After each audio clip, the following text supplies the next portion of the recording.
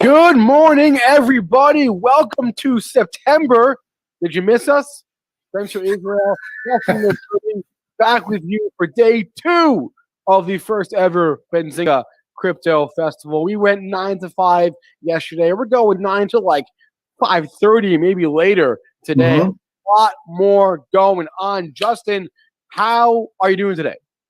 I'm doing great. I mean, yesterday was a really exciting day, and what was cool is that our audience kind of hung with us the whole day. The energy stayed high, and we had great content the whole time.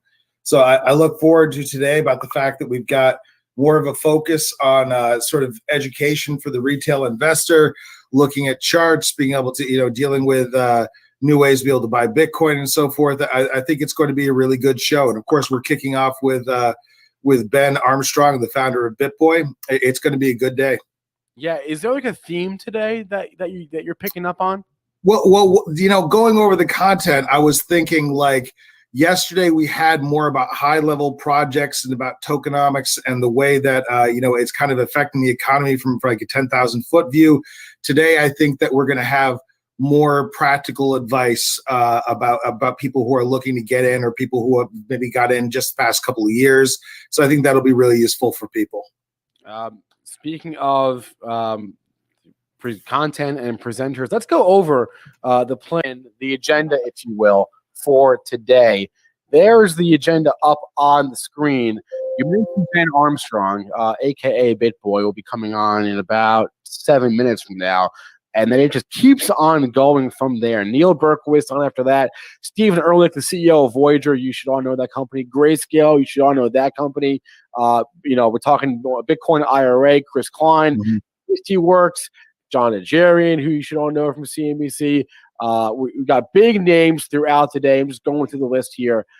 Anyone, aside from our next guest, you already mentioned, anyone jump out to you, Justin? I'm excited to have Grayscale on, of course. That's a $500 billion fund. So that's they've just gotten huge over the past 6 months, particularly. Really look forward to hearing what they have to say. I think that this is going to be great. It's going to be a great day of content. Yeah, I'm excited for this hour right here, the 2:30 and then the 2:50 panel with mining. CEO of HUD 8, CEO of DMG Blockchain, CEO of Marathon Holdings, Fred Thiel, and then Chief Mining Officer of Bitfarms. That'll be moderated by our crypto editor, Captain Ross. Just a ton of great people presenting, speaking, discussing today all about the world of crypto. So that's the plan for today. Do me a quick solid, everyone, if you will. I promise I won't bug you too many times to do this today. Well, I might bug you, but smash that like button. Smash that like button, please. Yesterday we got to a pretty good number of likes. We were over 500. So just go ahead and hit that thumbs up. Hit it with your elbow. Hit it with your pinky. It doesn't matter how you hit it. Just go ahead and do that there. We appreciate that. Hey, while you're here, you want to subscribe to our channel? That's cool too. I'm not going to say don't do that. Thank you very much. Okay. A few housekeeping items to get to before we get to our first guest. I mentioned the like and the subscribe. I want to mention the Slido. We did this yesterday. We're doing it again today. We are giving away a free 1-year subscription of Benzinga Pro. As I share my screen, all you have to do is scan the QR code on the screen onto your phone and just participate in the questions. You don't even have to get them right. You just have to answer them. And at the end of the day, probably around 5:30 or so Eastern time, we are going to randomly give away a 1-year subscription of Benzinga Pro to the one person who participated in the Slido today. I'm going to keep this up. I'm going to keep it going throughout the day. I'm going to bring it up periodically and just, bring it up on the screen and encourage participation. And you could be the winner. Yesterday, our winner was like A Chan, something like that. I think A Chan was our winner. So A Chan, you're not going to win again today. I promise. We have a new winner. So stay tuned for the Slido throughout the day. As I said yesterday, we encourage participation. We're not doing this for our health. We're doing this for you. Drop questions in the chat all day, right? Just any question you have of a speaker. We have like an army of people moderating or watching the chat like a hawk. And their job is to funnel the questions from the chat to us. So we will do our best to answer or to ask those questions, get them answered for you. It can't hurt to ask. It can't hurt to ask. That's what I'll say about the chat. Justin, just again, super excited. It is a participatory event. Part of what was nice yesterday is that there was strong participation throughout. Lots of people asking questions. So please, but as Spencer said, drop your questions in the in the YouTube comment section, and we pick them up here and we review them. You're helping to actively make this a better event with your participation. So we appreciate it. That's exactly right. And let's just take a moment to and I did this yesterday as well, but let's just applaud the month of August, right? I mean, shout out month of August. Great month for Bitcoin. Great month for Ethereum, right? I mean, finally, Ethereum broke out of that range yesterday. I'm sure our next guest has thoughts about that. Not half bad for NFTs either. Volume on the NFT front, went back to where we were earlier in the summer, right? I mean, it's just a great month for August. We can only hope that it continues. And everyone's saying September, everyone knows, people in the stock market know September is historically the worst month of the year for stocks. Maybe that means a great month for crypto. We should be so lucky. That's kind of all I have to say. I think we should bring on our guest. I see him here in the green room or in the backstage here. I think we should bring him on.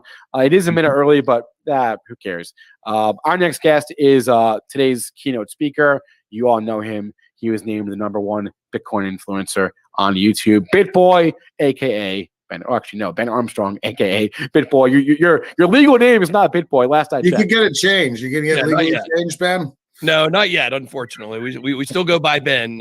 Even though it's a little awkward to be known as BitBoy as a 38-year-old man, but you know what? I'll take it. Well, yeah. I mean, you could just go with Bitman sounds weird though, so you don't want to. Yeah, it sounds weirder than BitBoy probably. The pronunciation would be weird. You have to pronounce it like Bitman. It sounds like a comic book. We can make an NFT out of that. We could do The Adventures of Bitman. Anyway, okay. I don't know if I'm feeling it, guys. I got to be honest. I don't know. Ben, what are we talking about today? Yeah, well, I was listening to what you guys were talking about how, yesterday was kind of high-level view of the economics of crypto, tokenomics, looking at high-level projects.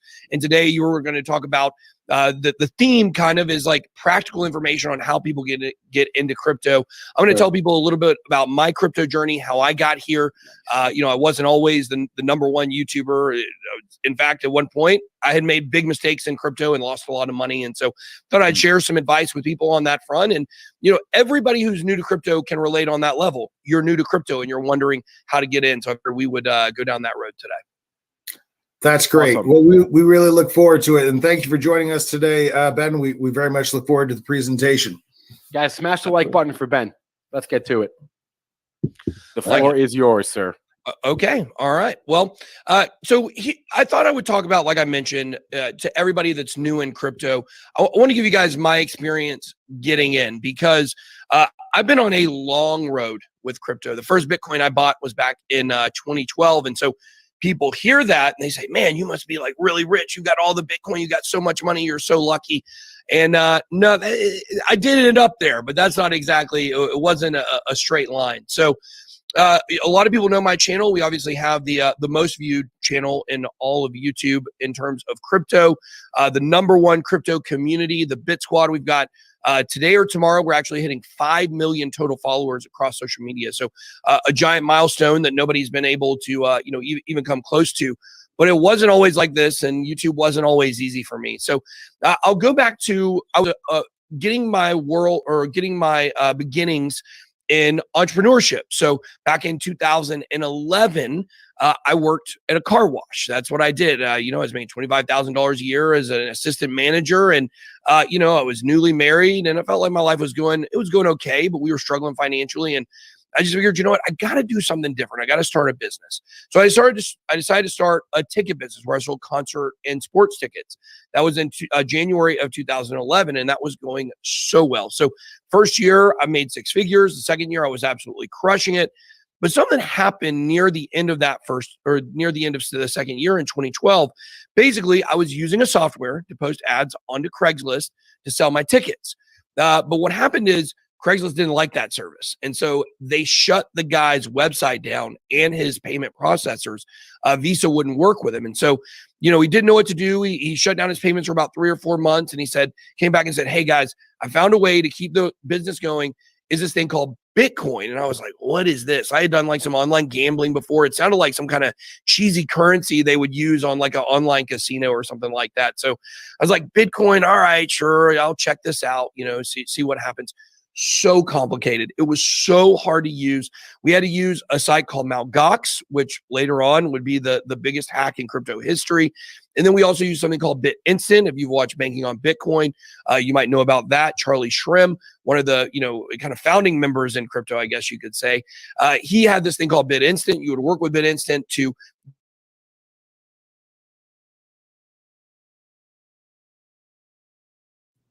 Looks like we may have lost Ben there for a second.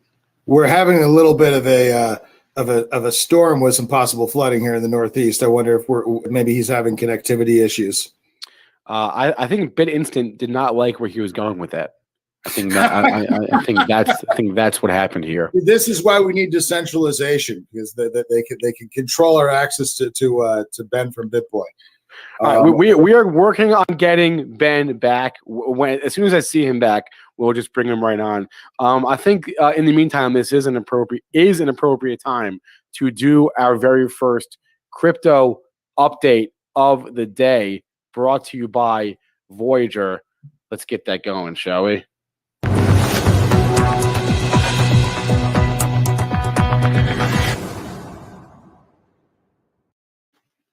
As I said at the top, it was a great end of the month, especially for Ethereum. Bitcoin starting the day in the red, kind of the same story as yesterday. Ethereum continuing the theme. Hey, no sooner do I get going, does Ben come back? We'll get to the Bitcoin update later. Let's get Ben back. There we go. Oh, sorry about that. Had a little Wi-Fi issue, we think. I switched over to my phone. So all right, we're back. So running an internet business is difficult when the Wi-Fi goes down. We were talking about BitInstant is where we left off. Yeah. Right. So I was using Mt. Gox. I was using BitInstant, and there were no websites really telling you how to do it. You had to figure it all out. And it was very slow and it was very clunky. But I was able to get the Bitcoin over to the guy. The name of the website was Clad Genius. That was the name of the software. And it worked pretty well. And so over the next year, I would use Bitcoin. I would over about $10,000 worth of Bitcoin transactions using Bitcoin as it was originally meant for, which was as a currency. Now we know that Bitcoin has really shifted towards digital gold. And the reason why it shifted to get digital gold is because of stories like mine. $10,000 worth of Bitcoin bought between about $12 and $50, somewhere in that range, mostly between about $12 and $25, used as a currency instead of used to appreciate in value. Now, if I would have taken that same $10,000 and not paid for the service, well, in the short term, it would have been bad. I wouldn't have had the software. Over the long term, that would have been worth, well above 7 figures. And I just kind of threw all that away. And here's the key point. The reason why I should have had so much money in the beginning, but I didn't, was because I didn't understand Bitcoin. I didn't understand crypto. We did not have the education resources around in order to educate ourselves on truly what this new technology was. And so what happened is about a year later in November of 2013, that was really when the 2013 bull run was, heading towards its peak. Bitcoin went up very considerably. I think it was around $200, somewhere around there. I had some money left in my account, and that money turned into thousands of dollars. And it was just money I had sitting there, to make payments with. And so I was like, man, what an exciting thing. So I used a website called localbitcoins.com, and I met a guy at McDonald's, and over the Wi-Fi, I transferred my Bitcoin over to him, and he transferred money over to me. And it was about $2,000 to $3,000.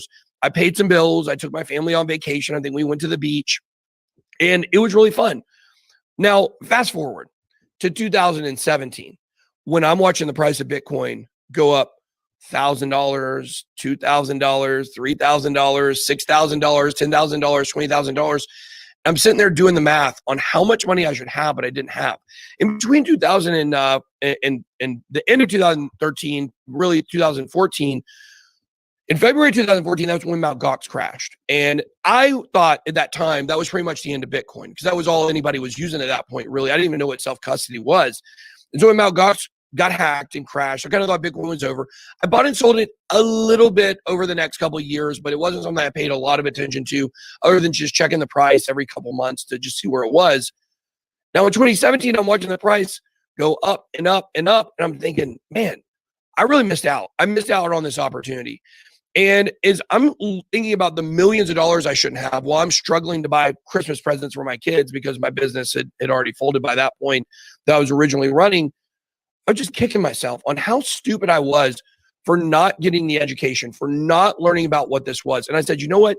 Even though it's 2017 and I feel like I missed it, I feel like I'm late, I feel like I had the best opportunity, I threw it away. I'm going to go all in on crypto.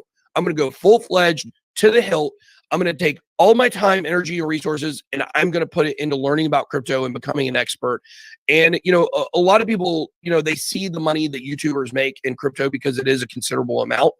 And they're just like, man, these guys, all they do is they get on here and they talk about crypto and they do this, and all these projects come to them, and, the money seems so easy. I'll tell you, for many, many years, it was not easy at all getting that YouTube channel. I started in January 2018. The worst possible time you could start a YouTube channel, because that was the peak of the market. I didn't start making regular videos until deep in the bear market, about March or April of 2018. But here's what I tell people. People judge people that get into crypto and make all kinds of money, whether it's a founder of a project or whether it's someone that runs a community or a paid service or a YouTube channel. The smartest thing to do in any business, in any industry, is to get involved in that industry. So when it comes to people getting new to crypto and wanting to jump in, my number one piece of advice to you is, don't just figure out how to learn about crypto, because that's definitely a key component, but figure out how you can get involved. One of the highest guys over at Tokenmetrics, a company we work with, one of their executives, he started out as an admin, a moderator in their Telegram group. So you don't have to necessarily go get a blockchain degree in order to jump into crypto and get a career, but you got to do something. Just start somewhere, start doing, a little thing here, reach out to somebody, say, hey, do you need any help? Whatever it is, because getting involved in crypto is the most lucrative thing that you can do. If you, just as an investor, you're going to make money. But the more that you get involved, if you create content or you get involved with companies or you start working with tokens, those are great ways to really make a lot of money in crypto, and you're doing positive stuff and you're playing a role in the ecosystem. And I think all of that is extremely important. So a lot of people know this story. It's kind of a meme at this point, but Wells Fargo, a lot of people know Wells Fargo. They're a bank. They're our enemy. I hate banks. If you guys, haven't watched my channel before, I cannot stand banks. It's a long, complicated history with them, but I really do genuinely hate banks. And so you look at Wells Fargo, it's somebody we hate, right? It's like they're a centralized bank. They're a terrible player in crypto, yada, yada, yada. All that stuff is true. But you go back to the gold rush in the 1800s in America. A lot of people don't know this. The people that went out west, 90% of those people did not find gold. Less than 10% actually came back with something decent to considerable. Okay. Wells Fargo. I think the guy's name was actually Henry Wells. You guys can fact check that, but Henry Wells was the guy that started that company. And what he did is he said, okay, everybody's coming out here to make this money, to get this gold. You know what I'm going to do? I'm going to provide them with the resources to get that gold. So he sold the shovels. He sold the flashlights. He sold the pickaxes. He sold the helmets. He sold the mining carts. He sold the pans. He sold everything that people needed to use to find the gold. And through selling those things, over time, he actually developed a company that made more money than anyone who ever went out there to find the gold. And so that's the way that I look at the education and the resources in crypto here is I'm enabling people and I'm helping people to find financial freedom through crypto assets. I'm giving them the resources they need to be able to carve out a niche for themselves, whether it's in the industry or whether it's just, through investing. So I think that those are the key things that we do here at BitBoy Crypto. I mean, our mission statement here is empowering people to find financial freedom through crypto assets. And that's what we do. But you got to find a starting point. You have to find somewhere to dig in. As I mentioned, as I was meeting with that guy at McDonald's to sell him that Bitcoin over the McDonald's Wi-Fi, and I think about how rich that guy's got to be now. He's got to be, a gazillionaire, I guess. But as I was waiting on him, he actually went to the wrong McDonald's. And so I remember I was there an extra 30 minutes waiting on him to arrive. And during that time, I just remember doing research, like, you know what? Maybe before I give all this away, maybe I should know what this is. Maybe I should know a little bit more about Bitcoin, a little more about blockchain. And as I was going through these websites, they look like 1995 GeoCity sites. That's what they look like. They didn't even look like nothing like what we have today. And this was back in 2013. There just weren't the resources out there. There were not YouTube channels. I think Bitcoin Uncensored, the Krista Rose podcast was maybe the only channel out there on Bitcoin in 2013. And I'm not, I like to say I'm not a nerd. Like I wasn't on Bitcoin Talk Forum. Like I don't do mining. I don't do developing. I don't do gaming. I don't do a lot of the normal things, the typical things you see people do. I'm just a normal guy. I like football. I coach my kids' baseball teams. We go do stuff as a family. We go to the park. We go on hikes. We go on walks at the park. We don't go on hikes. That was a lie. I don't know why people like to hike. I don't get it. It's hard walking. Anyways, I digress. But I'm just a normal guy. And so for me to be able to get into crypto, like I really needed stuff laid out to get me there. And those channels were not there at that time. So now anyone who wants to get into crypto, you have all of the resources available, whether it's my channel or any of the other great crypto channels that are out there, whether it's, Cryptos R Us or whether it's Crypto Zombie or Lark Davis. Any of these guys are great YouTubers. Crypto Jeb. These guys are great YouTubers that can provide you with the resources. We have all of the crypto media out there. CoinDesk, Cointelegraph, or as I like to call them, not so affectionately, Cointellali. The thing about all these crypto news sites I would warn you guys about is some of them are very narrative driven, and a lot of times they're involved in price manipulation when you look at Cointelegraph and CoinDesk specifically. So be a little careful with that. But the fact is, all of the news that you would possibly want is out there. It's on a smorgasbord for you to go and pick through and figure out, whatever is related to what you want to learn about. We've got so many great projects out there now. We have not only Bitcoin and Ethereum that everybody knows about at this point. The XRP also been around for a long time, but we've got projects like Uniswap or like Cardano or VeChain or Polygon. These are great projects, not only to invest in, but to learn about. My number one takeaway for you guys is this. I told you my story. I told you how I should have had so much money. Eventually, I got involved in the industry and was able to take some of that back. But the number one thing is I did not understand what I was investing in. The key takeaway for you guys is if you're going to invest in crypto, you need to, on some level, understand what you're investing in. You're not investing into 3 or 4 letter ticker symbols. You're investing basically into crypto venture capital projects, as Michael Saylor said when he was on my channel. That's what all these other altcoins are. They have certain purposes. You need to understand the purpose and the use case of where you're putting your money in. The people who believe in what they're investing in my opinion, will always do better than those who, don't really have a clue where they're putting their money. You're always better off as an educated investor. So that's my takeaway for you guys. I think that's my time. So I certainly appreciate you having me on, and good luck to everybody in their crypto journey. Thank you so much, Ben. My takeaway from all that was all of this just comes down to somebody going to the wrong McDonald's. If that hadn't happened, then you may not be here. Yeah, who knows? Well, that is one thing I do like to talk about a little bit is I missed out on millions of dollars by selling early and not understanding what I was putting money into. Yeah. But if I would have just kept all the money in there and made it all, I wouldn't be doing what I'm doing today. And I'm very passionate about crypto, and I love spreading the message.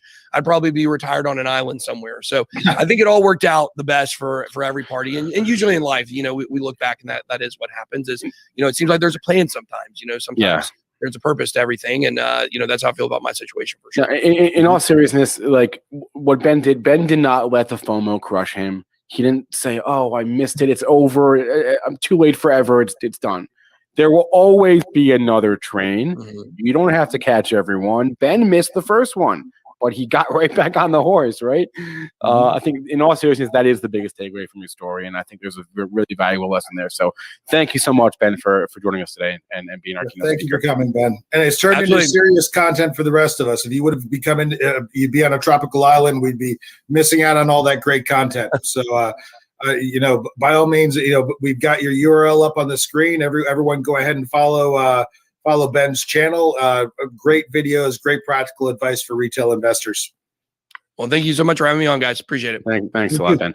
All right, let's go back to the crypto update that I was in the middle of before we during that rude Wi-Fi interruption here. So as I was saying, there's the Benzinga crypto homepage, right? You see the heat map. It's pretty self-evident, right? If we drill down a little bit deeper here, as far as what exactly is going on in the world of crypto, Bitcoin, it's what I've been saying for weeks now.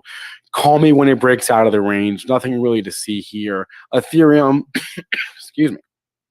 Ethereum, we had the breakout. Let's go, everyone. Let's go. This is what we wanted. This is what we got. There's really no, and I'm not being like a fancy technician in saying that, like, it doesn't take a genius to say that this looks good. This breakout, you can see it failed 1, 2, 3, 4, 5, 6 times. And finally broke through yesterday. This looks amazing. I just want to look at the top gainer and top loser of the day in crypto. Top gainer for the moment is FTX token. This company has a valuation of what, like $18 billion or something. They're everywhere. They're everywhere. Frankly, if you're a baseball fan, you've seen FTX on the shirts of the umpires. This company is everywhere. This is the top gaining crypto of the day, up almost 10%. Your top loser of the day, this guy, Perpetual Protocol, down about 7.5% today. There's your daily. These are all daily charts, by the way, on CoinMarketCap. So that's it for your crypto update. As a reminder, all these crypto updates are brought to you by Voyager.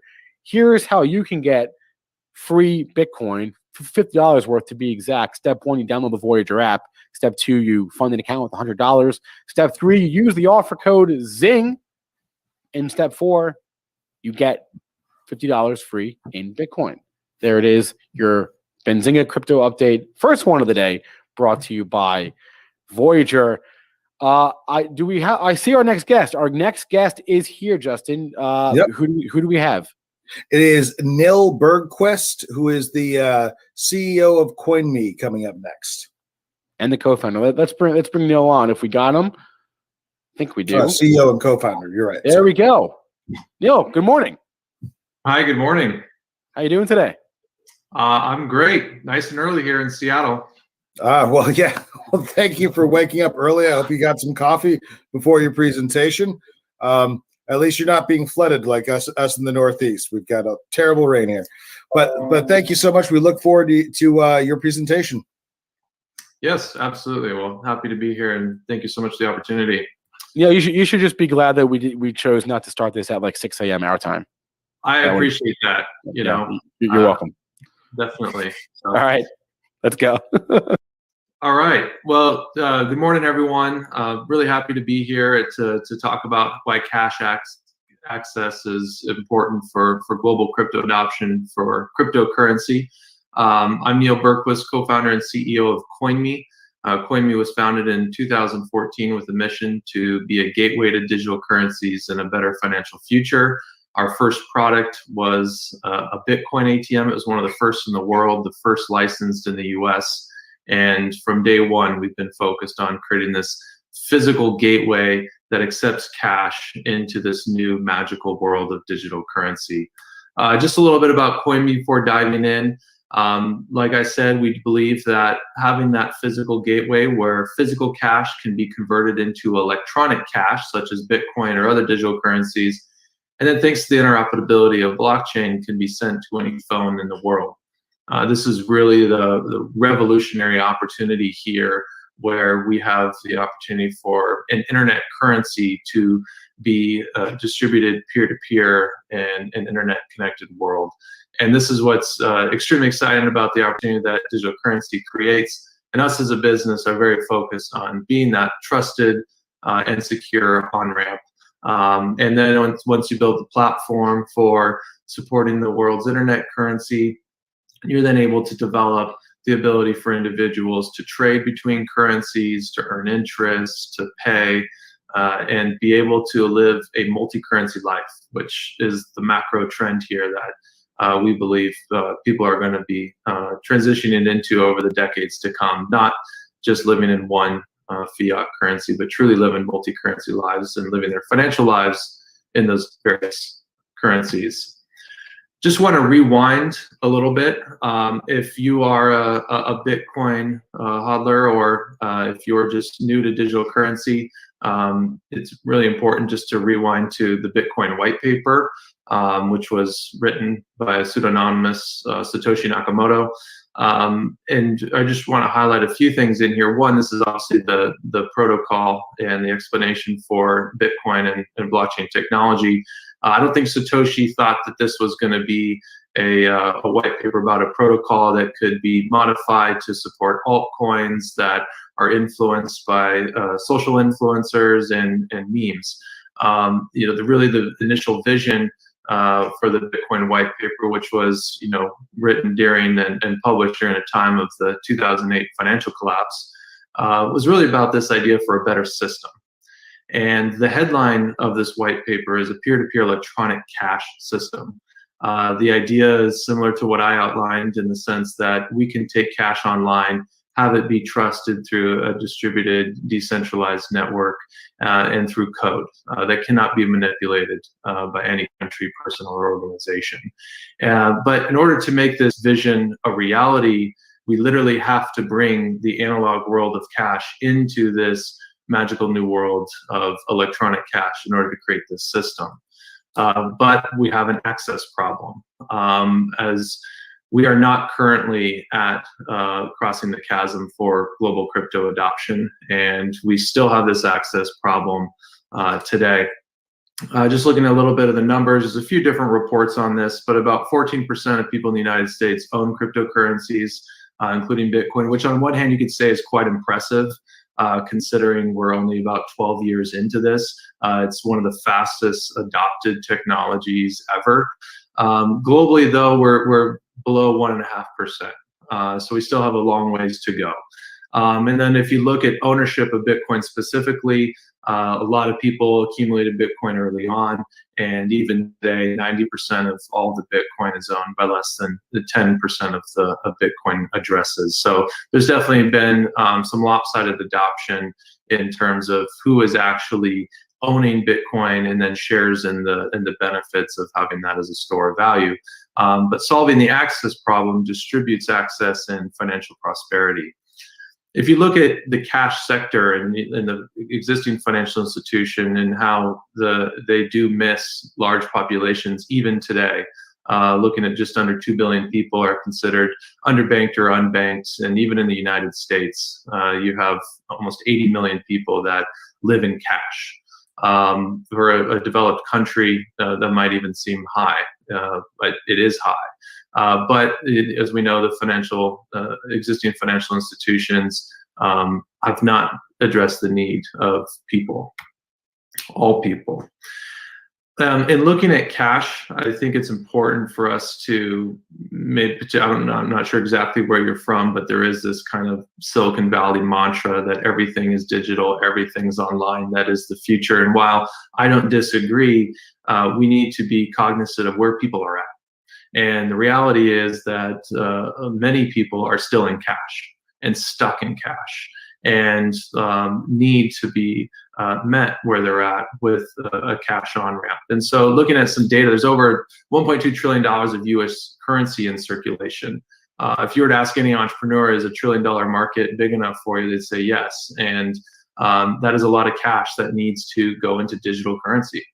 According to IFAD, you're looking at remittances. About 90% of remittances are cash originated or received as cash at the pickup. There's some other reports that say it's close to 80%, but the reality is the majority of the $700 billion annual remittances that go cross-border are cash. You look at payments. Europe, 70% of payments in Europe are cash-based, even 30% in the US, and it's the primary payment method in many developing countries. So if we truly want to build an electronic cash system, we need to actually have a way to get that cash into this new system.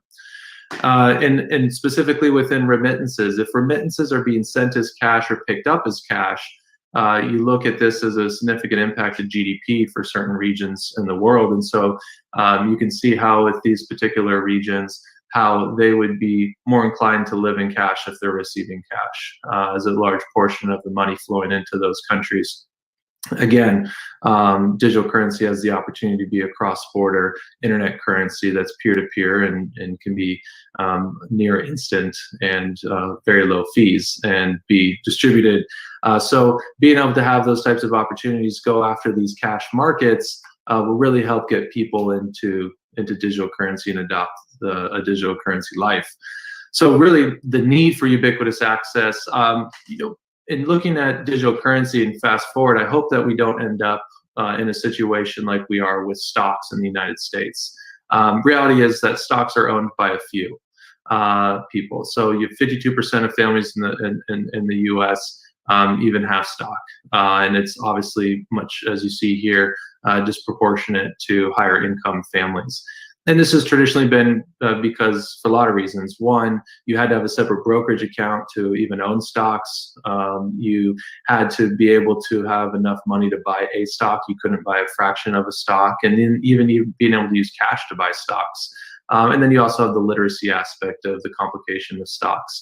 And so when the United States has monetary policies of quantitative easing or being able to have bailouts for companies that benefit the shareholders, really only a small portion of the United States is benefiting from those. And everyone else that holds cash, well, their cash is now worth less.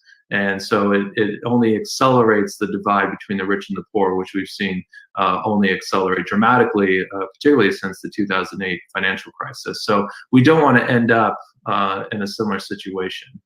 Another reason, which probably the most important reason, is that fiat currencies are inflating. In fact, they're inflating faster than ever, particularly today in response to many of the monetary policies that have come after COVID. In the United States, believe it or not, 35% of all of the dollars in supply have been printed in the last year and a half. So you have this massive increase in the supply, which decreases the spending power of those dollars.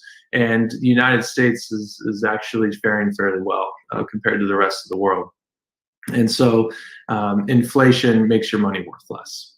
Another reason for why Bitcoin and other digital currency access is extremely important. I don't think I need to convince or share much about the value in Bitcoin as a store of value. One way I've always liked to look at it is just by looking at the lowest price. People always say, oh, Bitcoin's volatile. Well, just look at the lows, don't look at the highs. And every year, Bitcoin has not dropped below its previous year's low, except for 1 year in 2015. It has roughly a 220% annual compound rate. It's roughly tripled in value over the long term. Bitcoin has proven to be a store of value. It's also proven to not be correlated. Thanks to our investor at Pantera Capital, they put together a lot of great data on the correlation of Bitcoin with other common assets or alternative assets. And Bitcoin has proven to not have correlation to stocks, bonds, oil, and other assets. So when the economy goes south, all of us digital currency holders will actually have a true hedge where really all these assets tend to move together with the macro economy. And looking at Bitcoin as money, money actually has a definition and some clear characteristics with it. You know, is it divisible? Is it shareable? Is it secure? Can it be counterfeited? And Bitcoin and Ethereum and other digital currencies score extremely high as a better form of money. Specifically on it being able to be divisible up to 8 decimal places. You can buy a fraction of a penny of Bitcoin.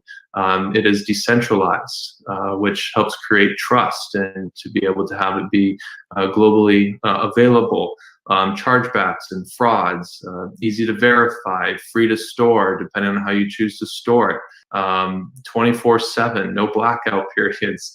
And so as companies like Coinme build the infrastructure, the ability to use Bitcoin and other digital currencies to pay for goods and services, we're seeing a lot of growth in that area. There's now over 15,000 merchants globally that will accept Bitcoin for payment. I'm sure if you met someone on the street and said, hey, would you like my Bitcoin? They would say yes. So there is a social perceived value in Bitcoin, which helps prove that it can be a better form of money. So it scores very high. So really cash gateways to Bitcoin are necessary for achieving the vision of a global peer-to-peer electronic cash system. And just real quick, just a little bit about Coinme. That's what we're doing. We've grown to about 17,000 cash locations in the United States through partnerships with Coinstar and MoneyGram. MoneyGram has over 350,000 locations globally, and our partnership is an opportunity to activate the entire map, depending on regulatory approval across the world, which is always a changing landscape. So this is a way for now the majority of people in the United States, including Alaska and Hawaii, which isn't mapped here, the majority of people in the United States now have the ability to conveniently buy Bitcoin with cash. And so it's taken 7 years, but we've been able to solve that access problem. Now it's mostly around awareness and education. And now with our mobile app, we're literally bridging a digital world with a physical one. In order to enable people, more people, to have access to digital currency, to be able to not only hold it as a store of value, but also leverage it as a medium of exchange, and then soon be able to invest and trade between different digital currencies and be able to then eventually spend natively. So really ushering the analog cash world into a digital future. And we believe that when digital currencies are accessible globally, that in a crypto-enabled world, we can all rise up. And this is the promise of having equal financial prosperity be available globally, where developing countries don't have an unfair advantage, so to say, because of their fiat currency performing better, or because of their access to financial products. And so this truly is a revolution and an amazing opportunity in time to be able to distribute an equal financial system for people all over the world who actually have cell phones but may still transact in cash. If this is a mission that fires you up, we are hiring very quickly. If you go to coinme.com and go to the careers page, there's several different positions that we're hiring for, and please check back if there's not a position there that you think makes sense. And we're always posting new ones, and we welcome you to joining and helping build the future of money with us. So thank you so much for the time. Looks like we have a few more minutes here, so happy to take any questions that you all may have. Yeah, here's a question from Delia Mendoza. I hope I'm saying that right, Delia. Do you think the initial vision for Bitcoin will ever be realized, and how close are we? Yeah, I don't think we're very close, although I do think that it has made a lot of progress in just 12 short years. I think we'll see. I think that's kind of what is motivating, is the idea that it is a vision and it is an ideal, and I believe that there's opportunity there. But I think unfortunately there's governments that particularly communist governments that are really preventing their people from accessing digital currencies, and that will ultimately become the biggest headwind to global realization for the vision. And then here's another one. So much has been said about the digitization of finance. Do you think this will ever shadow the need for cash access to crypto? Yes. Yeah, I think that's very likely, particularly as you're seeing, mobile phones and the ability to have money native on the phone that's more convenient and faster. And as we see global internet be rolled out, eventually with satellite internet, internet access won't be a problem. So there's a few barriers, internet access, reliable power, and then being able to have a mobile phone that can truly be a wallet.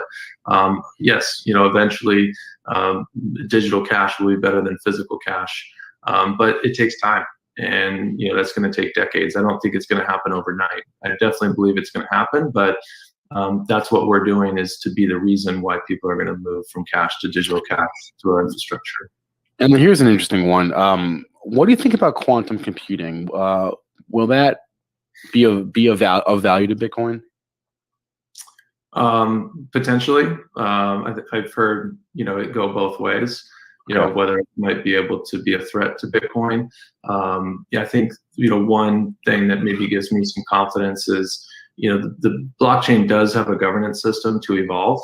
I think that's been one of the bigger challenges to see to date of how it evolves. We've obviously seen different coins and offshoots, with different theories. But I believe that now that digital currency is worth so much, and as companies take positions, and as hedge funds and even governments, that there's such an incentive to protect it, that will ultimately drive where the adoption for quantum computing gets applied across the industry. Here's one that I'm not sure you can answer. They're asking which crypto you think will be the future de facto, whether it's Bitcoin, ETH, or something else. I don't know if you have any opinions on that. Yeah, I think it depends on the use case. I think what's really cool about digital currency is you have different currencies for different use cases. Whereas with like fiat currency, it's kind of all blended as the same. I think some will be looked at more as like a digital gold or an alternative store of value, and I think others might be leveraged more as a medium of exchange. But I'm so bullish on Bitcoin because, for example, there's ways to overcome the technical limitations of Bitcoin. And Bitcoin has the greatest global brand awareness. I think that a lot of people will move into Ethereum and other altcoins more from a speculative perspective, but payment platforms can be built on Bitcoin fairly easily and process transactions not on the Bitcoin blockchain, but on side chains or through the Lightning Network, or even through a centralized processing engine. And then it settles, on the Bitcoin blockchain in batches. So there's ways to overcome some of the Bitcoin limitations. I think just because of the brand that Bitcoin has, that's probably going to be the leading one for the foreseeable future. Last one here. Is Coinme expanding into different countries, and do you plan to list other cryptos? We're currently working on listing other cryptocurrencies and look forward to rolling that out probably in October of this year. And we are working on expansion, and the near-term expansion plan for us is Latin America. By having a cash on-ramp from the US into Latin America, not only is there high demand for digital currency access, there's obviously a high cash market in Latin America, and then corridors like US to Mexico, $36 billion a year, and the majority of that is cash. So being able to literally follow the money as it flows through in and out of our system into those markets really helps drive our international strategy. All right, Neal Bergquist, the CEO and the co-founder of Coinme. Thanks a lot, man. A lot of insights here. Thank you very much. Thank you. All right. Take care, everyone. All right.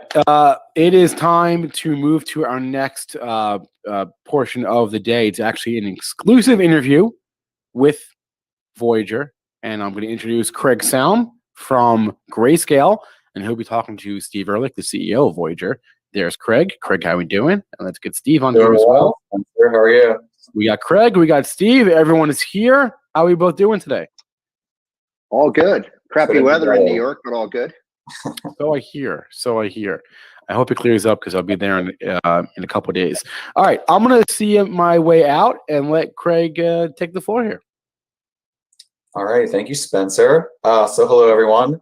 My name is Craig Salm. I head up legal at Grayscale Investments. Grayscale is the world's largest digital currency asset manager. We manage about $40 billion across a family of 15 different investment products. And our mission is really to provide access and exposure to the digital currency asset class in the form of a security. I'm joined here today by Steve Ehrlich, CEO of Voyager Digital, a very popular cryptocurrency trading platform. And let Steve further introduce yourself. Thanks, Craig. Yeah, happy to be here today. Thank the Benzinga staff for including us again. Always appreciate that. But Voyager is the leading agency brokerage in North America, focused on creating wealth for retail consumers through the digital asset, ecosystem. Today we have over 60 different coins on the platform, and more than half of them allow you to earn rewards on an annual basis, paid out monthly, so that you can create wealth through this digital asset ecosystem. We've grown quite a bit. Public company, traded on the CSE. Happy to say that believe next week that we'll be on the Toronto Stock Exchange, and we're also on the OTC markets with the goal to get to NASDAQ. So and join you guys there. So we're happy to get there, and just a growth business, and looking forward to our conversation here. Awesome, likewise. So Steve, I think one of the more popular acronyms we hear a lot about today, other than NFTs, is ETFs. Every couple of years we go through these sessions where the likelihood seems very high and people get very excited. And historically, we've been let down. But this year, there have been comments about the likelihood, and we're hearing, some sentiments from the SEC, the U.S. regulator that approves these types of products, that maybe they're at a place where they are ready to allow this type of vehicle to be listed and accessible to retail and other types of investors. But I think to start, it'd be good for us to sort of break down what ETF is and why investors find it to be useful. Your firm provides exposure to cryptocurrencies through the spot physical cryptocurrencies. My firm at Grayscale has products that are more structured vehicles, not quite ETFs, but we're trying to get there. So I think to start, why don't we break down what an ETF really is? Look, I think we, that is, we slightly differ in our products and so forth, but I think the ETF, the exchange traded fund, allows people that exposure without having to actually go buy the spot, just like we have in the gold market today, right, that you can go buy the ETF. And, it is, the ETFs that are being discussed are tracking, the most popular one is the tracking of Bitcoin, and the Bitcoin price is the ETF. And I think that is important for that, evolution of the marketplace too, because there are a lot of people that just don't have that comfort level yet in buying the spot market. Plus, investment advisors really can't put their customers into products into the spot today, and we all see a lot of that, and we get a lot of inbound on that. But I think that's what you started to talk about here is that ETF market, that exchange traded fund, that people get to participate in the Bitcoin market or other assets without having to buy the spot. Yeah, I think that's exactly right. I like to think of ETFs as sort of a mutual fund plus a stock. It's like a mutual fund because it's a structured vehicle that allows you to invest in an asset or a basket of assets with a manager that allows you to buy in at a set price and then sell at a set price. But one of the issues there is that you can't really get in and out of your investment at any time throughout the trading day like you can with a stock. So with a stock, you can buy and sell anytime. And with an ETF, it's like a mutual fund because it gives that exposure, but it's also like a stock because you can sell it at any time throughout the trading day.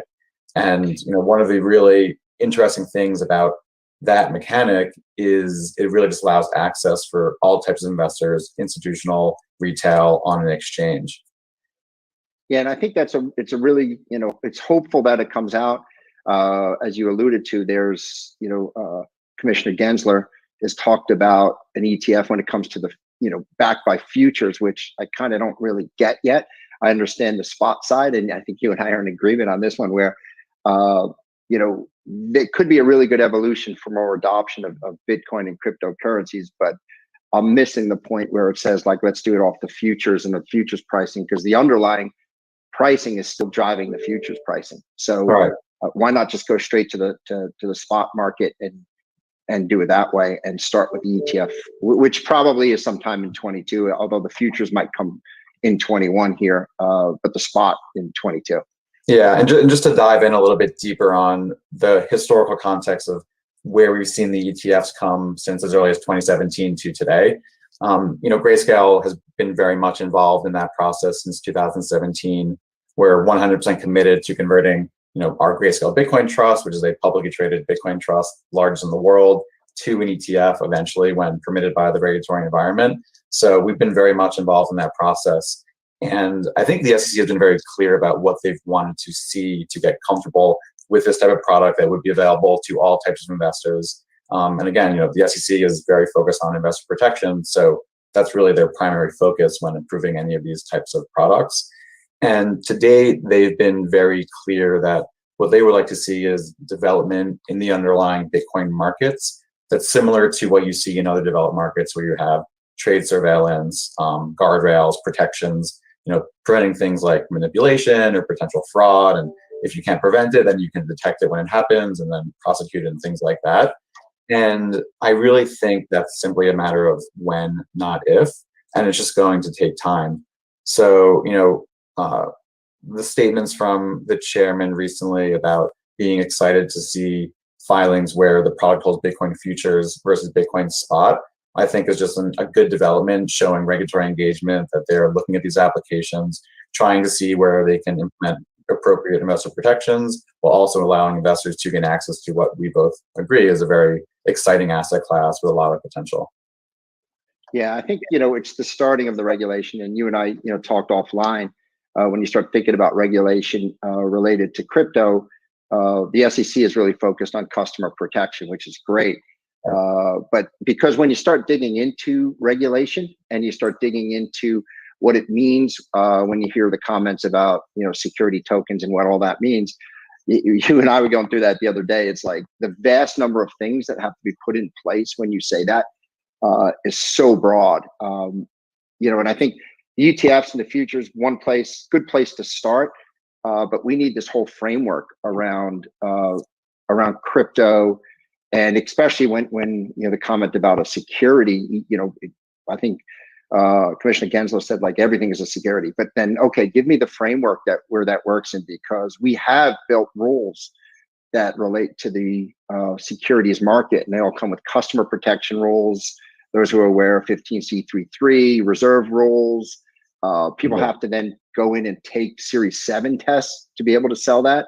And does that mean our Series 7 tests and all those regulations now got to get updated to include digital assets? How does the custody work? Because we have centralized custody in the securities and options world through NSCC and DTC. SIPC is a big one I like to throw out there when we talk about regulation, that securities are governed by SIPC. And I'm not sure some of the big brokerage houses and FINRA regulated firms are going to want to fund SIPC when it comes to digital assets as well. So there's a whole litany of items. And then last, obviously, but not least, is GAAP accounting for digital assets, because it's not consistent with what some of the comments that come out of the SEC. It's an inconsistency across that. So, and you guys are seeing a lot of that related to parties. It's just hard. So that's right. It's a good start regulation wise.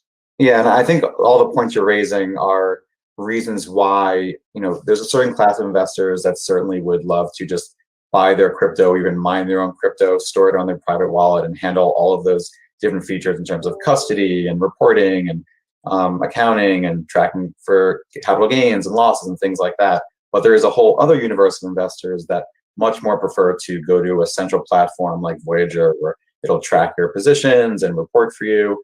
Similarly with Grayscale, we handle all of the custody and the reporting and the audited financial statements and disclosing all of these different facets about cryptocurrencies to our investors.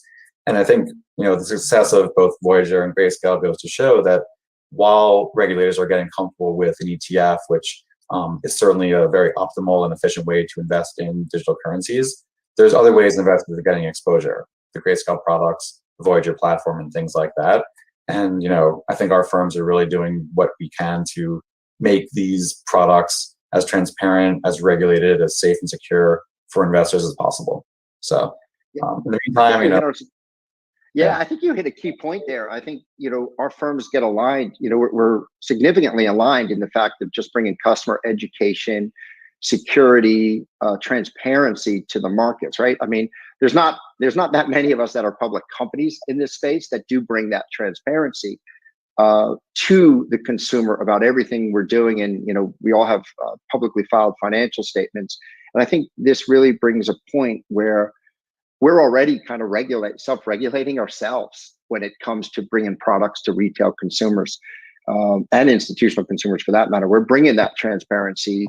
We're doing all the proper, KYC that needs to be done. But there's not a lot of us that are, abiding by this extra set of public company rules that you get rather than just the traditional financial, money service business rules, FinCEN rules. And that's where I think where we started with was the oversight and the customer protection, and where the SEC sits. That's a really good area for them to focus on, is the KYC, the AML, and customer protection. And like I said, the two of us and one other, I think, are in this space and doing it at a really highly regulated level.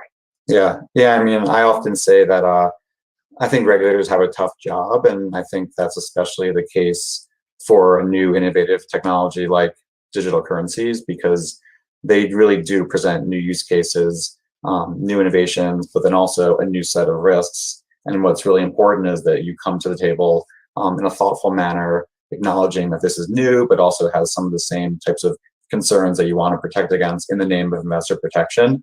And therefore, as policy and regulation is crafted, to really keep those things in mind.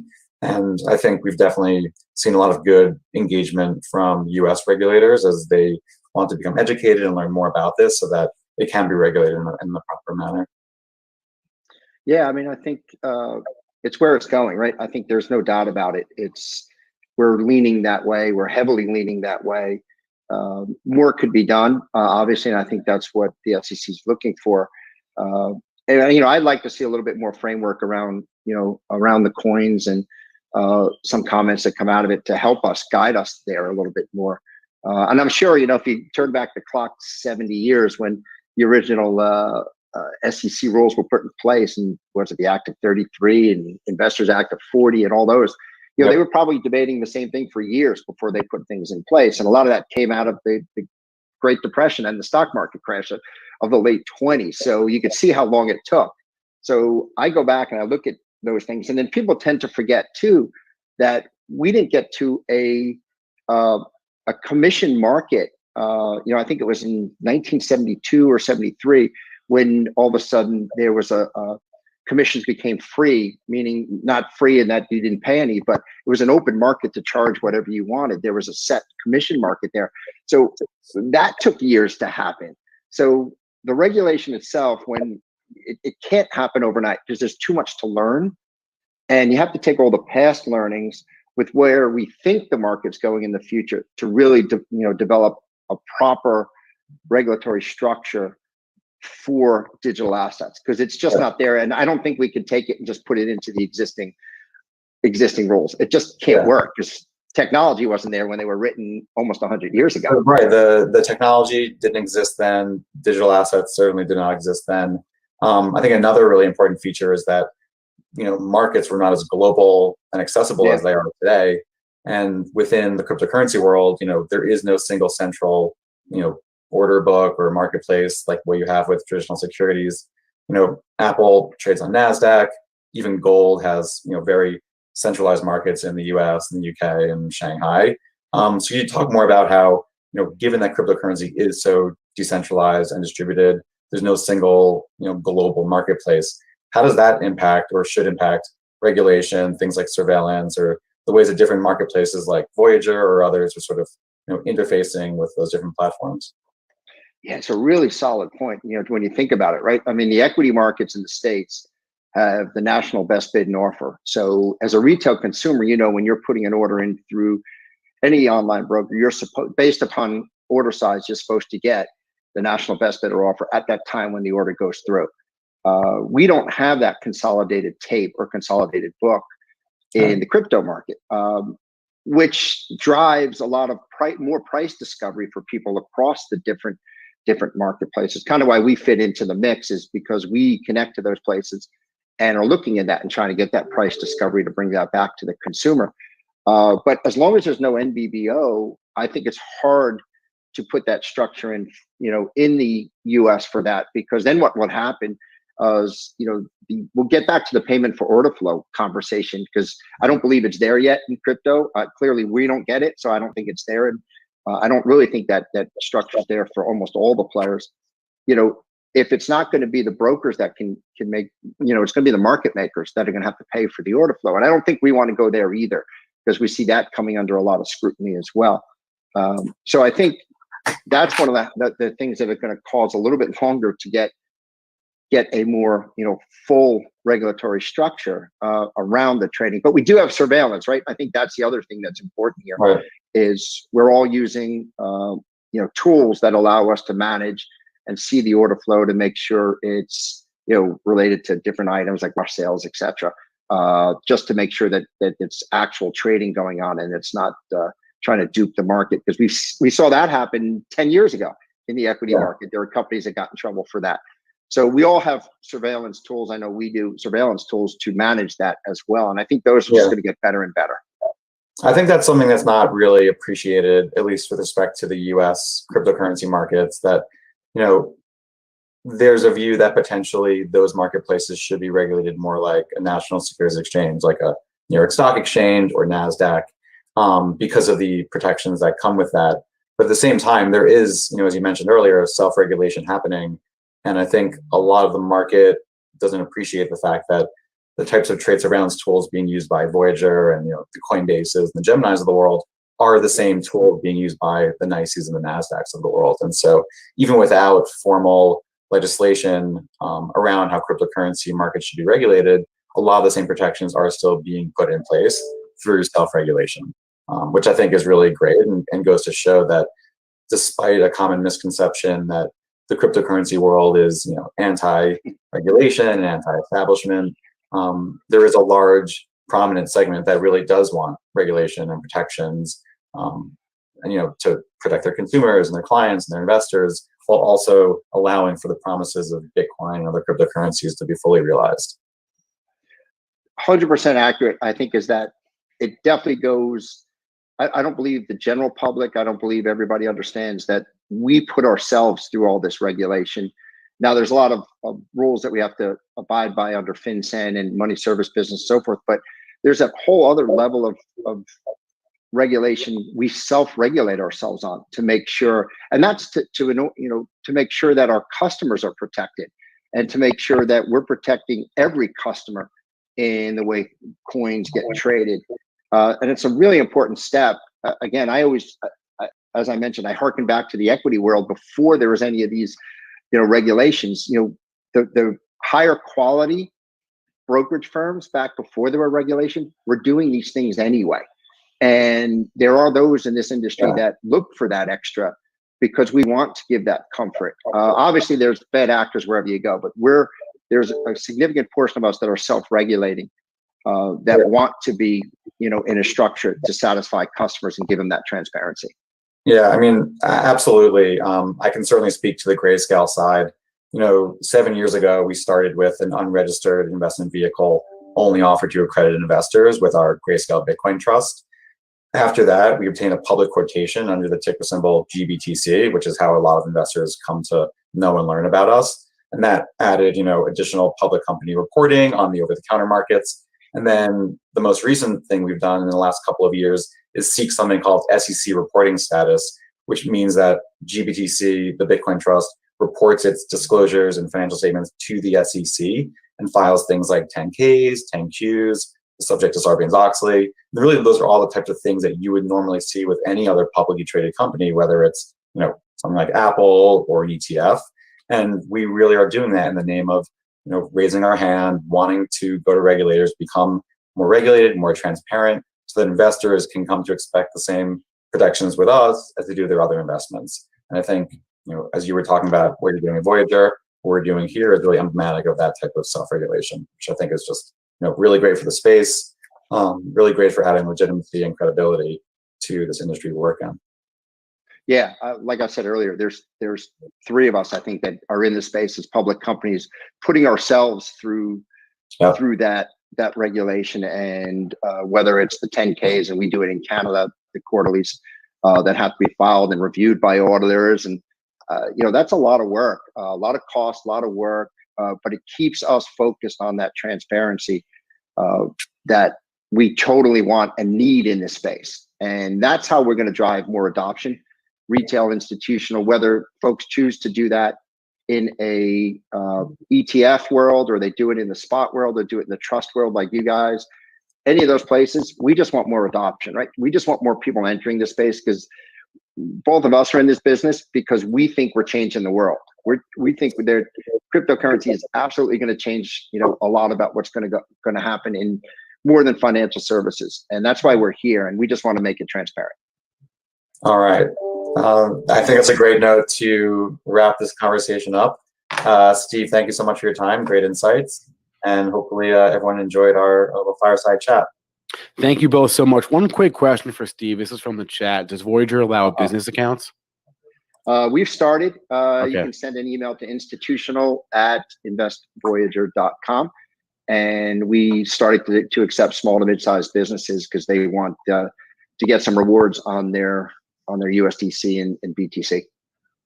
All right. Craig Salm, Steve Ehrlich, thanks both of you so much for coming on today on the Benzinga Crypto Festival. Thanks, guys. Thanks, Spencer. Bye. All right. It is time to play a quick game. And the name of the game is How Long is Neal Hamilton's Hair? Let's find out, everyone. Neal Hamilton is, it's down to his shoulders. If you guess down to his shoulders, you win nothing. Just knowledge. Okay, okay, Spencer, I just want to say, unfair game. You gave zero time for people to give their guesses. I didn't bring you on. That was somebody else. Okay. So you blame the Benzinga events team, who works very hard to produce these events. All right. So Spencer, thank you so much for that intro. I'm so glad to be here with you guys. Where are my traders and investors at? Are we in the chat? I see some names that we recognize.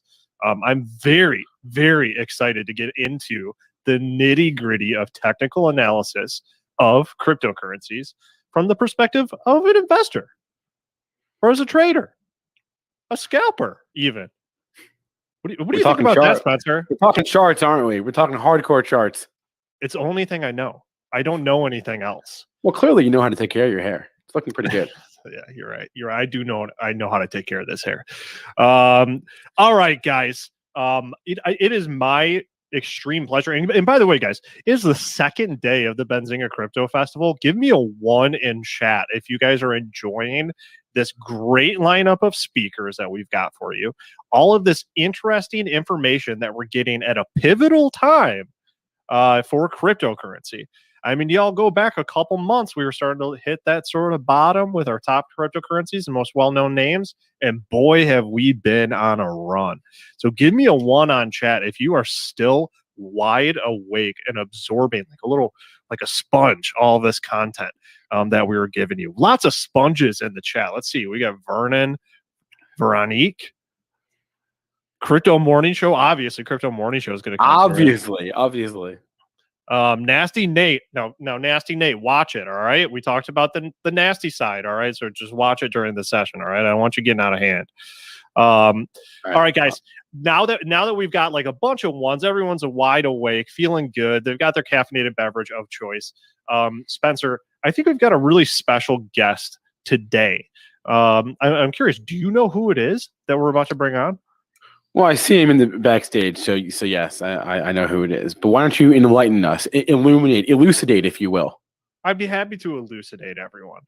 Our guest that's coming on right now to talk about how to invest and trade cryptocurrencies is Mark Putrino. Mark Putrino is a chartered market technician. There he is, CMT. And he is the instructor below on your screen. There's Mark, and he is an instructor. He's racing. Yeah, there you go. He is the instructor at the all new Benzinga Trading School. Mark, how's it going, man? It's going really well. How are you? I'm feeling pretty good. I just got a lot of compliments, I think, from Spencer. Spencer, how are you holding up so far? Yeah, I'm doing great. I'm on the upswing from this like congestion period I've been going on, but I'm on the upswing now, so I'm feeling good.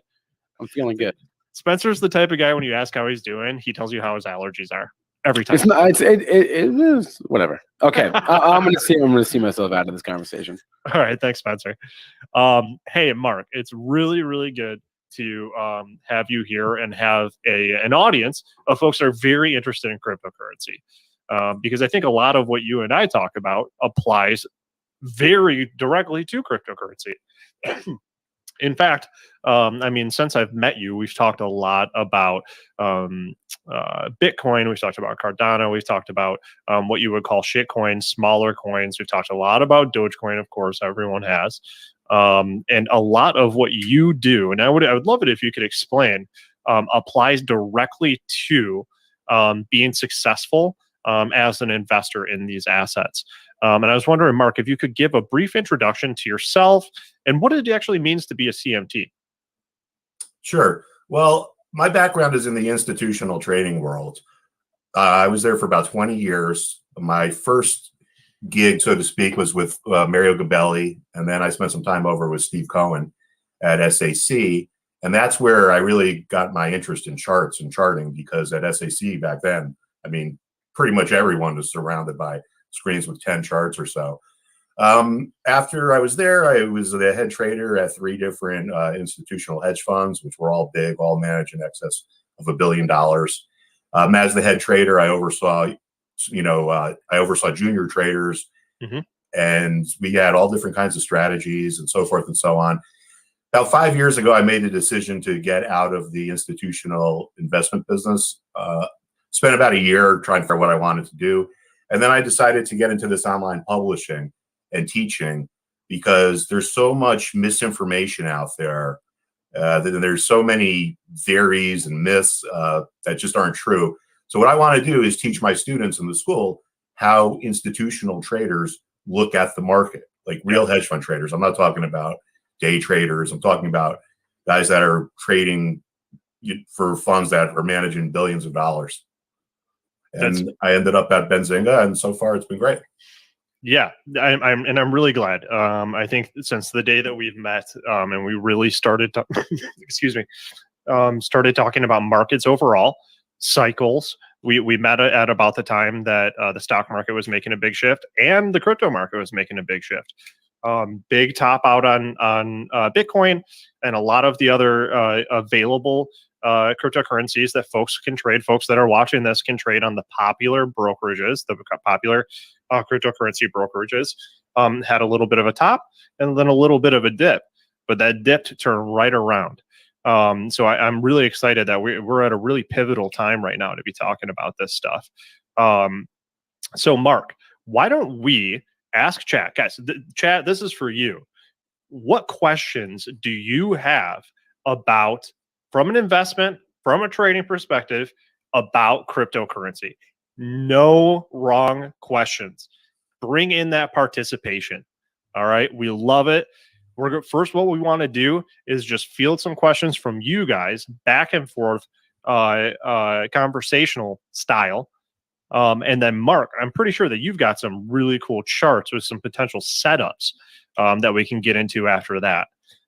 Yes, I do. All right, great. So this is an exciting time for the folks that are ready to trade some cryptocurrency. So get those questions in. There's like a 15-second delay. So I'll give you a minute. Elbow cough. Excuse me.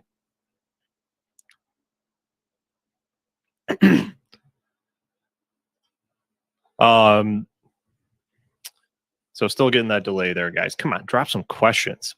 Surely you have questions about specific. Let us know if you have a if you have a ticker for a specific cryptocurrency, drop it in here.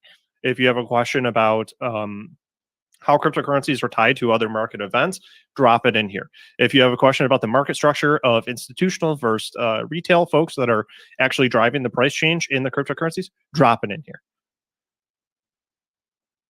Okay. So Samsara, thank you for coming through. Now, Mark, would you mind sharing your screen? And I'm pretty sure that you have your charting tool. I can pull it up. Your charting tool is open, right? Yeah. Okay, so we want to look at Ethereum Classic. So that's going to be ETC USD. If I'm not mistaken, I'm pretty sure that's Ethereum Classic. Yep, ETC USD. Okay. What do we think? What's your initial impression on the price structure for this asset? Well, the first thing I see is that it's in an uptrend. Yep. Okay, so as long as it stays in this uptrend, you should be good if you're long. And here's the thing about charting. You need to look at every chart in the context of what does it show about the supply and demand dynamics that are going on in the market. They're not secret or mysterious or magical or anything like that. They're illustrations of supply and demand dynamics. When a market is in an uptrend, the bulls are in charge. They're overpowering the bears. And this line illustrates that. So if you're long this, you basically just hold on to it as long as it keeps staying above this line. If it breaks below the line, that could be a sign that the bulls are losing control and the bears might be about to overpower them or at least equalize with them. Beautiful. Yeah. And you can see that uptrend really pivoted. What was that like late, like very end of July? Yeah, July 21st is right here. Yeah. And what's that? Can you zoom in on that candle? It looks like that we had a pretty big, that blue candle is a big bullish engulfing candle signifying a nice reversal. So we're in an uptrend. All right, so that's question number one. Thank you so much, Sansara, for that one. Let's get into it. Let's check out ADA Cardano.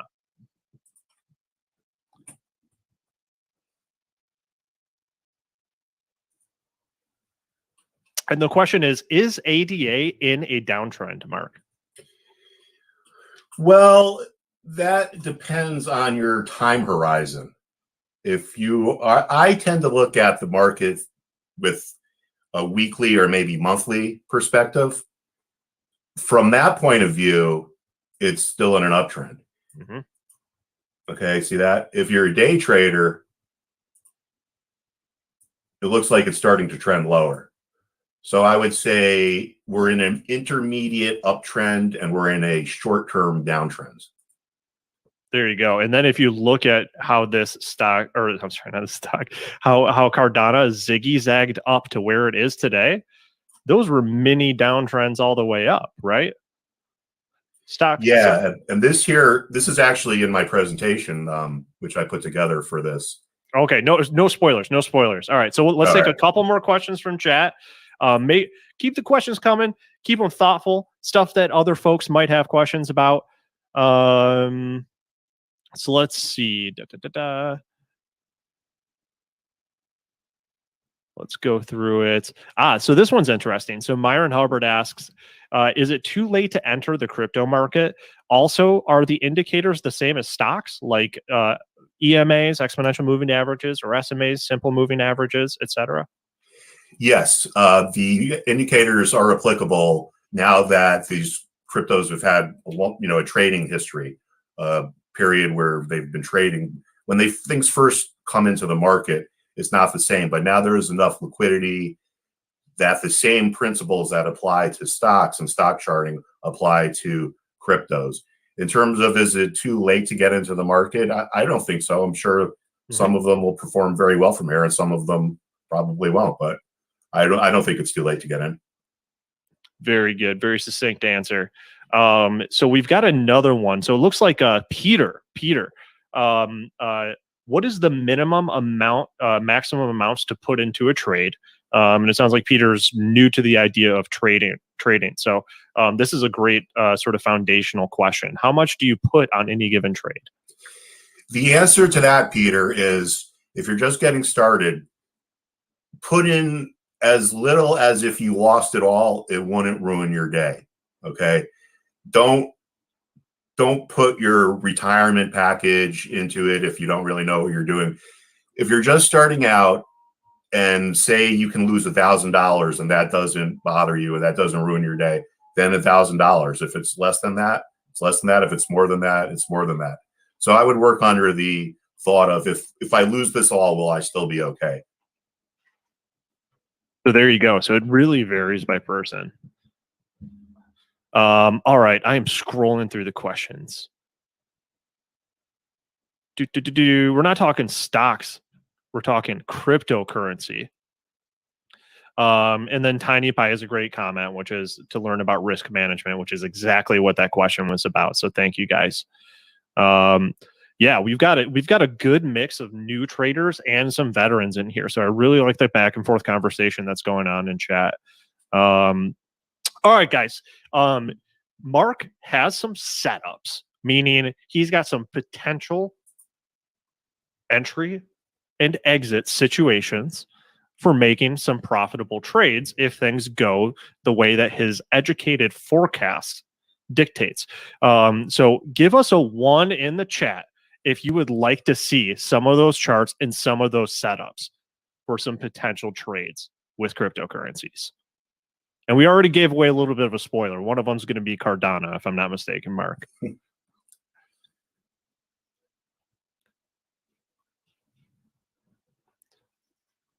And Peter, you're welcome. You're welcome. That's a great question. I'm sure a lot of people were wondering the same thing. And here they come. The delay is up. All right, Mark. I think that folks are ready. 1, 1, 1. Okay, and then there's the people that give us the 11 billion number, which works. Dylan, I'm not sure what this is. Robert, it was a rat emoji, which is odd. Love it, 100. All right, Mark, if you would not mind, I would love to pull up that little presentation you prepared for us, and then I'm going to get out of your hair for a little bit. All Sound right. Good? Yeah, we can see this. And there you go. Okay, so we're going to start off with Bitcoin. One of the things that institutional traders look at is which price levels are important. There are certain price levels that are more important than others. Sometimes the reason why is obvious. If it's a nice round level, like $100, for instance, most of the time the reason why isn't. But you don't need to know that. Now let's take a look over here at Bitcoin. Okay, the 49,200 level has been important. As a matter of fact, back here in April, it was clear support. After a downtrend, there were enough buyers that came out of the came off the sidelines that they put an end to the downtrend and they took it higher.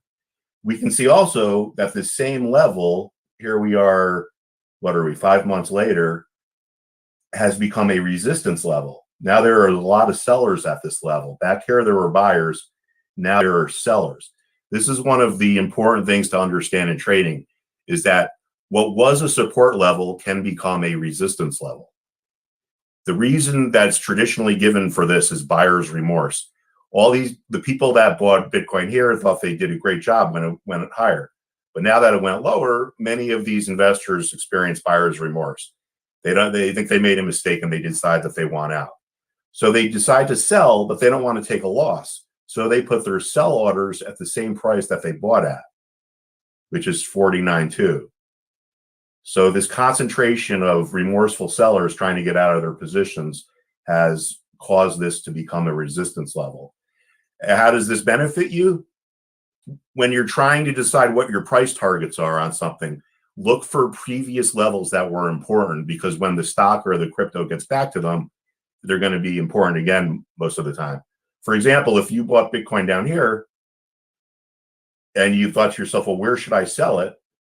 Well, you can look at the last important support area, and that will give you a clue as to where it's going to run into resistance, like we did here.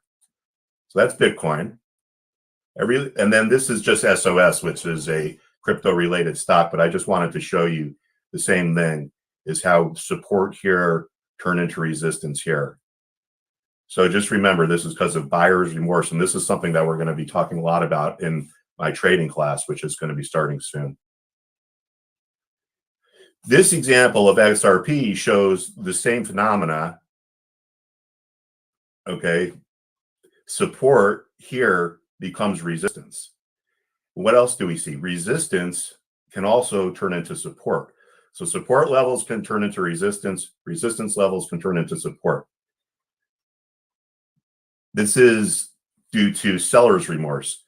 people sold it. They thought they did a good job when it went down, but then when it went higher, many of these sellers decide they want to buy it back, but they don't want to pay a higher price than they sold it at, so they put their buy orders at the same level that they sold at. So we can see here, clearly you don't need to be a market guru or a master trader to know that this 105 level is important. So if I was long this, I would be watching this 105 level, and if it breaks, we could see another downtrend. But what I wanted to convey in this chart is how there are certain levels that are more important than others, and what was support can become resistance, and what was resistance can become support. So this chart here teaches some very valuable lessons about stocks and cryptos and the way financial markets work. This same dynamic turns into and explains the head and shoulders pattern, which I'm sure everyone has heard of. I see a lot of analysts that spend a lot of time arguing over, oh, is this a head and shoulders pattern? Is this not a head and shoulders pattern? If you understand the dynamics that I'm explaining, you don't need to really know or say, well, this is a pattern or this isn't. You got to just identify the dynamics. Now, when markets are rallying, resistance will become support, like I just explained, because of the remorsefulness. So we can see here that for Ethereum, levels, oh, I don't know, I'm just going to guess, but around 1,300. I'm sorry, I should have marked that out. Levels here that were resistance became support. Okay, that's healthy action. That's how financial markets that are rallying work. The same thing happened again up here around the 2,000 level. What was resistance became support.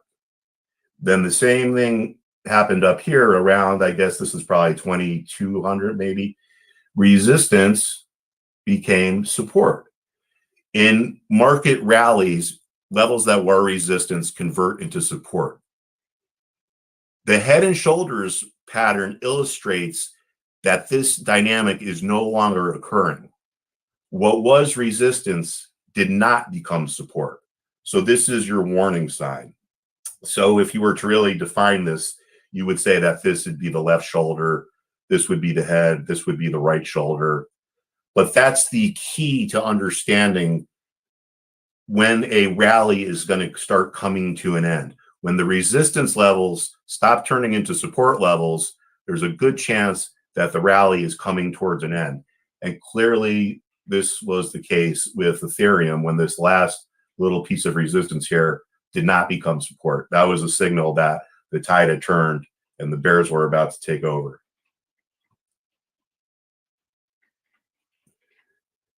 Okay, now this level here, or this is Ethereum as well. I just wanted to show you this to show that, again, the importance of levels. The 1780 level has been clear support. Okay, so if Ethereum does go back down there again, it would probably be support again. There was resistance at 4180. So now Ethereum is breaking out of this little rectangle pattern. And if it rallies, there's a good chance it's going to run into resistance up here. That doesn't necessarily mean it's going to roll over and go down. It could spend some time consolidating or trading sideways. It could form a pattern like this rectangle consolidation pattern we have here. Consolidation just means something is trading sideways or it's getting back to normal equilibrium. The charts reading is about equilibrium. It's about understanding when something is in equilibrium, when something is out of equilibrium. If something is in equilibrium, the buyers and the sellers are equally powered, and the thing is just going to trade sideways. So we can see after this big run up here, the buyers decided to kind of maybe take a break to see if it would come in and they could get a better price. And then that set us into this period of sideways trading.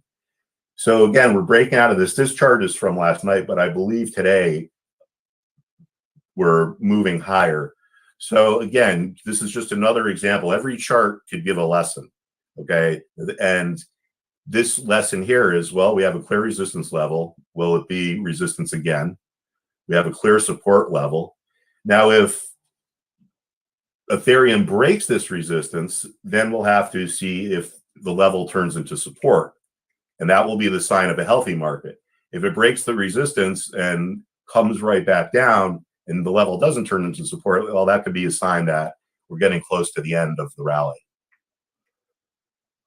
The same thing applies here with Cardano. We can see that there was a clear support level around 105. Again, you don't need to be a master trader to see that.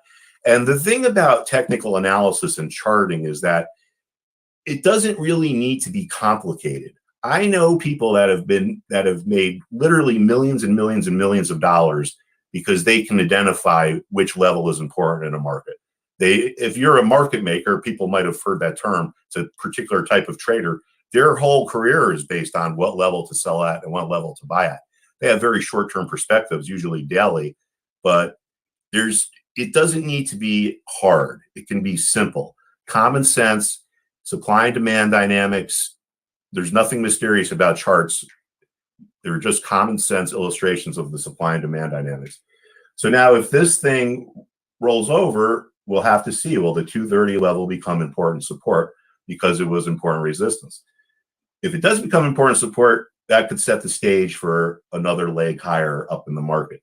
Markets don't go up straight, unfortunately. They're kind of like a stairway where each resistance level in the range becomes a support level in the next range. It's like the golden staircase to profits, was someone I know used to call it that. Markets go down a lot faster than they go up, unfortunately. That's because people sell when they're scared and they buy out of hope. Being afraid is a more powerful emotion, so it makes people do irrational things. So we frequently will see markets go down much faster than they go up.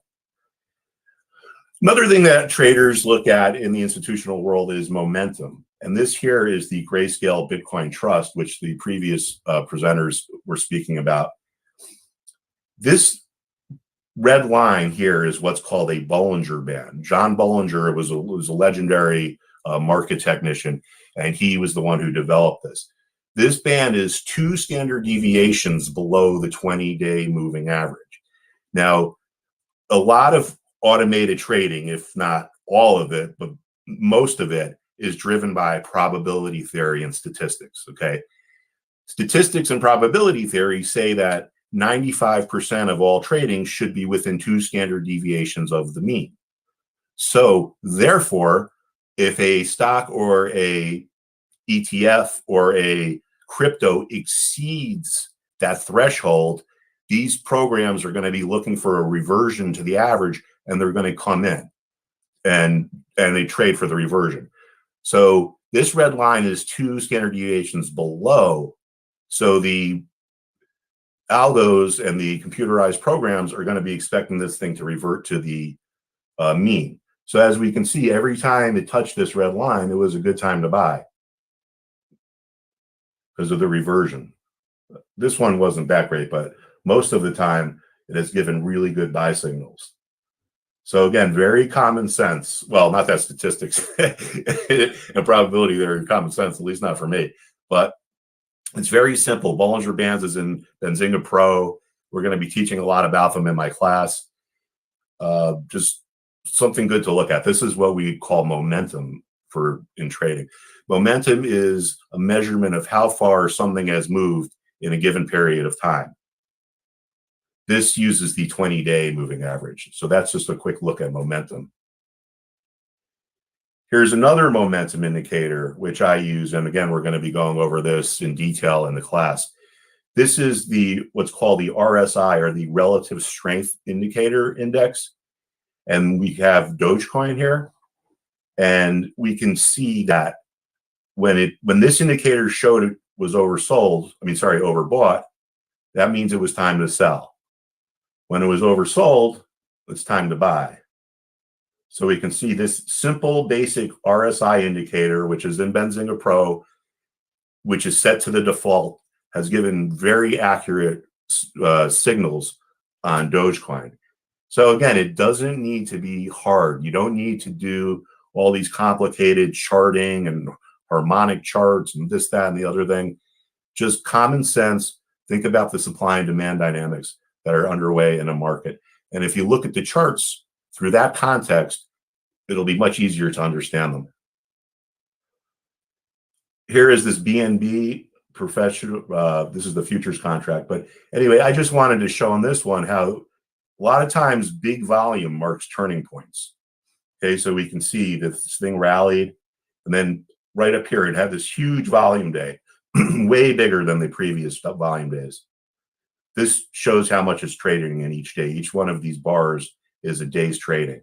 So this really big volume spike here kind of told us, all right, this is coming to an end. The buyers are just throwing in the towel, just saying buy it at any price I can. And that causes big volume to trade. Same thing on the way down. This big volume point here marked that this sell-off was over. So that's a couple things that professional traders look at. We look at which levels are really important. We look at momentum. We look for signals coming from volume. This here is just a simple flag pattern, which, because this is like a textbook example, I just wanted to include it. Flag patterns basically just mean that something is consolidating or trading sideways. It's a break in the uptrend. And think about it like this. Say on Monday, there was a bunch of people that were buying something, and they're really aggressive, just buy it, buy it, buy it.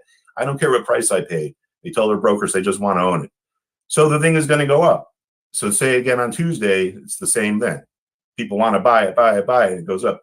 So now Wednesday comes along and they look at the chart and they say, well, you know, this thing might have gone a little bit ahead of itself. Let's step back. Let's leave the market. Maybe the sellers will knock it down a little and we could get a better price. So on Wednesday, there's very little trading. Thursday morning, they say, well, you know what? We really want to finish this buying. I'm done with it. So we buy it, buy it, buy it. They just want to own it. They just want to get it in. They do the same thing on Friday. Now on a chart, that would appear as a flag pattern. The Monday and the Tuesdays would be up. The Wednesday would be a little bit of a flag pattern. And then the Thursday and the Friday would be up. So a flag pattern or a pennant pattern, they're the same thing. Just shows it's a little break of the trend. And the way you can identify this is you can see the volume here is much lower. See how there's big volume on the way up? Then when the buyers decide to take a break to see if it'll come in a little bit, there's much less volume in the market.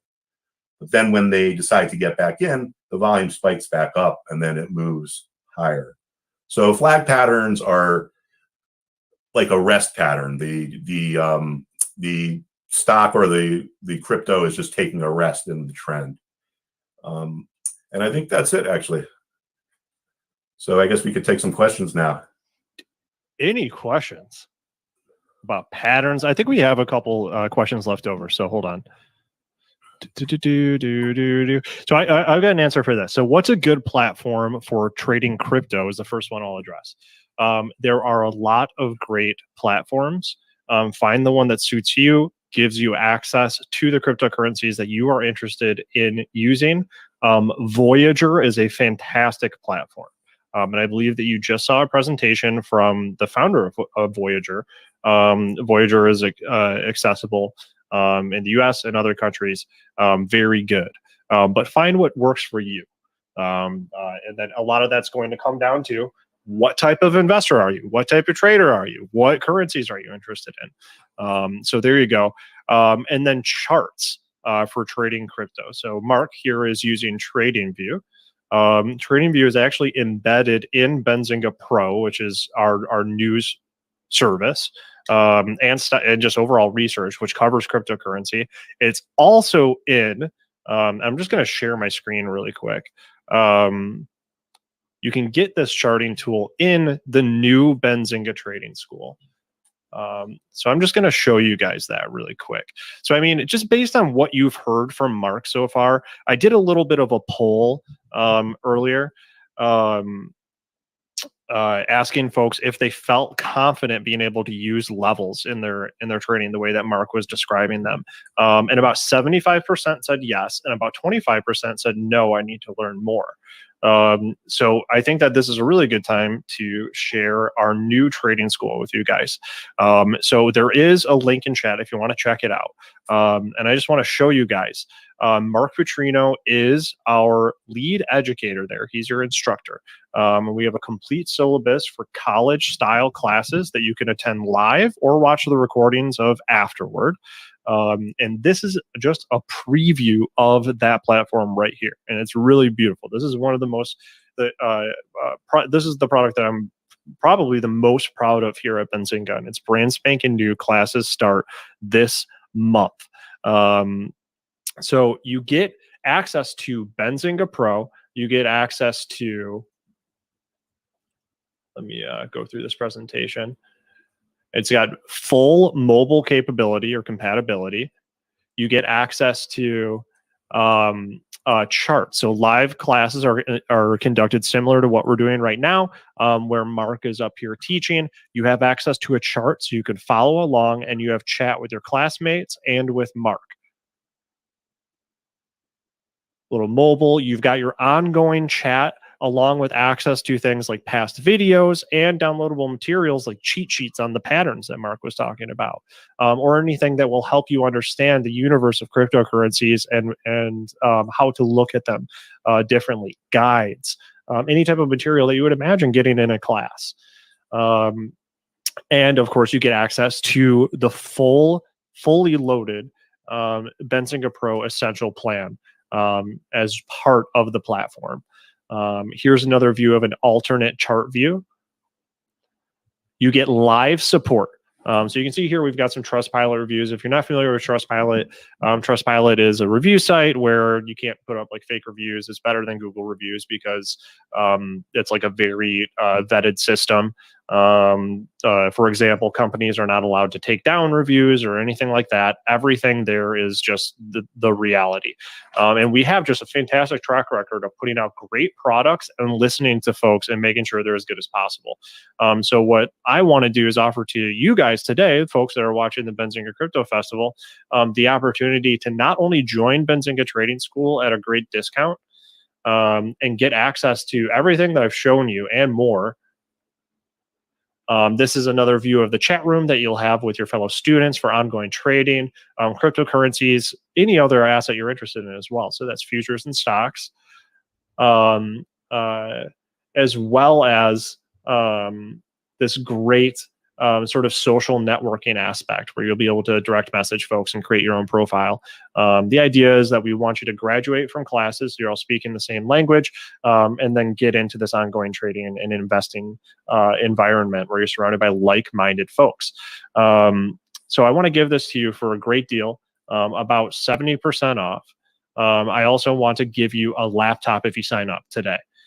Before midnight, if you sign up, we will give you a laptop. Because Benzinga traders are fully ready to trade. And that's our commitment to you, is that we want you to go from wherever you are, if you're a beginner, if you're intermediate, even if you're advanced, we want to make sure that you have all of the tools that you need to start having more consistent success in the markets. Those tools are the technology itself, the hardware itself, like the laptop, as well as the right mentorship. So we start off with these courses. That's literally like Tuesday is technical analysis or levels 101. You've got this calendar here. And then we get into principles and stuff like that, foundations of trading and investing. And after that, it's ongoing mentorship. So you're trading along with Mark and going out into the markets with a team and trading together. And this discount is going to apply for the lifetime of your subscription. And also, normally we do a 7-day money back guarantee on our subscription products. We're doubling that for you guys today and offering a 14-day. So you get a full 2-week money back guarantee. You'll instantly get access to Benzinga Pro. If you don't like it, which I guarantee you won't, not like it, then you can get your money back. No problem. No questions asked. But this deal does expire at midnight. And there you go. I recommend, I'm going to give you guys the link. Go to Trustpilot and just check out the reviews on our products. This is a link directly to Trustpilot, putting it on the YouTube chat. Make the decision for yourself. The link is already, if you have questions, so a couple of you folks already use Benzinga Pro, that's no problem. That's no problem. If you would like to switch your subscription to Benzinga Trading School, contact Rodrigo. So Rodrigo is going to be your sales and sort of account manager person inside here at Benzinga, who you can talk to figure out like a special situation for yourself. And then here's the link one more time so you can join in there. Any questions about that subscription? We've got about 5 minutes left with you guys. Do you have the date the classes start? The date, it's loose right now, but we're looking at the second week of this month, and we're releasing the syllabus today. So the syllabus will go out today. It's just like if any of you have kids that are in college or in school, or if you remember getting syllabuses from any past educational institution you went to, it's that format. Because the idea here is that we hear from a lot of folks that they're looking on YouTube, they're following people on Twitter, and they're kind of pulling together different bits and pieces of education and trying to make themselves better investors and better traders, and ultimately they don't succeed. That's just statistically what we see. So we've put this all together in one place, so that's not the experience that you have. The idea is that we want you to come out of this fully prepared, confident, with a coherent idea of how to approach the markets.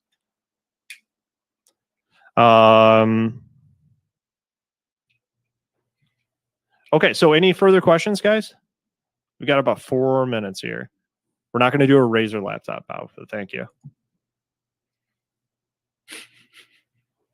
Okay, so any final hold on. Wait. We have one. Okay. This is from Swifty. Should we focus more on altcoins, stable coins, or the main cryptos? Totally up to your appetite would be my answer to that. Mark, what do you think about that? I would probably focus on the main ones. But that's if you're a beginner, that's just because sure. there's such a wide variety. You have to do a little bit of research on all the altcoins because they're all a little bit different. Yeah. But I mean, it all depends on your confidence level and your awareness of what you're getting into. And I mean, stable coins are stable, so you're not going to make any money if it doesn't move. Good point. Very good point. Is this suitable for investors? It's a very good. It's suitable for investors to give you a baseline of how to look at the assets that you might be choosing. My recommendation would be to try it and see if it works for you, because just being an investor can mean a lot of things. All right, so I'm going to pull these back up on the screen. Can we, for Anik? Yes, we're going to release the syllabus today, so you can review the lessons. Absolutely. So you're going to see exactly the lessons, and they're going to be scheduled out Monday through Friday. We surveyed all of our current students to find the best times of the day to conduct classes, and everything matches what we got from the survey results. And as this thing goes on, we'll continue surveying students so that we're always matching exactly what works for you folks. We know that everyone has something that they're doing during the day. You all have lives, you all have professional lives, personal lives, and so forth. So we want to make sure that we're able to accommodate that by giving you a lot of quality education in a way that you can actually consume and keep up. Let's just do one more here, and then we got to wrap it up. But does the max volume have anything to do with price? Shiba has an endless amount, so will that ever reach new highs? So let's stick with the first part of that question. Mark, do you want to take that? Does max volume have? I'm a little unclear, but what I think, what I can say to that is, when there are capitulations, when there are really sharp bottoms, when people really want to sell, like for instance, like last March after the COVID crash, there's huge amounts of volumes for the capitulation. And what that means is that all the sellers are cleaned out. So there's a dearth of supply in the market, and that results in a rally. So if something is going down after a long, nasty downtrend, one day there's huge volume, way more than average, that could be a sign that the downtrend is over. Okay. I think it's a good place to wrap it up. Neal, Mark, thanks a lot for coming on and talking charts with us, guys. All right. Man, my pleasure. Thank you, everybody. A lot of fun. Trading school is a brand new thing for us. Very exciting. We are we don't quite know what it's going to be yet. This is a brand new thing, and we're super excited to launch this. Super excited to have Mark leading it, and yeah. All right, that's it. All right, Neal, Mark, thanks a lot, guys. I got to keep the train running on time, so let's move this right along to our very next speaker presentation, whatever you want to call it. Chris Kline is here. There he is. Bitcoin IRA. He is our COO and co-founder. Chris, welcome to the show. Good morning, Spencer. Thanks for having me today. Thanks for coming on today. I'm going to pull up your presentation right now. We were talking a little bit yesterday about crypto IRAs with one of your competitors, and it's such an important topic. We thought let's do it both days. So yeah, let's go. We're talking about long-term. For everyone that hodls, if you really are a hodler, then this is for you. Literally, this is the definition of hodl right here. Retirement accounts. Chris, I'm going to hop off. The floor is yours. Thanks, Spencer. And even further than hodlers, it's about the believers. If you believe Bitcoin is going to continue to grow in value, there's no better place to have it than in a retirement setting. And that's strictly just because of the infrastructure and the design of retirements are meant to build up an overall retirement strategy for us and find those tax advantages that we need to save for our future. So thank you again, Spencer, and the Benzinga family and the crypto virtual conference here, the festival, for having me today. I wanted to just go through, I get asked a lot of questions. We've been through almost 6 years now of crypto IRAs, which is crazy to think about. When we first started this, they say if a tree falls in the woods and there's nobody to hear it, does it make a sound? Long time ago when we built the first crypto IRA, a lot has changed since then. I wanted to share some of what we've learned and seen over the years with the audience today, and then hopefully open up to more even wonderful questions from you folks today. So a little bit about me. Oh wow, the old marketing team used an old picture. I don't know if the hair was better back then or not. Also, you guys will see here on the right-hand side, bottom right-hand corner, a QR code. If you scan that at any time throughout the presentation, it's going to take you straight to downloading the world's first crypto mobile application. It's custom built for education, price monitoring, and then also ultimately to open up your own Bitcoin or crypto IRA account. But as for me, I hail from the Midwest, or I guess the West. I'm from Denver, Colorado, born and raised on the hard streets of Aurora, Colorado. I am the co-founder and COO of Bitcoin IRA. We first designed and built this back in 2015 and put our first account together in 2016. I studied international finance and leadership back in the college days at the University of Colorado Boulder. I remember distinctively one of my classes was all about making enough money in Forex trading, and you could leave class. I maybe spent 15 minutes max in that class every Monday, Wednesday, and Friday. Since then, I've been contributing to Forbes Finance Council, the FX Empire. We're pretty much commentating all the time here at Benzinga. I've been at a few interviews with the audience here, and was just recently on Power Lunch. That was a tough one. The bank regulated or bank bought CNBC certainly had some tough zingers for me and multi-part questions. So just got to throw out what are the things that make us Bitcoin IRA. So surprisingly enough, not a lot of folks know that you can do this. Even if you're a crypto person or if you're a retirement person, the fact that you can put the two together in a world is actually commonly unknown so far. We were the first, as I said earlier, in 2016, we did our first account in June. Our first account holder was actually the former director of the United States Mint, Edmund C. Moy. So I always find that somewhat ironic that the individual building managing the greatest production of fiat money, the US dollar, was also grabbing a little bit of Bitcoin and Ethereum for his retirement account after his retirement, or after he finished as a Mint director. We've grown to 100,000 platform users. We just hit that mark earlier this year. We also just broke $2 billion of assets inside of our platform and inside of our custodian. Our growth as a platform is 1,000% year over year, and that was in Q2. I would say that we're probably getting closer to about 15,000% year over year growth. And we're pretty much everywhere. As you can see behind me, these are like, those time capsules you want to bring with you when you get to your age of retirement. We were featured in Forbes as well as in the Wall Street Journal.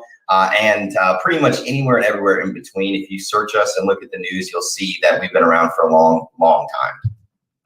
So a lot of times, folks, the first question I get when I talk to folks is they're like, how did you guys think this up? How did this even start? Where did it manifest itself? It really started with going and finding and forging the correct partnerships that were critical to make this happen. You have to have a trustee or a bank to have an IRA. So that was check number one. You also have to have an exchange or an OTC partner. And then most importantly, you have to have somewhere safe to keep these coins and these digital assets.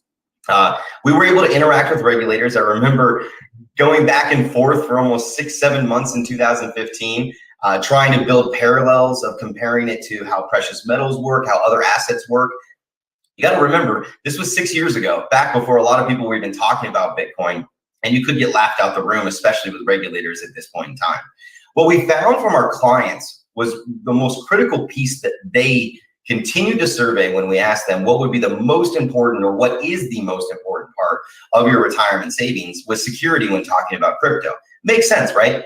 A lot of people don't understand, especially 5 years ago, how wallets work, how keys work, how all the functions of a crypto investment or holding works. So it became a primary focus for us in building our platform. Those surveys drove us to partner with BitGo. Pretty well-known name. I call them kind of the Goldman Sachs or the Brinks of the industry. We joined with them early on and tied them in as an exclusive provider for our platform. We built a completely custom cold storage configuration of the likes that had never been seen before back in 2015 in order to make it so that the banking partners, the OTC partners, and the wallet partners all understood how this function and platform were going to work. Now, obviously, they've grown just like we have. We have up to $700 million of custody insurance, the highest in the market today available for those looking for security. And they're processing $30 billion of monthly transactions. So as the world leader, we love having them on our platform and being our exclusive partner for the security of your retirement, which is foremost and fundamental. As we grew past our meager beginnings in 2015 and 16, we had almost a responsibility to set an industry standard. Back, if you joined us, which a lot of the clients that started in 16 bought at the levels of like $250 of Bitcoin, some 500, so they're looking at 10,000x returns. They were our guiding light of what should we do next. So as we moved into the years of 2017 and beyond and into the crypto winter, we made a primary focus to always be the industry leading crypto IRA platform. We kind of have a buzzword about being the world's first for everything. We were the world's first Bitcoin IRA. We wanted to be the world's first 24/7 trading. When we first started, we had a very manual process of executing trades because, again, it had never been done before.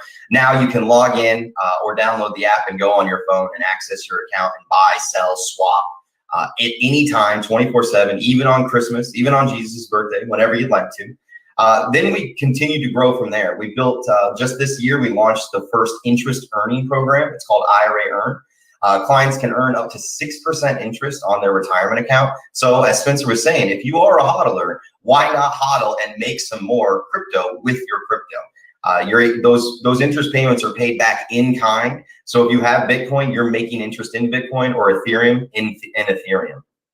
Just on Father's Day this year as well, we launched the world's first custom mobile IRA application for crypto IRAs. It's available both on the Android and on the Apple Store.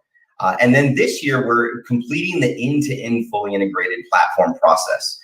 There are a lot of other groups that have looked at building a similar platform, but we brought it end-to-end with a vertical integration of our own trust company, which came to market just about approved about 2 or 3 weeks ago. So we just haven't stopped growing, evolving, innovating, and we're not going to stop anytime soon. There are so many amazing things happening in the crypto industry that should be a part of the retirement industry, and we feel we have an obligation to be the pioneers of such.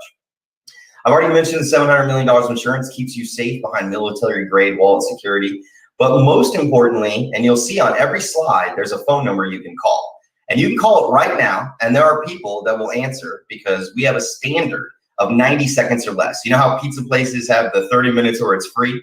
We have the 90 seconds or less service level standard. That means that if somebody, whether it's a quiet day, a high velocity trading day, a day when Elon Musk decides to tweet something about Bitcoin, if you're not on the phone with one of our agents in 90 seconds or less, then we failed our service level. And we hold ourselves to that very high standard because unlike most of the crypto space, there's not a lot of folks where you can go and talk to somebody. There's a lot of FAQs, there's a lot of chat bots, there's a lot of those things. And even some groups that have phone numbers, when it gets crazy, they're not going to answer. It's proven. And they're going to put you on schedule and appointment options, which are 2 to 3 weeks layout. So that's a big thing we try to focus on is what we call our instant customer phone support. Especially when it comes to retirement and crypto asset investing, it's critical to have a human being there for you.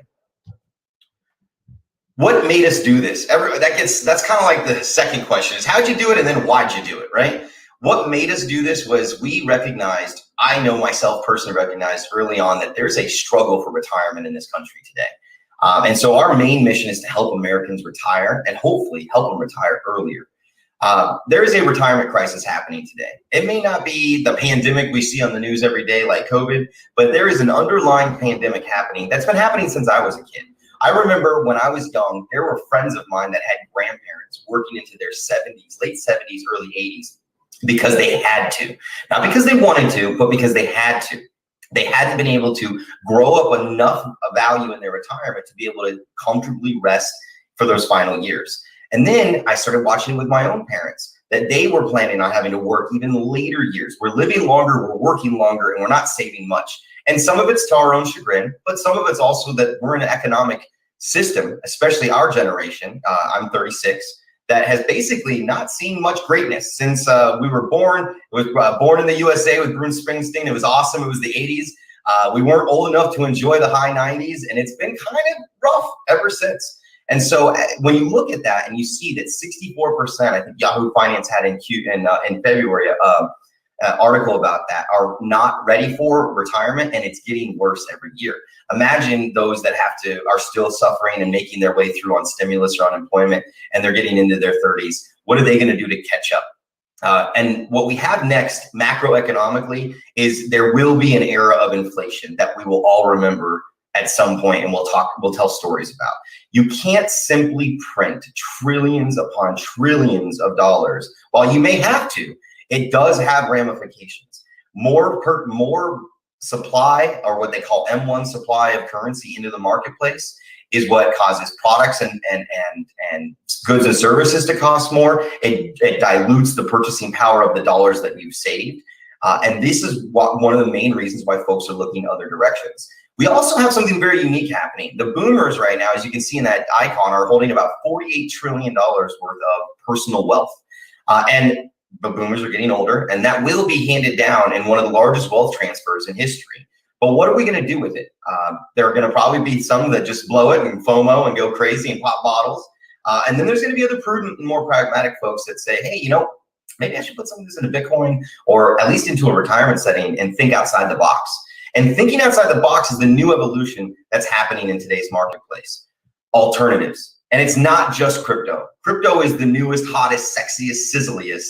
But there has been, beyond stocks, bonds, mutual funds, which some folks call our grandfather's economy, there are things like real estate, private equity, precious metals, and of course, digital currency and Bitcoin. And why you build these into a modern portfolio as opposed to a traditional one is this is your chance to catch up, build up more value, and get yourself exposure to new and emerging places. Back in the 1990s, the first self-directed IRA was created, and it was done by a bunch of rich guys that wanted to use their retirement funds to get access to real estate. They wanted to be able to take that capital they had and buy real estate. Then it manifested itself further into private equity. We've heard a lot of conversations about Peter Thiel and his $2 billion IRA that he has. It's because he placed himself into alternatives like that. And precious metals have been very strong. Although this was the perfect storm for gold, Bitcoin is taking a little bit of that luster off with its portability and transportability components, where you don't have to ship and store and insure the metals. Bitcoin is a lot easier to move around and to function as a means of exchange and as a means of monetary policy. Now, how are fiat, gold, Bitcoin different from each other? There's this really great chart, which I don't think I was able to put it up there, but it basically there's about 15 critical characteristics of what is money. And you look at the US dollar, it's driven by sovereign central governments. We don't know how much is in supply. We don't know how much is being diluted. We're not in control of it. It is an oligarchy, so to speak. The Federal Reserve, I used to have a guy work with me that he always would ask, what do you know about the Federal Reserve? And that's a good question, because since its inception in 1913 with the Treasury, the value, the purchasing power of the US dollar has dissipated 93%, probably maybe even more since the COVID ramp up of stimulus printing. And Bitcoin is different than that, right? It's got a finite characteristic to it. This is a perfect storm in an economic environment to get yourself unhinged from dollar-denominated assets like stocks, bonds, mutual funds, and put yourself into real tangible assets like real estate, cryptocurrency, in-wallet, etc. So you take this and you're like, okay, I get Bitcoin. I'm sure everybody here has been listening to some of these amazing speeches and amazing presentations in the last day and a half. Yeah, I'm down on crypto. I love crypto. Let's do crypto. But why would I put it in my IRA? Taxes, taxes, taxes. It's that simple. Right now, the average capital gains rate is 23.8%. So if you went over to Coinbase or any other open exchange and you bought Bitcoin and you have to sell it at a gain, you're going to get eaten by almost 24% of those gains. That is estimated to grow under our current administration and beyond to pay for what's happening as far as the printing of dollars to stimulate the economy, up to 43, maybe 44%. So now every dollar you make, imagine half of it's going away in a non-IRA setting. Once you put yourself inside of this beautiful umbrella of an IRA, we use a self-directed IRA that has Roths, simples, traditionals, and SEPs, as well as other kind of lesser known options. You're now in either a tax-free or a tax-deferred setting. Tax-free is the best example is a Roth. You put $5,000 into a Roth, and 10 years from now, it's worth $5 million because you bought all Bitcoin and you just sat it and let it grow. Maybe used our interest program to see it grow even further and expedite it. And now when you take that out at that ripe age of 59 and a half, you're going to have no taxes on taking that income in. If you're tax deferred, which is a traditional setting where you're getting the benefit of taking the money away early, then you're going to have your ordinary income taxes on it. But you're not going to have capital gains. It's just whatever your ordinary income is. And a lot of folks wait till they're later in life when they're not making a lot of money to take these monies out so that they aren't at a very high tax bracket. Crypto, since 2015, when we started it, is becoming a part of this retirement planning for that reason. And it's a trend that I think is going to continue to grow. You can see from the icons there's $90 trillion in the global equity markets. 12.6 trillion is inside of traditional IRAs. And right now there's about 362 billion that are in some version of a crypto IRA out there. Lots of room for growth. And if those folks start opening their eyes to it, you're going to see some significant increases in price that we already are anticipating with Bitcoin and other digital currencies. I was just on CNBC Power Lunch. That's a great photo, right? The marketing team really loves me. They choose the best snips. But why is it here to stay? I make no mistake about it. Bitcoin, cryptocurrencies, digital assets are here to stay. 5 years ago, there would never even been a virtual conference like this or a festival by Benzinga. And now it's not just for the young investors anymore. Everybody kind of assumes it's millennials, Gen Zs, Gen Xs that are doing this. No, 3 out of 4, 75% of our account holders were born before 1976. And I know that seems, that makes them like 45 plus, but before 1976 seems like a long time ago. There's also a wide range of governments, major corporations, and millions of investors like you that are simultaneously looking at this, which is embedding crypto into the fabric of our economy. And it's here to stay. It's not going anywhere. And we're being here at conferences like this is a smart move to get yourself educated. Again, like I said, if you download, grab that QR code, you can download our app. All kinds of amazing information there to get yourself up to speed, and a human being you can talk to in 90 seconds or less. And I think with that, I see Justin jumped on here. Yes. Let's open it up to some questions. How's that sound, pal? To physically represent that it's question time. Well, thank you so much, Chris, for presenting all that information. I just wanted to start out with a few basic questions. What types of IRAs are you finding are most popular with your users? Traditionals are the largest chunk because that's what most folks have. A traditional IRA usually comes from a rollover of an old 401k. So when you're working at a job, you're growing, your company's matching, you're getting this 401k. When you leave that job, you normally rolled over into a traditional IRA. The second most popular are Roth IRAs. And those are the ones that have that tax-free setting. And there's a lot of opportunities to do what's called a Roth conversion. You'll have to check with the tax advisor to make sure you're eligible for it, but you can take traditional funds and convert them over into Roth funds.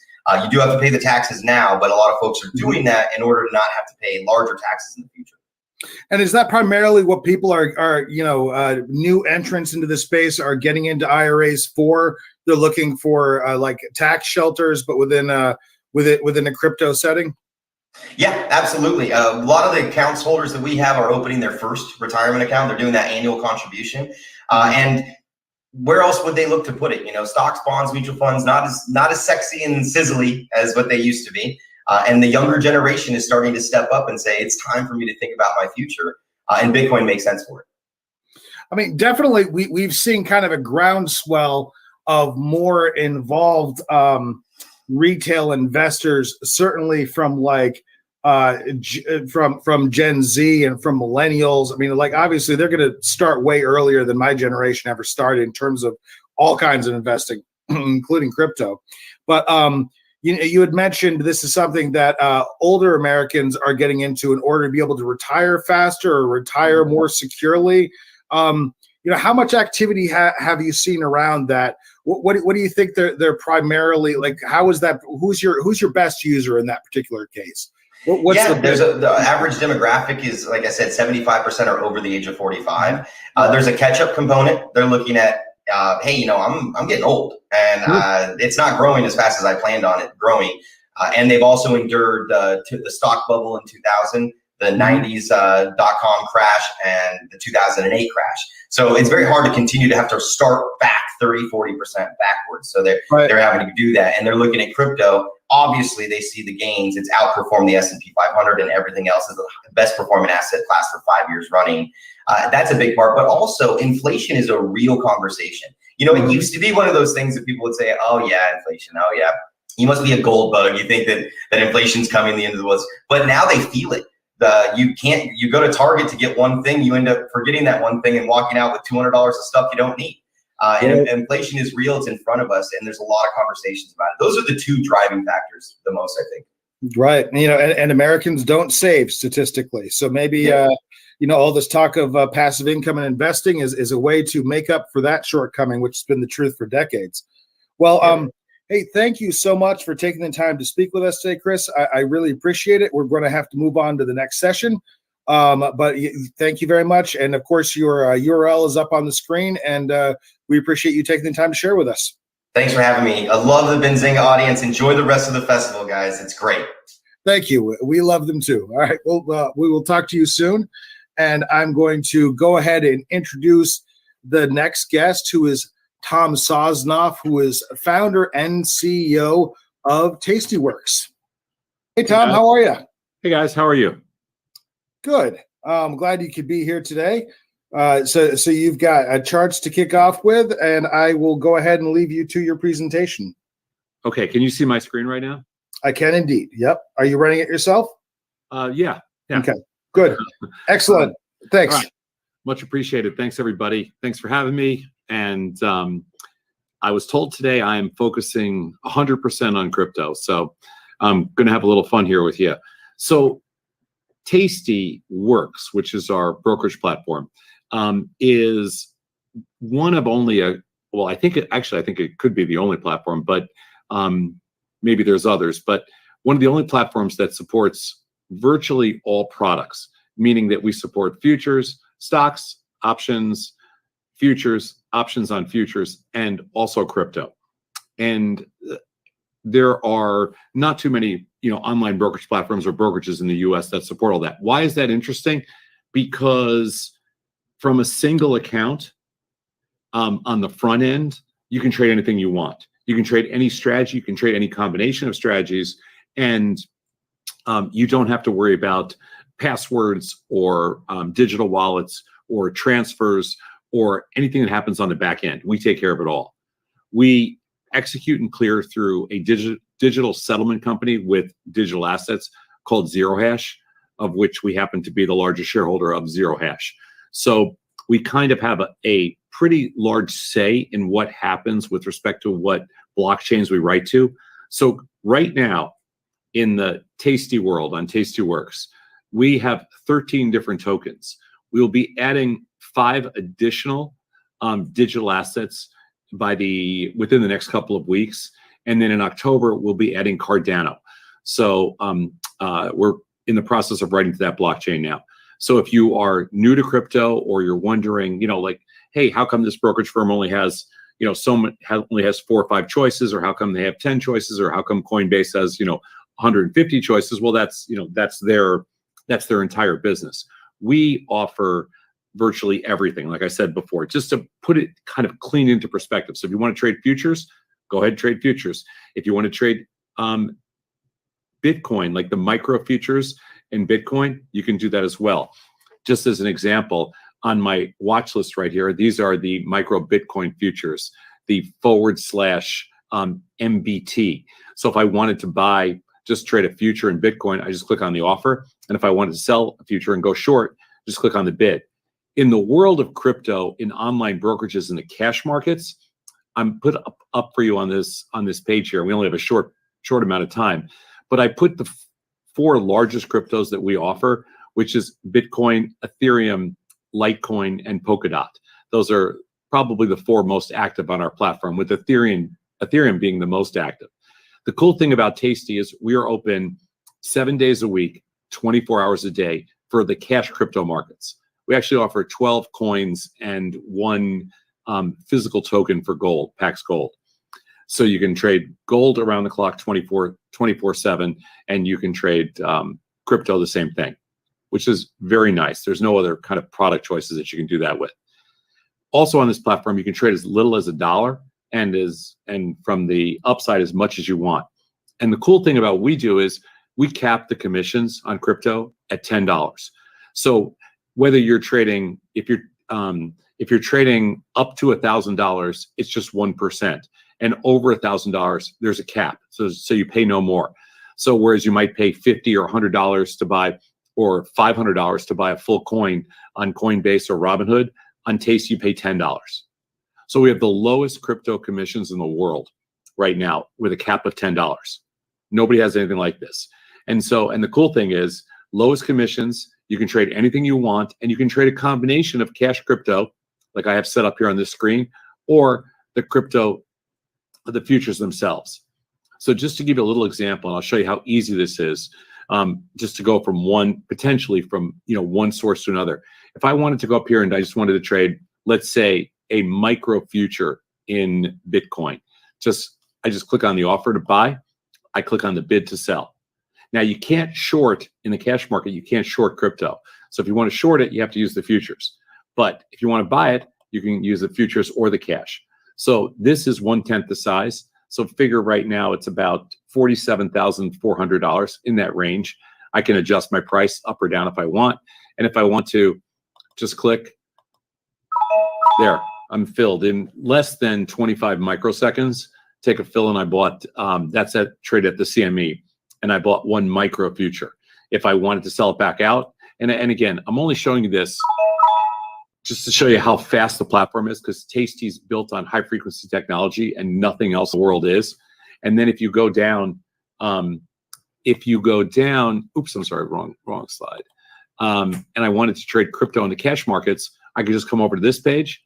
And for example, depending on which crypto I want to buy, if I wanted to buy Bitcoin, I just choose buy, and I have $500 set in here. You can set it to $1, you can set it to $100, you can set it to 5,000, you can set it to 50,000. Doesn't make any difference. Or you can do it by the coin.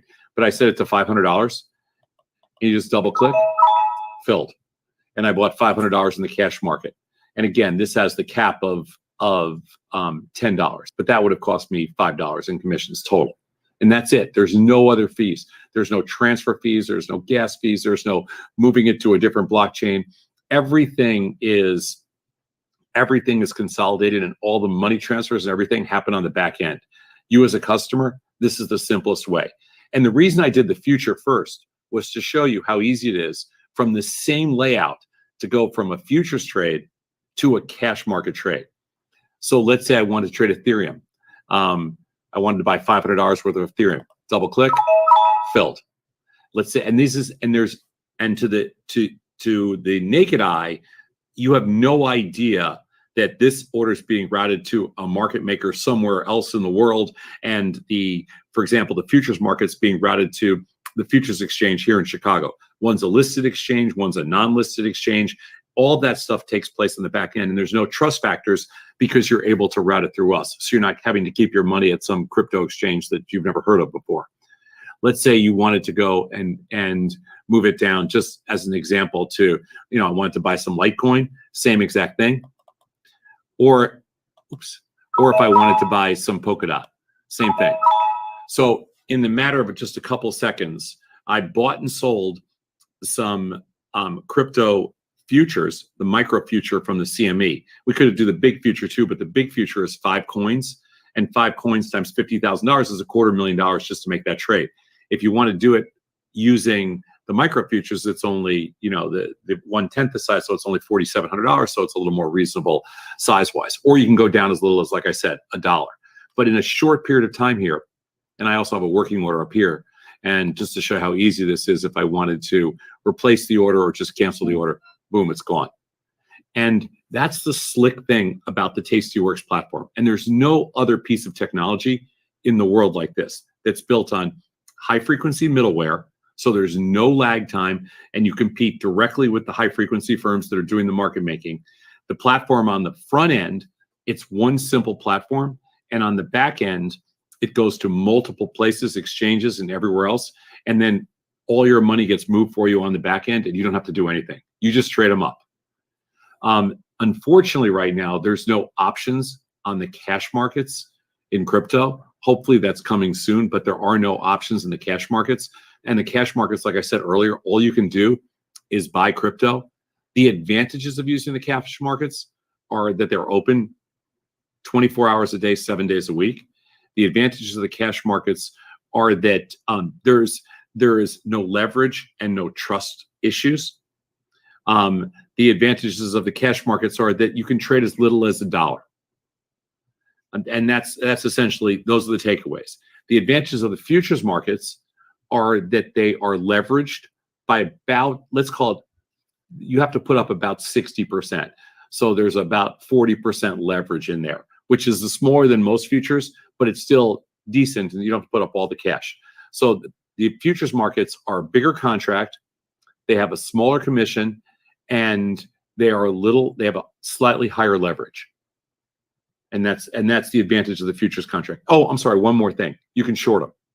And you can trade the futures contract in an IRA account. So the cash crypto, you can't trade an IRA account yet, not with us and not with any other brokerage firm. But you can trade the futures in crypto in an IRA account. So that's just something nice to know.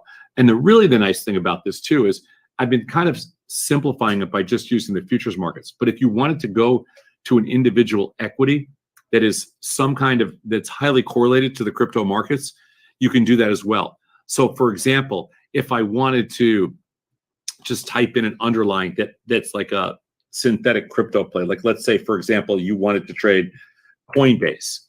So in this platform, you type in coin at the top, and here you have an option layout for Coinbase. This will move almost tick for tick. It's very highly correlated with the crypto markets, Coinbase.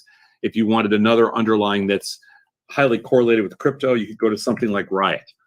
And so on this platform, and this is, again, what makes Tasty so special, you can trade Riot, you can trade options on Riot, you can trade the futures on the micro Bitcoin, or you can go right up here and go to the crypto cash markets. And it's all from the exact same interface. It's all the mechanics, all the tools, all the features, they look virtually the same. And so we don't care what product you trade. We don't care how much or how little you trade. We don't care what strategy you use. And we don't care how you integrate or how you commingle all of those different underlyings. Makes no difference to us. So in other words, if you wanted to sell like some notional amount of Riot, let's just say, for example, it's a $37 stock. So you wanted to go out and sell 1,000 shares, just 1,000 shares of stock, and create $37,000 worth of Riot. You can go out then and buy, 10 10 micro Bitcoin futures against it. It's almost a perfect hedge. Or you can buy $37,000 in cash if you wanted to use options in Riot. This is the only platform in the world that lets you do all that stuff. You can't do it on Coinbase, you can't do it on Robinhood, and you can't do it on any of the global exchanges. That's what's fascinating. And again, I don't know how deep everybody wants to get into today with respect to cryptos, but we are being very aggressive with adding all new crypto functionality as it comes. And we also we will be offering the new small exchange crypto products that are coming out hopefully within the next month or so. And one of the few brokerage platforms that have that. Some of you will ask, like, do you have an ETA on Cardano? And the answer is no, we don't, but we are writing to that. And if you can Google and just watch an interview I just did with the founder of Cardano, and that is up on YouTube. And I think we did it about 2 weeks ago, just talking about the future of different blockchains and the future of digital assets. If you are a digital asset buff as well, and you wanted to see some research on digital assets, we have an extensive amount of think tank-like research. So we've researched digital asset correlations. And it's all free in our archives on tastytrade.com. So if you want to go visit Tastytrade, you can read all about digital correlations. You can read about how digital assets impact portfolios. You can read about how volatility in digital assets is so much different than volatility in, let's say, equities. Just as a little sidelight, for the most part, most crypto assets are highly correlated, and most crypto assets have about 4 times the implied volatility of the S&P 500. So when you're thinking about things in terms of risk, you only have to do about 1/4 the size in the crypto assets to have the same expected move or the same kind of expected potential profit potential when you're using digital assets. And that's what really makes them attractive. They have 4 times the implied volatility of stocks. All right, I'm going to take you back on a little bit of a mission here to show you some other things that are kind of neat about this. Can you enter orders based on price? The answer is yes. Can you enter orders? Can you see your working orders in here when you're doing it? And the answer is yes. Do we have other charting platforms in here that you can also see crypto on? Yes, we have a charting platform here. You can see crypto. We also have something called Tasty Charts where you can see multiple cryptos if you want to. All right. And you can also set this up with the underlying stocks that you want to see. We have in our trade page, although like I said before, we don't offer options on crypto yet because they don't exist in America or in the US markets. They haven't been approved by the regulators. We do allow you, if you want to, I'm going to show you something really fast here. I'm going to go over to Riot. I am going to potentially open up something like options in, these are options in Riot. This line here is where the stock is currently trading. Let's take a few smaller number of underlines to look at.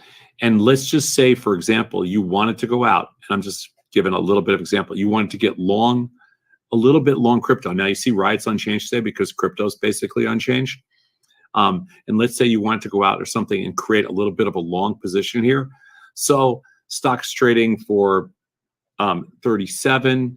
I'm going to go out and sell the 35 puts, which are just out of the money. And if I wanted to come in here and sell like a $4 put with a let's call it a 35 or so delta, so it's the equivalent of 35 shares of stock on this platform, I can do it. I'm just going to raise the price a little bit and offer the puts. And if I get filled on this 5 lot of puts, which I'm working here, I'll go over to the cash markets and do something about it and just kind of show you how that works. When you think about this, if you're thinking about, and I'm giving you just a quick little lesson here, but this is let's say a $37 stock. And if you sell a 5 lot of 35 puts out of the money puts, and you're thinking about that notionally, it's kind of the equivalent of, let's call it about $17,500 worth of notional stock.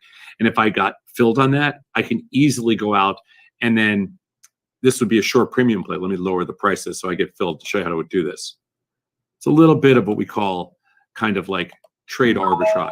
Okay, So I moved it a nickel. I got filled on a 5 lot of puts in Riot, right? And then that's the equivalent right now of, let's just say, $17,500. And if I wanted to, I can go out to the micro Bitcoin here, and I can divide this number at 17,500 by, this is about 40, just under 48,000, just under $4,800. So I can multiply this number by 3 contracts, and I'll come up with just about $15,000 worth of notional. So I'll go 1, 2, 3, and I'll lower the price here. Let's just see. I'll lower the price just one more tick. There you go. And let's see if we get filled. And if right now I'm working this, and if I get filled, it's a completely neutral short premium position. And it's a way, as a workaround, to have a short premium position on to collect. It's kind of like, think of it like a little bit of a covered right, to do it in crypto, and something that you can't do on virtually any other platform. There, I got to fill. So now I have on a covered right in crypto using crypto futures and using a stock that is highly correlated, about 75%, to the crypto marketplace. And again, that's really neat because you can't do that anywhere else. You know, like I said, if you went to Coinbase, you could not do that. If you went to FTX, you could not do that. If you went to Robinhood, you could not do that. But what we just did was a really unique trade. We sold puts in Riot, high implied volatility, so we're collecting that premium, and then we bought the futures against it to offset almost all the notional risk whatsoever. And then we come back to the cash markets and take a look here. We could have done it in cash as well. But again, I'm going to show you some things in the cash markets, which I showed a little bit before, but it may have been maybe heavy at the time. So if I wanted to go out right now and buy Bitcoin, same thing, 47,300 and change, $500 worth, just click on it, take a fill. If I wanted to turn around and sell that, just to show you how simple this is, there you go. Boom, boom. And this is open all the time. We just never shut down. Very, very simple interface. You don't have to do anything. You can set these to default to what number you're comfortable with, and you can just come to this page, and whenever you want to make a trade, just a simple click. So again, there's no shorting yet in the cash markets, but you can short using the futures and you can short using the options. So we give you all of those opportunities. And if you wanted to do the futures and sell the options against it in an IRA account, either puts or calls, we let you do that as well. So even though they don't match up and they're 2 different underlyings, we let you put those positions on naked in an IRA account. So regardless of your account type, you can trade any of these products, and regardless of the amount of money that you have, you can trade any of these products as long as you have the capital available to make the trade. So we don't limit you by the strategy you select, and we don't limit you by the amount of money that you have. So everybody that opens an account with us can trade all of these products and all of those strategies, and all of them in an IRA account and all of them in an individual margin account. There's no other offering like this. And we're the only place, again, with capped commissions. So you get all the advantages of knowing that your rates are the lowest rates in the industry, and you have the greatest product selection and the greatest strategy selection. That's why the Tastyworks platform is the top-rated platform in America. And that's why the Tastyworks platform, also because it's the newest technology, is the fastest platform in the US and also the most stable. So you get all of those things right at your fingertips. And the one last thing that's super nice is when you open an account with us right now, we have a crypto promotion going on. And if you deposit $2,000 when you open the account, you get your choice of $200 of whatever crypto you want. So you get a 10% return when you just open an account. I mean, we give that if you wanted stock, you can have stock instead. It doesn't, we're indifferent to what we give out. But if you open an account for over $2,000, a regular margin account, you get a $200 crypto gift, and you can pick the crypto that you want. If you open an account with $200 just to trade crypto, you get $50. And that's our kind of a special offering since we launched crypto a couple of months ago. If you look around the rest of the industry, you'll find in very short order, none of these features exist anywhere. If you have an account at Fidelity, they don't have any of this. If you have an account at TD and you're trading on TOS, they don't have any of this. If you have an account at Schwab, they have none of this. If you have an account at Interactive Brokers, they have none of this.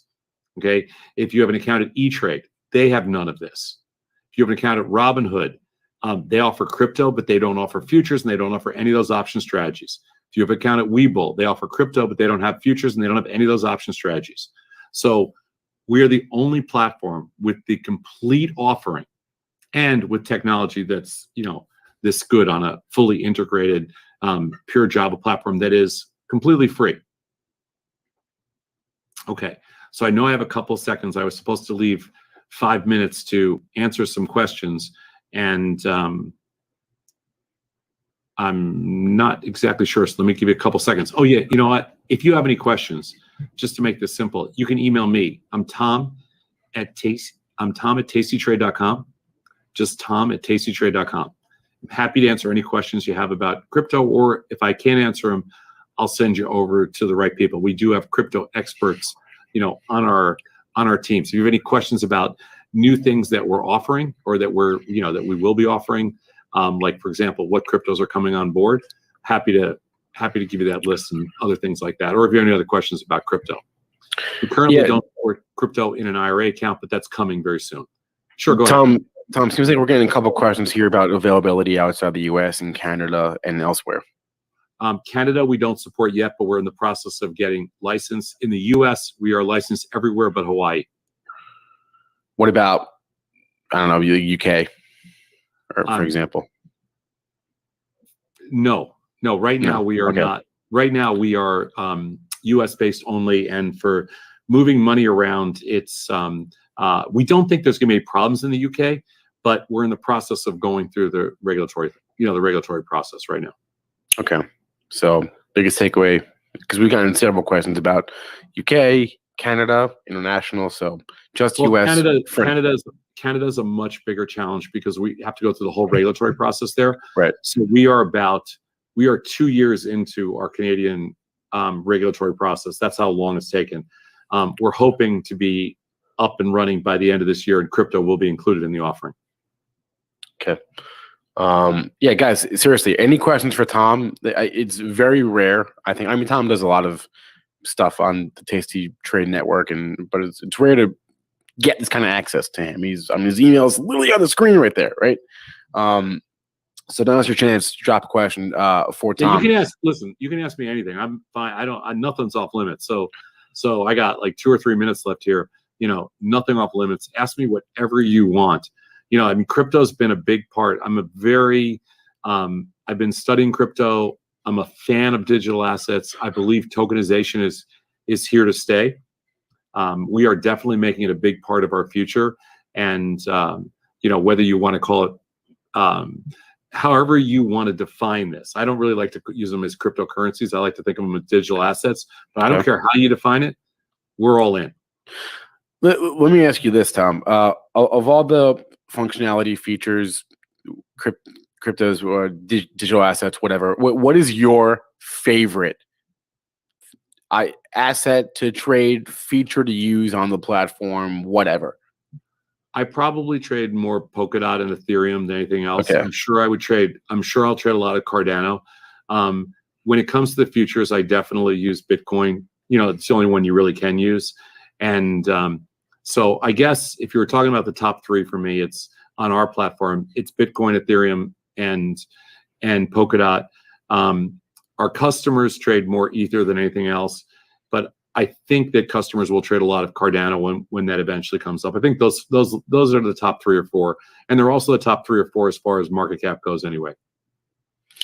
Here's a question from Sasha. I guess I didn't realize this. Sasha wants to know if you will have hotkeys functionality available soon. I didn't realize that. It's not part of our short-term game plan, Sasha. So okay.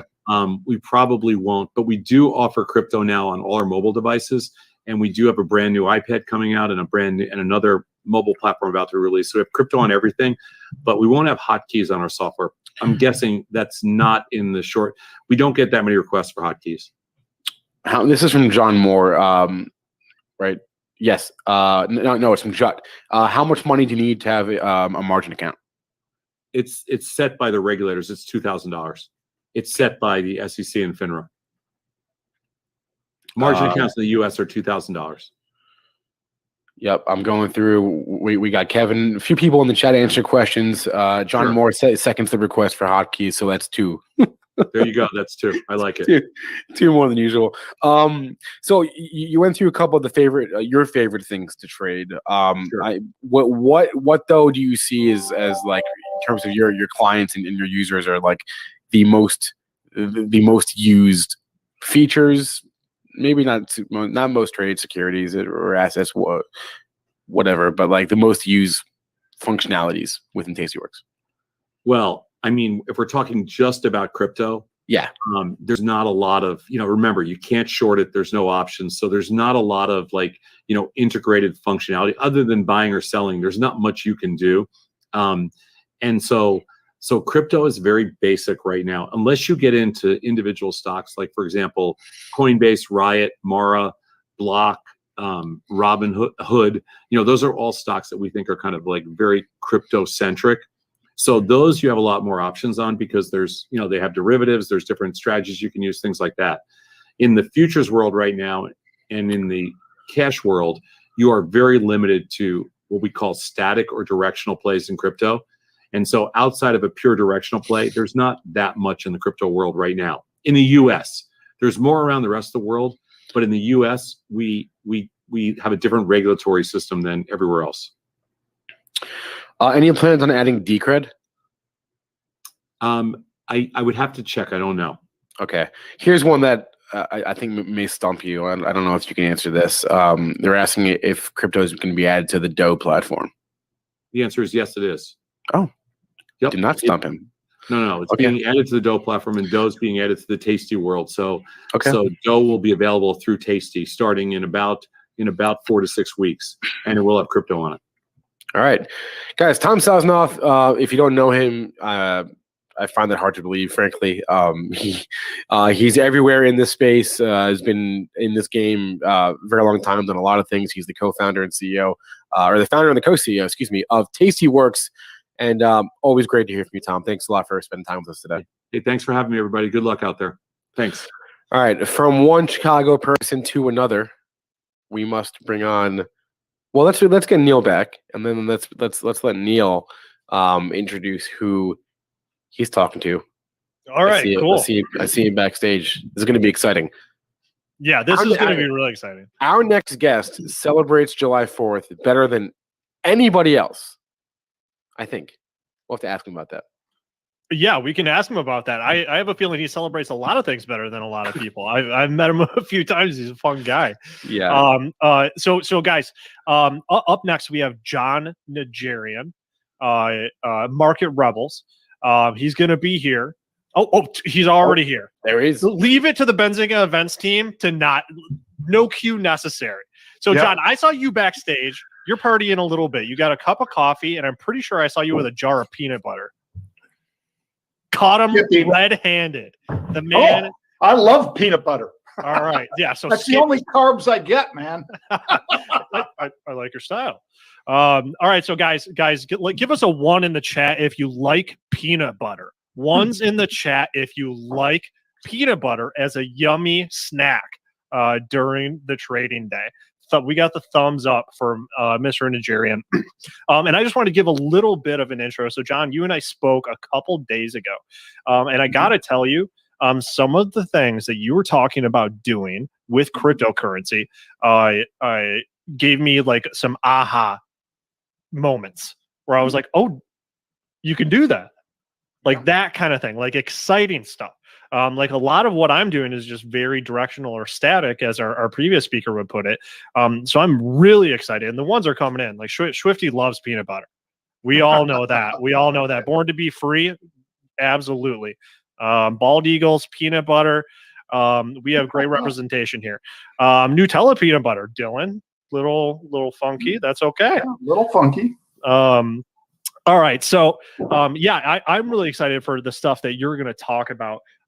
This situation is totally freeform. We've got a bunch of investors here. We've got a bunch of traders, and we got a bunch of folks that are just interested in like blockchain and the actual tech side of how this will evolve, the economy, how this will evolve, other and like industries themselves. So there's a lot of ways we can attack this. And I know that you have a little bit of a presentation. And I also have some questions that I'd like to ask you. So why don't we just start off with some introductory questions, and then we can roll into some of that content that you have ready for us. Love to do it. Okay, so I'm just going to go to absolute beginning. And I want to get you've been in the market for a long time. You've been on the floor. You're an options guy. You have a lot of experience looking at financial markets, and you've seen a lot of evolution over decades. So I want to know, from the unique perspective like your own, what was your first intro to cryptocurrency? And if you could walk us through the evolution of your attitude and perspective toward it. Sure. Well, Neal, it's a pleasure to be here. Thank you very much to all of you for tuning in on the Benzinga network. I first traded it probably in 2016 and ran away scared because it moved too fast. Yep. It was just crazy. And that was when it was in the hundreds of dollars. Mm-hmm. So I wish I could say right now that, and we wouldn't even be talking if I did. If I did just hold on to all the coins I bought in 2016, we wouldn't be talking now, Neal. It goes both ways, bud. Both ways. But nonetheless, I had and it wasn't a trial by fire. It was that I just couldn't believe my good luck on that given week that I bought some coins and how quickly they moved. So I backed off because I'd been reading about all these people, about hacks and this and that, about, software wallets, hardware wallets, and all the rest. Yeah. So I backed off. We were also in the process of selling Trade Monster at that point, which we sold to E-Trade. Don't need to get into that, but because of that, it took my focus off of crypto for a while. Then in 2017, there's a lady, brilliant lady on the Fast Money show named Karen Feinerman. Mm-hmm. And her brother is also a trader. I think he was a hedgie as well, a hedge fund manager. And one of his best friends was Peter Brigger. And at I think it was a fundraiser for Lyme awareness and so forth, Lyme disease, he paid like $10,000 or $20,000 to have dinner with my brother Pete and I in New York and get a tour of CNBC and all that. And he did it not because we're anything great, but because he was a generous guy, still is. And his sister was obviously involved with CNBC. So anyway, flash forward, we're having this dinner with Peter Brigger, who is, of course, the chairman, the founder of Fortress. And he's telling me, John, you gotta buy and just hold. He didn't say hodl, he said hold. And he said, put it in a hardware wallet, take it offline, and just don't look at it for a decade. Mm-hmm. And so in 2017, that was September 11th, 2017. I know it was September 11th because, of course, that's a date none of us forget. Mm-hmm. And it turns out that actual day, he was at the filming or at the live shoot of Fast Money. And so we went out to dinner at the Hunt and Fish. He convinced me I should be in. So that's how it happened, Neal, that I got in. Since then, I'd say an awful lot of traders. You just had a friend of mine, Tom Sosnoff, on. An awful lot of derivative traders like me and like Tom Sosnoff have looked at crypto and said, oh my God, the edge here is huge. The fact that people are trading on technicals almost exclusively, fundamentals and technicals. The fundamental part we could argue about perhaps, but the technicals, people really focus in on that. And for my money, a lot of people don't take into account the risks in the derivatives. And for that reason, it creates huge opportunities, Neal. So I think an awful lot of former floor traders are upstairs, and there's no edge in trading options on Apple or anything else anymore. I mean, many of us position ourselves using like our algorithm, our heat seeker algorithm. We'll position bullish or bearish, but when you talk about crypto, you get real edge.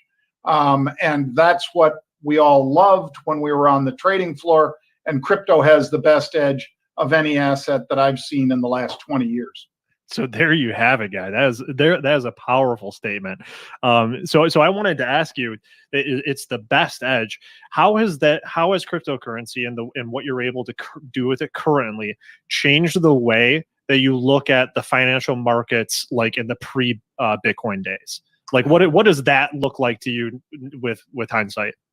Well, it's, when I was first on the trading floor, we had 4 U.S. options exchanges: San Francisco, Philly, Amex, Chicago Board Option Exchange, which was the first and biggest of all of them.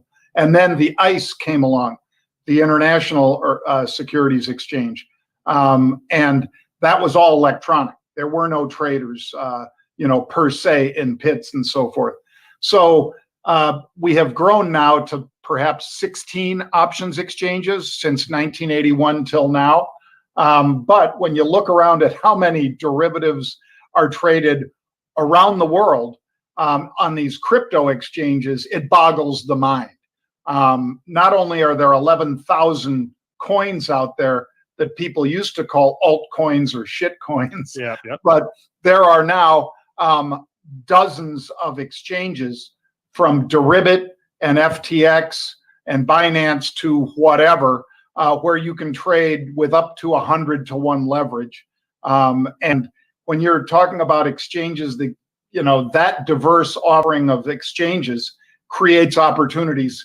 I don't arb one exchange against another because, quite frankly, that's this much edge. I'd rather really pile in, Neal, to where the real edge is, and that is when people are caught leaning too long or too short. And we've seen both play out in the last 2 months. Absolutely. So for our trader audience / investor, could you dig into more of what you mean by that, perhaps from like a beginner intermediate perspective? What exactly is that edge you're talking about? All right. Do you mind if I put up some slides? Because I think they'll show it better than me. Perfect. Or at least it'll help in the description. Yep. So I'm just going to pull up the slides right now, folks. Give me just 1 second. Let's see here. Yeah, and you'll want to go to the bottom of your StreamYard screen, like Zoom again, to share again. It's in the bottom middle. Oh, that didn't go up. Sorry. It was up and it's gone. I don't know why. All right, I'll do that again. Let me see. Here, share, and yep, now it's sharing, and let's present. So is that up there for you, Neal? Boom, we got it. Cool. All right. So I don't need to belabor that. That's just a sexy Bitcoin screen. This is also just a screen that I frequently use to describe trading in Bitcoin. And these are the ones I want you guys to concentrate on. So if you're a long-term trader like me, this will be my 40th year in the markets, by the way, because I started in 1981 here in Chicago. So I'm older than most of you, but crypto futures saw a record $10 billion worth of liquidations on Sunday. That was a headline from CoinDesk. What does that mean? That means that people were over-levered. How were they over-levered? Well, maybe they, instead of just trading with the 5,000 or 20,000 in their account, they levered that up 10-to-1, made it trade as if it was 200,000. And they're getting too long, for instance, or too short, because it works both ways, and I'll show you that. When that happens, that's when I'm really putting on big derivatives positions. Here's another example: 900 million in crypto short positions liquidated as BTC breaks 39,000. So that's after that first one was an example of when people were leaning way too long, and they're either doing that by being short puts, bad idea, because you're already getting leverage with a derivative like a call or a put, but when you're also getting 20 to 1, 50 to 1, 100 to 1 leverage in the actual coins or futures. That's exceptionally dangerous. And that first screen with the 10 billion liquidation, that was longs. This one that you see here, this was for shorts, because after the June, tsunami passed, we went from 29,000 through 39,000 like that. And that also was a squeeze, and it took out a lot of the people who were leaning short in either short calls or short Bitcoin. So I wanted to show you this one, Neal, and then I can get into the nuts and bolts of why I pull the trigger on these trades. So look at those exchanges. This is BTC, Bitcoin Open Interests.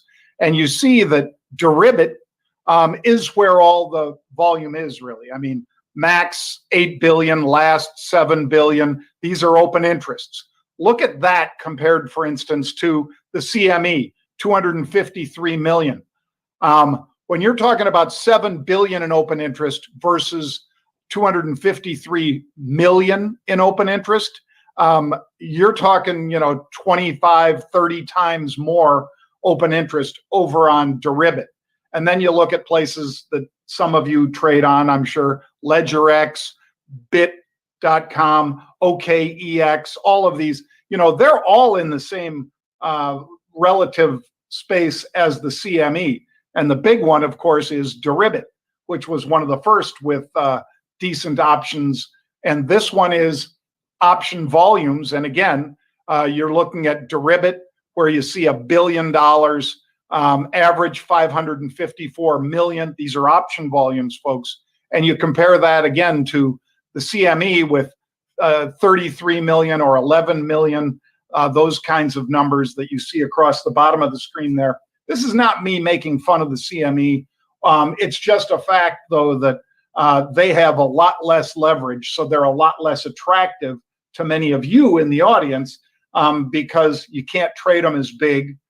You can't make that $20,000 trade like 200,000 or even $1 million at the CME. Can't do it. So that's when you look at those volumes there. Derivative just dwarfs everything, right? Everything else is just that little top piece on there, and derivative is the big one. All right, so this is the clue for trading, I think, Neal. And this is the same thing that my brother Pete and I do all the time. This is what we did when we were traders on the floor as well.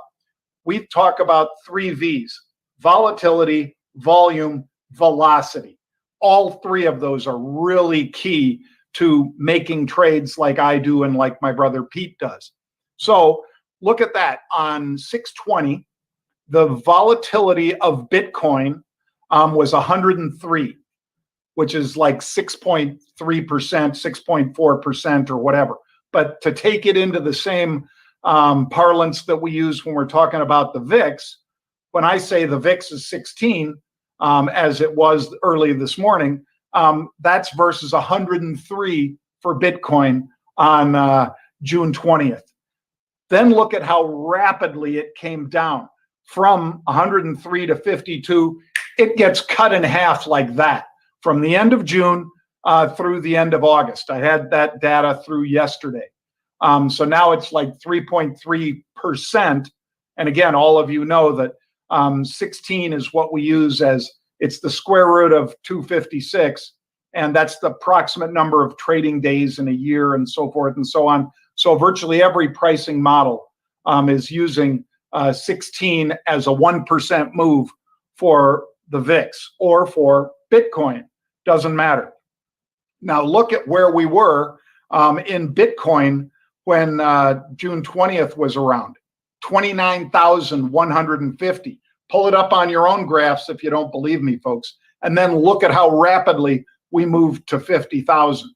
So again, my triggers are volume, volatility, velocity. It met all 3, which meant that when we were trading at, let's say, 30,000-ish, between 29,000 and 30,000, volatility was extremely high.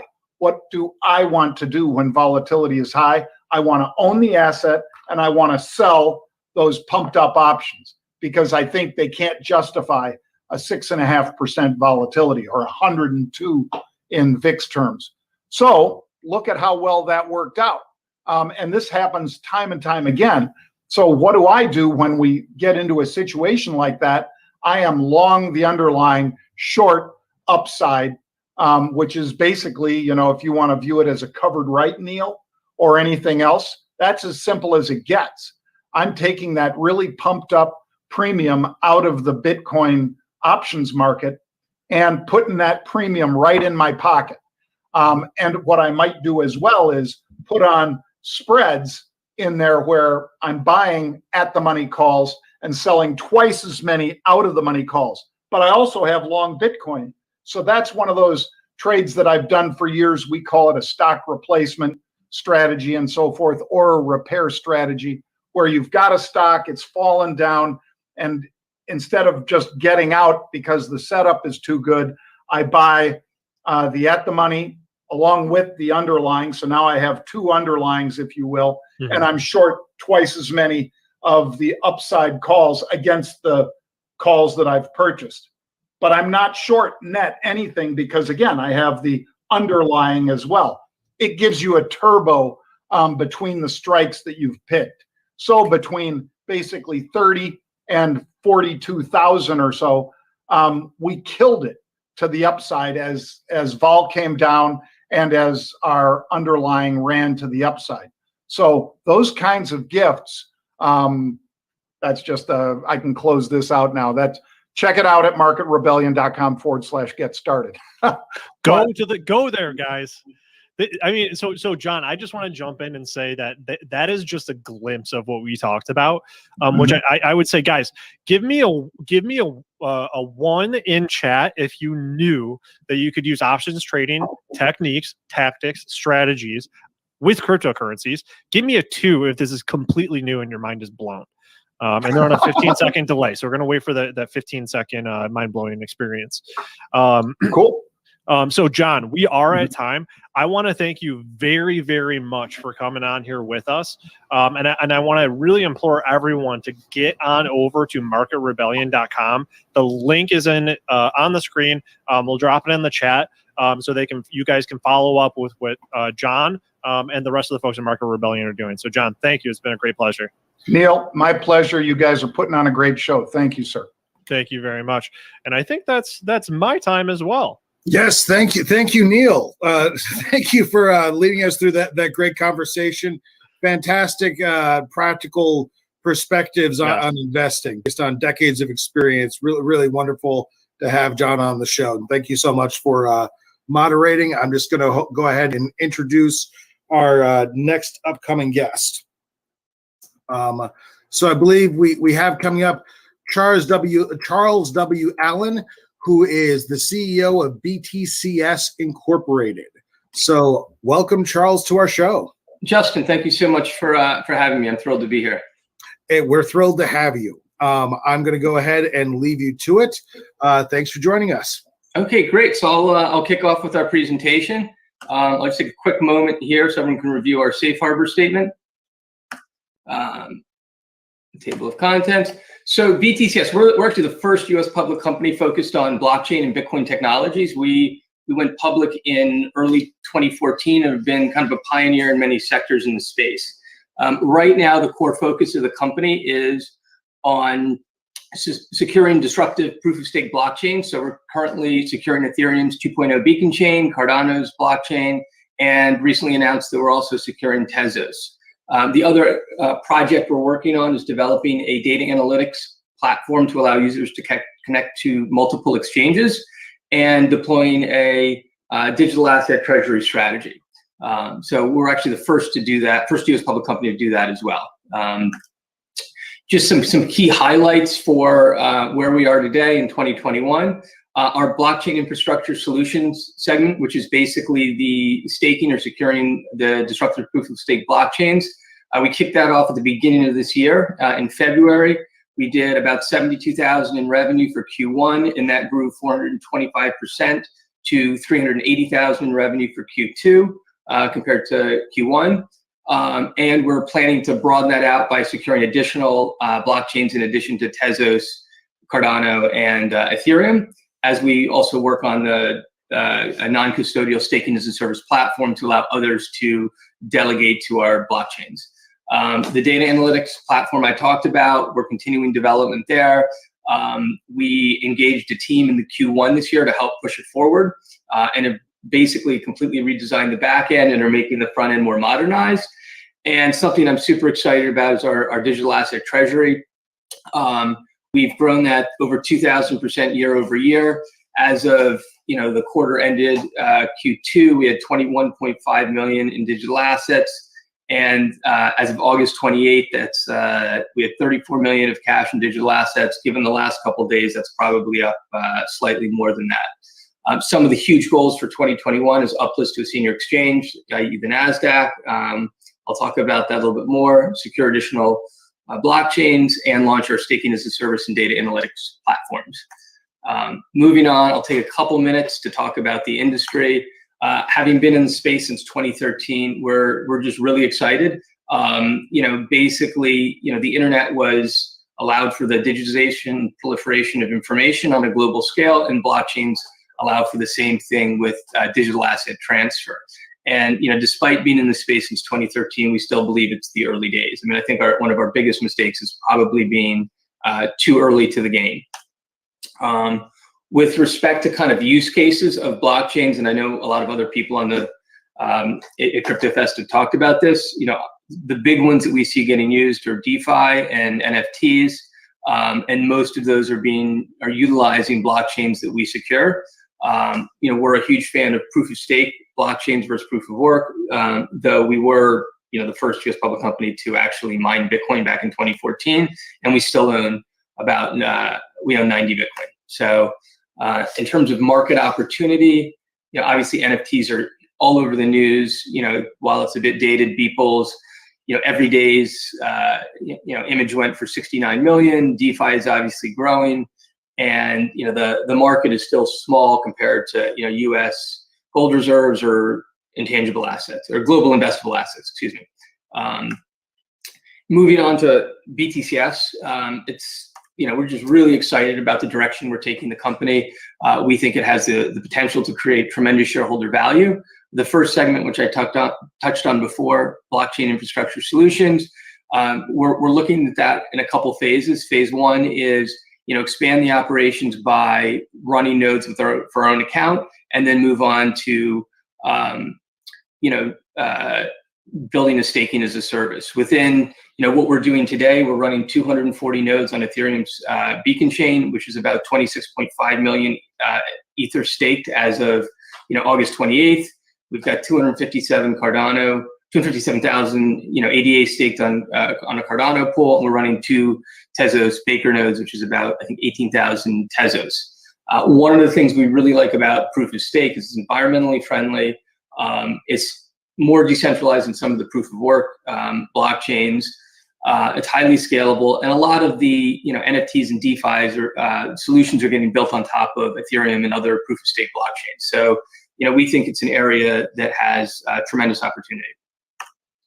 In terms of our criteria to evaluate new blockchains to secure, it's really quality, revenue and earnings potential, and technical difficulty. I won't go into all the details, but some of the ones that we're looking at next are Terra, Cosmos, Polkadot, Avalanche, Kusama, Polygon, and Solana. So we're pretty excited about bringing those to market when ready. As far as the data analytics platform, as I said, we engaged a group to help us broaden and make it more modernized. And so that was in Q1. We've got Gemini, Bitstamp, Kraken, Binance, Bittrex, and FTX currently piped into the platform. The back end is really robust and scalable. And the front end, we're working on a revamped look and feel that's mobile friendly with a swipe left, swipe right user interface. And we have some previews here, which is updated from our last corporate presentation. As far as the roadmap, we're still on schedule to open the invite-only beta in Q3 of this year, and the public beta release in Q4 to Q1 of next year, with it kind of being open to the public next year. With respect to our digital asset holdings, we have a over 2,000 increase in fair market value year over year as of June 30th. Obviously, it's substantially more than that as of today. We've got our holdings on the left, so you can see both by the holdings we have on the left and in the chart, we've had tremendous growth. As of August 28th, it was 32.7 million. I think we're probably up, just based on public information, that's probably more like 34 million. The one thing that's really interesting to point out is that if you look at our balance sheet as of the end of Q2, we're only going to carry that at 10.9 million, and it's actually going to be split between long-term assets and short-term assets. So Ethereum, since it's locked into a smart contract until it becomes tradable, that's going to be a long-term asset, and then everything else is going to be a short-term asset. But we mark our cryptocurrency down to the lowest price it's ever been since acquisition, and we never mark it up unless we actually sell. So our balance sheet really doesn't reflect the true value of what we have, because it's done in accordance with US GAAP, which really doesn't have the right accounting regime to deal with cryptocurrencies. It's a long-lived intangible asset. So I would encourage investors and prospective investors to really read the MD&A section of our filings in addition to the the financial statements. Just some key highlights. As of the 6 month ended June 30th, we ended the Q2 with 24.4 million in cash and crypto, 3 million in realized crypto gains, 10.6 million in unrealized gains. That's up substantially if you just looked at today's values and the prices from our the past slides. Management has a huge long-term commitment to the company. We've got over 14.4 million in shareholders' equity. We, as a team, on Jan 1, we invested 1.1 million. I personally invested $810,000 into the company. That accounts for 41% ownership collectively as management. We're very bullish on the company and what we're doing and where we're going. As far as operations, we've expanded to 3 blockchains that we're now securing. For the first half, revenue is 453,000, and we expect over $1 million for 2021.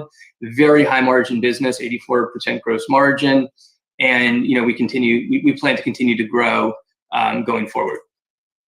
With respect to the team, myself and Michael have been with BTCS since 2013 and have been deeply involved in the space since then. We recently added Andrew Lee as our CFO. We've also expanded the board. We added, in addition to David Garrity, who's been CFO of a couple public companies, including Interclick.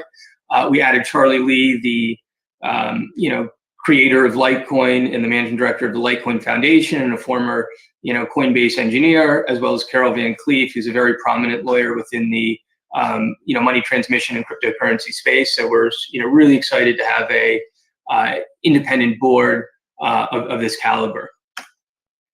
Just to kind of wrap it up before I open to questions, just some kind of key investment highlights. We're right now the only pure play U.S. public company focused on disruptive proof of stake blockchains. We were the first U.S. public company to begin staking Ethereum. We were the first one to mine Bitcoin back in 2014. We were the first U.S. public company to have a digital asset treasury strategy going back to 2017. And so we're as far as public company goes, we think we're on the really on the cutting edge.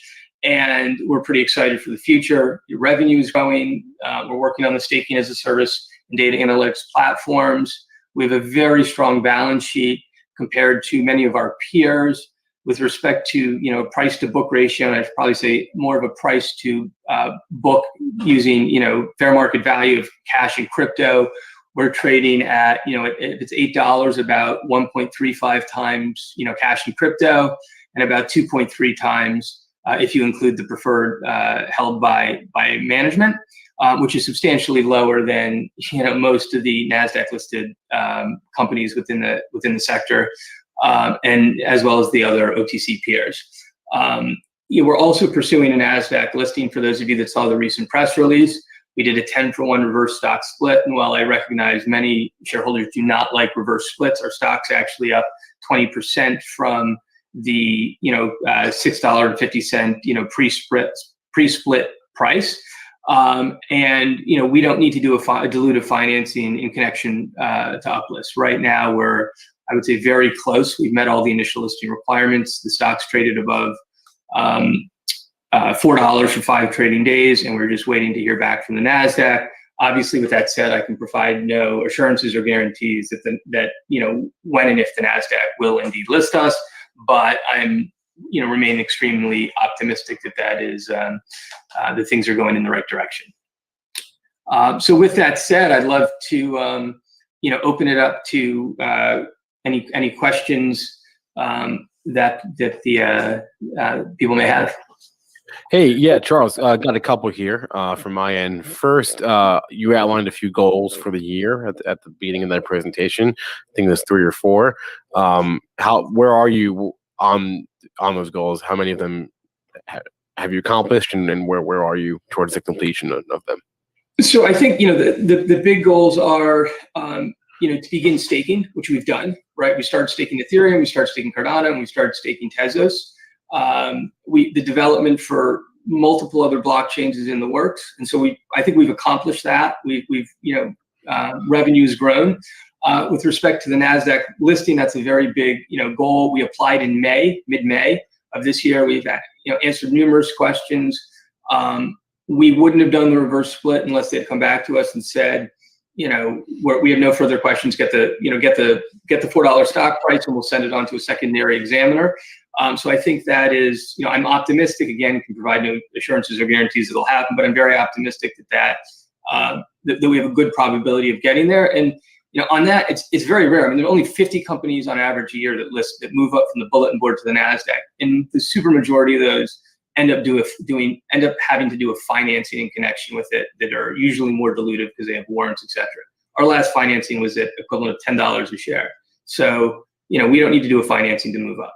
We just need the approval of the NASDAQ. So those are the goals. The other ones we're still moving, and in the timelines, we believe we're on target.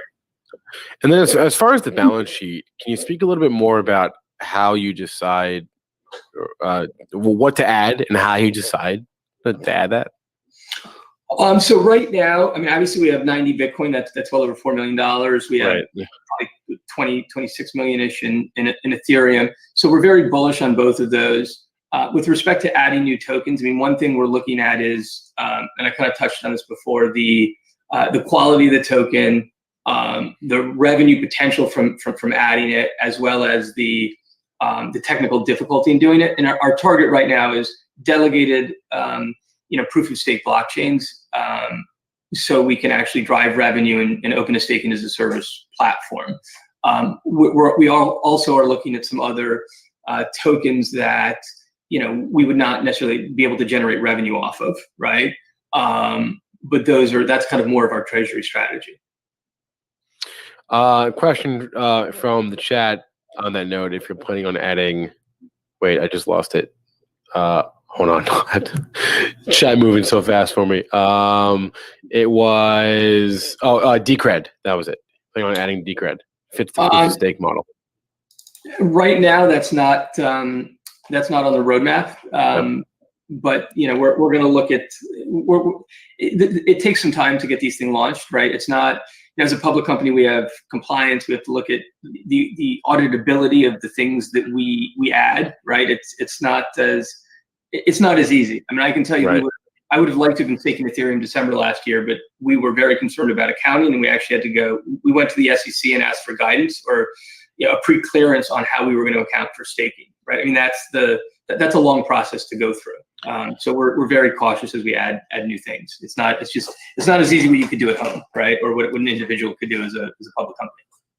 John Moore, I'm going to read this question verbatim. For meatheads like me, is it fair to describe your company as the proof of stake counterpart to a Bitcoin miner? That would, yeah.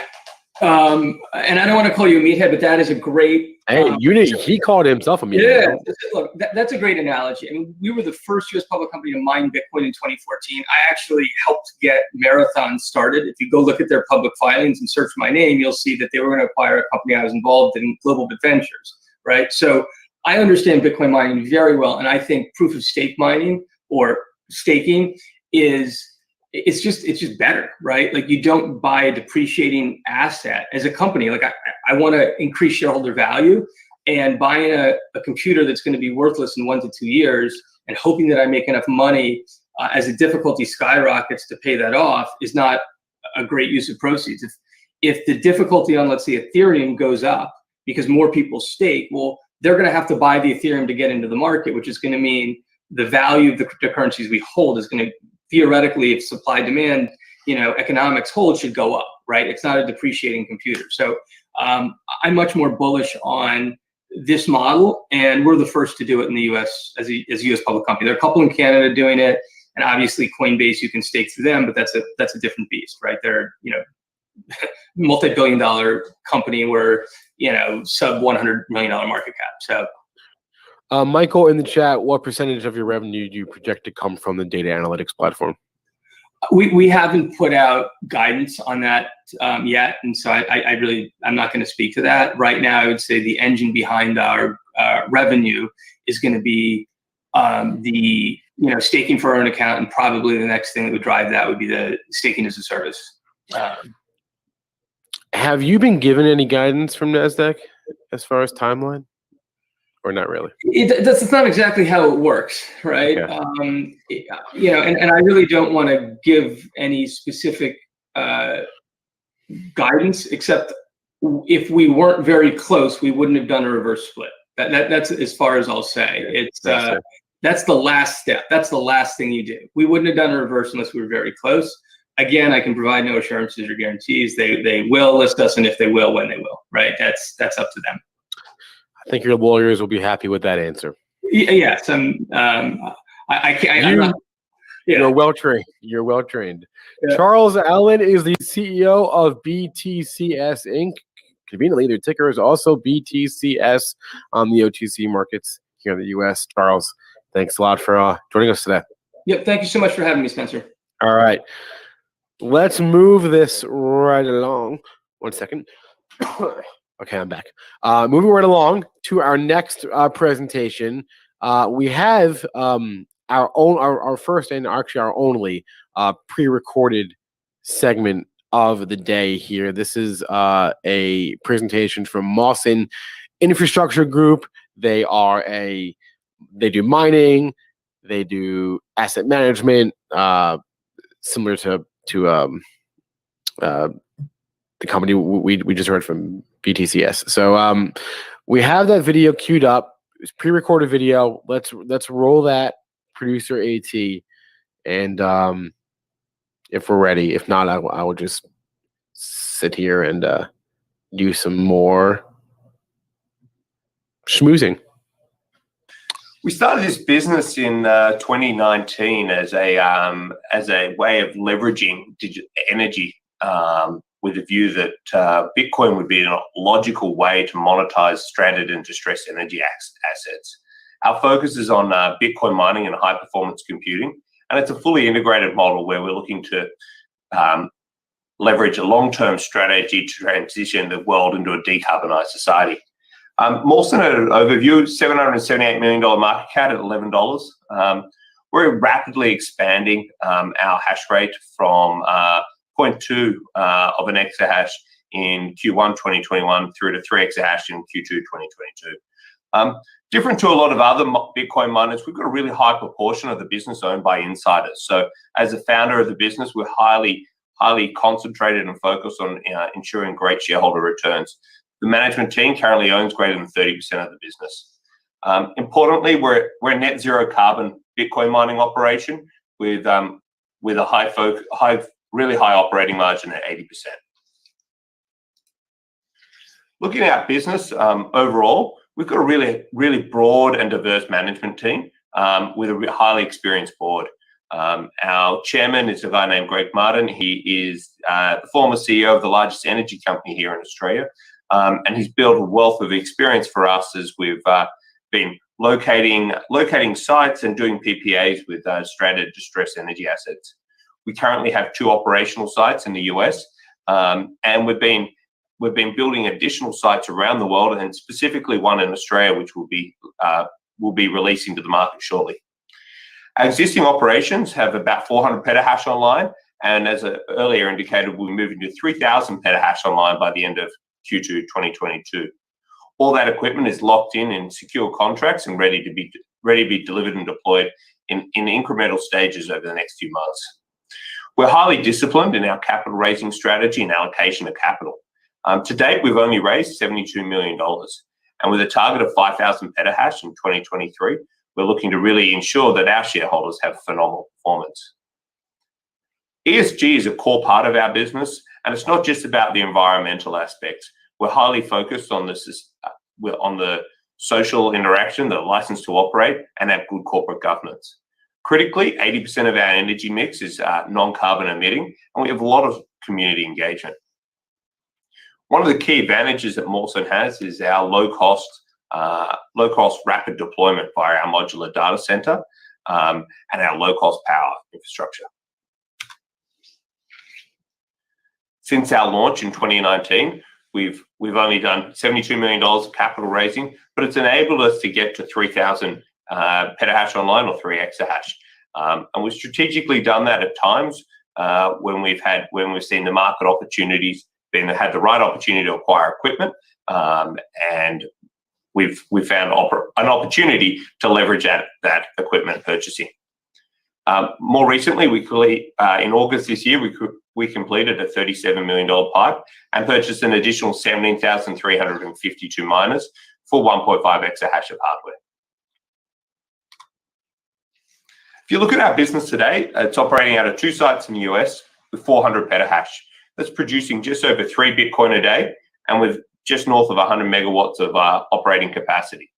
Looking forward to the end of 2022, we'll have both our mining business and a hosting business. We'll have 2 sites in the US and 1 site in Australia with over 3,000 petahash online. 3,000 petahash online equates to approximately 23 Bitcoin a day. And against that, we'll have about 400 megawatts worth of operational capacity. Rolling forward to 2023, we see 3 sites in the USA and 2 in Australia with approximately 5,000 petahash online, producing just around 39 Bitcoin a day and over a gigawatt worth of pipeline for energy capacity. Having a look at our infrastructure, which I think is one of the key differentiators between us and a lot of the other operators in the space, is that we've targeted sites that are in great jurisdictions. So we have very strong relationships with our peer group, and we're looking for sites that have got stranded or distressed energy in regional locations. And what that's led to is a business with a sub 4-cent cost of power across all our sites. Critically, that combines with our modular data center to allow us to rapidly deploy in each location. We have the opportunity to be able to build these facilities building the energy infrastructure in these facilities while simultaneously building a modular data center to ensure that we can get them deployed and located on site quickly. Key to that is our site in Georgia. The lease expires in 2038, and we've secured a couple other additional sites that we're in the process of building out. All of this is surrounded by and encompassed in our framework of net zero 2030. And core to that is the idea that we'll ensure that our energy mix is always greater than 80% non-carbon emitting, and we'll use offsets and credits to ensure that we get to 100% net zero. This is one of our modular data centers being installed in our site in Georgia. They're a highly modified 40-foot shipping container that have capacity up to 2.5 megawatts. Each container holds 588 ASICs per machine, and it costs us approximately $150,000 a megawatt to deploy. And this is really a highly advantageous price to deploy per megawatt, and gives us a great competitive advantage as we deploy capital out into the market. Our Georgia facility is in Sandersville, and we have a lease there until 2038 from the Development Authority. Phase 1's been built and it's 25 megawatts, and that's actually up and running and fully deployed. Our power cost there is 3.5 cents a kilowatt hour. Phase 2 is currently being built at the moment, and there's 75 megawatts with additional capacity to go on there, bringing the total site to 100 megawatts. Combined, the 100 megawatts will be 80% non-carbon emitting. Our target for 2023 on the site is 400 megawatts, and we'll be operating at north of 80% GP margin. One of the great things that Georgia allowed us to do is expand into hosting. And we're targeting to have 100 megawatts worth of hosting capacity at the site. With the current market dynamics around energy and in Bitcoin mining, we're seeing an average margin of 2 cents a kilowatt on our existing hosting customers. And if we can get the full 100 megawatts up and online, you're seeing annualized revenues of approximately $52 million and a GP in the business of about $17.5 million. We currently have 3 hosting customers online, and the margin is about 33%. So it's a great little operating business. So for those that aren't, au fait with Bitcoin mining, revenues derived by our hash rate over the global hash rate, times by the block reward, times by the Bitcoin price, less our operating costs. So with 400 petahash online, our annualized revenue approximately $47 million, and that's our current run rate in the business. Our GPs are greater than 80%, but we explained to the market we're greater than 80%, and that's our approximate number. The end of 2022 with 3,000 petahash online, annualized revenue of $350 million or 80% GP. Our target for 5,000 petahash online or 5 exahash would see an annualized revenue of approximately $580 million, again with a GP north of 80%. And this is all based on Bitcoin at $40,000 and the difficulty in mid-August.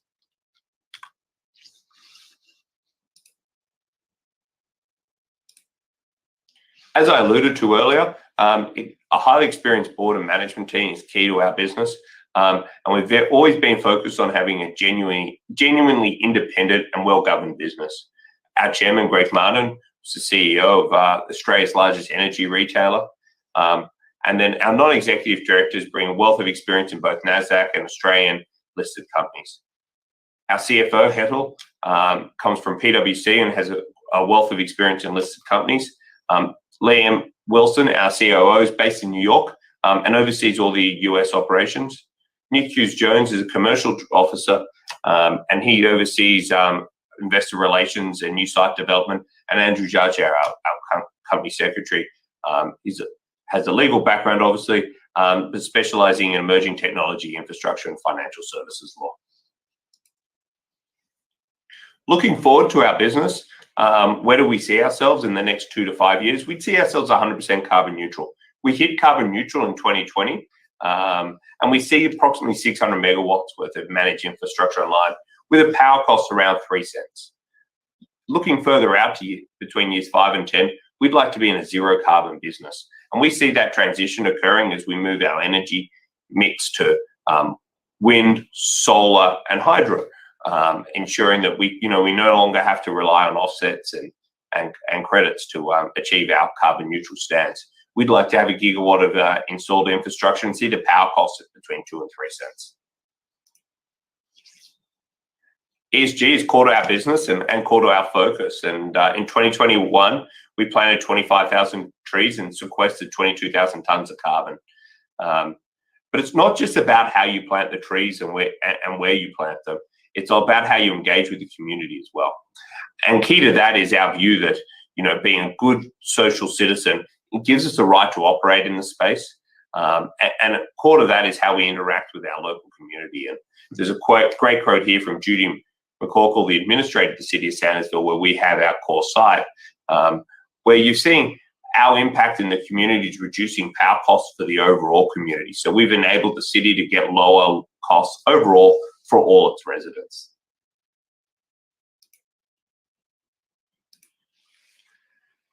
Bitcoin's being adopted rapidly, and I think everyone on the call will know these names.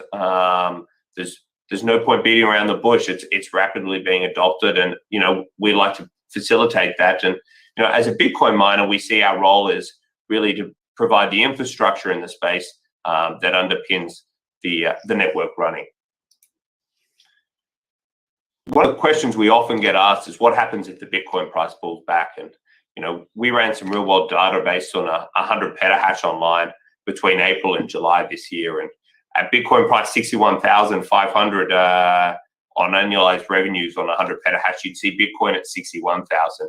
The price change would have removed about $5 million if you fast forward to the 11th of July on an annualized basis. But against it, you've seen the difficulty move as well. So what we're really seeing here is that trend, that the relationship between energy, the Bitcoin price, and the network difficulty responding to price overall. And so what you see is a similar annualized revenue of $11.8 million. It's never been a better time to be a Bitcoin miner, and Bitcoin mining profitability has been phenomenal.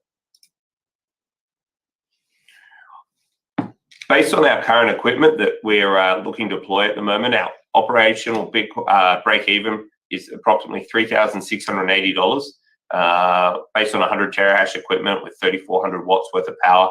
And that gives us a lot of operating leverage to the upside. So as we expand our business with 2 exahash online, we see, $40,000 Bitcoin. We've got $19.7 million worth of operational GP per month. And at $60,000, you're seeing $30 million worth of GP a month. Where's it put us? Well, ultimately, it puts us on the podium in our view. The growth profile of Mawson means that between today and in the future, we'll end up being up there with the riots and the marathons in our deployment schedule. And our 2023 target should see us as number 3. What's it mean for us as a business today? Well, we're currently looking to uplift from OTC markets to NASDAQ capital markets.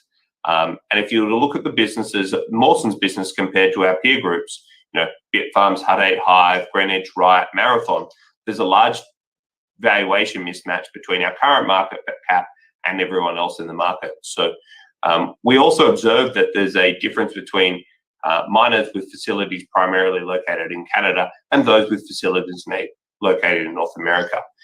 All our facilities are currently located in North America, and we'd like to see that value uplift as we migrate to NASDAQ. And that's us. Thanks for watching Mawson Infrastructure. All right. Thanks to Mawson for that. Again, as the banner says, right, recorded earlier. So in the future, our goal is always to provide live programming, but can't always work out with people's schedules. So that's our solution. We have technology to record and play things later. Let's move on, though. It is 12:41, and actually, whoa, we're running early. Oh man, we're running so early. All right, so here's what I'm going to do. Before I bring on our next speakers, I see them in here in the green room. Let me just do one quick thing. A couple quick things, actually. First, I mentioned this at the top of the show today. Slido. Scan the QR code that's on the screen right there. Participate, answer these questions, and you can win there it is. A free 1-year subscription of Benzinga Pro. We will choose that person at random, probably around 5:30 today, Eastern time. You don't even have to get the questions right, frankly. You just have to pick one, but you can try to get them right if you want. So again, Slido, scan the code on the screen. I see some people think they know the answer. We'll see if they're right. That's the first thing I want to say. Excuse me. The second thing I want to say is it's 12:42. It's been about 3 hours since we've done a crypto update, and I think we should, seeing as how this is a crypto festival. We never want to stray too far from what's actually happening out there, right? So let me get my screen up. There it is. Let's do a crypto update brought to you by Voyager.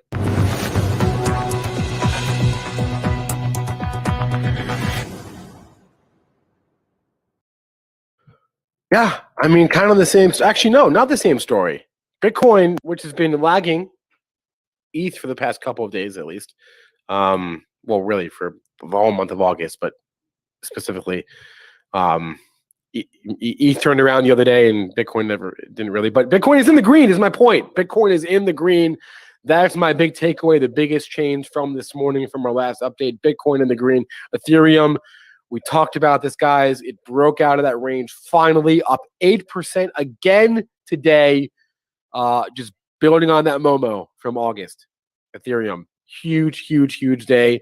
Cardano, Binance Coin in the green, Doge in the green, XRP in the red. I know there's some I think I saw some headlines related to their hearing or lawsuit with the SEC going on. I think that was yesterday. I saw that. Luna's in the red. Most things in the green, though. This is encouraging to see. Again, it's the first day of the month. You want to start the month off on the right foot. So good to see more green than red on the screen on this, the first day of September. As a reminder, you can get $50 in Bitcoin for free by going to the Voyager app, downloading it, funding an account with $100, and entering the code ZING, Z-I-N-G. And that has been your crypto update, brought to you by moi and Voyager, but also me. Okay, I know we're running early, but that's okay. That's okay. We're allowed to be early. Let's bring on our next speakers here. And I'm going to bring on our moderator first, Mr. Logan Ross, a.k.a. BZ Logan. How are we doing today, Spencer? We're doing, Logan. This is one of the parts of the day that I'm most excited for. We are heading into the Polkaverse. We're diving headfirst into the Polkaverse. Am I right? You are exactly correct, Spencer. Okay, tell us who we have on this esteemed panel. Yeah, for sure. So, hey, everyone, welcome to the Polkaverse. This is going to be a panel all about the Polkadot blockchain and its surrounding ecosystem. Today, we're joined by some incredible people from some of the most cutting-edge teams in the blockchain industry. So we have Cassidy Daly, who does token design and research at Centrifuge. We have Christine Mohan, who's the VP of Business Development at Kilt Protocol. And we have Dan Reeser, who's the VP of Growth at Akala.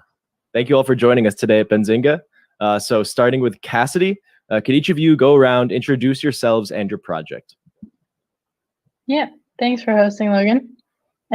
So my name's Cassidy. I work on token design and research at Centrifuge. This is the team behind our Kusama project, also called Altair. My background is in economics and international finance. Also worked briefly as a consultant for the Federal Reserve before I joined the crypto space. So Centrifuge is really real world DeFi is how we frame it right now. So enabling users to tokenize their assets that exist in the real world and finance them on chain, plugging into DeFi liquidity in places like Maker and very soon Aave. We just passed that governance proposal there. So Centrifuge chain is already live today. We currently have a standalone substrate-based chain. So part of that Polkadot ecosystem. And we have a financing dApp called TinLake on Ethereum that has over $30 million in TVL. So Centrifuge chain will be bidding for a parachain slot soon on Polkadot once they go live. But Altair, the experimental boundary pushing little brother to Centrifuge that's focused on these sort of fringe use cases, is currently bidding for a parachain slot on Kusama. Great. And Christine? Hi, I'm Christine from Kilt, VP Business Development. So I work across biz dev, marketing, PR, ecosystem partnerships. I came from Polkadot and Web3 Foundation, where I was CMO there, doing a slightly different role and really involved in the launch of Polkadot last year and through the decentralization phases, which was really good training for Kilt. And before that, I was a co-founder of Civil, which was a blockchain syndication platform out of Brooklyn. It was a spoke of consensus. So I've been on the Ethereum side as well. So Kilt is an identity protocol. Our goal is to put the control of your personal identity and your data back in your hands. And we do that through issuing on our protocol what we call verifiable credentials, self-sovereign credentials. So really, one of our top goals is to help people understand that digital identity is broken right now in Web 2, and that Web 3 offers a way to improve this and actually make people autonomous and have them be able to disclose data when they want and how they want. And we are built on Substrate. We are launching soon as a Kusama parachain, and we're partnering with folks like Akala and Centrifuge to do that. And good to be here. Thanks, Christine. And last but certainly not least, Dan. Hey, Logan. Yeah, it's great to be here with a couple other great panelists and friends, Cassidy and Christine. I'm Dan Reeser from the Akala team. We're also building Karura on Kusama. My background, I've been at Acala for about, I think, 7 months now. And prior to that, also worked at Web3 Foundation with Christine, launching Polkadot and Kusama prior to coming over to Acala.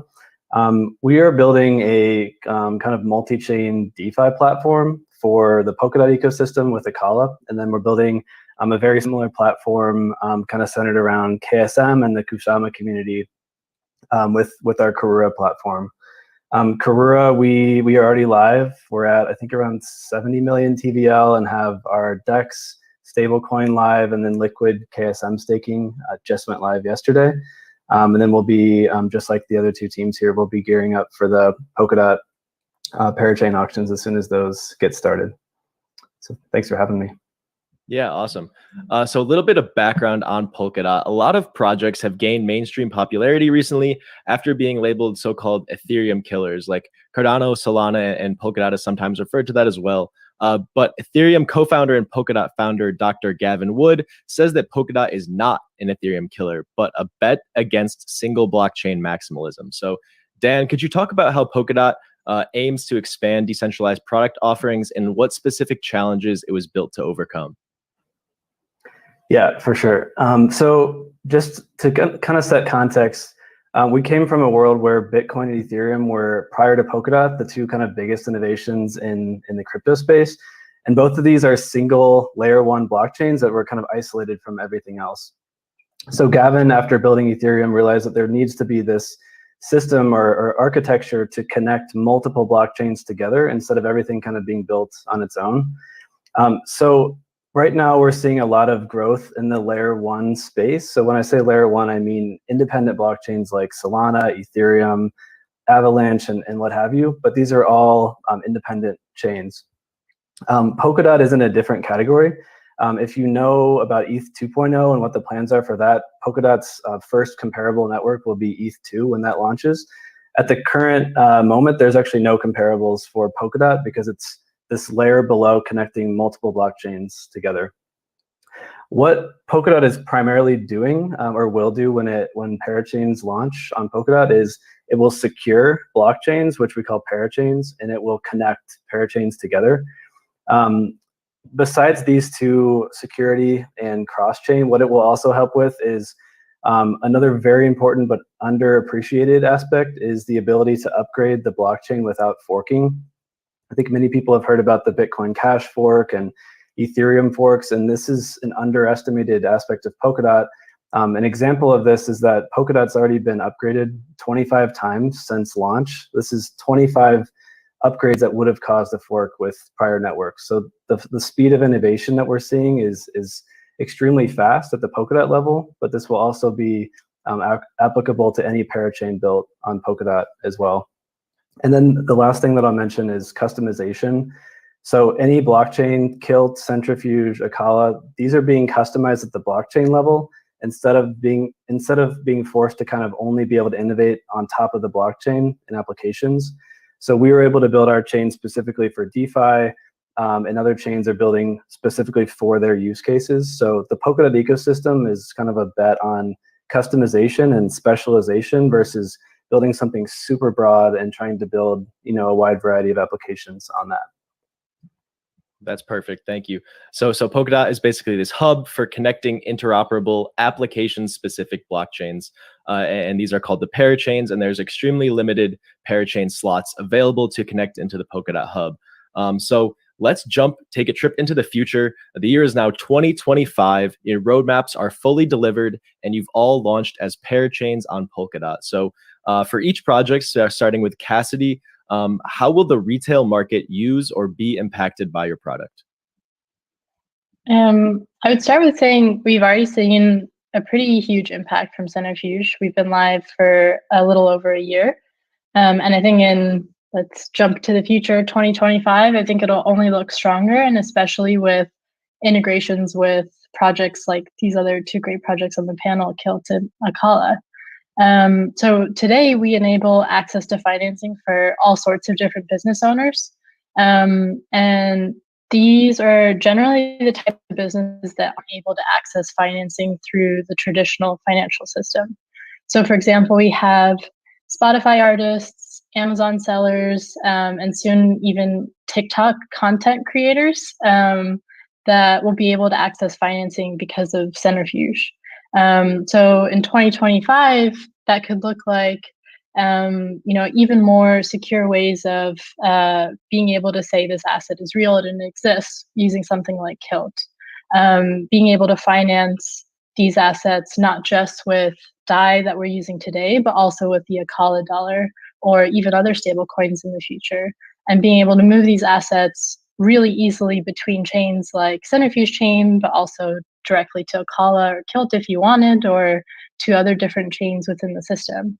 So I think one of the breakthrough potentials that I see in the Polkadot ecosystem is really these integrations between projects and the way that we can actually grow this to be even bigger than it is today.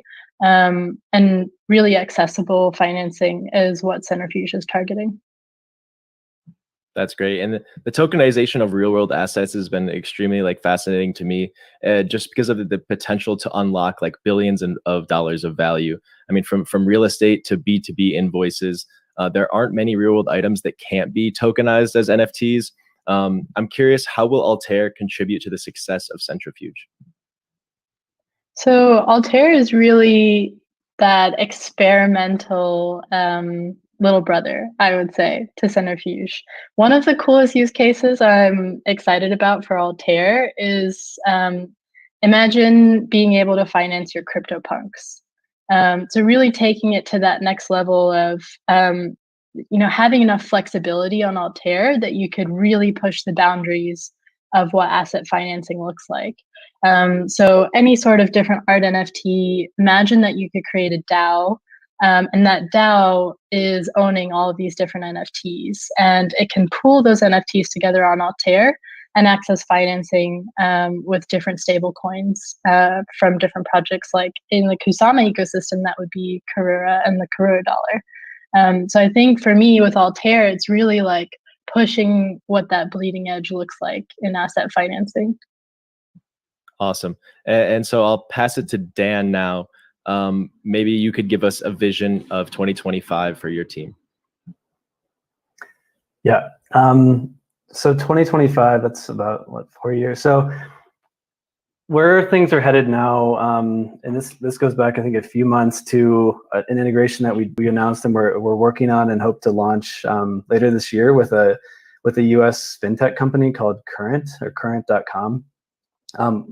We're seeing this fintech interest in DeFi, as well as you've seen recent announcements with Compound Treasury and Coinbase had a recent announcement around these fixed yield, like 4%, for example. But I think this is where everything will be going in the next 4 years. So aside from everything that Cassidy mentioned with cross-chain DeFi applications within the Polkadot ecosystem, as well as Akala bridging to other ecosystems. So the Akala dollar will not only be the stablecoin for the Polkadot ecosystem, but there's a huge demand for another decentralized stablecoin option besides DAI. So we see AUSD, the Akala dollar, going also to Ethereum and other ecosystems soon. In addition to the kind of crypto specific use cases, in 2025, we'll most likely see a lot more integrations with fintech companies. So just to expand on the current.com integration, what they're calling the product and the exact yield hasn't been finalized yet, but what this will look like is there's 3 million customers in the US using Current on their phone for a simple savings account. They're probably earning 0.5% like most other banks offer. But with a DeFi backend, this will mean that current customer dollars can flow out of traditional finance into the AUSD stablecoin and into Akala to earn yield on those funds. They don't even have to know that crypto is involved, but what happens is when we're generating that yield, the yield is then sent back into US dollars and distributed to customers' accounts, and they're magically getting maybe 3, 4, or 5% on that with a new kind of yield-bearing account.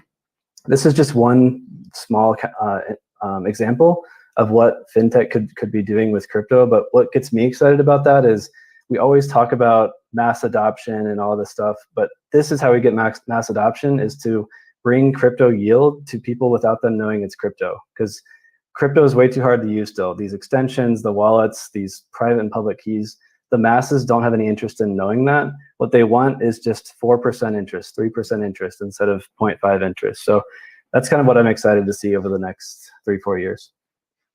That's awesome. And you've already secured a spot on the Canary Network Kusama. What does that mean for your first mover advantage as like the go-to DeFi platform now on Kusama?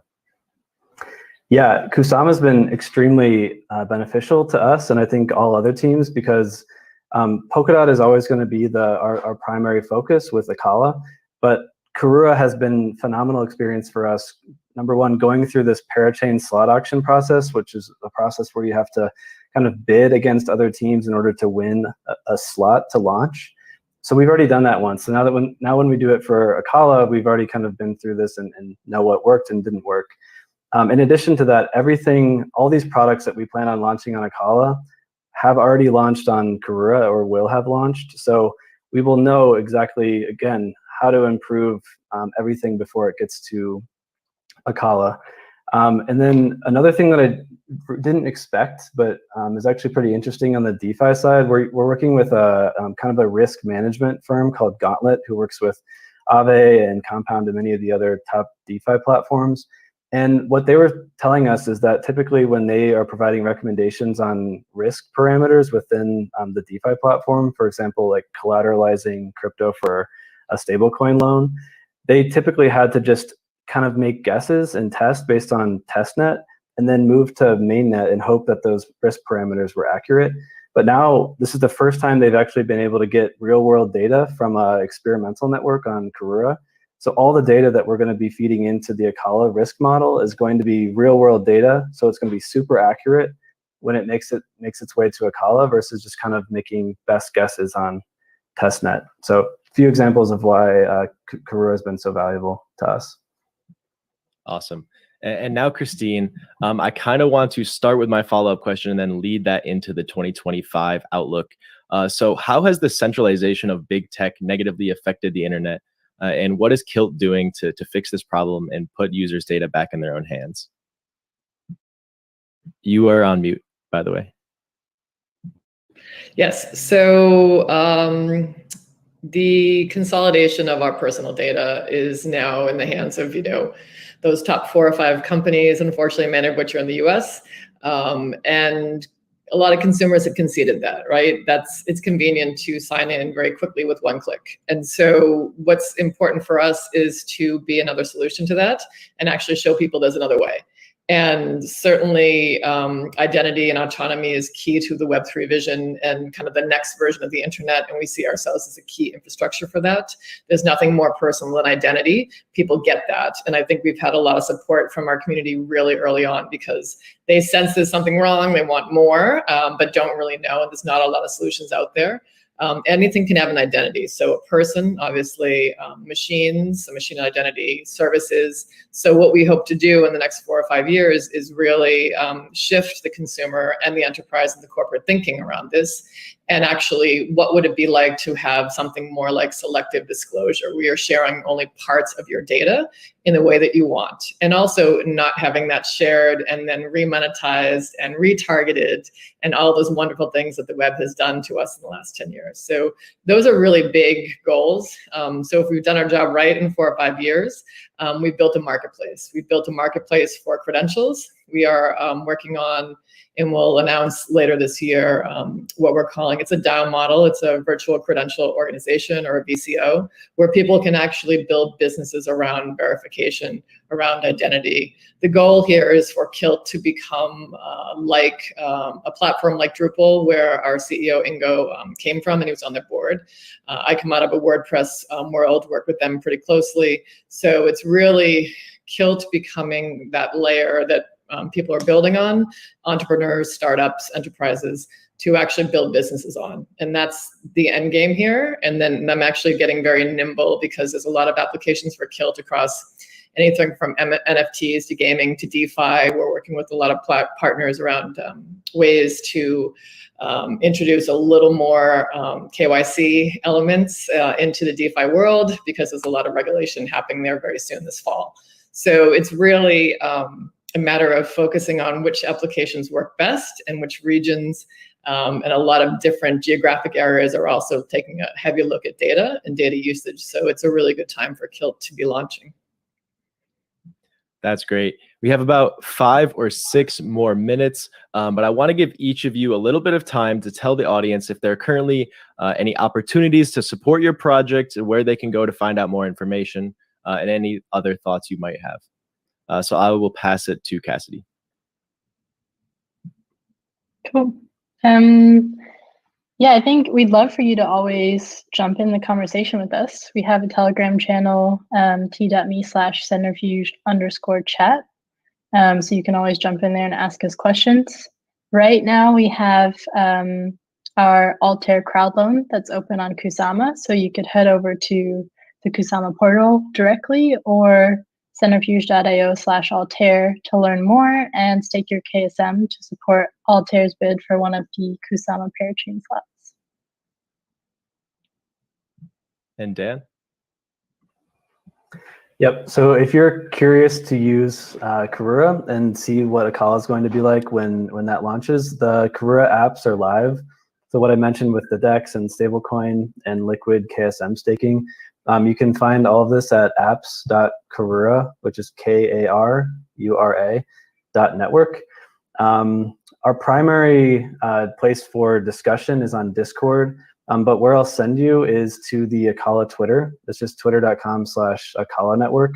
When you go there, there's a Linktree link, and that is the link to basically everything you need to know about Akala and all of our channels, and including all the Karura channels. So just go to our Twitter, follow us there. We're very active on Twitter. And then, yeah, just give us a follow there, and then follow our newsletter if you want to keep kind of updated on the major news. Thanks, Dan. And Christine? Sure. So we, fortunately or not, finished and hit our max cap today in the Kusama parachain auction. So there is not an opportunity to vote and contribute to our auction right now. So that is one thing that was an opportunity until about 3 o'clock today. But the next opportunity is to certainly support us through this process and through launch. We've got very active Twitter as well. It's handled @Kilt Protocol. We've got an active Telegram, but what we've just started is Clan Kilt, which is kind of a beginning stage to a it's not exactly an ambassador program. It's more use cases and experimentation in a sandbox where folks can meet the community and start thinking about ideas on a very consumer level on how Kilt can be used. And we've already seen pretty cool ideas being just knocked around even before launch.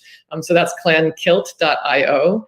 And we also have an SDK. We've got some tools that are already there that people can play with. We've got, if you go to dev.kilt.io, all the tools are there. So, but we will be launching as soon as we secure the parachain and then mainnet. And so things are really going to get busy. We've got a lot of partnerships around privacy and DEXs and DeFi coming up. So depending on what you're interested in, there's going to be a lot of ways to brainstorm. So we definitely invite folks to reach out to us on any of these places. DM us if you have ideas, because it really, the use cases are endless, and we really want to go broad on this because it is identity and so applicable to many things. Thanks for sharing, Christine, and thank you all for joining us today and sharing the information about these awesome projects. Once again, these are all Polkadot projects that are currently building on the Canary Network Kusama, as well in preparation for a spectacular and bug-free, hopefully, launch on Polkadot in the future. I will pass it back to Spencer now. We hope you enjoyed your trip into the Polkaverse. Thanks for joining us today. Great. Thanks, Logan. Thank you. Thanks a lot, Cassidy, Christine, Logan. I think I'm missing someone. I apologize. Dan. Thanks. Sorry, Dan. Okay.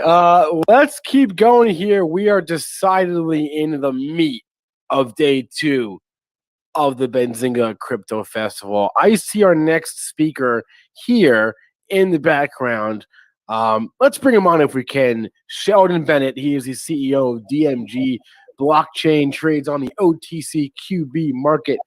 There's the ticker on the screen, DMGGF. Sheldon, good afternoon. How are we doing today? Great. How are you doing? I cannot believe it is September already. Neither can I.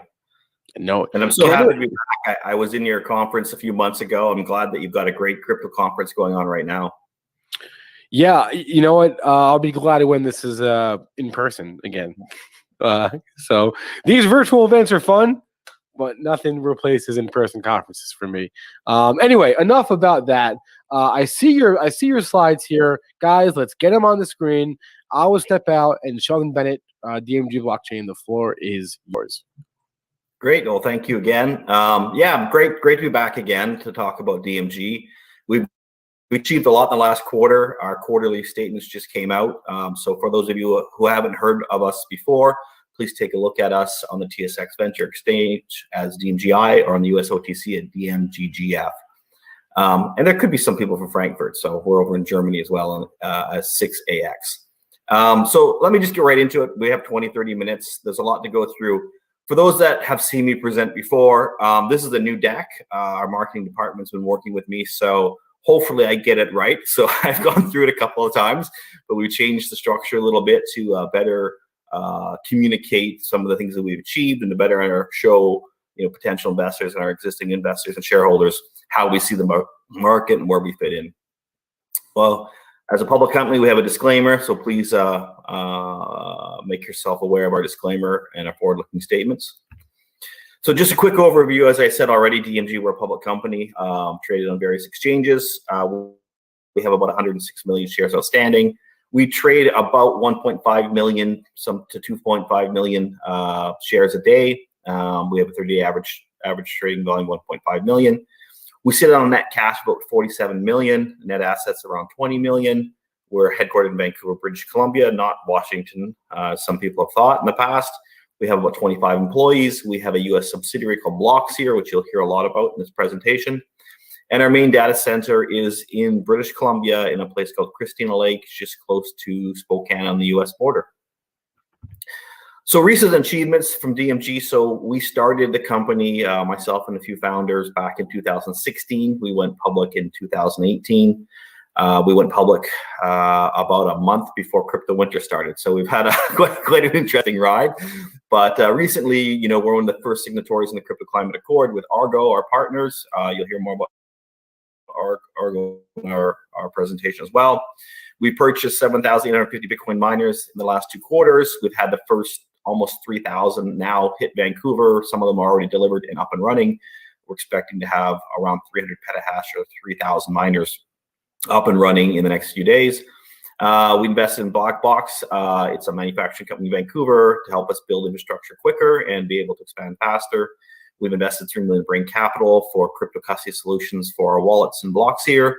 As well, we put $2 million into a US company called Bosonic, which is a trading company, a trading technology company, to help us accelerate the speed to market for our layer 2 crypto exchange. And we put $1 million into another crypto exchange. Unfortunately, I can't disclose it yet, as the terms of our agreement do not allow us to do that quite yet, but hopefully soon I can. And our Blockseer pool technology, which is licensed out, has hit over 2 exahash. So that's great news for us and our technology team. Moving on, the way that we describe DMG and the way that we sort of build our company is sort of 2 parts. So we have, one, our core business is crypto, Bitcoin primarily, but we have 2 divisions. One, what we should call core, which our core business is mining Bitcoin or creating Bitcoins and putting them on our balance sheet or selling them. And what we call Core Plus is everything on top of mining a Bitcoin. And that's our software, data analytics, and forensics. So we do a lot of software work, and we're really excited about a lot of our software that's coming to fruition now. So when you look at the Bitcoin ecosystem, I like to break it into these 2 parts. So I just talked about Core and Core Plus. So if you look at Core, that's Bitcoin creation. That's our data center, and that does the compute power where we get rewarded in newly minted Bitcoins, and that's how we make money as a Bitcoin mining company. And our Core Plus is how we monetize Bitcoin. So this is mining pools we get services fees from. These are wallets you get service fees from. These are exchanges where you get transactional fees. These are data analytics where we get fees for consulting and helping and following Bitcoin, working with lawyers, working with law firms. They pay us money for doing this. So this is how we monetize Bitcoin once it's created. So our understanding of the ecosystem, I broke into this little pyramid. And so when you take a look at what we call Core and Core Plus, our core business is based on reliable power infrastructure, which is our Christina Lake data center.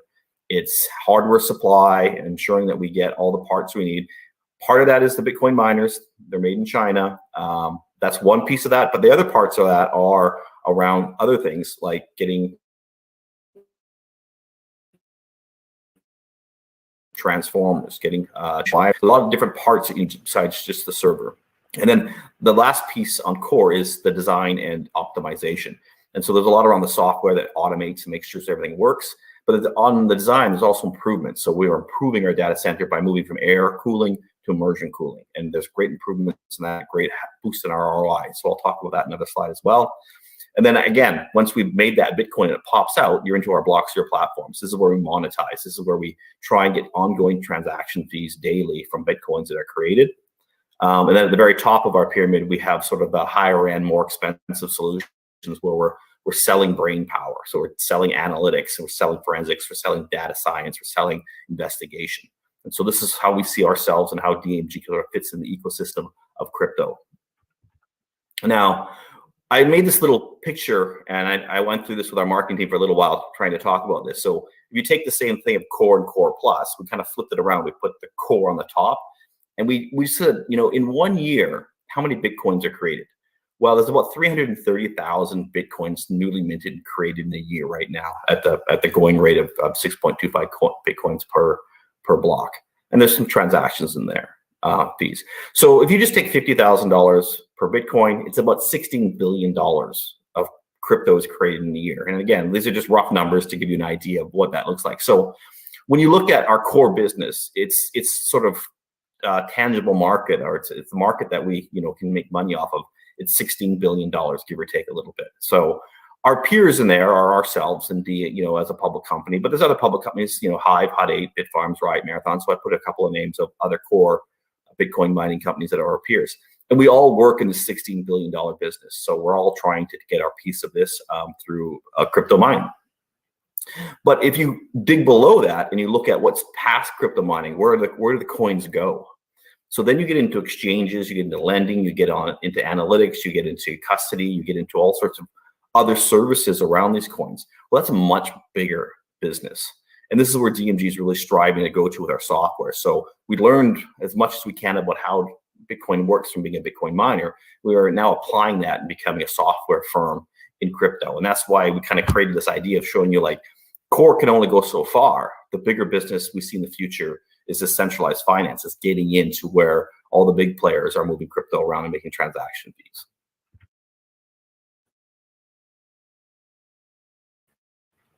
And so when we talk about how it's vertically integrated and how the structure and foundation of our core business works, we put a slide together of just the main things that we're doing. So one, on asset infrastructure, our facility is 60 megawatts. It runs about 20,000 miners, which is about 2 exahash. So that's our core facility. That's what it can run. We're not running that yet. We're on our way there. We're buying the miners and installing them, but we're going towards a goal of 2 exahash in our main facility. We're looking at a few new data centers right now. Some not so big, but really advantageous on price and terms. Some really big that could make a great impact on DMG and its shareholders that we're really trying to conclude some agreements. We're trying to manufacture and create as much of our equipment as we can, as quickly as we can. Supply chain is a real problem right now. So we've done our deal with Blackbox to try and expedite our manufacturing of infrastructure. And then we're moving forward with our immersion cooling. I know people that have watched me before, I've said that we're moving forward. And I've also said our supply chain's been tougher on this, but we have some movement on that. And, our goal is to convert over our Christina Lake data center to full immersion. We won't get it done by the end of this year, but we'll get some of it done this year, and we'll continue on and do this next year as well. And then, of course, we do have a lot of consulting and engineering engagements, more than we can handle.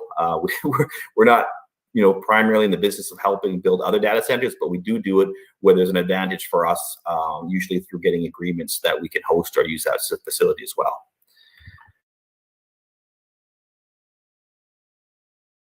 So if you just, for those that move quick, because I know I don't have a lot of time, but this is what our Christina Lake data center looks like. It's, as I said, 68 megawatts is built out in secondary voltage, can do 20,000 miners. We own the substation on the property. It's ours, it's not somebody else's. It's a 30,000 square foot building. and so on. We're very, as I said, very close to the U.S. border, which is great for our supply chain.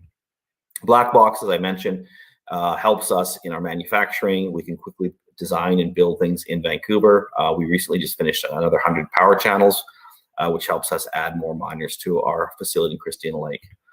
And then just on the immersion, we've done some studies on this, and those have seen me talk before. We've talked about how this ROI can be increased by 25% on your equipment, and that this fluid replacing the fans will help us in consuming about 18% less power from the studies we've done. So when you do the math on that, that turns out to be quite a savings in CapEx and in power for converting from air-cooled, which is very inefficient, to immersion cooling.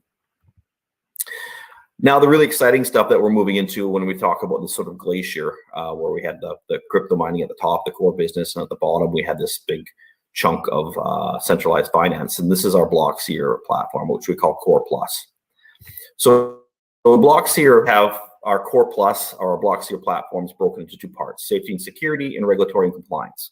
So we were trying to think about how do we talk about all the different platforms we have. And you can see a lot of platforms there on the right. So we have Explorer, Freeze, Breeze, Wallet Score, Mine Manager, Mining Pools, and Petra. So in safety and security, Explorer, Freeze, Breeze, these are things that are really, law enforcement uses. Freeze and Breeze are wallets. People would use those. Explorer is a way to explore Bitcoin transactions. Regulatory and compliance, Wallet Score is a real-time AML product. Mine Manager is a compliance SOC 2 piece of software that manages and runs mines so that that is correct and you can rely on it. Then we have the mining pools and the Petra as a way that we work with pools and transactions. And I'll just take you through a few of these and try and move quickly through them, as I'm hoping we have a few questions at the end here. On Blockseer, just a screenshot here, we have our first client, which is Marapool. They're a great company. A lot of people know Marathon, one of the biggest mining companies in North America. So we worked with them to white label this and get this up and running for them. We're really excited at the growth that Marathon's having. And we're really excited that they chose us for the technology to run Marapool. We have a second pool called TerraPool coming out. We partnered up with Argo. Argo is a UK-listed company, very much interested in sustainability and renewable energy. So we've created this new pool with them. And that pool is also part of the Crypto Climate Accord. And as I mentioned earlier, both Argo and DMG have signed that accord. With Mine Manager, this is really about automating and tracking the performance of a data center. So if you're in the crypto business, there are companies that take licenses on this from us to help them better manage their operations and understand and fix problems. Wallet Score, as I said, is a real-time AML product where it looks at the risks around transactions with different wallets based on their past history and us being able to identify nefarious characters or problems with transactions in the past. We have a whole group within the company that focuses on this type of business. Explorer is our very first product when we bought Blockseer, when we went public. And it basically is a way of exploring the blockchain and looking at wallet addresses and the associated amount of crypto in each wallet. And then you can sort of track it back and forth and move around that whole ecosystem and see the transactions, the dates, the times, the amounts, and where everything goes. So a lot of this is really interesting to law enforcement and different law firms and accounting firms. And then the last piece on our Core Plus is our data analytics and forensics. So a lot of people don't realize this, but we do on average 1 to 2 projects a month over the year where we're working for accounting firms or law firms, law enforcement, whoever it may be, asking us for advice, evaluation. We do some technical due diligence. We do some crypto mining audits where we're asked to help out in some, technical situations. So it's a nice piece of our business that really keeps us on the edge of the technology. And we have sort of business-to-business following of companies team that use it over and over. Getting a bit more into the Blockseer's team, just so people are aware, the team has a Bitcoin core team, which really works on the pool and the Bitcoin mining side of the business. You can see it sort of focuses Explorer, Petra, and Wallet Score. Those are the projects that it's really working on right now. And then we have our other Blockseer team with the 6 other engineers, and they're working on the Mine Manager, the mining pools, the Breeze, and the Freeze. So we have a strong team that's been growing. We're hoping to keep this existing team double from sort of what we were at 6, 9, 10. You know, it'd be nice if we get this up to 20 over the next few quarters. There's tons of other projects besides these that we would like to get launched and going. So we've got a lot to do here. But, you know, we've been making great progress on every part of our software development. Especially some of just on our core business, which is our Bitcoin mining side.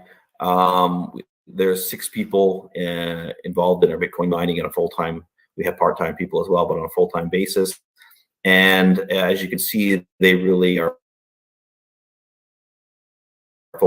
focused in on the power and the network security side of ensuring everything works properly.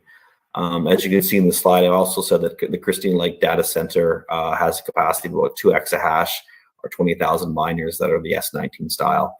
And this is just a calculation based on the power and the power consumption by the S19. So in the future, if there's a new model in S29 and it does double the hash rate, you know, so it's 100 terahash now and it goes to 200, then it would be something like 4 exahash. So this is just the way the technology works. Just a little bit on our commitments and ESG and compliance. You know, DMG's Christina Lake facility is 100% hydroelectric, so it's 100% renewable power. We are signatories to TerraPool, and we're working on a pool that is based on renewable energy. That's the foundation of people using that pool and mining on it. And as well, we are, as I said before, signatories to the Crypto Climate Accord with Argo as the first 2. And we really drove that concept of being a signatory instead of just a participant of the Crypto Climate Accord. On the social, early on, we started on COVID work protocols. We regularly have health and safety. But things that are really interesting is our partnerships with universities. So we work closely with cybercrime at SFU. We worked with the Sauder School of Business at UBC for many years doing FP cases. We hire actively out of local universities and colleges, a lot of our programmers and on our operational people, even of our marketing people who worked on these slides came out of UBC's program. So we're quite happy that we engage with the universities and colleges to find great new talent and train them up and become the new programmers, the new managers in the crypto world. There's not a lot of people, a lot of past history and experience in the crypto world. Hey, Sheldon, I kind of want to jump in so we could have a little bit of time for Q&A. I think we're down to like the last 4 or 5 minutes. Sure. This is actually my last slide. So just on the governance, we're standard governance, anti-money laundering, independent board. This was just another sort of our core and core plus and our partnerships. But that's it. I mean, this is it. I mean, you know, my last slide, and I'll take some questions. Is about, you know, just, you know, why should investors be looking at DMG and what makes us interesting? And you know, one is our exposure, as I've shown, the sort of glacier to Bitcoin mining and Bitcoin software and software services, and that we have a strong balance sheet, you know, over $40 million in cash, and we trade around 2 million shares daily. Okay, so in terms of, and thank you very, very much for the presentation, just to give some respect and access to the questions that did pop up in the feed. By immersion cooling, you mean you're immersing the motherboards in mineral oil and then pumping through a heat exchanger? That's what you're referring to? Someone asked for that mineral oil. It's yeah, the fluid's not a mineral oil. It's a type of fluid. We purchased this fluid from a major manufacturer that creates this fluid, and there's different data centers use different types. But it's a type of fluid that is engineered specifically to remove heat from servers without doing damage to the components. So the capacitors and the cables and the plastics, the different components in there. But the concept of, yes, you basically take the fans off that are used for air cooling, you put them into a fluid, you pump cold fluid from the bottom through to the top of the server boards. That heat goes to the top, the fluid sits skimmed off, it goes into a cooler of some type, and then it gets pushed back in this cool fluid. So obviously it's been a hard year for mining. in terms of public opinion. The whole idea of carbon impact, being kind of held forth as the banner. Yeah, you had both regulators and to some degree sort of mainstream public sentiment and the news cycle working somewhat against it. Has that represented an opportunity for your company since you are focused specifically on more environmentally friendly mining solutions, or has that been has it been a challenging year? Since obviously there was a lot of heat, not questionable whether all of it was warranted, but there was a lot of heat about the carbon impact. It wasn't so bad for DMG. So we had a lot of investors and a lot of media questions coming to us about the carbon in Bitcoin mining and the Bitcoin industry. We are lucky that we're in Canada, in a part of Canada and in British Columbia that is 99% hydroelectric. I think there's very little carbon intense legacy infrastructure around. So we're happy to say that we're 100% renewable. Yep. And that helps. But there's another part to that renewable that's really important. And I've said this before. One is having energy that's sort of carbon neutral or doesn't have this sort of impact, and that's a lot of what investors are looking at. And there's particular investors that are really looking at sustainability and what is your carbon footprint. The other piece that I always want to talk about is where we selected to go. So we selected to go to an area in British Columbia that is not sitting next to a city. There are towns around us, but we selected an area that has a deficit in power usage. So it has a lot of power there. There's a lot of dams and there's a lot of power being generated, but there isn't a lot of load. And so we came as a new load into a very small area. I think there's about 4,000 people in the town next to us. And so, we brought in new load, new jobs into an area that is made for lots of load, but because the economy's changed over time and there's not as much forestry mining and things like that as there used to be, we've revitalized an area that was built to be quite strong and have lots of power that was running at quite a large deficit. And so there's this part of crypto miners where crypto miners don't try to go and sit downtown Vancouver or downtown Chicago or downtown someplace. They usually go to places where there's a need, an abundance or a need of somebody to consume power. And that's where we go to. And we go there naturally because it's cheaper and there's a lot of advantages to that over, sitting in an urban area. Well, thank you so much for taking the time to speak with us today. Unfortunately, we've kind of got to wrap it up. But I really appreciate you taking the time to speak with us. Your URL is on the screen, of course, and I hope people go out and check out and learn more about the project. Great. Thank you for having us again. And we're very active on Twitter. You can find lots of information on our website. So it was great to be here again and looking forward to doing this event again in the future. All right. Thanks, sir. Talk to you soon. Thanks. Bye-bye. And I'm just going to introduce, we have coming up, our next guest is Ben Gagnon, Chief Mining Officer for Bitfarms.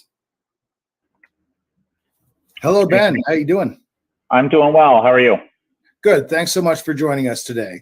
We've got a lot of content to go through. I'm just going to go ahead and jump off and allow you to do your presentation. Okay. Thank you very much. Thank you. Okay. So welcome, everybody, to this Bitfarms corporate presentation. Just going to quickly cycle through these cautionary statements here before we get going. Okay, so what is Bitfarms?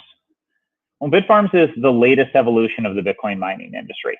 Bitfarms is a pure play, publicly traded Bitcoin mining company that enables nearly anyone in the world to buy direct exposure to industrial scale Bitcoin mining companies and facilities.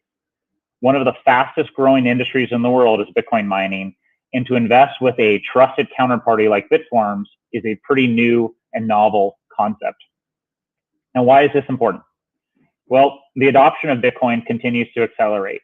And as the premier hedge against rampant money printing and inflation globally, Bitcoin serves as a very powerful tool to do that. But historically, in high inflation environments, having your revenue be based in the underlying inflationary asset puts you at an extreme risk of being unable to keep pace and preserve your purchasing power, especially over time. There is only one industry in the world right now whose revenues are 100% derived in Bitcoin and will always be, and that's Bitcoin mining. And Bitcoin mining is the freest market in the world, or perhaps the freest market in the world. And as such, really only the best operators can survive and thrive in the long term. But setting up and operating a Bitcoin mine is not as easy as it used to be. When Bitcoin started, it was essentially looking like this, just one guy and a computer in a basement. But as time passed, people sought to get a competitive advantage with more computational power and newer technologies. It did not take long before custom-built machines were designed and custom facilities were built just for the purpose of Bitcoin mining. But the desire to gain competitive advantage meant that people often did this fast and cheap just to make it work. But all these inefficiencies that you can see here on the screen, the poor placement, the overcrowding of racks, the broken equipment down in the center of the row, the broken fans in the background, all of these inefficiencies mean less profit and less Bitcoin for the operator. As Bitcoin becomes an institutional asset class, it's going to require institutional operators like Bitfarms to provide the security and stability that any trillion-dollar asset class would have. So, meet Bitfarms. From our earliest days, our goal was always to try and do Bitcoin mining right. Doesn't matter if it's our financial structure and our publicly traded shares or our early focus on the environment, where we've powered about 1% of the Bitcoin network with green hydropower for several years.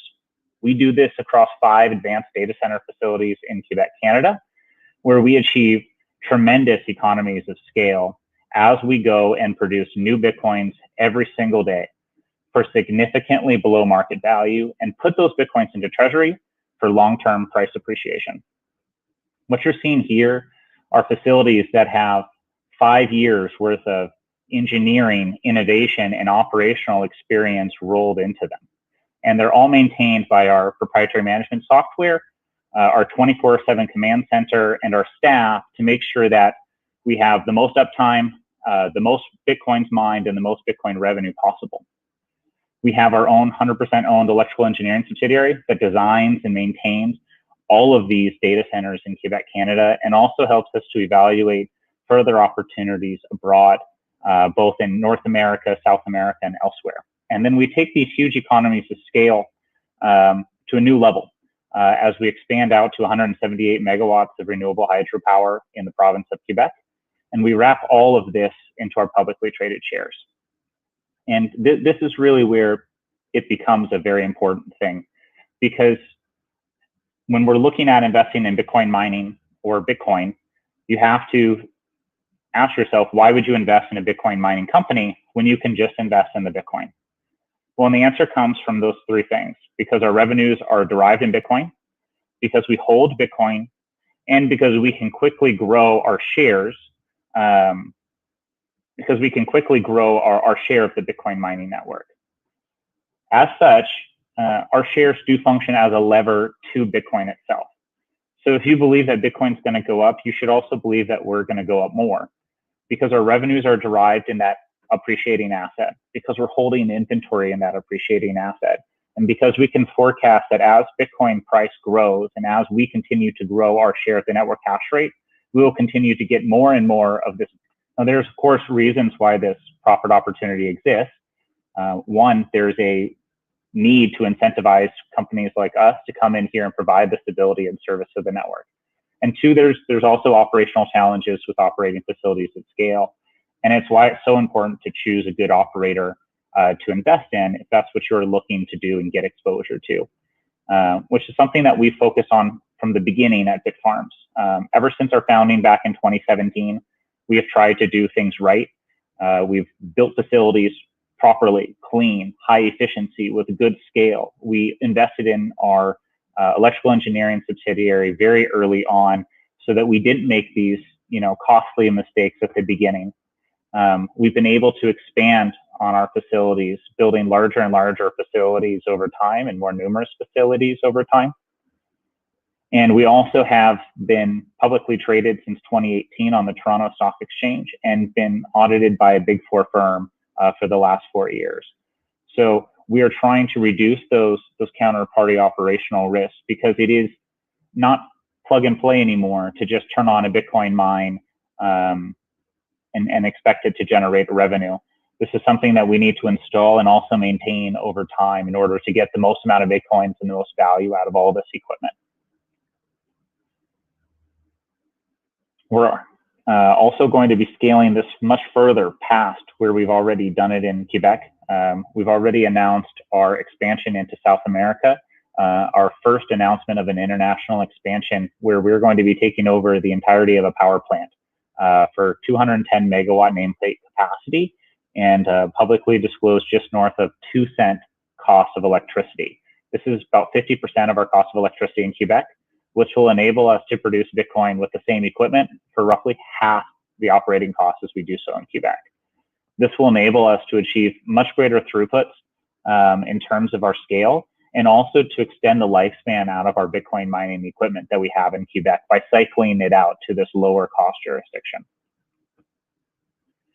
We also have, as I talked about earlier, our Volta Electric, our 100% electrical engineering subsidiary, which is one cornerstone of our vertical integration. The electrical engineering represents such a significant component of our operations and our design that it really does make a lot of sense to bring all this talent in-house, so that we're not paying exorbitant consulting fees, and then we also have the speed and efficiency of responding to things quickly. We also have our own in-house repair lab, which helps us to maintain all of our equipment and keep it running in pristine condition and generating the most Bitcoin mining revenues possible. All of these operations are tied into our incredible exponential growth that we have planned and scheduled. You can see here we ended last year at just shy of 1 exahash. We quickly broke the 1 exahash barrier in 2021. We're going to surpass the 2 exahash barrier here shortly in the coming months, and quickly reaching levels of 3 and 8 exahash sometime next year. We're able to do this because we have a huge amount of infrastructure that we're building, both right now in Quebec as well as Argentina, and we're also further evaluating opportunities in North America as well as Europe and elsewhere. We have over 56,000 new generation Bitcoin mining units coming that are scheduled for delivery between the next few weeks, as well as through the remainder of 2022. And each one of these Bitcoin miners are capable of doing about 100 terahash on average, which means that this is, nearly 5.6 exahash worth of equipment that's scheduled to be coming. That's a multiple of where we are now, and it's already contractually secured. One of the other great advantages that we have here too is because of the recent pullback in mining economics with the China ban, we were able to take advantage of that lower time and negotiate lower cost prices on our existing contracts for new Bitcoin mining units still scheduled for delivery. And because of our recent uplisting to the NASDAQ, we're also now able to have lower costs of capital as we seek to achieve these greater levels of scale and finance all of our growth. This business is an incredibly capitally intensive business. And so having those cheaper access to capital is incredibly important to funding our growth and achieving the best return in our investment. As of right now, we have 69 megawatts installed.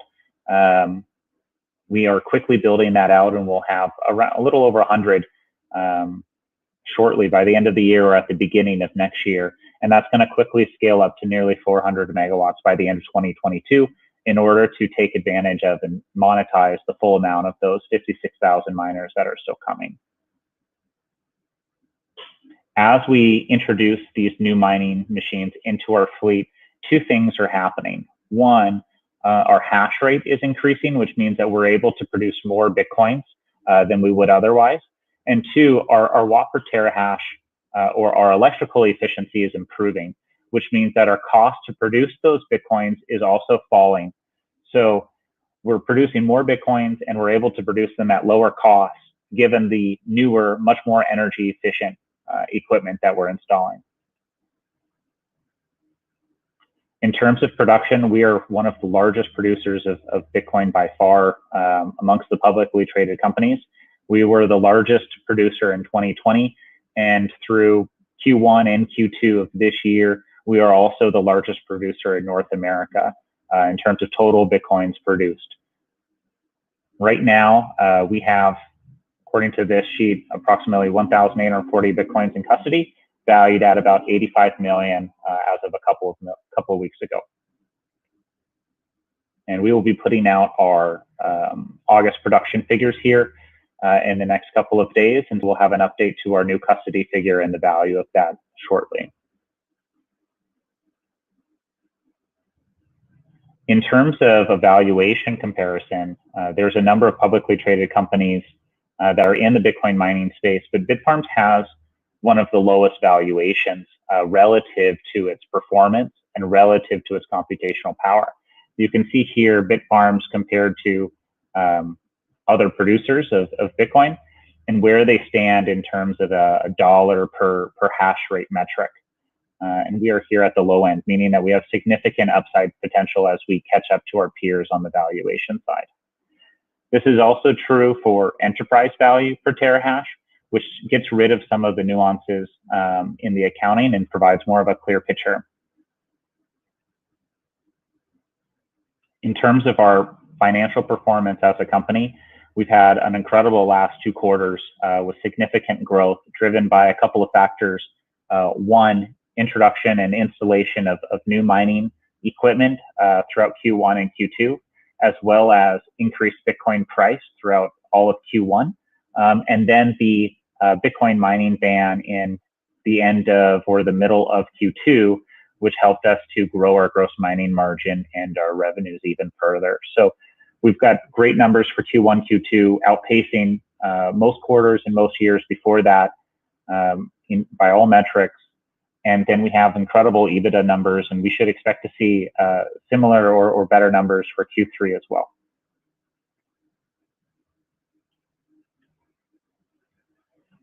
In terms of our coin mining and our gross mining margin, this gets into the, how we're producing our coins for significantly lower market value.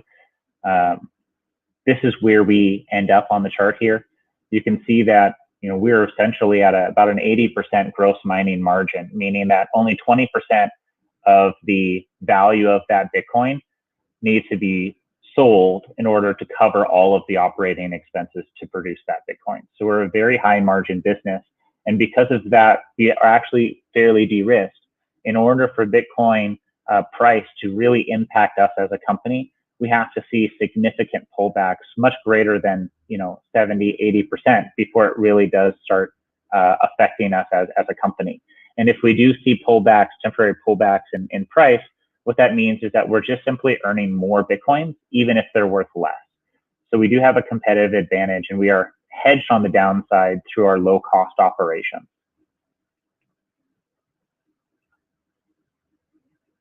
In terms of our financial position and capital structure, we have a small amount of insiders, around 15%. The majority are retail and institutional investors. And in terms of our cash and equities, our cash was just shy of $100 million. Current assets about $85 million, and the equity valuations were around $200 million. So huge amount of assets on the table here, huge amounts of distribution of our shares across a huge amount of investors who see the opportunity both in Bitcoin mining and more specifically in Bitfarms itself. And then finally, Bitfarms is managed by an incredible team of executives that help to deliver and oversee this growth. We have our founders from Argentina, Emi and Nico, who are overseeing the 210 megawatt power plant project in Argentina. We have our president, Jeff Morphy, who's in charge of almost all of the executive and corporate tasks for the company. Jeff Lucas, who is our new CFO from the US, who has worked with a number of NASDAQ-traded publicly listed companies, tech companies, and had tremendous performance and returns on those companies. Myself, I've been operating Bitcoin for 6 years. Benoit, who is a qualified master electrician and who runs our electrical engineering division and our operations. Nathaniel Port and Darcy Donnell, who do a lot of the accounting and the back end work in order to make sure that we tick all the boxes for compliance, and all of our investors to make sure all of that's in line and providing the most transparency and the least amount of counterparty risk. We also have an independent board with 3 independent board members made of Pierre, Brian, and Andreas. So in summary, Bitcoin is a huge, huge growth industry, and Bitcoin mining in particular is going to outpace that. As Bitfarms is one of the oldest and largest Bitcoin mining operations in North America, with over 69 megawatts built out right now, and incredible pipeline for future developments past 100 megawatts and up to nearly 400 megawatts over the next 18 months. We have tremendous room to grow and scale beyond our current size and beyond our current share of the market. We've already deployed approximately 23,000 miners, and we still have 56,000 miners to come in several new locations to finish constructing. All of our facilities are passively cooled, which means that we have incredibly high energy efficiency rating.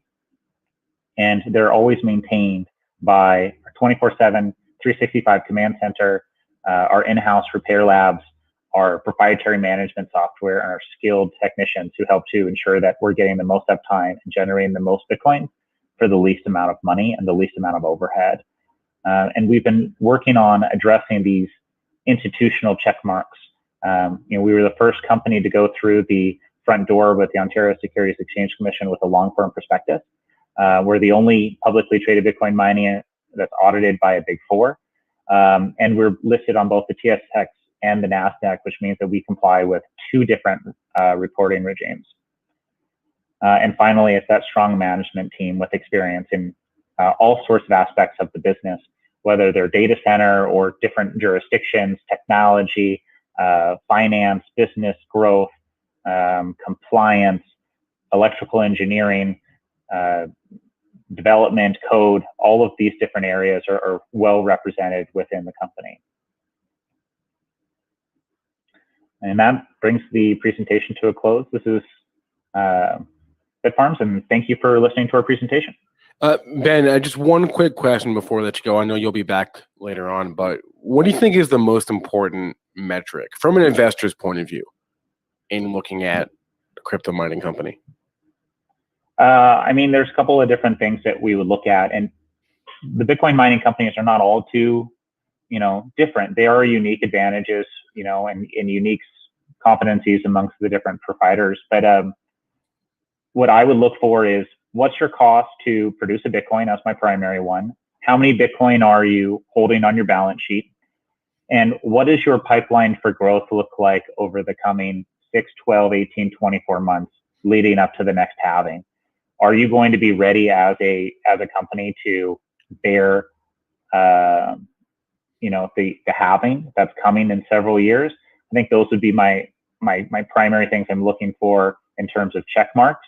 If you're looking just for a pure metric, I think the simplest one to understand is either enterprise value per terahash or market cap per terahash.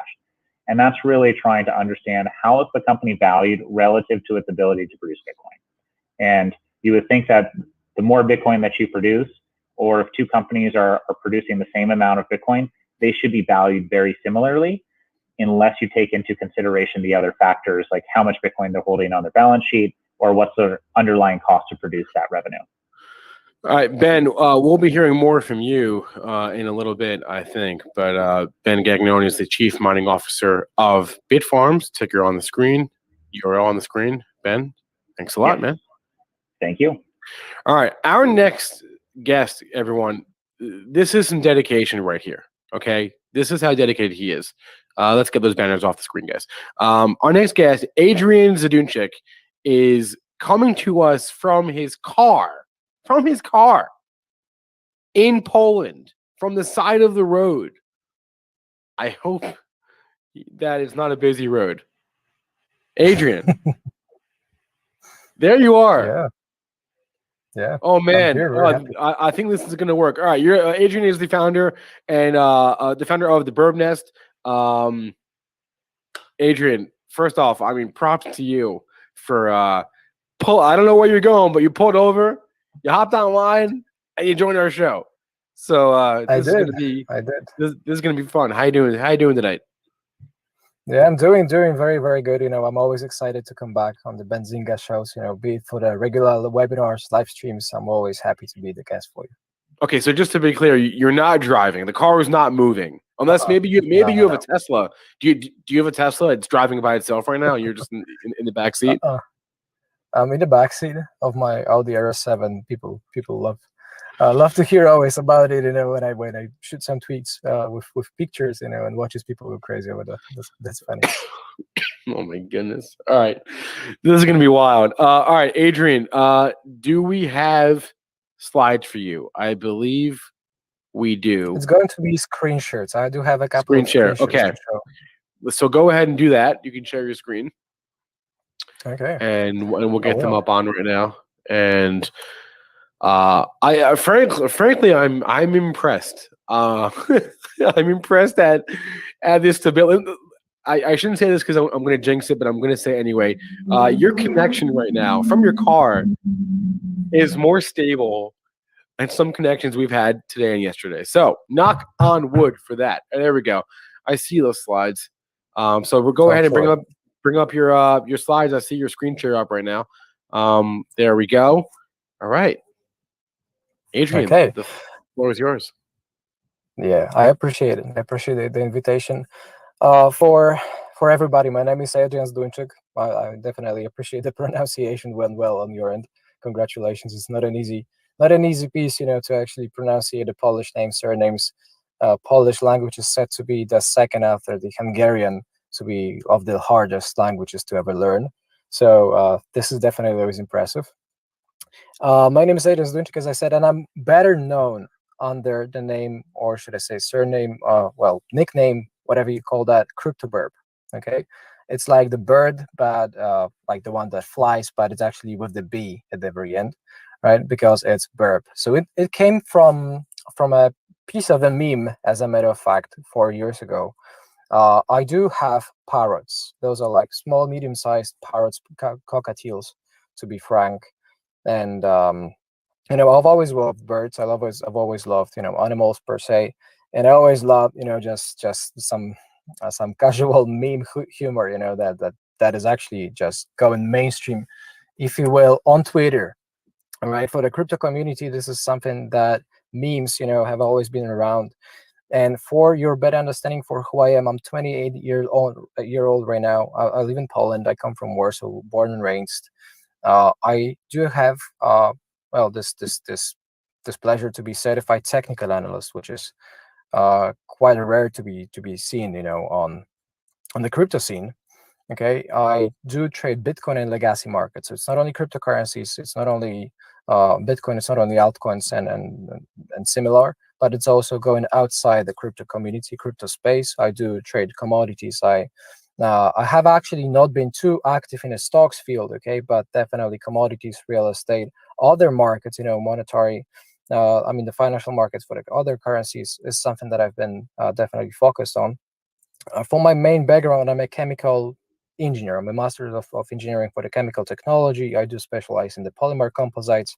There's been a lot of very practical good uses, for the graphene substances, just composites. So this is my kind of like a technical, I should say, scientific background.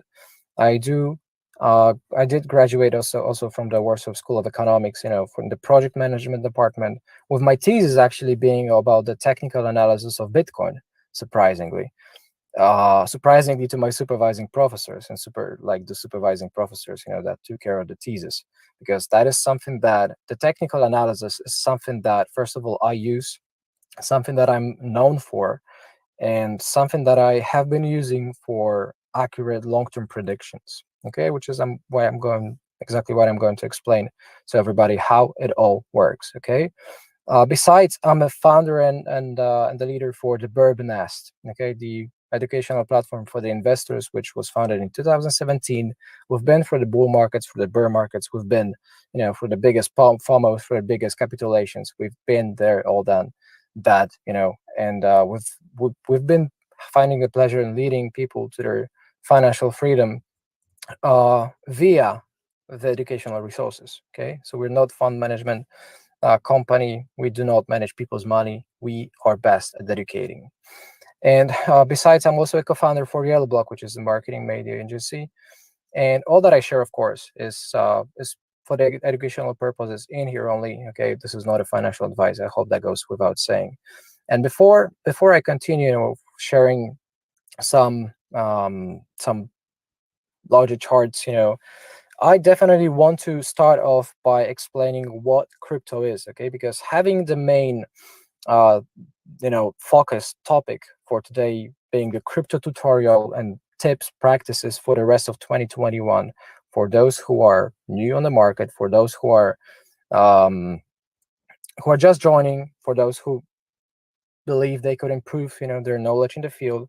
I'm here to give you and leave some big takeaways for everybody, okay, on how you can actually succeed in Q4, because that's what's coming in the rest of Q3 and the Q4, the rest of the year 2021, because I do believe that this is going to be the wildest ride. Most likely, the next couple of months are going to be the wildest ride you have ever seen on the cryptocurrency market, in my opinion. Okay, so starting off by explaining what is crypto and Bitcoin, for those who come from the external markets, from the different legacy markets, cryptocurrency, or crypto known as a cryptocurrency market, is a type of a financial market, okay, where the financial services also play the role, but this is focused around the trading, okay, and crypto is like this cherry on the top of a blockchain. And blockchain is a data transmission technology, okay? It is a way to transfer the data from one place to another, okay? But with this difference that if you, let's say, want to transfer money, wire transfer via the bank, then to transfer money, let's say me to you, I do have to go through the route via the bank. Okay, so there's the third party, which is literally on the very middle, stopping us, from connecting one to another, face to face, let's say. Okay, there is always this middleman. And what is different? I mean, this has its pros and cons, of course. What we know for sure is that banks are not really efficient these days, okay, because of the large amount of data transactions, because they charge a lot of money for the data transfers. I mean, for the money transfers, they are very ineffective as well. Okay, there is an overall central bank industry kind of like a major problem, which is inflating the economy too much, which may lead eventually to a huge major collapse, bigger than what we saw in the internet.com bubble, in the housing bubble 2008, and everything that we've seen so far. Okay, so this is a very thin ice that the banks globally are stepping on, and because of that, the blockchain is the answer. Okay, and it all started pretty much like before there had been definitely lots of works, from example from Hal Finney, for the BitGold, for the digital gold technology as well, which was sort of like an underlying, I should say, papers, behind or below, Bitcoin before it came out. And the entire Bitcoin's history as the main cryptocurrency native, word, the main focus player, in the cryptocurrency industry, being the representation as well for the entire blockchain technology. Okay, the Bitcoin as a concept was released up to the people outside on 31st of October 2008, which was exactly 2 weeks after the Lehman Brothers bank collapsed. Okay, this was the response from the people, a message sent to the bankers that there are better systems, and this better system, being the blockchain, actually avoids using the third party in the middle, and instead they have the third party standing, let's say, next to you and taking some fees and pushing the transaction. So they do not really interrupt. They actually just let you push through without interrupting in the process. Okay, and because it's a decentralized ledger, it's a decentralized system. Okay, it's the reverse. It's the opposite of what banks do. Okay, because the banks are about centralization. Okay, every transaction goes through the bank and then comes out of the bank. So what happens in here, for the blockchain, for the crypto representation, you would have the way bigger efficiency, because there are lots of miners, so-called miners, who actually push the transaction through. okay, for you, while earning the block rewards, while earning some rewards for pushing the transaction through with their computational power, okay? And because of that, the system is way more efficient. This type of a technology is way more efficient, okay, in a way of the speed for the transactions, okay, where it takes seconds to minutes, let's say, instead of days and weeks. Okay, on top of that, it's cheaper, right, versus using the banks. And you can get as many transactions going on at the same time, pretty much like as possible. Okay, so having known, that the blockchain is already or has already been adopted by the banks themselves, right? So the biggest enemies kind of like have already adopted the blockchain technology out of luck because they did see that there is no competition, okay, that they were on the losing side. And knowing of that, the Bitcoin and the other cryptocurrencies being more and more efficient, finding the better ways, to transmit data and actually being more interesting concepts from the investment point of view, all this together have scaled up and extended and expanded blockchain, Bitcoin, and other cryptocurrencies to be extremely large market, okay, of a couple of trillion of dollars of capitalization.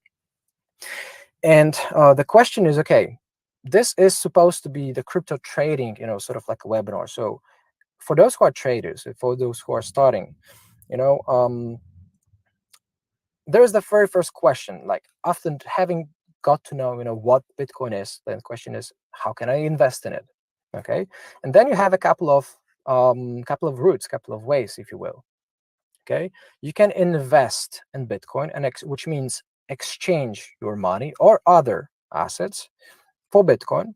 Okay, in the private market, let's say, and in the public market, quote unquote free market. Okay, so the public market, is different than the private, deals, because the private deals are called OTC, over the counter. You can come, let's say, if I were the counter, over the counter, kind of like desk, you could come to me, come to my room, which is, of course, has to be fully legislated and regulated. And we can exchange the value. We can exchange the money for the Bitcoin, okay? And this is sort of like going over the counter. This is going personal. On the other hand, which is different, you have the option to go public, to go on the global public exchange, okay, to this free market, so that there is no one defined recipient, okay, for your value. It's actually more about having lots of investors, selling and buying the same goods, being for Bitcoin or be it for other assets. Okay, and this type of markets, free markets, if you will. Okay, you can differentiate between these, the two main players, let's say two main groups of CXs and DXs. Okay, CX and DX, centralized exchanges and decentralized exchanges. So centralized exchange is an actual institution which gives and creates the market for you to trade with. Okay, the decentralized exchange is a decentralized version of the centralized exchange. Long story short, right? So there is no actual management who decides about your transactions, but it's fully, truly peer-to-peer exchange, but on a public market. So whoever gets better bid or ask, they win the transaction. They close the deal. Okay, and while meeting, talking about the cryptocurrency, investments, let's give it a quick, just check for an instance for Bitcoin. Okay, hopefully the Bitcoin chart is going to play in a second. I believe it needs some approval from the team side. Okay, waiting on you to share that. You're sharing the wrong screen right now. We're just waiting on you to. Okay. There we go. Very good. Perfectly. So here we see, how, just for an example, Bitcoin's chart. This is a monthly Bitcoin's chart. Okay, we can see a candlestick type of a chart, which represents pretty much like 4 values. OHLC. This stands for open, high, low, and close for a month. Okay, so we measure with the candlestick, which consists of these 4, just pieces of information. You actually get to know the specific values okay, throughout a certain time frame that here the monthly is. Okay, so we can tell the maximum price that some asset reached throughout the period. You can tell the, let's say, if it's orange in this, it's bullish, right? So it means that the open price was lower than the close price. So the market has pretty much like just opened at this level, okay? Opened at this level, at one point reached the minimum value, okay?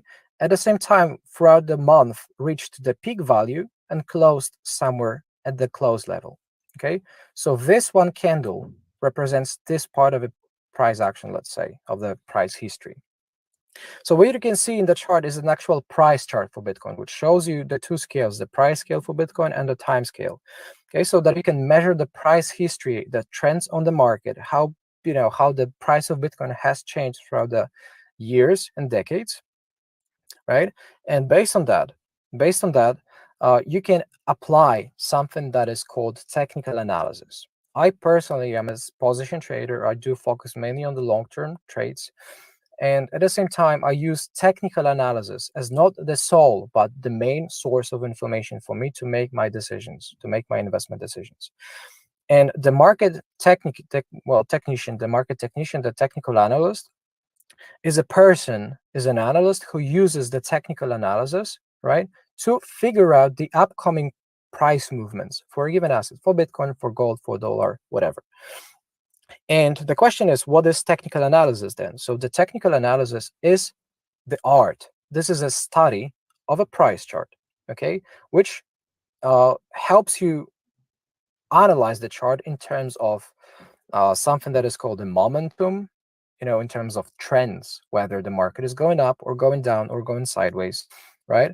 And based on certain chart patterns, formations, some similarities combined, similarities in the price, outlook, combined with the behavioral, emotional decisions from the people, this is something that helps us as the market technicians, as technical analysts, to project certain prices in future. Okay, it's a bit of a guessing, of course. We do not have crystal balls, but the same way, like you can use and apply the technicals to anticipate certain market moves in the future. Like, of course, you can never guess with 100% certainty, right? But there is a main assumption that the trends tend to continue. It's like, the first Newtonian law for the dynamics, right? So which says that pretty much like when there's an object, okay, and and then the object is not moving or it's moving, it doesn't really change its state, of movement. So if it's moving, it will be moving in the same direction until it stops, right? Because of some external forces. So here, this is the same kind of like a thing, the anticipation is that here, just for an example, this is an uptrend, upwards trend. This was a downtrend, for the bear market of 2018. This was the prior uptrend, bull market of 2015 up to 2018 peaks. I should say 2017 peaks, because that was actually December. Okay, and this is another bull market. So long story short, we can tell that there are some certain tendencies that the Bitcoin is going upwards more often than going downwards, or going downwards more often than going upwards. So here there's an ascending tendency. This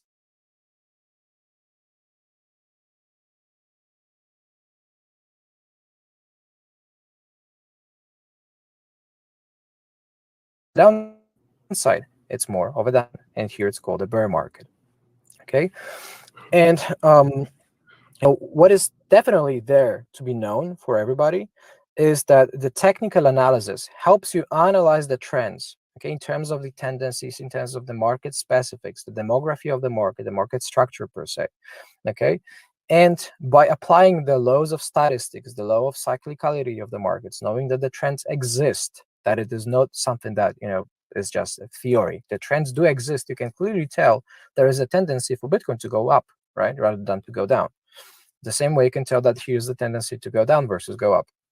So the trends do exist, and based on the trends, the same way that the Newtonian laws apply to the physics in real world, the same way it applies in the financial market. So can you really predict the future? the answer is that yes and no. Like, you never know what's truly going to happen because you do not have the crystal ball. But when you kick your leg in a table's leg, well, you don't have to do it to know that it's going to hurt you, right? So by saying, okay, that if you kick the table, okay, with your leg, it's actually going to hurt you, will hurt you. So by some, in some sense, you are actually predicting the future. Okay, so knowing the lows, knowing the past history, knowing the past tendencies, the market structure, the market tendencies, you can anticipate certain price predictions in future. Okay, and it works mainly, well, because of our emotions. The technical analysis is a self-fulfilling prophecy. It's because we believe that it works that it additionally makes it work. It's just like with the superstitions, like black cats, crossing the streets. Like when you see a black cat, crossing the road, and you crash into a tree, it's not because of this poor black cat.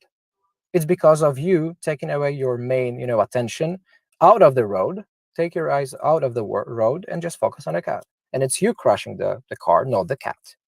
Okay, so same way, you can then fall out of luck and by inability to accept your own mistakes and failures, you tend to blame the world outside. Okay, so what happens is you blame the cat. So here, because of that, you believe that it works, and then you believe that the black cat just actually gives you the bad luck. And it's not the bad cat, it's your lack of attention. But the belief is what usually makes it work. Okay, so here for the technical analysis, the more people use it, the more people study it, the more people see certain tendencies, trends. This is always very subjective. But the more people see and agree about some certain direction, the more chances are that the technical analysis is going to apply well. Okay, and we as human, tend to undergo emotional processes in our minds. Okay, which means that all the rational that we have for knowing the numbers, for analyzing the charts, the trends, is disturbed by the something that is called perception biases. Okay, so here, knowing of that again, you can tell that we are definitely in the bull market, in the continuous ascending movement. This is definitely looking different than this. This is out of question.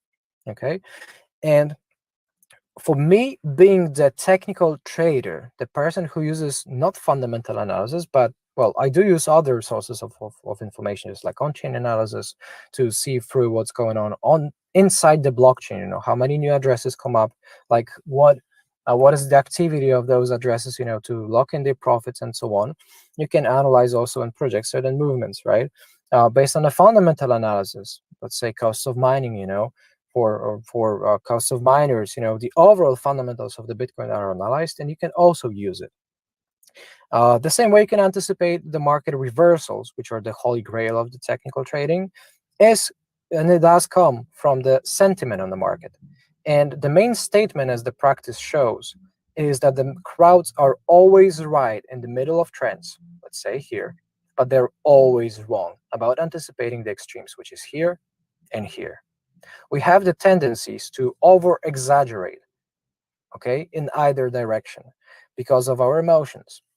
So here, the more people join, I should say, the more market grows, the more mainstream people, the more new people it attracts, right? The more you see in the media that Bitcoin is breaking new all-time records, the banks that are also anticipating, and joining the party, that taxi drivers, like anybody who actually does not daily focus on trading as their main career, they get absorbed in the market because of interest, because of emotions, because of fear of missing out. So knowing that the technical trading and overall investing in market cycles are caused, first of all, by the demand and supply fluctuations. When there is a bigger demand than the supply, the market goes up. When there is a bigger supply than the demand, that means there's more sellers, then the downside declines, are the main tendency. And applying that combined with the human psychology, okay, this is something that 95%, some sources say, or 90% on average, traders fail at doing.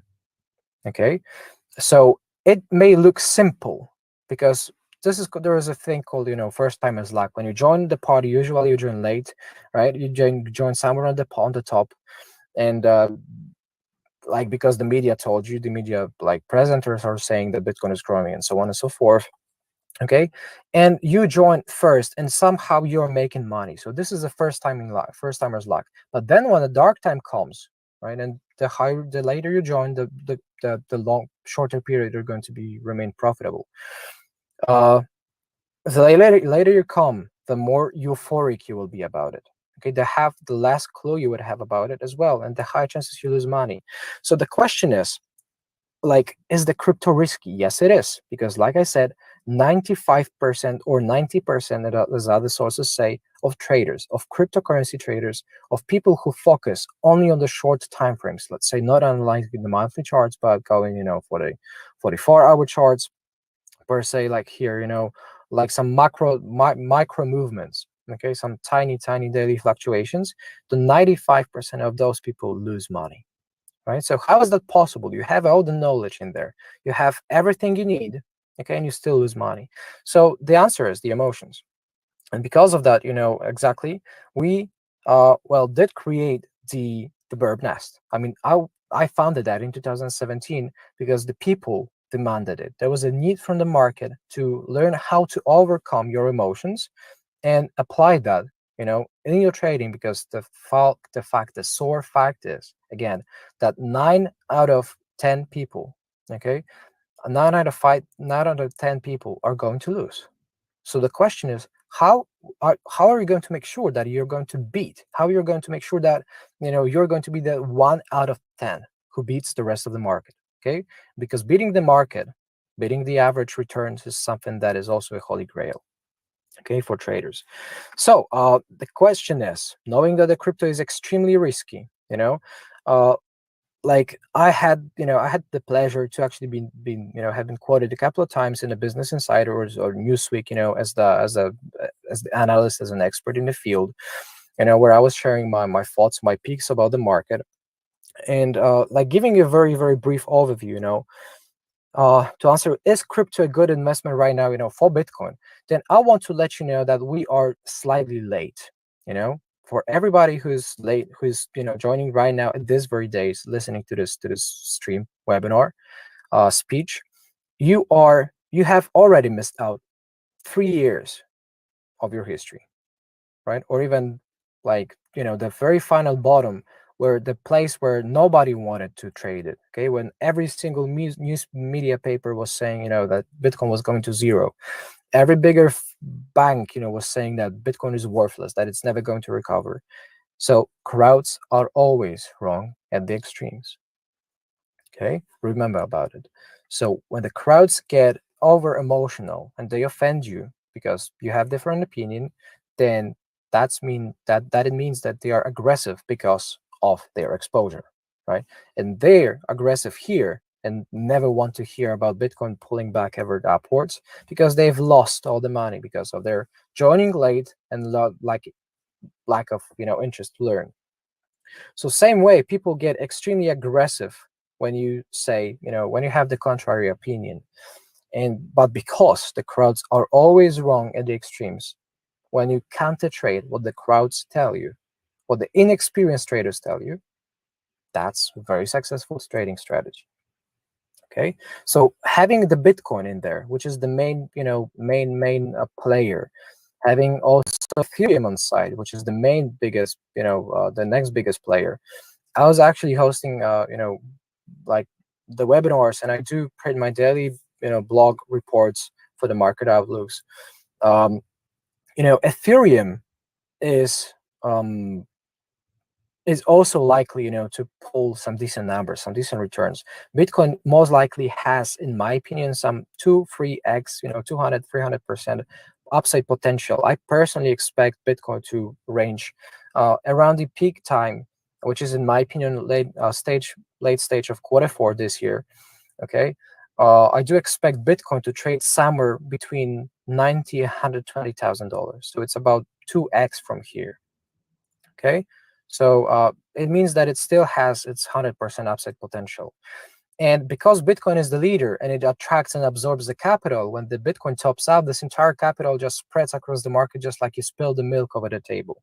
Okay, and then as the result, because the market is filled with the liquidity, with traders, with the money, okay, then the Ethereum is the next biggest player, which can absorb the volatility and the people running away from Bitcoin, and then all the rest, okay, is pumping, which leads to these so-called alt seasons, the altcoin seasons. Altcoin being the alternative coins, alternative to Bitcoin. Okay, there are so many projects that try to compete or improve what Bitcoin is missing. Okay, thousands and thousands of coins. If you go to the coin market cap, okay, to coin market cap, then you're going to notice right now that there are so many cryptocurrencies. Okay, so global crypto market, as it says, it's $2.18 trillion. It is a lot of money. It is, okay. So what it tells you right now, that there are 405 registered listed exchanges. There are 11,552 cryptocurrencies listed. This is a lot. Okay, this is very lot. So Bitcoin and Ethereum, whenever Bitcoin, just pumps heavily throughout the Q4, Ethereum mimics that, and then just like this milk spilled, across the table, the capital is absorbed by the other subsequent altcoins, pretty much like just down the list. Okay, and high returns that are known for crypto also come with the high risks. So it is a very important thing to understand that, just like the article I gave for the Business Insider, where I literally revealed my personal 10x 100x peaks, that is the firm network, just to take case in here, or the linear finance, okay, or the Starterra, okay, which is a great Polish project, or the Radix DLT XRD, okay, or the Synapse network. So these all are potential 10x 100x period peaks for me personally. Whether I'm right or wrong, I'm going to pay the price for the risk. If I'm wrong, I'm going to lose money. If I'm right, I'm going to earn money on that. Okay. And what is more important is that these high peaks for the potential returns, they come with the high risks. Okay. So just take these alternative coins, and these defined aspects, the centralized finance projects that the firm network and the rest of the mentioned is. Okay. There is also like NFTs. If you go and search on Twitter, you're going to literally have like so many NFTs, which are so irrational right now. Okay, like the market is full of JPEGs, like literally funny pictures that like the people are buying for some crazy money. In my opinion, some of this money is probably coming from the money laundering, just like it probably does, but it's not typical to crypto. The money laundering actually happens on the cash as well, right? So it's not only crypto. The argument that you often hear that, okay, you don't deal with crypto from usually coming from the banks, that's because that there's money defraudation. So guess what? There's biggest money depredations coming in cash as well, right? So this is completely invalid argument. But you see different like GIFs, like JPEGs, literally pictures that are worth millions and millions of dollars. And people tend to get aggressive whenever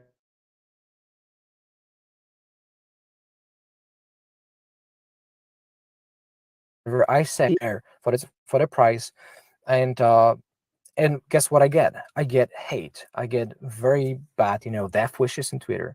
Okay, I get very aggressive response from people who claim otherwise, and they have to claim otherwise. They have to believe differently because they usually are overexposed. They have put too much money in something that they can afford to lose. Okay, so these NFTs, like for the non-fungible tokens, which is an amazing technology, okay, part of a decentralized blockchain like ecosystem, this has insanely beautiful and bright future. For now, it's taking the pictures. For now, it's just the pictures, because that's what is easy about it. But in future, you're going to be able to monetize and tokenize a real estate, for an example, or buy an island.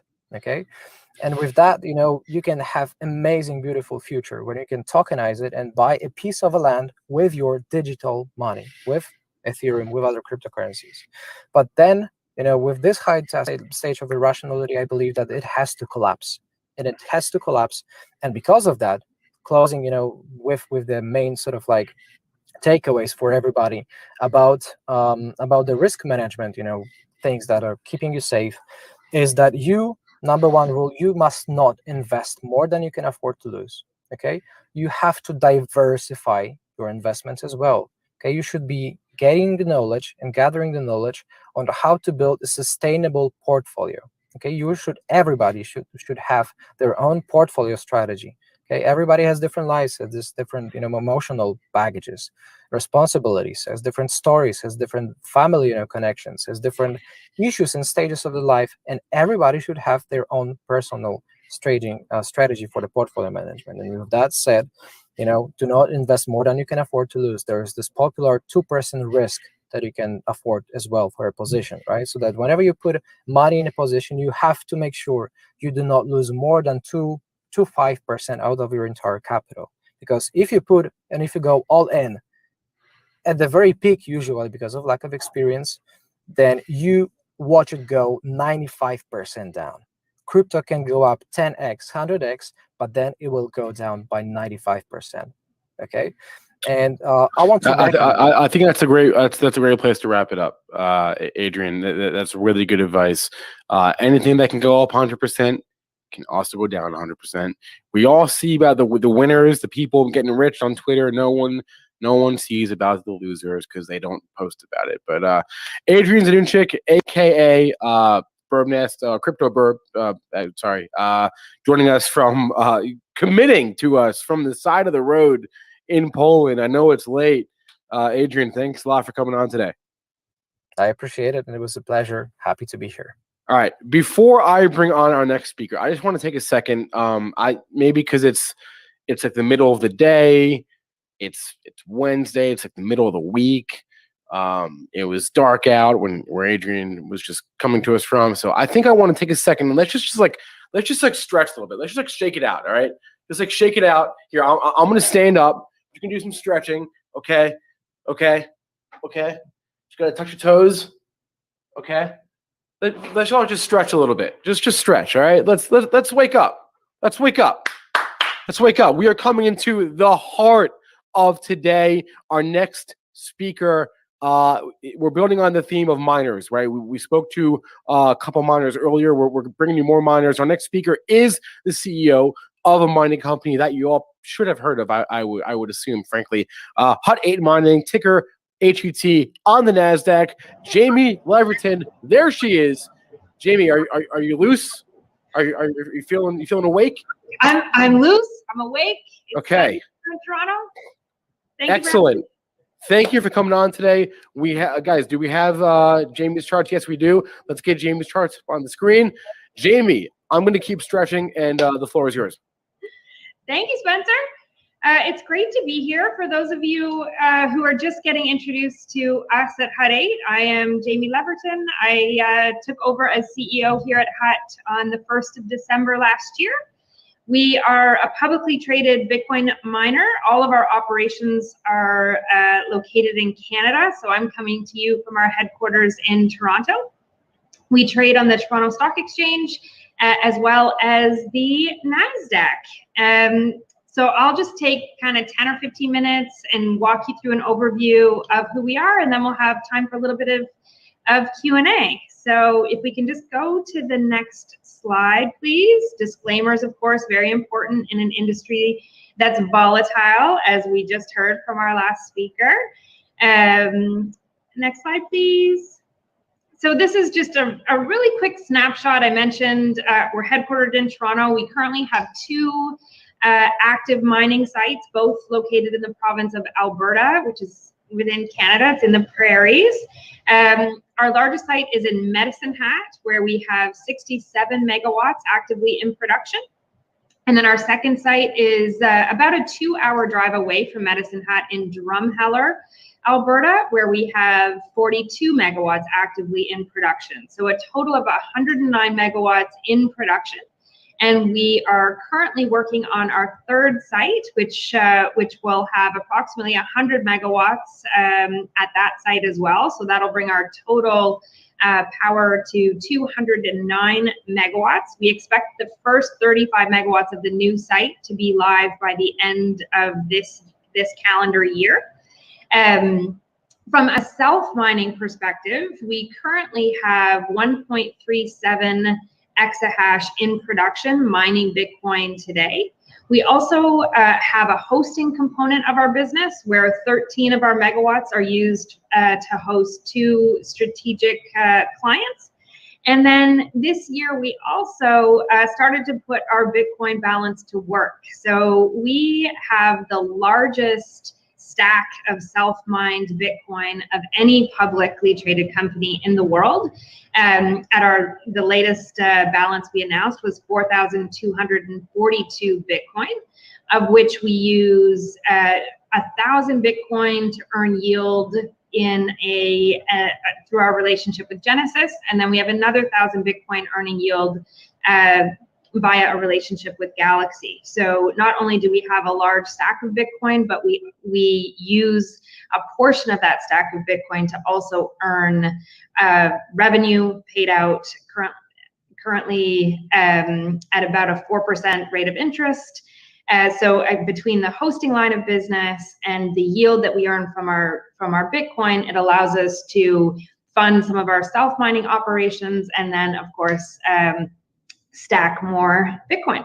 The other thing that we have recently announced is we are beginning to mine Ethereum. So we entered into a strategic purchase of CMPs from NVIDIA, enterprise-grade chassis from Dell, and the team is very, very busy in the field right now in Medicine Hat, unloading those chassis, getting them plugged in and hashing, and we expect to have 1,600 gigahash up and hashing, mining Ethereum by the end of September, although we will continue to settle even those GPU mining activities in Bitcoin as we continue to look for creative ways to grow that Bitcoin balance, which we believe in so strongly.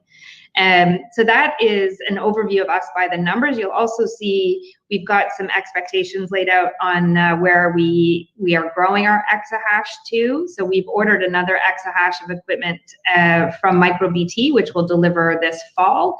And so that'll bring our total of mining of Bitcoin between the exahash we use for Bitcoin mining and then converting the gigahash that we'll be using for Ethereum mining. That'll bring our total by the end of this calendar year, which is also our fiscal year, to between 2.7 and 3 exahash. And then we're looking to double that again in 2022. So very high level overview of who we are.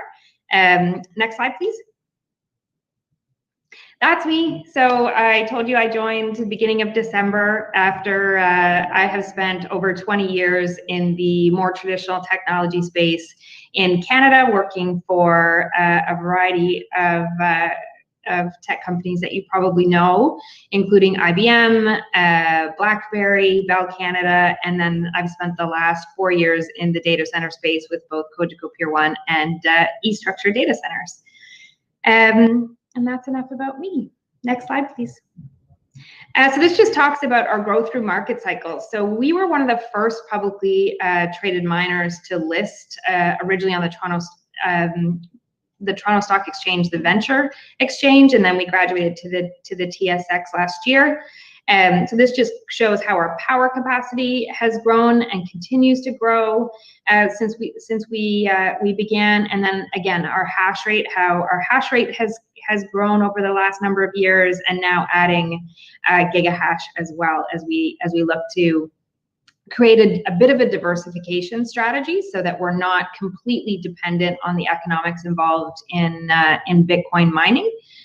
We have the ability to offer some diversification, and that gives us some downside risk protection as these economics are quite volatile. We don't control all of the inputs. So by having a hosting side to our business, earning yield from the Bitcoin on our balance sheet, and being able to mine alternate blockchains using GPUs, it really gives us the ability to weather a variety of different market cycles. And we think that's certainly in our best interest and in the best interest of our investors. Next slide, please. And this just shows, based on the market conditions when we released this deck a couple of weeks ago, what we expect to be earning in Bitcoin per day based on the exahash and gigahash by the end of September, and then what we're looking forward to as that next exahash of equipment comes on by the end of Q4. Next slide, please.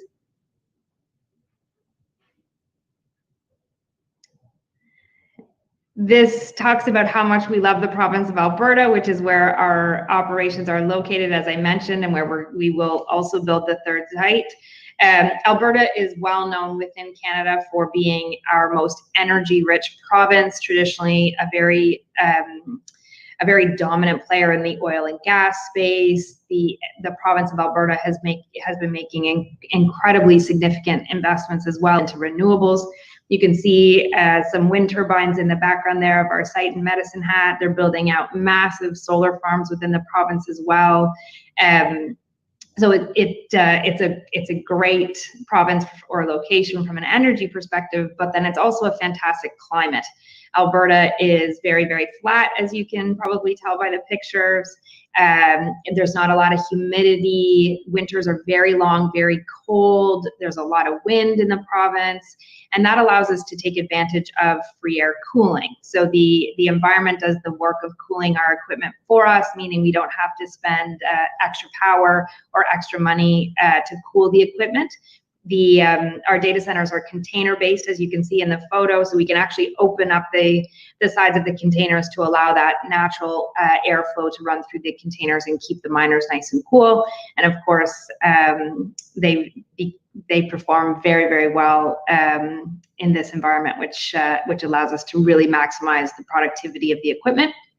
We're also unique in that we run our own facilities, so it's our own staff running these data centers 24 hours a day, 7 days a week, and we do our own on-site repair and maintenance of our equipment. Really, again, just looking to drive that maximum uptime of the miners in the field directly.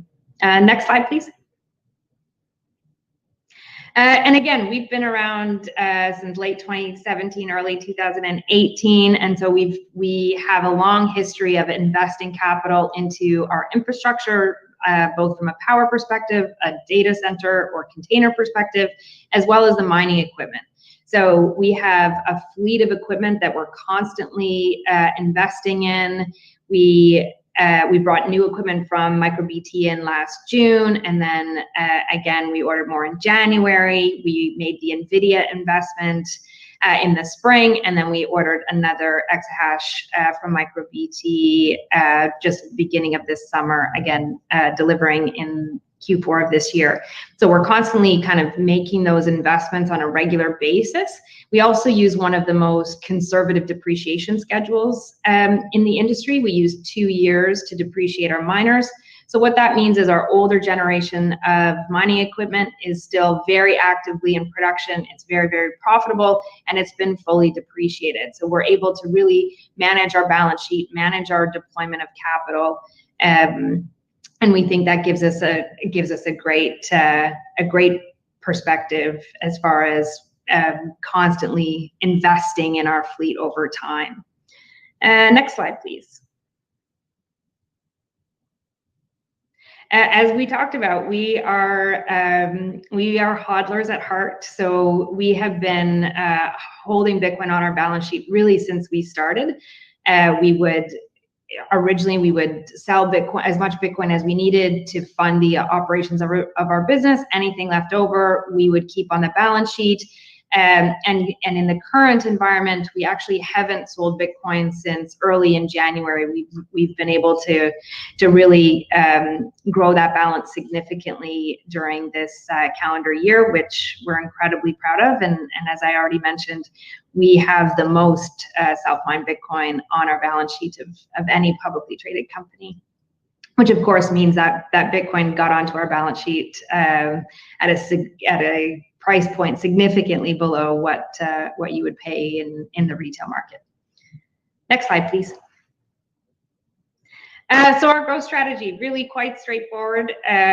We are expanding our power, we're growing and optimizing the fleet. We are mining both Bitcoin and using GPUs to mine Ethereum, but as I mentioned, continuing to settle in Bitcoin as a long-term store of value. We are now able to generate a fiat revenue stream from the Bitcoin while we hold it on our balance sheet, really believing that over the long term, Bitcoin will continue to appreciate in value. And then we also have the hosting side of our business, which gives us a nice committed, stable cash flow as well. Next slide, please. So as I talked about, we are building out a third site. We're very, very pleased to have been able to negotiate an incredibly aggressive rate at 0.027 cents Canadian, plus or minus 10%, and that is an all-in rate. So we're incredibly excited to get that site built out. And as I mentioned, we do expect the first 35 megawatts to go live towards the end of this year. Next slide, please. So I think I've talked about this. I didn't mention our pool strategy. So we use a North American mining pool strategy. Foundry is our dominant mining pool for Bitcoin mining. And then we also are working with Luxor as our secondary Bitcoin pool, and that will be our primary pool used for mining Ethereum. I talked about the investment we've made in NVIDIA CMPs, specifically for that Ethereum mining purpose, and then our relationships with Genesis and Galaxy earning yield on the Bitcoin we hold on our balance sheet. And then our new site is very proudly being built with another great Canadian company, Ballast Power, which we're excited to get up and running. Next slide, please. So this just shows the blue line represents our market cap as of the date we pulled this, and the orange line represents the Bitcoin on reserve. So really just showing our dominant position as far as Bitcoin held in reserve, and our market cap not quite reflective of that Bitcoin balance when you look at it in this view versus our peers and how they're holding Bitcoin on balance sheet. Next slide, please. And our management team. So I took over, as I mentioned, December 1st. Shane Downey is our new CFO who joined us beginning of March. Jason Zalewski joined as our head of technology beginning of February, as did Tanya Woods, our general counsel, EVP of regulatory affairs. Sue Ennis joined a couple of weeks after I did. Thank you again for that, Sue, to run investor relations and corporate development for us. And then in the March timeframe, we brought on Ronnie Yu to head up our power and sustainability for us. So we're incredibly excited by the team that we have around the table, and really look forward to continuing to drive a growth mandate. Next slide, please. This just goes into our financials a little bit. Next slide. All of this, of course, is available on our website, both the deck and more detailed information about our financials, which we released in Q2. We're very proud to put up our second consecutive record for highest revenue in our history in the second quarter. We continue to see growth from the ancillary lines of revenue that we have in our business, as I've spoken about, and really proud to continue to be able to grow that Bitcoin on our balance sheet, of course. Next slide, please. I'm not going to get into that. If you want to go into the details of our financials, please do look them up on our website, or of course in SEDAR. And then we also include in our deck a little bit more about the economics of mining, a glossary of terms used in our space for those of you that are new to the world of mining. Please do check it out, as it can help bring you up to speed on how miners work, how miners make money, and the inputs that you can use to kind of look at our business holistically. And I will leave it at that from a presentation perspective. If there are any questions, please let me know. Of course, don't hesitate to reach out to us directly as well. I'm the only Jamie Leverton on LinkedIn or Twitter, so you can reach out to me directly, or Sue is always available as well as our head of investor relations. Thank you so much, Jamie. We do have a lot of questions. Frankly, I'm hesitant to ask too many of them because you're staying on with us for our next panel. So let me just pick one arbitrarily. All right. Okay. How will Ethereum moving over to proof of stake affect your mining of ETH in the future? We'll stick with that. Sure. So the mining with GPUs, Ethereum is currently the most profitable thing to mine using GPUs or CMPs, which are the cards we purchased from NVIDIA. But if/when Ethereum goes proof of stake, and I think we could have a lengthy debate about what that will ultimately look like, both from a timing perspective and some of the nuances involved in how that transition is going to take place. But if there is a hard fork and it goes proof of stake in the short term, we would just move to the next most profitable token or crypto to mine, which currently, or the last time we ran those numbers, was Ethereum Classic. All right, it's great. We'll do one more. Jamie, what is your opinion on paying up 12 to 15% for 110? What is that? 110 TH units versus 80 TH units, or 110 units versus 80 TH? Sorry, I don't really. That question is too technical for my. I shouldn't have asked it if I didn't know what I was going to say. So KCCom, sorry, KCCom. KCCom, reach out to us directly with your technical questions. Jamie Leverton, don't go far. Don't go far. We're gonna have you back on in just 1 second. It is time for the moment of the day where yesterday I said this was the moment of the day that I am most excited for. Right? Justin and I were kind of previewing today's slate, and I said this is the panel that I cannot wait for, our crypto mining panel. Jamie, who you just heard from, will of course be back, as I just mentioned, but we've got Fred Thiel, we've got Ben Gagnon, we've got Sheldon Bennett, and this panel will be moderated by our very own Catherine Ross. So Catherine, there she is. Hello, Catherine. I know it's late for you, so thank you so much for staying up late. Oh, that's my favorite, time of the day, and I love moderating, so I'm here. Okay. How are you, by the way? Doing great. I don't want to take up too much more time because this is a exciting thing. So let's have you introduce everyone. We'll bring them all on, and I'm going to get out of here. Yeah, we're gonna do it a little bit differently. So first of all, thank you for watching, and we hope that you're enjoying the show. And I hope that this is very knowledgeable for you guys. And I have an amazing list of speakers and panelists, and here they are. They're gonna introduce themselves. Oh. Hi everyone. Hello. Okay, so we have a lot of discuss, right? So I'm just gonna, go ahead and ask you to introduce yourself. Let's start with Fred, because Jamie was just talking. So Fred. Hi, I'm Fred Thiel. I'm the CEO of Marathon Digital Holdings. Short, sweet. Sheldon. Yes, I'm Sheldon Bennett. I'm the CEO of DMG Blockchain Solutions. Ben. Hi, I'm Ben Gagnon. I am the Chief Mining Officer for Bitfarms. That's a Chief Mining Officer. That's awesome. And Jamie. Jamie Leverton, the CEO of Hut 8 Mining. Yeah, that was very short. I love it. So we're just going to, go ahead and discuss. With this panel, we decided kind of to dive into what crypto mining really is and how we can make money and what this thing is all about, because obviously crypto mining has been in headlines for a very long time. So we're going to start with obviously what is crypto mining and how exactly it works.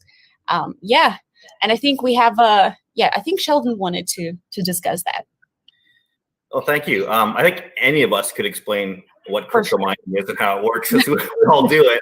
And in the past, I used to give conferences in person, and I would talk about what crypto mining is, and I would start talking about, cryptocurrency from cryptography and integers and mathematics, and I would look up 20 different people would be looking at me going, what is this about? I'm not at a university lecture on mathematics. So the kind of simple way to say it is cryptocurrency or crypto mining is a process where we use a lot of compute power to solve a cryptographic puzzle. Turns around and it's what we call proof of work. It does work, and in solving that puzzle, we've completed something, and at the end of it, a block is posted. Cryptocurrency is minted or created to pay for that block or that work that's done. And transaction fees are included in there, and it's a really simplistic way of saying, miners crypto block transactions. I'm sorry, I thought we lost you for a second there. Yeah, we lost you. You said in a simple way, and we lost you. You see how boring it is explaining the mechanics of a cryptographic puzzle in a block? even the internet doesn't want to hear it. But let me say it a different way. That is not.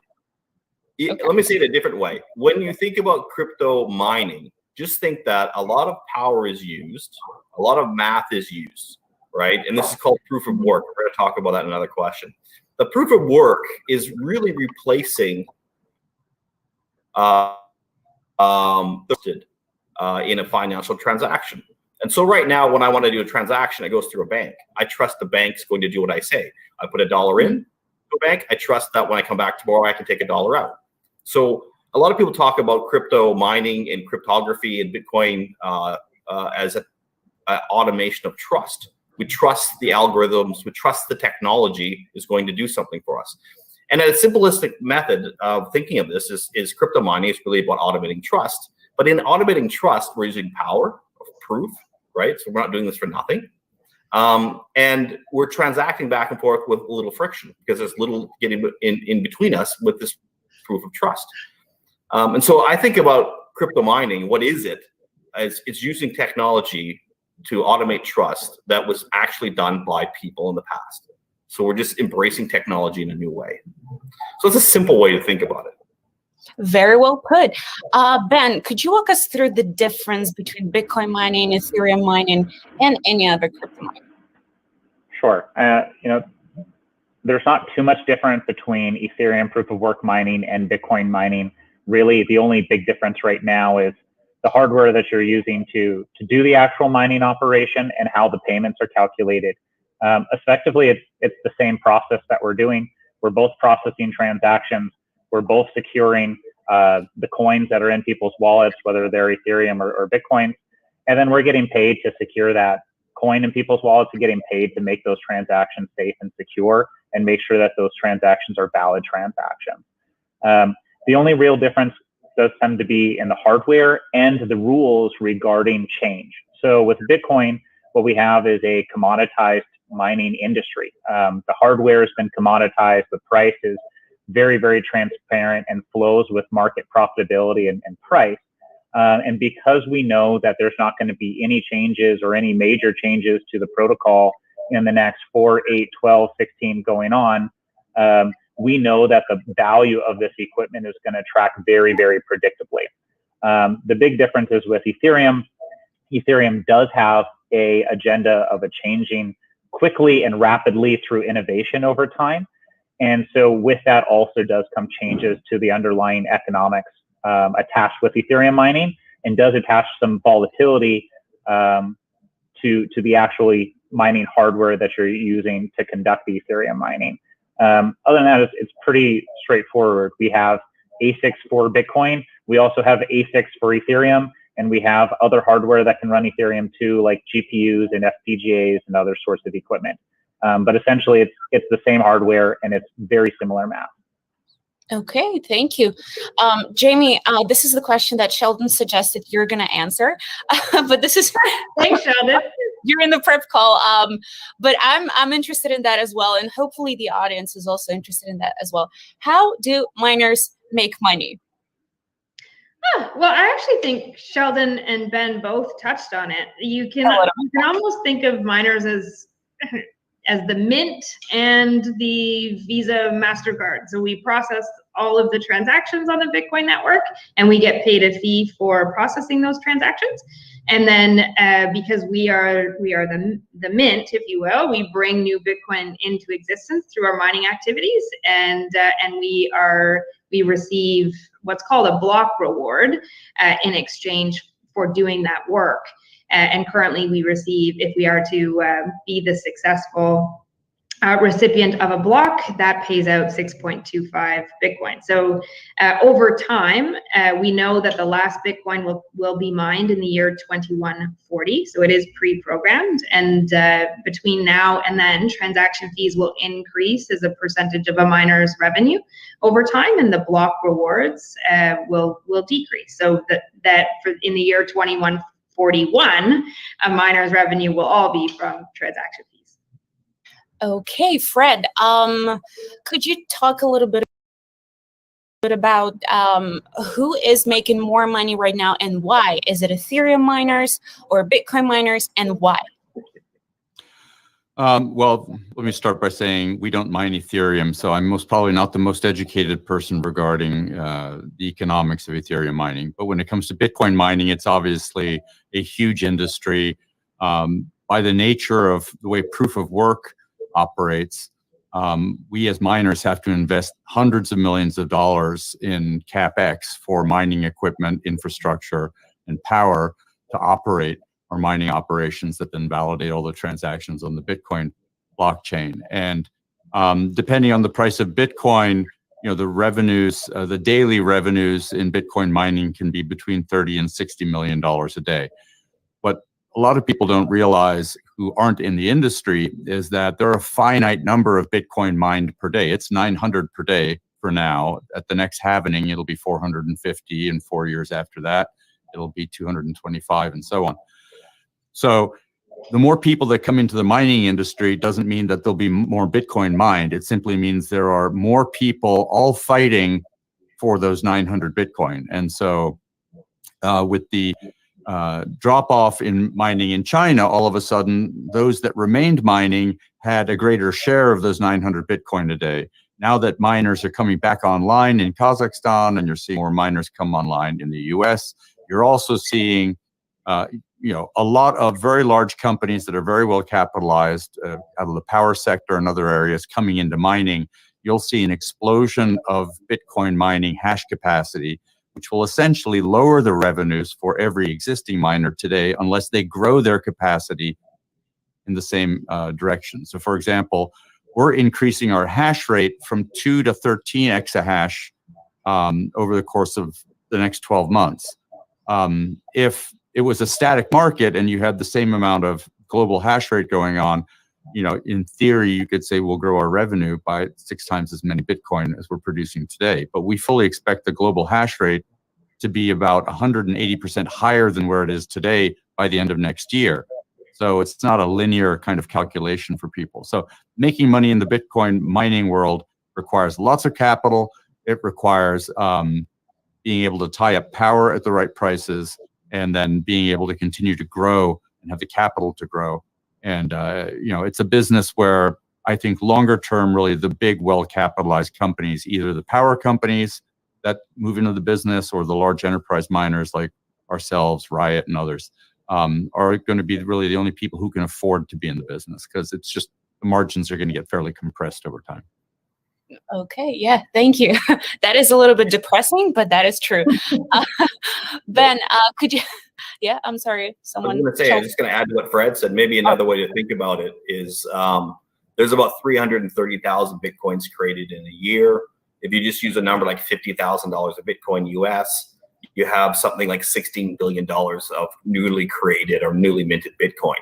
And then if you look at the cost in general of a Bitcoin miner to create a Bitcoin, so the energy cost and operations, you probably have about $5 billion of cost to make $16 billion of new revenue or new capital into the industry.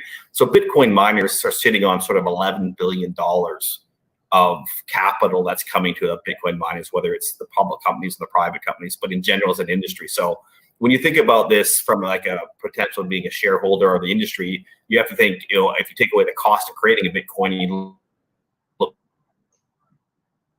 We're losing you again. At how much money is generated to this guy? $11 billion. we lost you a little bit, but you're back. Oh, I was just saying, at the end of the day, about $11 billion after cost is created in Bitcoin companies, whether they're public or private. Oh, okay. Ben, are you comfortable talking about Ethereum mining in terms of comparison of who made the most money and why in, let's say, August? You're muted. I think you're muted. Sorry, comparing Ethereum and Bitcoin mining revenues for August? Yeah. I don't have the numbers off the top of my head or in front of me right now, but I'm fairly confident that Bitcoin mining produced significantly more amounts of revenue than Ethereum mining. This should have always been the case and should always be the case as we move forward. One thing I think that is lost upon people as we do have halvings occur and as the amounts of total Bitcoins that we're mining do reduce over time, this is largely offset by the exponential increases in underlying Bitcoin price. And so while we are seeing smaller amounts of Bitcoin in terms of revenue derived in Bitcoin, if you're looking at revenue derived in US dollars or RMB or yen or whatever currency you're using, those are continuing to increase over time and will continue to go even further still as we move over towards $100,000 Bitcoin and beyond. So that's a really, really positive part about this market. We have fixed operational costs as miners. It does not cost us any more to operate, 2 exahash or 1 exahash at 30,000 Bitcoin than it does at 50,000 or $100,000 Bitcoin. The only difference is our gross mining margins and our profitability. That's the only difference. And so as Bitcoin price continues to appreciate, we have that fixed cost. It's all upside for miners. And mining today is a significantly more profitable business than it was, 8 years ago, back when the block reward was still, 25 Bitcoin. This is a very, very good time to be in the industry. And as we have the institutional adoption into Bitcoin, I think what we're also seeing is institutional adoption into Bitcoin miners specifically, because mining is one of the best ways that you can actually turn your Bitcoin investment into more Bitcoin. And it's the reason why is because our revenues are derived in Bitcoin. We're one of the only industries in the world where our revenues are 100% derived in Bitcoin.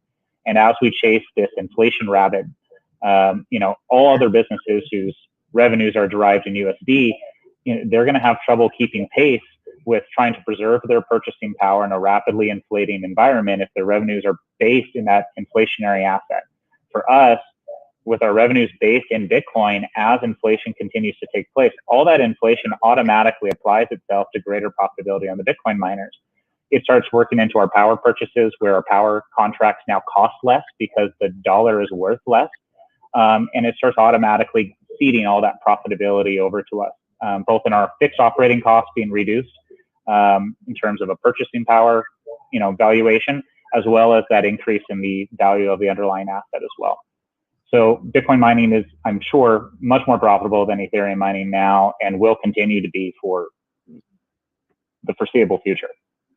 Fair enough. I haven't found, actually, unfortunately, I haven't found any information on Bitcoin mining for August, but I guess this is because we are just in September, on the very first day of September. But I did find information about Ethereum, and Ethereum mining revenue figure for August actually is accounted for $1.65 billion, $1 billion, and it represents the growth up by 60% compared to July.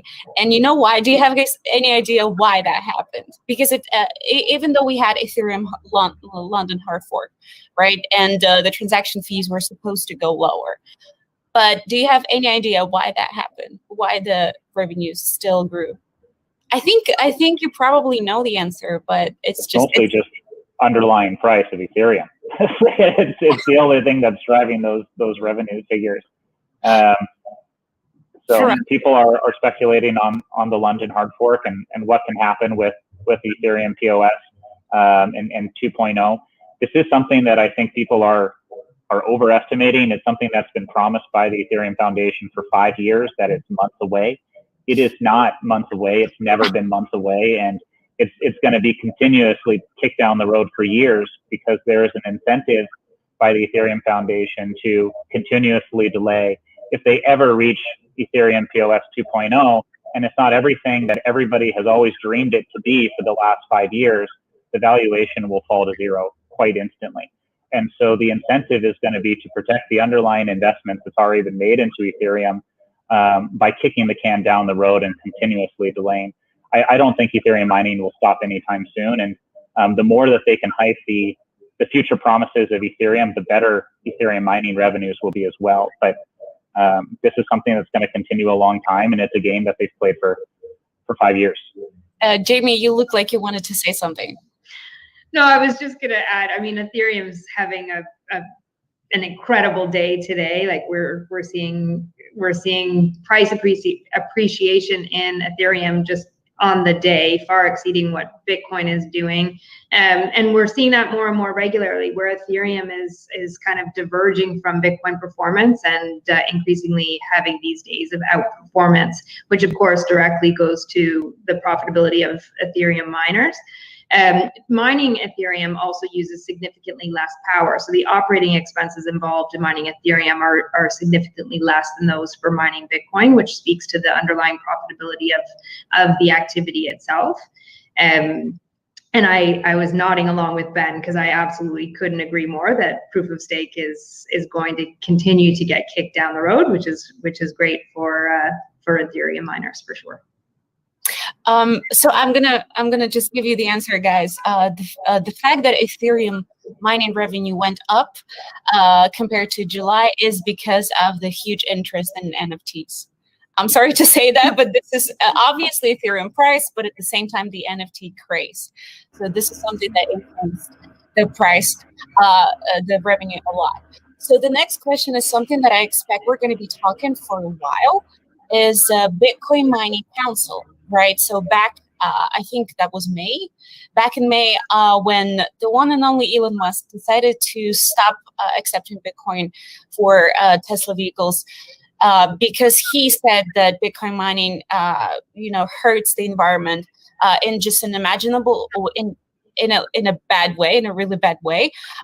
So this kind of started the conversation of the crypto mining and the environment, right? And right after that, here it is, North American Bitcoin Mining Council. And fortunately, we have representatives of this council here today.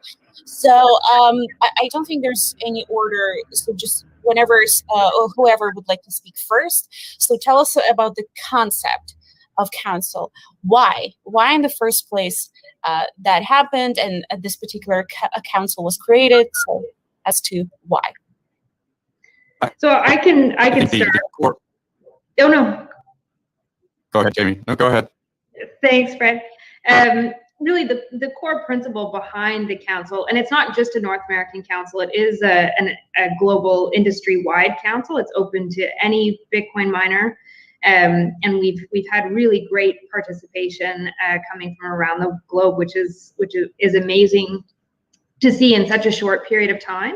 But really the purpose of the council, and we declare it on the website, was to come together and have a collective voice to educate, to be transparent, to talk about the benefits of Bitcoin and Bitcoin mining, really as a collective. Because prior to that, we were each trying to counteract this narrative as individual entities, and we didn't have a collective voice to challenge this big collective kind of negative narrative that came out on the back of Elon's tweet. So really, that was the purpose of forming the council.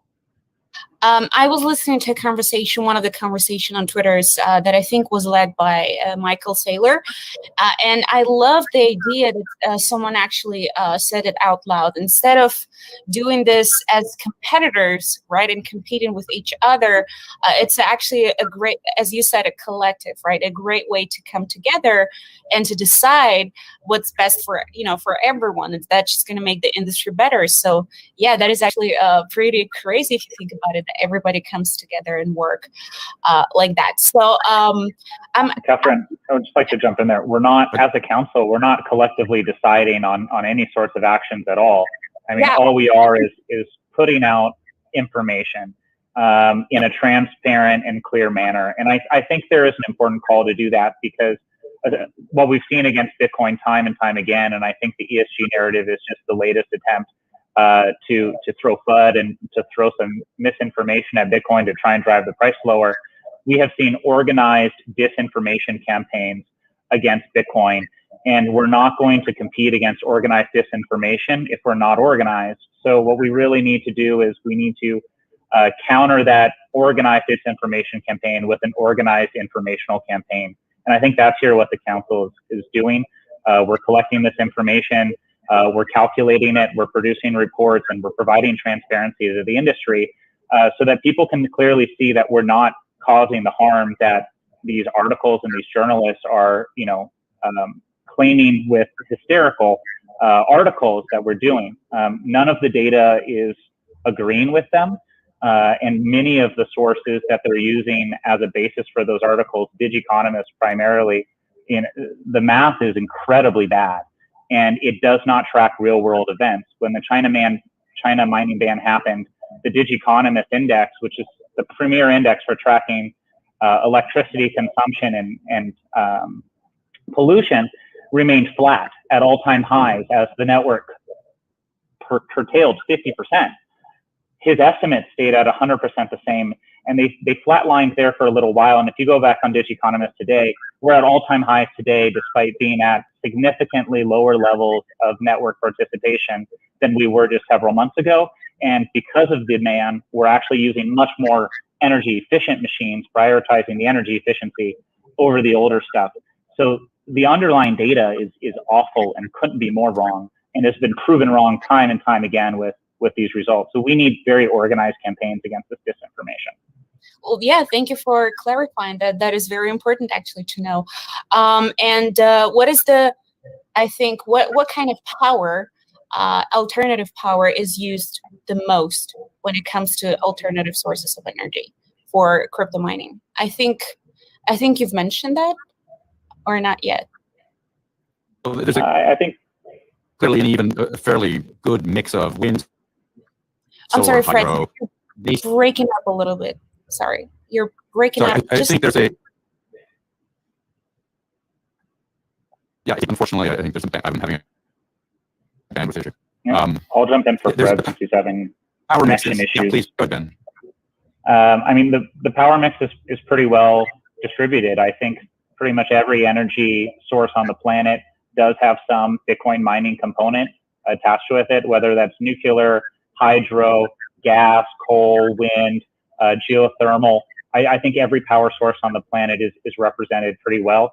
The real thing is not really about the power source, but it's about the economics attached to that power source, which has led to a lot of hydro because there's very little operating expense attached with hydropower, as well as a lot of flare gas and wasted natural gas, because that is a huge component of the North American energy mix. But they're all very well represented.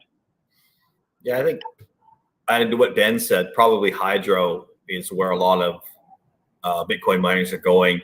And it makes sense. And I think we've all spoke about this before. When you look at hydro, just look at aluminium. When you look at the amount of power that's needed to create aluminium or aluminum, depending on where you are saying it, it takes a massive amount of power to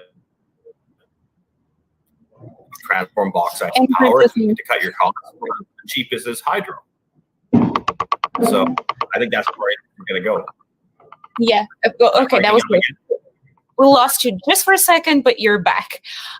Okay, so I think the final question about the council is, what should we expect? And I think Ben actually put it very well, that the main idea is to provide information and to make sure that this is correct, accurate information, right? But is there anything else we, as just observers of the crypto industry, or investors and or traders, should expect from the council? And can we be a part of that too, or should we be a part of that? Well, Jamie, the council's. Sorry, go ahead. Oh, no, Fred, go ahead. I'll ask Jamie a little bit later. Just going to say that the council's mission, as Ben said, is to educate and share information. That's the extent of it. So we're just a group of miners who are publishing our data and trying to educate the marketplace regarding the types of power we use and what our objectives are, or our goals and commitments are going forward. That's it. So, that's public information. It's not a decision-making body. It's not a lobbying body. It's simply a group of industry players who are deciding to share information because we're trying to combat, as Ben very eloquently said, the FUD that exists out there, especially in regards to energy. So we'll be publishing data each quarter on how we're progressing along our shift towards more and more renewable energy. The data we've published to date says that we're about 65% carbon neutral in our energy mix and continuing to grow.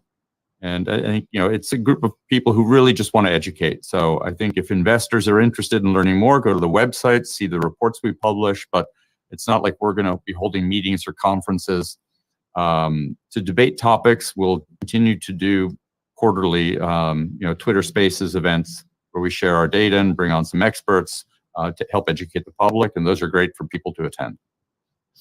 I hope that Jamie did not get upset because we lost her for a second there. Hopefully she'll come back. But let's talk about exodus of miners from China. Oh, hi, Jamie. I was worried that you got upset. No, that was not a protest vote. That was I needed power desperately. My apologies. Okay, whew, that's okay. So the next question is the exodus of miners from China. Sheldon, could you tell us about why do you think that happened? Why would China need to ban miners in the first place? And then how that impacted the rest of it?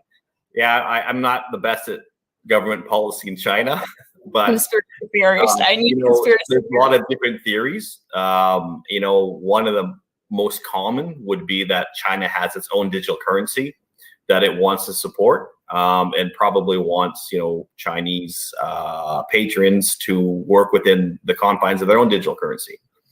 The other is maybe they're reacting to international pressure about the amount of coal being used, and there's a lot of talk about coal being used by Chinese miners, although there's a lot of them that use hydro as well. So there's a lot of disinformation, or at least not very much data on what's correct there.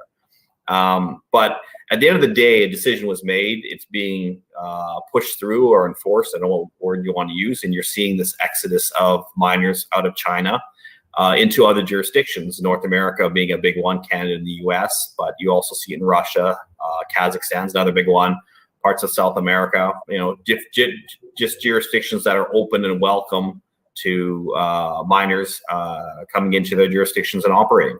For North America, I think everybody will agree on this panel, but I could be wrong. I think this is a good thing. And I've said this a few times. When you look at the hash rate and you look at the use of Bitcoin, you find this disproportionate amount of hash rate being controlled or built or run or managed by Chinese miners versus the amount of transactions, how much they actually use Bitcoin. And that's because it's been banned in China for usage.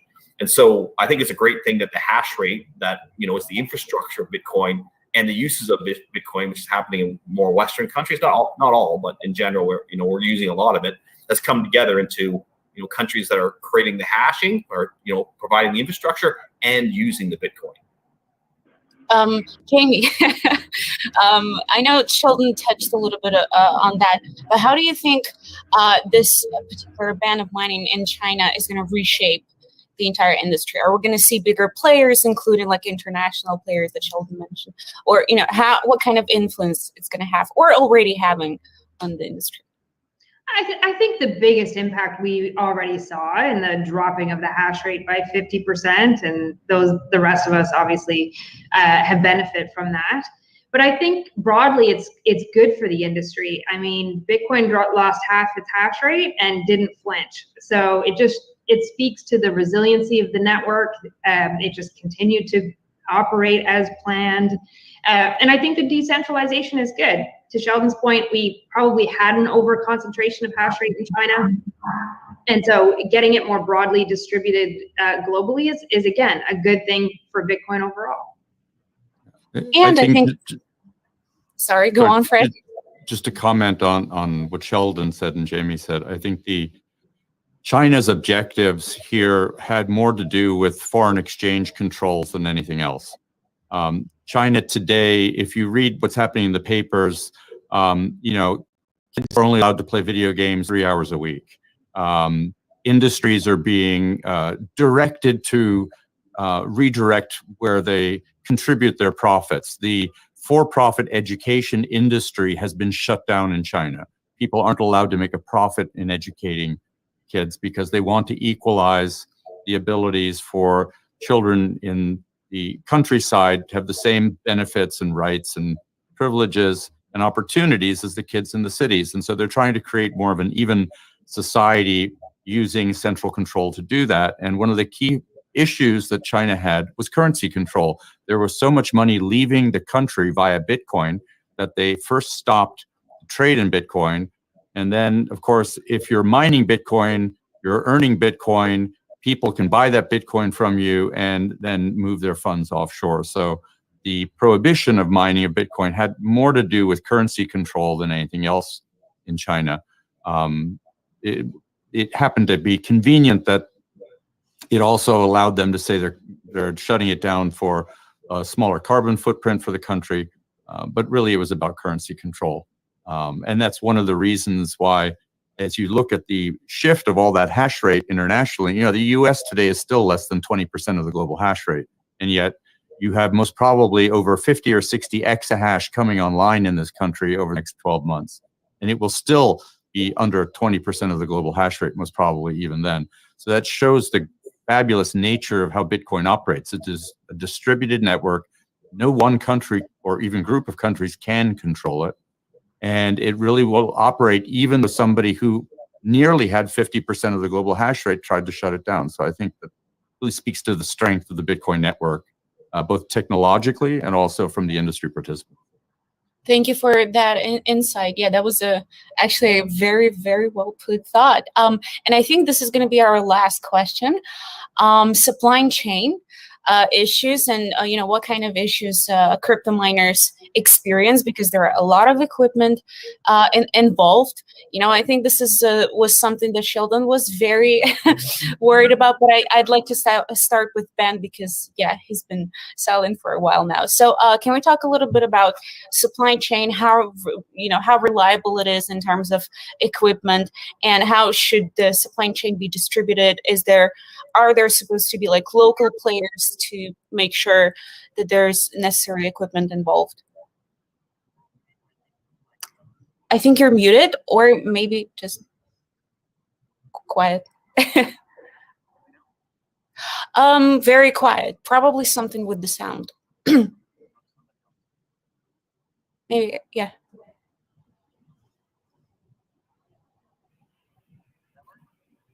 No, we can't unfortunately hear you. I'll ask Sheldon meanwhile, okay? I'll come back to you. Yeah, we'll give Ben a chance. You can butt in anytime you want, Ben. your audio working.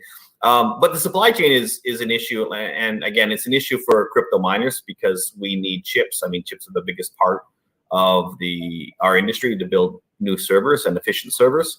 But we also have the issue of COVID, and we have all the global issues of supply in trade, you know, sort of geopolitical between China and other countries. And I'm in Canada, and we have our issues with China, and other people in the US, and they have their issues with China.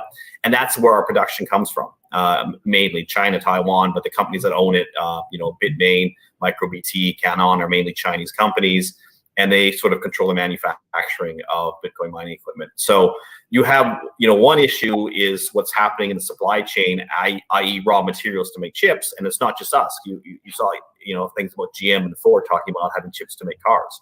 Our chips are different, but there's a supply chain issue.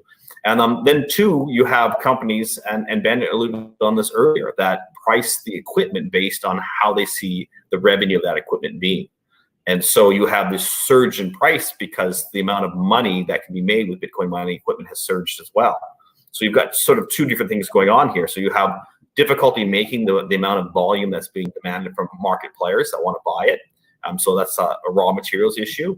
And then you have this escalating price of Bitcoin that's increasing the price of the equipment. And then you have us companies, private or public, trying to figure out how to order and purchase and get the stuff running to get our ROI, or return on our investment for this equipment. Yeah, I would take a slightly controversial perspective on that. I think actually there's a glut of hardware today. The shortage is transformers, switch gear, hosting capacity, and power. As an example, we have hundreds of thousands of miners coming inbound, and luckily we tied up capacity for hosting long ago, so we don't have a challenge there. But if you look at the Chinese miners trying to come into North America, they're out negotiating for power contracts and infrastructure, and transformers, high voltage transformers are 14-month lead time. Mid voltage transformers, 12 to 10-month lead times. Switch gear, 12 to 18-week lead times. Those are much greater issues today than the hardware issues are, because everybody's trying to come in and build infrastructure. And a lot of those transformers actually are manufactured in China as well. And to Sheldon's comment about COVID and supply chain, that's affecting it. But as we look at the marketplace today, the single biggest impediment to people deploying miners is not miners, it's everything else. That's a good point, Brent. I mean, it's true. Everything's affected. The price of copper has gone through the roof. And so, what you're talking about also brings the migration, right? The infrastructure there has been turned off, and that infrastructure is not, I guess, for technical words, certified. It's not approved to be used in North America or other jurisdictions. So you can't pick up a transformer from China that was working and bring it to Canada or the US and drop it in and use it. Right. So that has to be manufactured. So part of this migration problem is an infrastructure problem to turn all that stuff on if it's coming into North America. I think we don't have time, and probably Spencer is going to come just in a second. Hopefully, Spencer. Damn right I am, Catherine. Damn right I am. Hello, Spencer. So, first of all, thank you guys so much for taking the time and participating in this panel. That was very valuable for me, and I hope our viewers also enjoyed that. Spencer, would you like to say something? Yeah, no, just thanks to Ben, Jamie, Fred, Sheldon, Catherine. I mean, how many times could you get a group like this on the screen at the same time? So thank you guys so much for the conversation. We appreciate it. I know our chat, our viewers, they appreciate it. So again, thank you. Thank you all so much. Very welcome. Thank you. Thanks for having us. Thank you. All right. It's 3:30, everyone. So again, thanks to that panel. Seriously, I mean, I'll just say it again. But how often do you see a group like that, the executives from four of the largest, frankly, Bitcoin miners, crypto miners, on the screen at the same time? You don't see very often. You might see one, maybe two, four. Let's go, guys. Smash that like button. I haven't been too active on the on the liking call to action here today. Let me just do a quick check. How many likes are we at? I don't know if I have not been super diligent on that. We are at 302. Oh, we're trending lower than we were yesterday. We're trending lower than yesterday. Let's get the pace up a little bit. Get that pace up. All right, that's enough of that. That's enough of this. Enough of thank you, Aaron. Our next speakers here, I think they are. I see Max, and I see Brendan. So, okay, guys, when blockchain technology was introduced so many years ago, of the many theoretical uses that were hypothesized, one of those uses was finally a way for individuals in the creator economy to monetize themselves. If you built a following on social media, that's great. There are some avenues available to monetization. You can have a newsletter, you can have a Substack, a Patreon. But frankly, the monetization infrastructure, particularly within the social media landscape or ecosystem, is not really there. This company that we're bringing on right now is trying to change that. We're bringing on Brandon Hampton and Maxwell Gross, the head of talent and the COO, respectively, of Superbid. There they are. Brandon and Max, how are we doing today? We're great, Spencer. How are you? Was my assessment of what you're trying to do correct? Yeah, actually, we could probably leave right now. You already hyped us up enough. Okay. All right. Thanks to Brandon and Max for coming on today. No, seriously. All right. We have your slides. Guys, let's bring the slides up, and I'm going to step out, and I'll let you guys do your thing. Awesome. Thanks so much, Spencer. First of all, I want to say that we're super, super happy to be back here at Benzinga. 2 months ago, actually, we were live with Robert and Ryan and Logan on Moon or Bust, and we had a super fun time chatting with them there. So thank you guys for having us back. We're big fans of Benzinga. We actually love what you're doing to bring crypto into the mainstream. So now, let's get started. My name is Max. I am the CEO of Superbid. Actually, I graduated from the University of Michigan Engineering School and worked in the aerospace industry for several years at Boeing Defense before I decided to pursue opportunities in the cryptocurrency space. I'm here with our head of talent, Brandon Hampton. Brandon, why don't you share some info about your background? Sure, thank you. I did not work at Boeing. I actually have been in the influencer marketing space, which was alluded to about helping people, namely creators, native social media influencers, celebrities, and artists, athletes, monetize.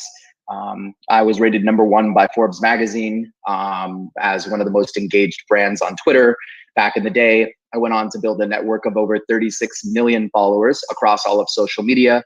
I've spent over $50 million on influencer marketing for influencers and brands to connect with each other. I have some of the most famous brands and famous clients in the world that I've done business with. And this next step here, I've been in crypto since 2013, merging the two worlds together as one of the very first influencers myself, understanding what an influencer needs and what tools that they need to be able to monetize, taking advantage now of blockchain and NFTs as a way to monetize. Yeah, so you all might be wondering why we even have a head of talent over at a cryptocurrency company. But as Spencer mentioned previously, we are a social media platform, and we're going to be getting into those details further on in the slides. But today, overall, we're going to be talking about 5 main things. We'll cover all of the details about our concept, and we'll describe how it actually works. I'll present our proof of concept and actually past data, which validates our product. I'll also run you through a little bit of our journey as a company, and we'll review some of our past successes. We'll also take a look at the benefits of Superbid for both vendors, who are the creators on our platform, and then users, and how we actually set ourselves apart. And then finally, we'll take a look at some never before seen photos of the actual product that we've built itself and what to expect for our big launch, which is occurring this month. So if you want to jump to the next slide, I think that we can start here by basically explaining what is Superbid. It's quite simple. We are actually the first of its kind NFT platform, which allows users to actually take the most unique moments of their lives, convert them into NFTs, and then auction them off on our platform. Superbid enables you to create, to buy, to collect, and sell these moments, which are actually in the form of photos and videos, as NFTs. Now, unlike a normal NFT platform, Superbid's actually catering to the mainstream, allowing users and creators to build their own profiles, not only build up their brand, but also to acquire real life moments from real people, which is where we as a company actually see the true value of NFTs progressing into the future.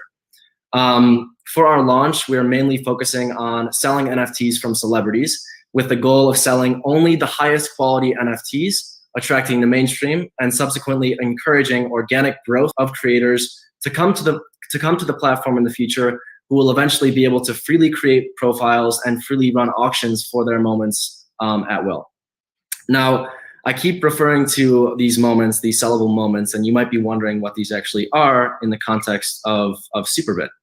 A moment is actually a never before seen photo or video from your own photo gallery, a unique memory which hasn't been seen to the public, which can actually be converted to an NFT and then sold by you, by the creator.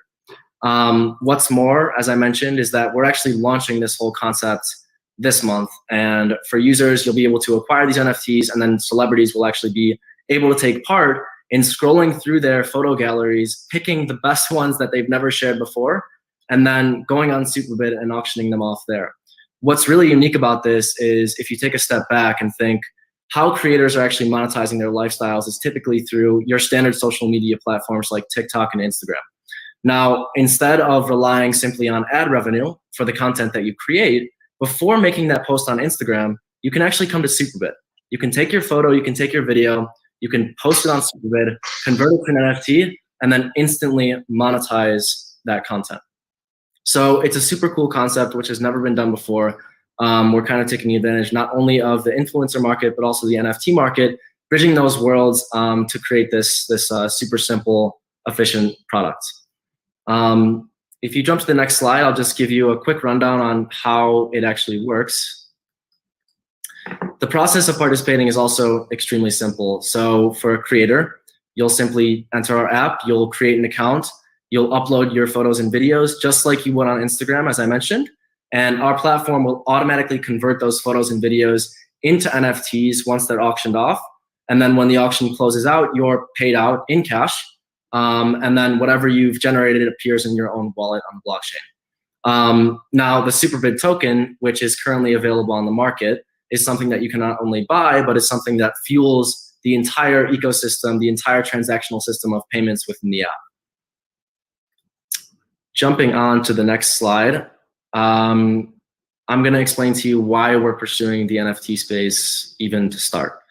For starters, the proof of concept for our product has already been validated through a well-known NFT platform, which is called NBA Top Shot.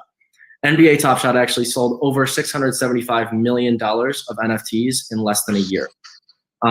These NFTs were mainly focused on specific moments from basketball games, from basketball players, and we're kind of taking this concept and bringing it to the next level, allowing people not only to build their brand, like I mentioned, through creating their own profiles on Superbid as a social platform, but also taking any moments from their life, anything and everything, and being able to sell it on Superbid. Not just something that's related to your career, but it can be something that is memorable and important in your life.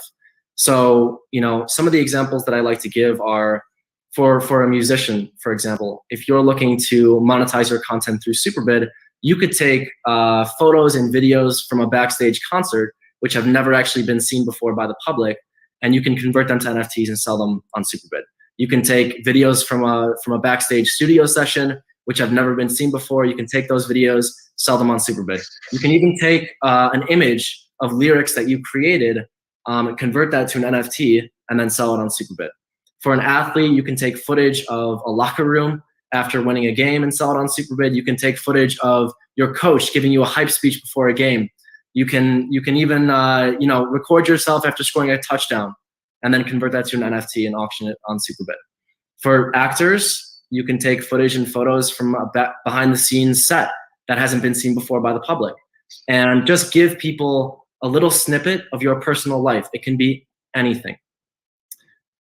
So moving on to the next slide. Beyond the proof of concept, the evidence of the market growing is very clear.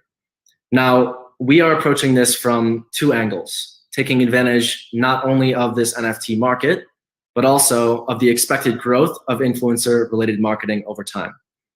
Superbid is probably the newest breakthrough entry in the growing NFT market, which actually grew in valuation from $250 million in 2020 to over 2.5 billion in 2021, and the year isn't even over yet. Now, the demand for items from celebrities also is there, which is not only evident through the previous sales from celebrities, which were described on the previous slide. Grimes and Steve Aoki and Eminem, these guys have sold their NFTs for millions of dollars. But also, the demand is there due to the simple fact that out of all participants in the NFT marketplace currently, 69% of those people are buyers and 31% are sellers. So there's a large market gap there, which we're looking to fill. Next slide. Now, before jumping in and explaining the benefits of Superbid for users and creators, I actually wanted to take a second to acknowledge the beautiful image that you see in the background of this slide. This image was actually taken in June when we launched a promotion in Times Square on one of the world's largest billboards. So around this time period, you may have potentially heard about us because we sponsored Logan Paul, one of the world's largest and most influential influencers on social media, in his fight against Floyd Mayweather. And subsequently, we officially partnered with him, and he's going to be doing auctions on our platform. Now, since that time period, since we actually started, we've garnered several other partnerships from people like Amanda Cerny and Natalia Janoszek, who's actually a Polish actress that garnered worldwide recognition thanks to her role in 365 Days, which was one of the most world's watched Netflix movies in 2021. Now, we cannot mention any other names, but there will be numerous other household names coming soon to Superbid, which we'll eventually introduce to the mainstream over time. We even went as far as partnering with a NASA contractor named Astrobotic to literally take our tokens, put them on a ledger, and send them to the moon. You might think that this is crazy, and it is kind of crazy, but it just goes to show that as a startup, we're not afraid of doing things that have never been done before. We're not afraid of being noticed, and we're not afraid to be launching these mainstream activations to garner attention around our product, especially as we near it in the coming weeks. So I'm actually gonna let Brandon take over from here and describe the benefits. He's also gonna be running through just some images that haven't been seen before by the public of the app itself, and then we're gonna talk about what to expect for our launch. Sure, thank you, Max, great job.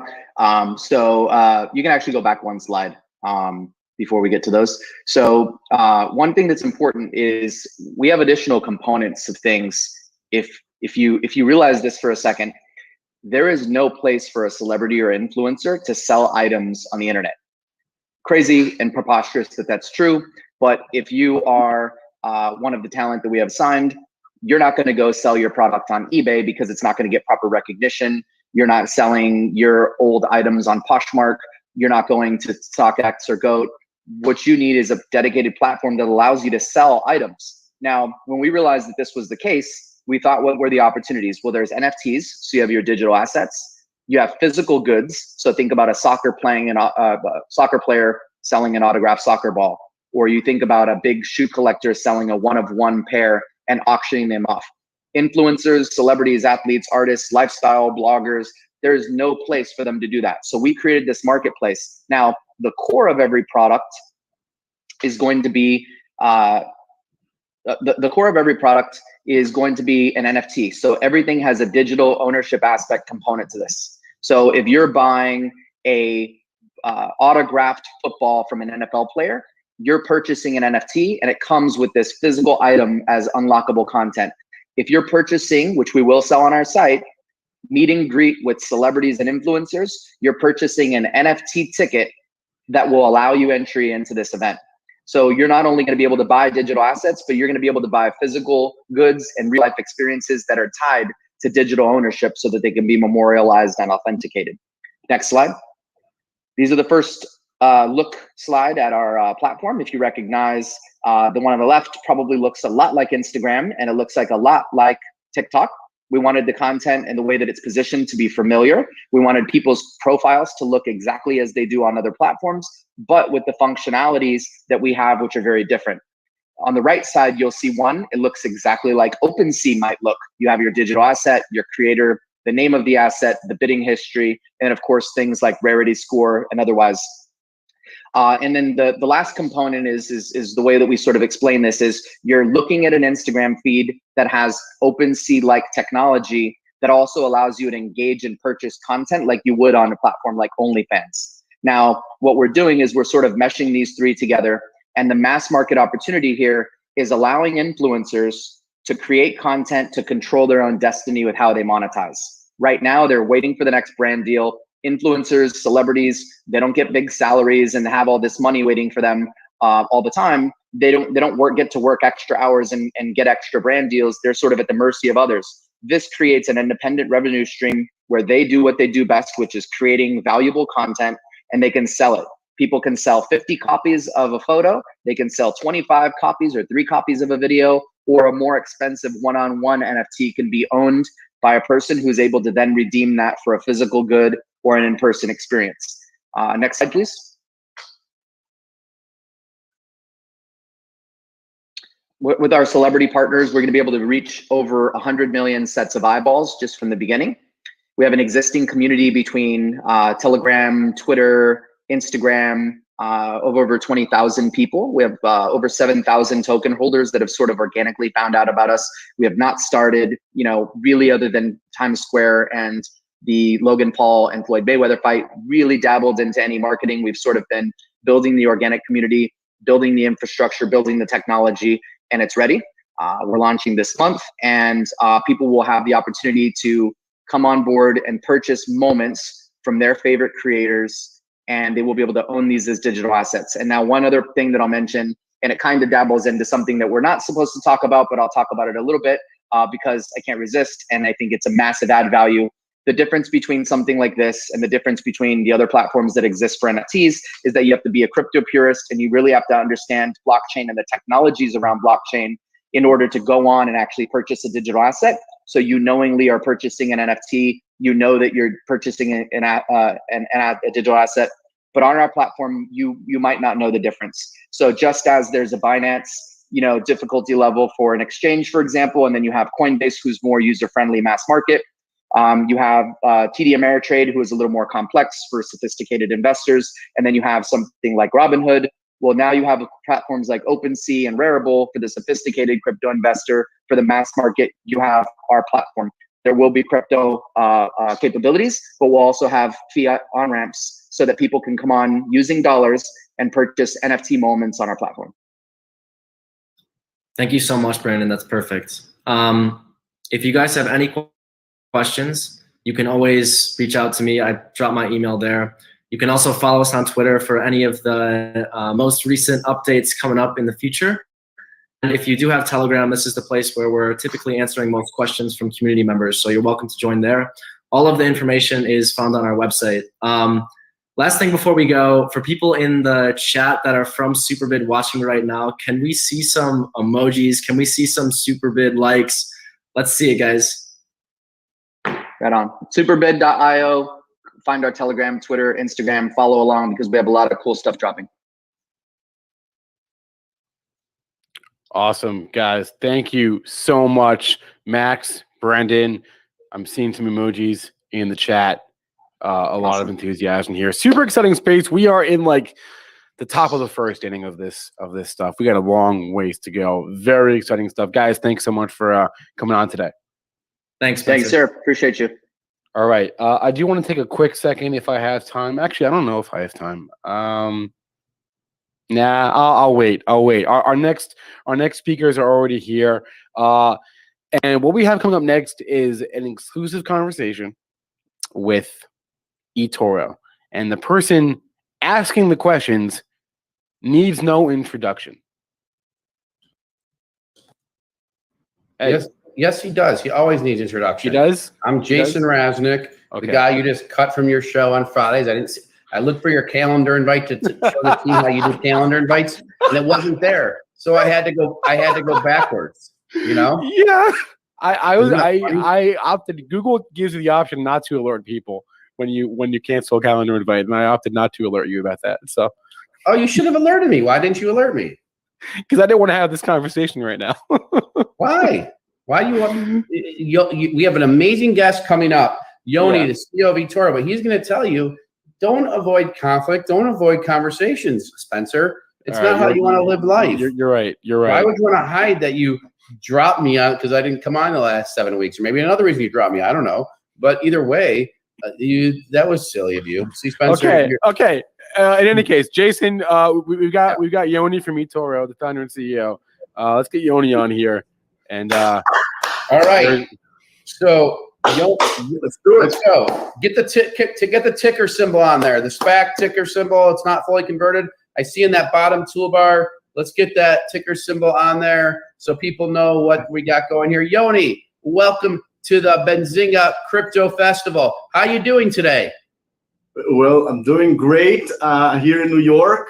We're very happy to see crypto markets continue on the longest rally ever. People forget how short 2017 rally was to understand how strong this rally is continuing. Well, still recovering from a correction in May, but great to see ETH almost touching 4,000 today.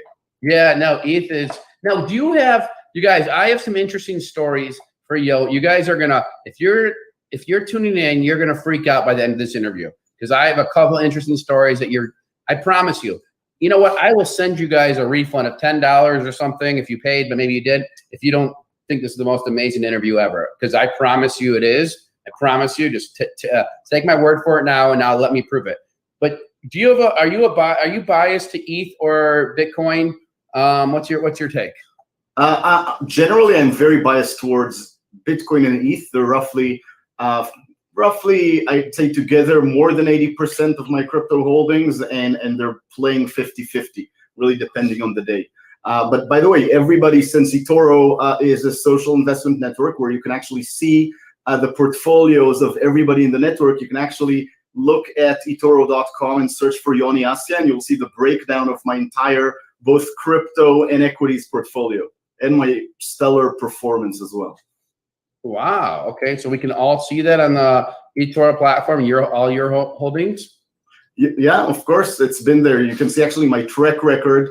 I think for the last 9 or 10 years. So the concept of eToro is we have today 22 million registered users from 100 different countries who can trade commission-free stock trading and cryptocurrencies, and everybody can actually see the performance of everybody in the network, and then can follow and collaborate and communicate with one another, seeing the portfolio allocations and how many stocks and crypto each holds, and then use our patented technology called Copy Trader to automatically copy the most successful investors in the network. Okay, we're going to take it back to the beginning of eToro. What did eToro start as, by the way? Wasn't it more Forex? So first of all, we'll go even more back in time. So I've been passionate about capital markets since I was 13. Very lucky to get some shares from my father to my bar mitzvah. And I was also a programmer when I was in high school. So I've always been passionate about the intersection of capital markets and technology. I've been doing both ever since. And I founded eToro together with my older brother because he used to make fun of me that I have an accountant fetish. I used to sit across multiple screens with charts and Excels, looking at lots of numbers. And Ronen, my brother, always used to say, this sounds like a super exciting world, the world of capital markets. But when I look at the actual user interface of what we were doing, it's horrible. So that's how we started eToro in 2007. We started with a vision of opening the global markets for everyone to trade and invest in a simple and transparent way. I always believed that our generation, Generation Y, is going to look for a different user experience in the market. And we started basically hacking the user experience of people trading in the market, starting with a very visual interface to make it just simpler. What we've noticed then is when we started our brokerage back in 2008, when we launched, which is a very interesting year to launch a trading platform during the global financial crisis, is that the most active feature on the platform was actually the chat. And what people were asking each other is, what are you currently trading? So that's how we realized, and this was, if you think about it, 2008, really the beginning of social networking, of Twitter and Facebook emerging. And we thought, let's take this concept and let's combine between a social network and the ability to actually see what people are doing. So you talk to real people, you can see their track record, you can see their portfolio allocation, and then you can either learn from them, talk to them, or just automatically copy their trades. And throughout the years, obviously, we've constantly adapted our business to what's happening in the market. So it was social networks. Obviously, we went mobile first very early on. So we went mobile first in 2015, inspired by Facebook. But we were very early also to Bitcoin. So we started. That's where I wanted to go. So you were, because that's where I was going with. Tell your Bitcoin story. There's an article on Benzinga about it. So if you type in Yoni's name into Google space Benzinga, you'll see the story. But tell the story of Bitcoin with you guys, because you went to your board and you wanted to see how how you custodial it, Bitcoin. So you guys bought some, and tell the dollar amount and what it is today. And yeah. So I started thinking of cryptos, I would say before Bitcoin. I started writing in my blog about a concept that's now our nonprofit called the Good Dollar, where I wanted to create a better and more transparent money system. So when we noticed Bitcoin back in 2010, and I always say there's three sort of technologies or ecosystems that I immediately fell in love with. One is capital markets and the stock markets, the first trade I did. The internet and BBSs when I was very young, and sort of helped me understand how this entire world is connected and information connects. And then the first time I experienced Bitcoin, this was when you actually had Bitcoin faucets back then. This was, you could just enter your Bitcoin address and you would just receive some Bitcoins. I used to mine also in 2011. And we got so excited with the technology, especially because we were running a fintech company. So we understand how broken financial services back system and back end is. We were super excited by the technology and the fact that you can actually send money online to anywhere, to anyone, anywhere around the world on a system that's decentralized and open source. And we got excited about it and actually started buying crypto to in eToro at, I think it was, the first rate was at $5. So I have these still emails from Mt. Gox of us buying Bitcoin for $5, $10, $15, $20. I think all in all, we bought probably about 3,000 to 4,000 Bitcoin back then. And then we launched Bitcoin trading in 2013. And as sort of crypto winter, the first crypto winter of 2013, post Mt. Gox failure started, we had a very intensive dialogue where I was very much pushing for Bitcoin. And some of the board members thought we should focus on equities and that Bitcoin is a fad. I've seen that happening with social networks before. And we had to really insist to make sure that we keep our Bitcoin in cold storage. But we bought, I think, about $50,000 worth of Bitcoin at the peak. How much? How much? We bought about $50,000 of Bitcoin. Okay. Yep. I think at an average price probably of 10, somewhere $10 to $20. And at the peak, I think that was worth about $30-40 million. Did you guys hear that? $40,000 worth of Bitcoin. At the peak, it was worth $35-40 million. I mean, Yoni didn't even have to raise capital. He did, but $35,000 to $40,000 worth, and it's at the peak $35 to $40 million. And I don't think you cashed out of it. I think you guys just held on to it, if I recall. Well, it was more important even than cashing out. It was the basis of how, in the rally of 2017, really during the peak rally, and people sort of don't appreciate how within these rallies, right? So when every time Bitcoin hits an all-time high, the amount of people flocking into crypto back then was just intense. We grew 100 times from the average of January 2017 to the peak day in December 2017 by the number of funded accounts opening in a single day, from 200 funded accounts a day to 20,000 funded accounts a day.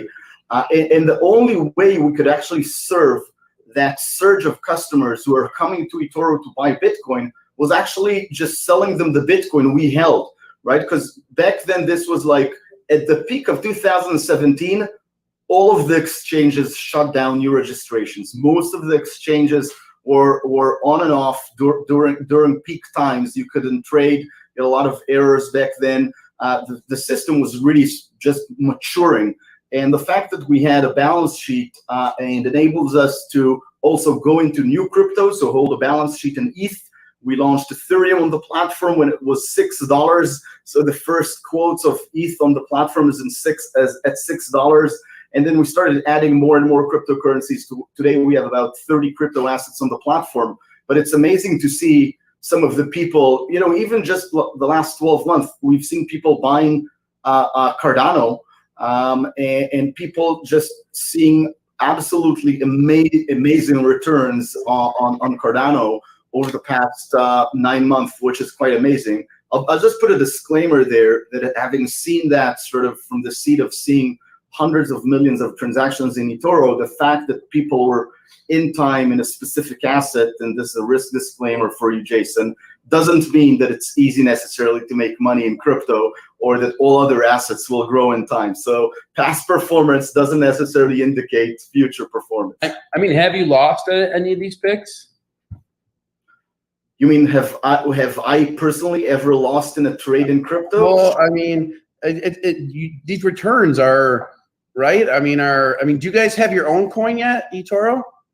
No, we decided since we're in the process, since we have a lot of shareholders as we raised money in the traditional way of VC, and since we've announced and we're very excited about the transition from a private company to a public company through a SPAC merger, that the right thing is to make sure that we understand where the equity value is, and that's for the shareholders of eToro. We did open our nonprofit, the Good Dollar, which is a currency on its own, but it really does promote financial literacy, financial inclusion, and potentially UBI or financial equality through a blockchain-based universal basic income system. But that's a whole different story. Got it. I would love to hear about the Good Dollar more because we do financial literacy here in Detroit high schools. We can talk about that more. Maybe the Good Dollar is something that we show off because anybody in Detroit can just go to gooddollar.org, get a free mobile wallet, and then every day claim good dollars, and then basically through that educate themselves about cryptocurrencies, start sending and receiving, inviting their friends to receive more good dollars. So we created a cryptocurrency where anybody in the world can open a wallet and just every day just claim good dollars and get good dollars. That's sweet. I would show the screen right now, but maybe the producer has to do it. I just tried to do it. They put the link, but I wanted them to actually open the site so someone can see it and we can click on it. That's sweet. When did you guys start that? So as I mentioned, I started a blog post back in 2008 about this, about the fact that there's a need for a transparent money system where you could actually see different transactions. So if you have a transparent money system, the world could be fairer and money can be doing more good. And then created a concept which only later on I realized is similar in essence from an economic point of view to universal basic income, which basically said that the people who have the least actually need to receive more interest rate, not less interest rate, right? So in the world of interest rates, if you're rich, you're actually, your money is making more money for you, and you don't need to work anymore. And if you're poor, you don't have any money to generate interest rate. So out of that model, we just created a range of smart contracts. So it's all based on ETH, and on Ethereum and on decentralized finance.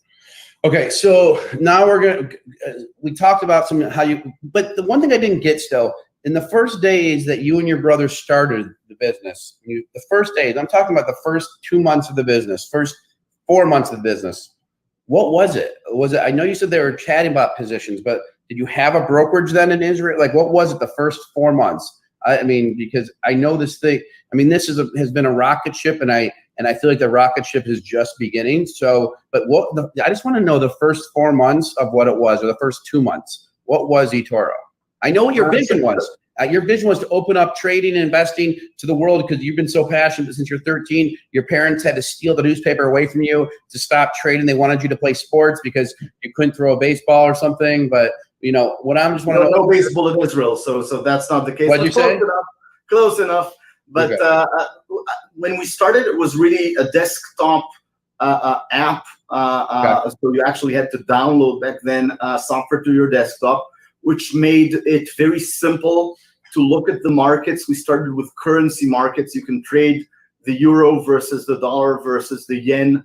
And we just visualized it in a very simple way. We showed the map of the world. We created different visual ways to basically trade the markets. So we created a lot of different screens which tried to explain to people how to trade in a very visual way. So that was really how we started. We said we want to simplify trading, making it as simple as possible for more people to understand it. Okay. And then as time progressed, we realized two interesting things. One is you need to simplify access to capital markets, but to a point where you don't stupefy them, right? So people need to still understand that markets are serious, and that you need to manage your investments properly. And I think that's where we sort of fell in love in the concept of social trading, because if you see other people and you see their performance, and today we have 1 out of 1,000 investors in eToro becomes a popular investor who's being copied and actually gets paid to be copied by others, right? So just to explain that concept quickly, our top popular investor started with eToro, I think it was when he was 25. Now he has a track record of 9 years on eToro with an IRR of north of 40%. So on average, generating more than 40% returns a year for the past 8 or 9 years. And today he has 30,000 people copying him. So every time he trades, that trades at the same proportion, same time, and same price, and 30,000 other accounts at about $150 million are right now copying him. And he gets paid from us for being copied. And we have 1,700 popular investors on the platform who are all copied by users from all around the world. So we wanted to bring the sharing economy, the same as Uber for taxis or Airbnb for hotels, to the concept of portfolio management, so people can really see that there are talents out there. I know both of us, Jason, believe we're both passionate about capital markets. There are a lot of naysayers out there saying it's impossible to beat the markets. It's impossible to generate significant returns in the market. It's not impossible. It's possible. I've done it myself. You can see my track record, but we have a lot of successful investors. I'm not saying it's easy or simple to be a successful investor. I'm saying that if you devote the time, if you educate yourself about the markets and you understand the risks and you're willing to take risks, you can generate nice returns over time in the markets, especially both in stocks, but definitely in crypto. Yeah, and one of the things that I find interesting, I'm a fundamental guy mostly, and there's certain areas that I'm an expert in, and so I call it informational edge. I guarantee in certain parts of the market, I will destroy most people. I say anyone because I really believe that. But you could open an eToro account and talk the talk and see whether you can walk the walk and not talk the talk. Other people can see your performance over time. What are these areas you should specialize in, Jason? No, you're right. No, I'm good at catching trends like SaaS software businesses. Okay, I was good at when they sold off Twilio. I mean, just 100% gainers, 1,000% gainers. Before, back in 2002, I was the first guy invested in the online dating business. The JDate was a public company. Yahoo had personals. I was like the guy who had every stock that was an online dating business. Should have kept them all. Match.com was around then. But there's informational edges. And that's where eToro can be so freaking useful, because you can find guys who outperform the market, but you can also see sector performance. And that's where it can become so substantial. Because I'll tell you right now, Yoni, if you said, Jay, hey, what would you do in the pharmaceutical space you think that's going to grow? I would say, Yoni, I have no idea what the pharmaceutical space is. I know I take Zithromax when I have a cold. That's all I would say. I'll take a Z-Pack, And so to your point, people have specialized knowledge in certain areas, in my opinion, and instead of technical. So eToro serves such a important part of this economy in terms of learning the markets and following success. I'm going to talk for one thing. I like golf, so what do? I watch good golfers and I copy their swing. If you like making money, follow good traders, good investors. I'm really good at SaaS businesses. I need to get my account in eToro, obviously, so you can follow me, right? And Yoni's really good at knitting. So if you want to learn to knit, you follow Yoni. But so that's what you guys. I'm good at tech stocks and crypto historically. No, you're not just good. Yoni is absolutely. Look at the record. I mean, Yoni. There's a reason eToro is $10-12 billion SPAC value, and I believe it's just the beginning. So I want to just take people to where we are today, because we only have like 8 more minutes or 7 more minutes. But will you talk to us a little bit about your most recent quarter? You gave your earnings updates and your revenue. Maybe talked about the growth. If you guys are listening to this show right now and you're in your car listening on Sirius Satellite, pull over, sit down in your seat, because when you hear these numbers, you're going to fall off your chair. I know the numbers, so I'm not going to fall, so I'm good. Go ahead, Yoni, take over. So we did have tremendous growth over the past 18 months. which significantly scaled the business. We had an amazing 2020. So in 2020, we've grown the business. Total commission grew to over $600 million in 2020. And that was 147% growth year over year versus 2019. In the first half this year, we already generated in the first 6 months more than $700 million in total commission, more than 500 in net trading income. We added last year, we were very excited seeing 100% growth in the number of new registered users into our social network. So we grew from 2.5 million registered users in 19 to adding 5 million registered users in 2020. And then the first 6 months of the year, we already added more than 5.2 million registered users. There's definitely a perfect storm happening right now. If you think of what we've built, which is a social network for investors around both stocks in the US, in Europe, around the world, as well as cryptocurrencies, we're just seeing a perfect storm of markets at all-time high, retail participation in the markets at an all-time high, crypto rally 2.0, which is now the longest crypto rally that we've ever seen. Also sort of, I would say, to some extent, very much supported suddenly by institutional money, something that we haven't seen in 2017. So now every single bank in America has a digital assets in a blockchain lead and their own blockchain and crypto sort of thinking around the markets. So we've seen from Q2 this year to Q2 last year about 120 to 140% growth year over year. So definitely a great progress this year after significant growth last year as well. So were you profitable? Yeah, we've never focused on profitability. I very much believe in growth. I think growing the company is the most important KPI because I see this huge secular trend. If you think about Generation Y and Generation Z, and you think about the rest of the world, so not only the US markets, our biggest market is Europe. So in the US, 51% of households own stock. In Europe, it's an average less than 15%, and the majority of those still don't own US stocks. In Asia, it's less than 10%. So I think there's a huge available market to open the global market still to hundreds of millions of people who can participate in capital markets, just like I started when I was young, and to basically open up their first trade on platforms like eToro. So I definitely am a big believer in growth and keep on investing in growth. Having said that, we've been very responsible in how we manage that growth, and we can never expect outliers like crypto rallies. So over the past 4 years of 2017, 18, 19, and 20, we actually generated more than $400 million also in EBITDA profit.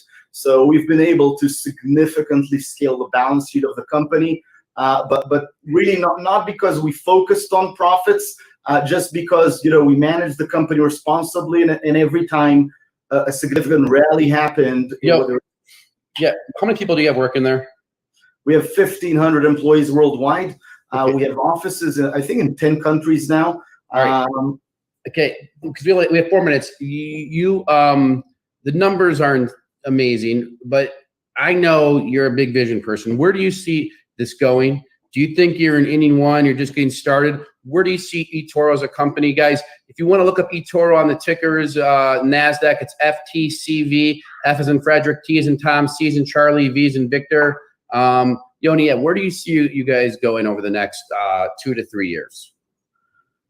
So you can actually see that in the PIPE presentation on investors.etoro.com. We expected to end the year with 1.9 million funded accounts, funded brokerage accounts. We're now at the end of Q2 surpassed roughly 2 million.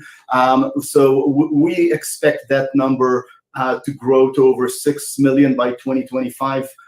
We expect revenues will do. Total commission this year will be, we expect it to be about $1 billion. So we did 700 for the first 6 months. Yep. and expect that to grow in parallel at a bit of slower rate than the growth of users. So if we expect 2 million to 6 million at a bit of a slower rate as we're bringing more and more customers from more countries and expanding our business in the US. But if you want to talk about like the big picture is, if you think about financial services, even in the US, right? So Morgan Stanley bought E-Trade, Schwab bought TD, Robinhood is US only. It's a very US, so US financial services companies cater to US customers, and you see the same all around the world. So in Germany, you see German companies catering to German customers. You see in the UK, in Australia, we're regulated today in Europe, in the UK, in Australia, and the US, expanding also to the Middle East of Asia. In our long-term vision, people all around the world, Generation Y and Generation Z, are going to expect the same user experience, and we can leverage technology, AI, and user experience to just build a global digital investment platform for that generation, which just gives better tools and a better ability to become successful investors. And if the market itself is hundreds of millions of accounts over the next 10 years, I truly believe we can reach tens of millions of accounts in eToro, growing that significantly. So eToro, in your mind, is not even close to the top, and it's like the beginning stages. And we're definitely seeing a huge secular trend, which we believed in. Social people trading on social and talking on social networks about what's happening and learning from one another. That's definitely, I would say, at the peak of our culture. What's happening over the past 6 months of people realizing retail investors have a voice in the markets, and they can talk about what they're doing in the markets, and they can beat Wall Street in some cases. All right, so now we're just doing a quick rapid fire. You got like 10 seconds to answer. I'm just looking at some of the chat questions. Any opinions on Cardano? I think there's a very interesting trend happening in sort of the Ethereum competitors. I think staking is interesting on Cardano, and no doubt that the smart contracts that are going to launch on Cardano in the next 2 weeks could be a game changer, but we'll have to see how traction and usage actually becomes significant on the Cardano network. Okay, the next one was, what was the next one? I have to go back to that. BEXT, I don't know that one, so do you know that? I don't know. I didn't follow that, so. Yeah, okay, good. Okay, and then the merger vote, when does that happen? Do you know? Well, we are in progress of the SPAC merger completion, but we haven't announced a date yet. So when we'll announce it, we'll make sure all of your listeners know the date. Okay, got it. And then wait, there was one. Oh, Canada. Canada. Are you guys in Canada? Do you plan to expand to Canada? We hope to. So we are looking now at Canada. We're available at 100 countries and are putting a lot of efforts to scale our business in the US. So we've seen outsized growth in the US, with funded accounts in the US growing from 6% to 12% of total. So very focused in the US, and potentially the next stage after launching equities in the US and in scaling in the US would be looking at Canada as well. Yeah, and I see people asking questions. If you guys go to Google and type in like Benzinga eToro, you could see reviews you wrote on it. If you have questions on customer service stuff, was it like support@etoro.com or something? Yeah. So support@etoro.com. When a company's going through such growth, but I know their customer service, they try to get back to everyone. We had to hire 500 people this year. Just the first 7 months, had to hire 500 people just to support all of that customer growth. We definitely know that sort of in the peaks of March and May, when we just scaled, we had to bring in more people to give better service, but we have great people all around the world now giving white glove service to our club members and to our customers from all around the world. Okay, well, maybe my last question. How do you do all those countries? Aren't there different languages and stuff? We're in 24 different languages. How? So most of the European languages, I had to learn how to say social trading and commission-free stock trading in 20 different languages, from Philippines to Vietnamese to German to Italian to Spanish. And we're regulated in many jurisdictions. And by the way, we're the only global broker-dealer offering commission-free stock trading and crypto for customers from 100 different countries. Again, most of our competitors always are very local. So like on that stuff with all those different countries, in those countries, do you have the exchanges that are in that country? Yeah, we support, I think today, 17 different exchanges on the platform. So you can buy European equities, Hong Kong equities, and we constantly are adding more and more. There's always a rally somewhere. There's always interesting stocks to see somewhere. And I do believe our world is becoming global, and people from Germany, Australia, US, Latin America can all learn from one another. Yoni, hitting home runs, making this company grow, all these countries. Spencer, I feel like we got to go like run faster or something, or go out and exercise, because this guy in all these countries, I mean, it's absolutely incredible. And congrats on the success. Thank you for coming on the Benzinga Crypto Festival. We'll hopefully have you on again. The 35,000 to 35 million, those are the kind of things that, you know, Yoni does. And check out the company FTCV, because I think it's very interesting, and you're hearing it from the CEO himself, who is as passionate as ever to grow this company. That's one thing I do know. So, and I'll just say I know Yoni is a beast, because last time we spoke, it was like 4:30 p.m. on a Friday his time. And if you know anything about Israelis, you know 4 o'clock on a Friday is like most of them are at work. And he was at work. So that's when I knew Yoni was a beast. So Jason, Yoni, both of you, thanks a lot. 24/7 like the crypto markets. Thank you very much, Jason. Always a pleasure to see the passion. Thanks, Spencer. That's it. All right. Thanks a lot, guys. All right. Let's keep this show going here. Our next guest, I see him here in backstage, is trying to speed up the payments and transfers process. Pour rocket fuel on it, if you will. There he is, Peter Jensen. He is the CEO of Rocket Fuel Blockchain. And Peter, how are we doing today? I'm pretty good. How are you doing? Doing well. Excited to have you on here. Yeah, the payments and transfer space in crypto and is inefficient, shall we say? So please tell us how you're helping to make that space more efficient. Yeah. Thank you so much for having me on here today. What I wanted to do, I'm Peter Jensen, the CEO of Rocket Fuel. We are traded under the stock ticker symbol RKFL, Rocket Fuel. And what I wanted to do today is to give you an overview of what it is we're doing, and then give you my perspective and predictions on the market, and a little bit of input as to where I think people could invest and see some great returns. So I'm going to go through a couple of slides, if that's okay. Does that work okay, Spencer? Yep. Can you see my slides? I'm going to bring them on there. There they are. All right, cool. So first, a little bit of overview of what we do. So we are a blockchain-based payment solution.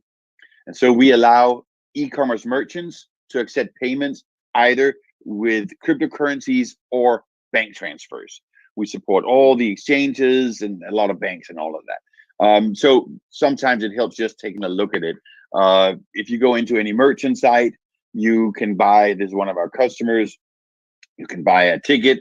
And if you see in the upper right-hand corner, whenever you're ready to pay either with a credit card or something else, PayPal, for example, you have the option to either pay with a bank transfer or with a cryptocurrency. And then we have a little window, comes up, similar to what you do with Amazon, where you can choose, do I want to pay from Coinbase or OKCoin or an exchange or a wallet and so on.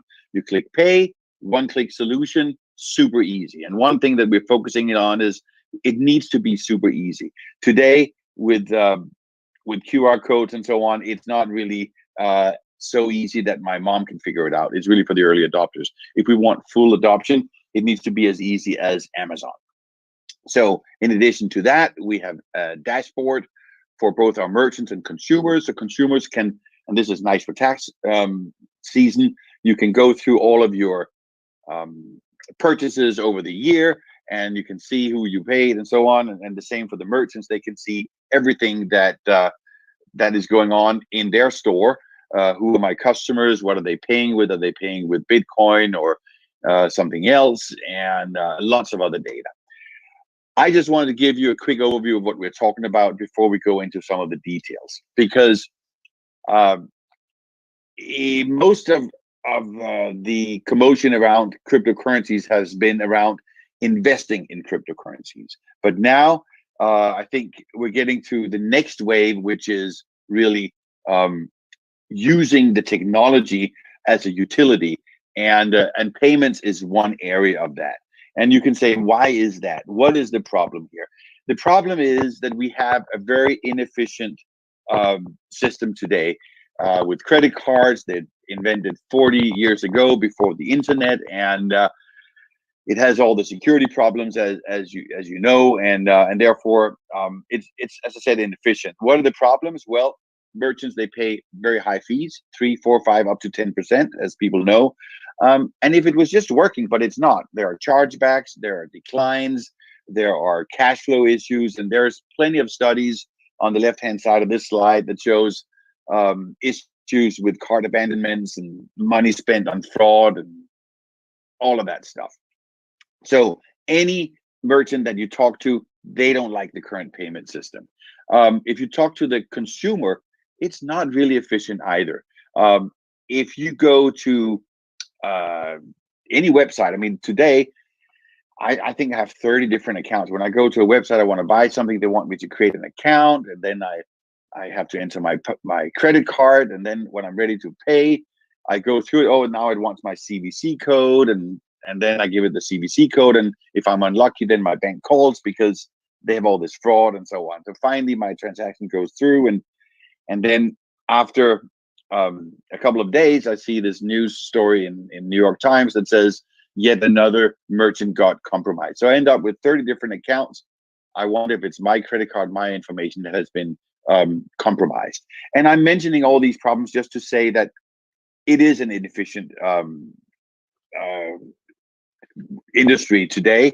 It's just old architecture, and the good news is we have new technology that can make it so much better.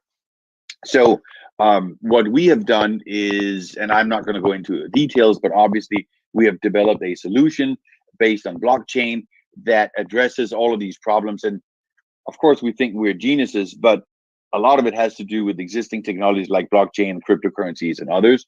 But of course, you need to put it all together in a nice package. So with that, that is a very quick overview of what we're doing and our solution. And we don't have time to go into detail about it now. But what I do want to talk a little bit about, and maybe I should do, I have one more slide on the team, because a lot of people ask me about the team, and what we have done is we have spent some time building a team of people who've done this before, proven track records. This is my 6th startup. I sold a company to IBM last year, sold companies to Cisco. I'm based in Silicon Valley, and the whole team is here in California. So we've done this before. We've built and sold companies before. Doesn't guarantee success, but usually, as I said, the second time you do something, it's more likely to succeed, or at least make fewer mistakes than the first time. We have a seasoned CFO, our chairman and founder, and the man behind this whole idea. He has been spending 20 years in the payment industry and has a lot of successful merchants under his belt. So that's a little bit about the company. Now, if you think about the industry, and I think this is really, really exciting, it's all about investing, right? And I've been in Silicon Valley for 25 years. And once in a while, there is this, I'd call it perfect storm, where, because if you think about the really successful companies in Silicon Valley and all over, they have a couple of things in common. First, you need to have a large growing market. Then you need to have a market that is dysfunctional, that has a lot of problems. And then you need to have a technology that has the potential to solve all this problem. Large growing market, payments is very big. Anyone looks at that. We're all making payments every day. Problems, I mentioned some of them. Those of you who are in payments, you know it's a big problem, and it's old-fashioned. And then you have the technology like blockchain. And if you look back, I view it, the best example I give is with the introduction of mobile, where you had an old industry like the taxi industry with a lot of intermediaries in between. And at least the taxi companies were intermediaries. And a technology like the mobile phone just gave room to Lyft and Uber, and they could basically revolutionize this whole space. You go back to the internet, again, plenty of examples of Google and Cisco and whatever you have. Electric vehicles as another good example. And then you have the current markets that I talked about within finance and payments. Again, large market, big problems, great technology. So I think that the blockchain technology is going to be just as big as the internet and mobile technologies, in that it will change and disrupt many, many different verticals. And just like in the late 90s, we had no idea what the internet would bring and all the billion-dollar companies that would be created. And it's the same thing here. We're just scratching the surface, and we're still creating billion-dollar companies based on internet technology. And that's what we'll be doing for the next 20 years on blockchain technology. This is just beginning. That's why I'm excited, because I want to just be a part of that and ride that wave. Now, a couple of last final thoughts here. As I mentioned, the first wave, the last 10 years, we've been spending time investing in cryptocurrencies as an investment, as I mentioned. The second wave, which has started, but I think it's it's not that the first wave is over, it will continue. But what we're seeing now is that crypto will be used as a utility and infrastructure. So if you think about it, we're passing an infrastructure bill now. Currencies and payments, they're infrastructure today. And if you want to have a competitive country and a competitive economy, you have to have an efficient infrastructure. So and if you think about it, it's always been a good idea, even from the old railroads. If you invested in infrastructure, it always paid off. Whether you invested in the railroads or Cisco or all the others that provided infrastructure to a certain industry, they did well. So we are in that space. We're basically the infrastructure for payments and the financial sector. In terms of the second wave, payments are happening today. People are paying with cryptocurrencies today. We have many customers and merchants that can see how, just like commerce is moving from brick and mortar online, they're now seeing payments going from credit cards and other ways to crypto, and it's just starting now. I believe, and this is my prediction, that the real fast acceleration and the general adoption is going to happen when the national banks issue their own digital currencies. So imagine when the US central bank issues a digital version of the US dollar, and all the kids in university who come out of university, who already today have their wallets on their phones, they're being asked, do you want your salary paid in US dollars, fiat currencies, into the bank account, or in the digital version of the US dollar directly to your phone? It's going to be a no-brainer for them. They're like, I already have that wallet. I don't want to go down to the bank, set up an account, pay all the fees, just give it directly there. So when the central banks are going to issue their own currencies, it will validate this whole space and it will explode. Now, I happen to think that it's going to happen in the US sometime next year. And why? It's because it's already happened in many other countries around the world. China is, as we know, ahead, and they're moving very fast. And I think a couple of other large countries are going to follow. My prediction is maybe the UK and Europe, because they're outside of the EU.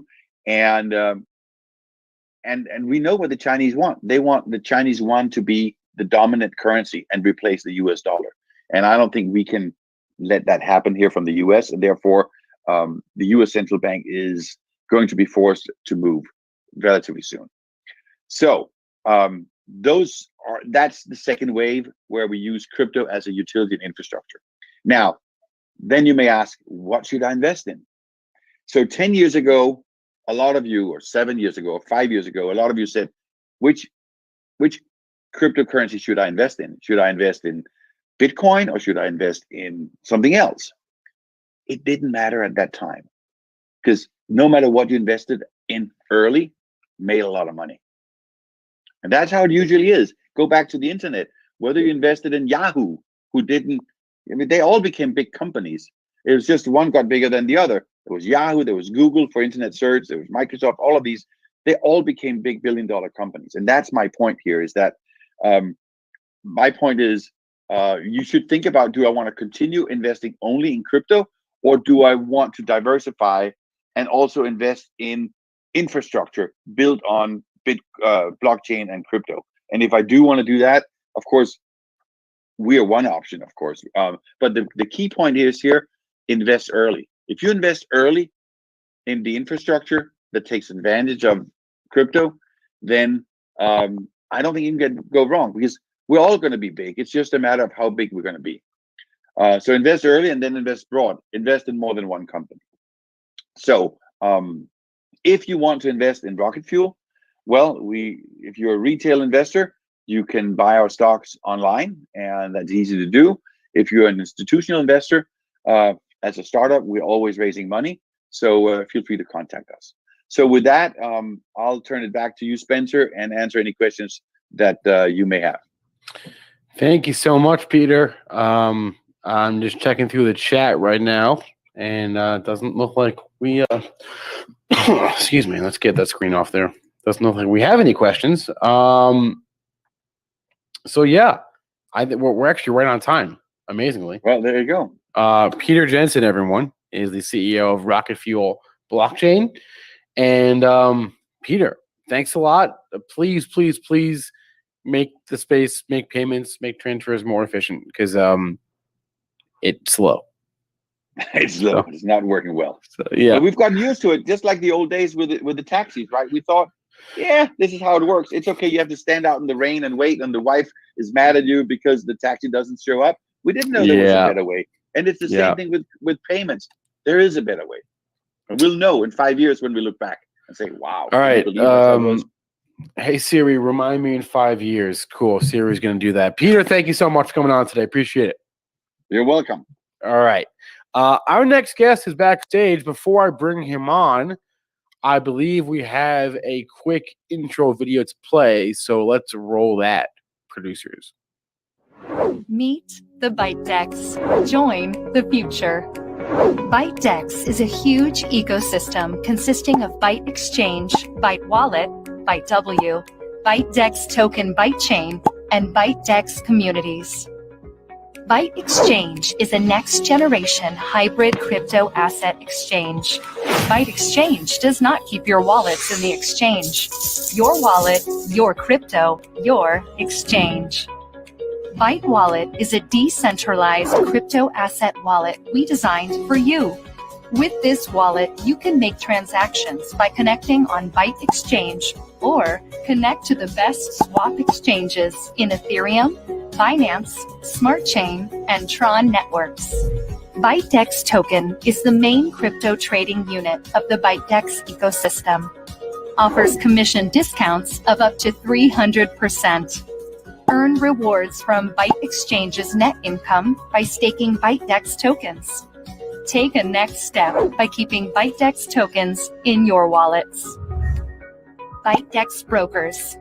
If you are a good crypto expert, then give crypto trading service to crypto lovers. ByteDEX Token Launcher, a new global launch base for blockchain projects. Promote your project to the world with ByteDEX. Deliver your project tokens to the world. ByteDEX Stake, the best place to use ByteDEX tokens. Let Byte Exchange work for you. Earn an annual income from other crypto assets like BTC, ETH, TRX as well. ByteDEX OTC, an amazing feature that you can use directly to trade any crypto asset, whether not listed on Byte Exchange. Put your crypto asset on sale and deliver it to buyers with ByteDex assurance. Step into the future with ByteDex. Follow us.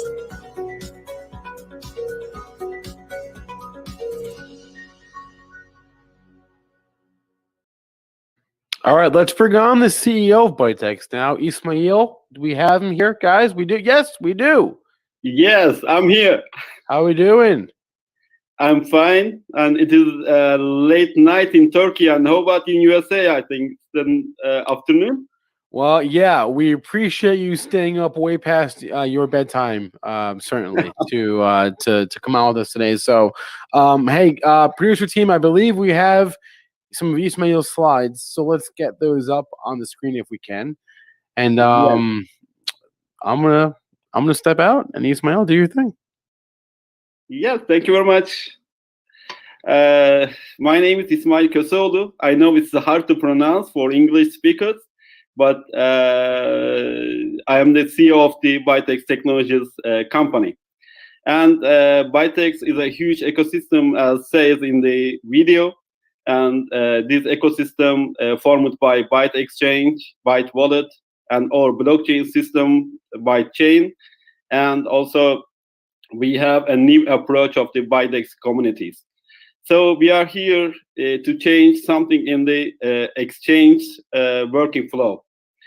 Actually, what Byte Exchange targets, I have to tell you a well-known story. The story is, you know, that about the crypto asset ownership. When the users sending their crypto assets to exchanges, they are also sending their ownership to exchanges as well. Actually, no one sending crypto assets from somewhere to otherwhere. What happens on the blockchain? We only change the ownership of a token. So what happens in the past? Lots of exchanges have been hacked, and lots of users' information has been leaked. But we can a new way to change this. So there is some of the new projects. Actually, they are doing well in the crypto ecosystem. They are trying to decentralize the centralized exchange features, but it's very long way and it's very hard to achieve these goals. And most of them are trying to achieve these goals for years, but there is a simple way how we can keep user funds insecure. So actually, what we are doing, it is very simple. We are just dismissing the centralized wallets from the exchange, and we are let users can be able to use their own non-custodial wallets, just connecting to our exchange.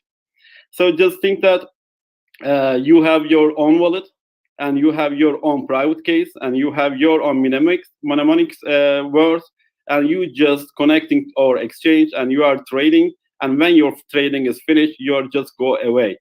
So at that point, users have full control of their crypto assets, and they're never giving their ownership of their crypto access to no one. So it is basically what we do in Byte exchanges. We are just giving a safe environment for the users to make their trading, and also we are providing them really good comfort and good infrastructure for trading. But we never keep their wallets, and we never keep their tokens, and we never keep their private keys. Actually, this is the main innovation what we are doing in Byte Exchange.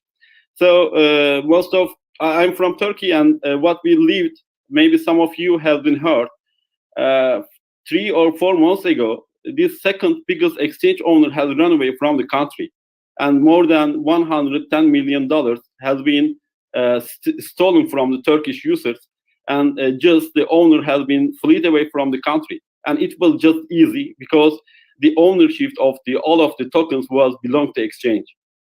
So now, at the time while we are announcing our project before we start, I was writing the white paper of this project, and actually what we see, the Turkish market was more than about $15 billion in 24 hours market cap. Now, what happened?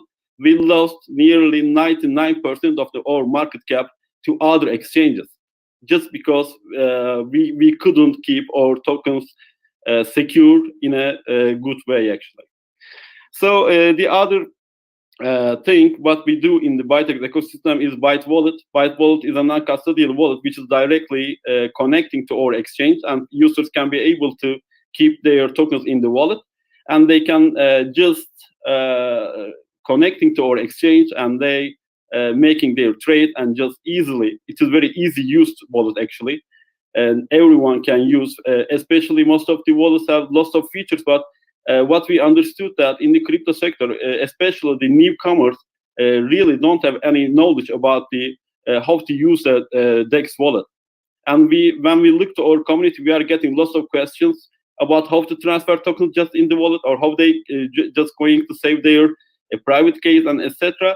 So we keep our wallet very easy use at first stage, but we are going to implement more features in the future. Just when our community get used to using how the DEX wallets can be essential for our Byte exchange as well. So I think we have a video about our Byte wallet. Can you show it? Can you find it? No? And also, so I want to tell you some features about the our Byte exchange. Byte exchange is a community-based exchange. So what is a community-based exchange? We are going to elect community leaders from our communities from different countries, and they are going to take tasks on our company board. And also, we are going to give 20% of the net income generated from that country to our community leaders, and they will going to use these funds to develop our communities in different countries. So at that point, I would like to mention some important things. The first one is, in the crypto sector, every token or every project says that they give importance to communities, but actually, when we look to in real side of this, we see that the communities have no real, they are not real part of this.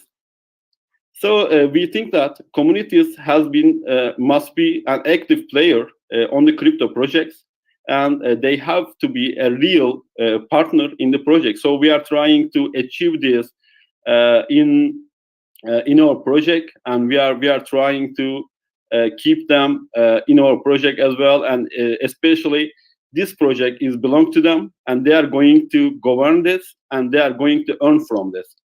So at that point, we have a staking program on ByteX project. So what we think that we can share our net income of up to 50%. We are going to share net income of this whole ecosystem to our community. So they are going to just. Hi there, Ismail. I just wanted to let you know that we do have the video queued up for you. Sorry about the late response. If you'd like to play it, we can play it for you now. Okay, thank you. Thank you, Justin. Okay, I'll go ahead and jump off for a second. Okay. For the future. Pelo futuro. Pour le futur. भविष्य के लिए. Por el futuro. Für die Zukunft. Pentru viitor. Gelecek için. ByteX. ByteX. ByteX. ByteX. ByteX. ByteX. ByteX. ByteX.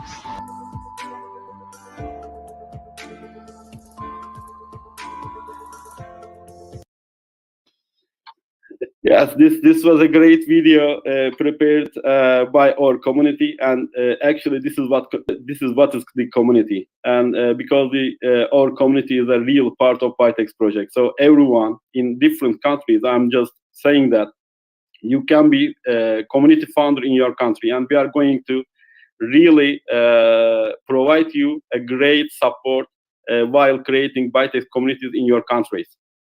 So actually, with this opportunity, what we are trying to do, ByteX is going to be a local exchange in every country while keeping its presence on the global. So this will make us very great, very big in a very short time. So we believe this, and we also, who is watching this video and who is listening this talk, I'm saying them, just join ByteX and you can be your community founder in your country, and we are going to support it. So Byte Exchange and also ByteX has a big and great ambitious goals in the global, and we are going to achieve this. And we have a great team, nearly more than 60% is working on this project. They are in different countries, from Indonesia to India, from China to Europe, and even in the USA. We have a great team, and we are working all together about to achieve our goals. So at that point, again, I would like to say that anyone who is watching this video and who is listening this talk, we offer them to create ByteX communities in their countries, and they are going to create their own board, and they can be the main facilitator of the Byte Exchange in their country. So this will be a great opportunity, and this is a new approach for crypto exchanges, and we think that it's going to be the future of the exchanges, which is non-custodial exchanges, and which is community-based, community-driven exchanges, and now we are representing this. Actually, for the second phase, this is the first phase of our project, and we are going to start our next phase in the beginning of 2022 with the launch of ByteChain. ByteChain is a dual layer chain, and we are going to decentralize every transaction on the Byte Exchange, and we are going to register every transaction on the ByteChain as well. So this will be also another a new innovation in the exchange. This is the first thing in the actually in the world, and we are going to achieve this. And our team is working now on the ByteChain, and also what we want to do is we are going to create ready-made DeFi products on the ByteChain, and we will make ByteChain as the Google Play of the crypto system. Everyone can be able to create its own DeFi project very easily, and we are going to support them. And so lots of projects will emerge on the ByteChain. So we are going to create a new ecosystem and new place for DeFi on the ByteX ecosystem. So just wait, and we are going to launch it in the next year, very, very soon. So when I look to my notes, I also want to tell you some about our token. It's the BEX token.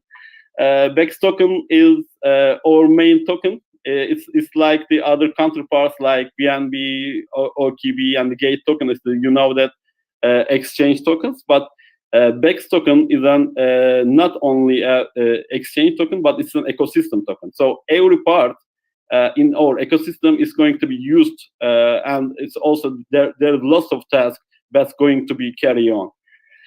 So now BEX token is listed on 7 exchanges, including the swap exchanges as well. And we just launched about 10 days ago, and it is now new in the market.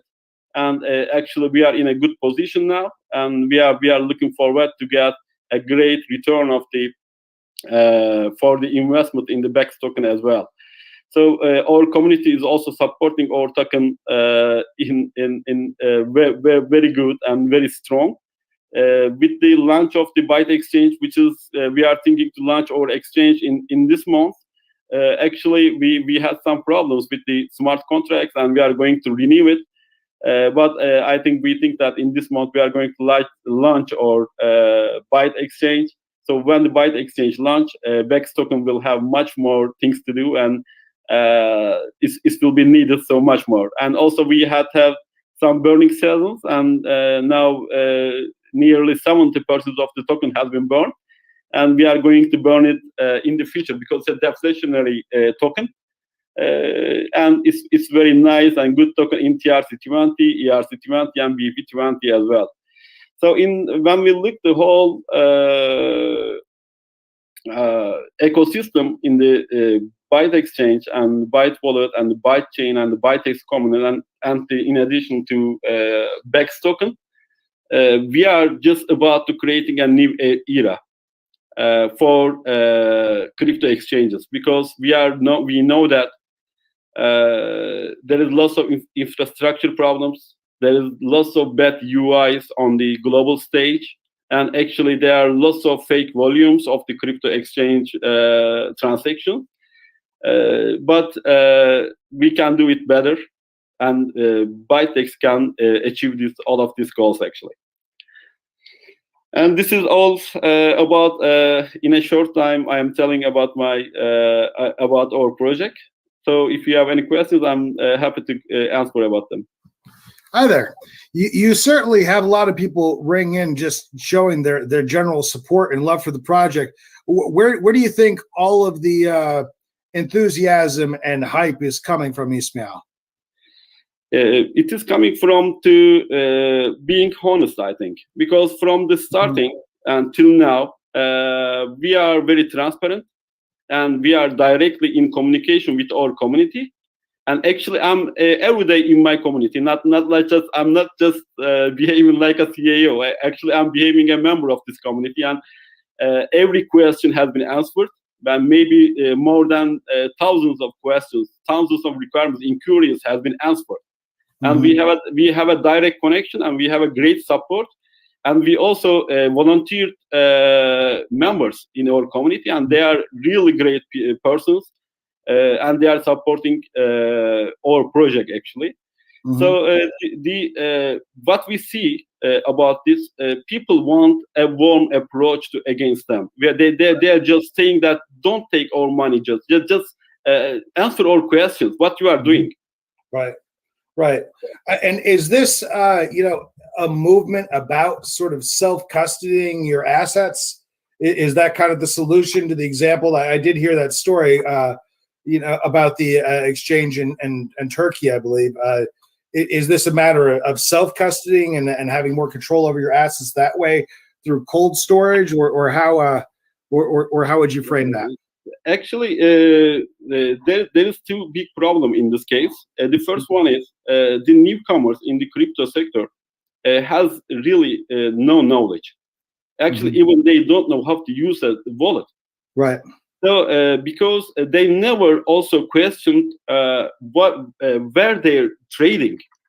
Every time, for years and years, they just look for the projects, and they're examining projects. They are looking at teams. They are looking at the white paper. What at the end, they never question where they trade off this crypto assets. This is the problem. So now we are telling them it is also important. Yes, the project is important. The white papers are important. But the places you are trading this crypto assets is also important. So it is the first time they are understanding that when they send the crypto assets to a centralized exchange, means that the ownership of the transfer, they transfer their ownership of the crypto assets to centralized exchange. And this is most of them heard this first time. Do you know what is the problem? You know the banks, and most of the people trust in banks, because they have rules, and the government also has the rules, and they think crypto exchanges as like banks, and they on the underconscious they think that crypto assets has been trusted because they are similar to banks. But actually in crypto sector there is no laws, especially in Turkey there is no laws. And now most of country, maybe we heard or not, I believe that in the most of the countries this is happening the same. Also, think that you are investing in you are keeping your funds in a centralized exchange, and one day you are waking up and you see a news that that centralized exchange has been hacked. Actually, who knows? Who knows if it's really hacked or not? Right. That's true. That's true. The only way for this, users has to learn how to keep their funds in their wallets, and we have to give away them to use their wallets. Just go there. They are going to trade, and they go away. I'm an exchange owner, and I'm going to take my commission, and it is all. I don't want to keep their funds. I don't want to take responsibility of keeping the funds in my exchange as well. And the main thing, the most important thing, actually, this is a very important point. Look, we are doing builds in blockchain sector, and the creator of the blockchain, there was one or two important points. The first one is the decentralization. The second was the leaderless, no leaders. The third one is no need to trust. Right. But now you have to trust to someone to exchange an exchange owner. This is not a blockchain thing. Right. Anything centralized, and anything, if you want to feeling a trust to someone, it means that it is not related to blockchain. It is something different. And Bytex is a strict to blockchain, and we are very strict to blockchain ideology. And now we are going to change this soon. So there is that. We're just wrapping up here. So we're just about out of time. But there's so much enthusiasm here. To where is your community talking the most? Where do you want people to go to begin to follow your project and learn more about your project? Actually, we start our private pre-sale, and the pre-sale stage, we didn't make any marketing. We just tell our friends that we are going to start a project, and we have just beginning to sell our tokens. But on the ICO process, we made a global marketing. And actually, we didn't use a general marketing stage like the other centralized exchange, but we used a viral approach on the marketing. And also, Benzinga was one of our partners in this marketing process. And also, we like your style, and you are also really good media. But we think that not a direct marketing works in the crypto sector, because people want to learn about the project from others. They want to hear from you, not they Telegram group. Do you have Telegram group, Twitter? Where are your people on Discord? We have Telegram group, and we have a good website, and also we have different stages like Twitter, Instagram, and the most of the social media we are using. But in 10 days later, we are going to open our own forum. And this forum is very important, because what we face in Telegram, actually, there are lots of scammers, and there is lots of people that you don't know the identity. They are just making food, and the project is not going on the right way. Yes, Telegram is a main. It's a main platform for crypto projects, but it is not necessary. We think that our forum can be a good opportunity for our users with a clean and healthy way to communicate with our project and with the developers and also founders.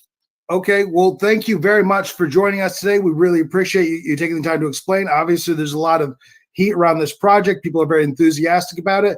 We have the URL up on the site. I'm just going to go ahead and introduce. You have to join. You have to join our project. Yeah, absolutely. I'll come and check it out. Everyone should go take a look at it. Okay, well, thank you very much. Thank you very much. Bye-bye. Of course, bye. Good talking to you. I guess next we have Ben Samaru, who is the co-founder and CEO of WonderFi, coming up. Hello, Ben. Hey, Justin. How are you? Good. How are you doing today? Yeah, I'm doing great. Yeah, it's been an awesome day of presentation. So glad I can be here to wrap it up. Yeah, absolutely. It's been a lot of information. I'm going to go ahead and hand it right over to you, Ben, and thank you for joining us. Right on. So yeah, I'll try and keep it as quick and simple as possible. I'm sure people are kind of overloaded from information about all of the great projects that have been presented today. So I'll tell you a little bit about WonderFi and myself and our team. We've been building in the crypto space really going back to 2016. We've been involved with companies like Hut 8, the biggest Bitcoin miner in North America, Galaxy Digital, which many people will be familiar with, Argo Blockchain, and so on.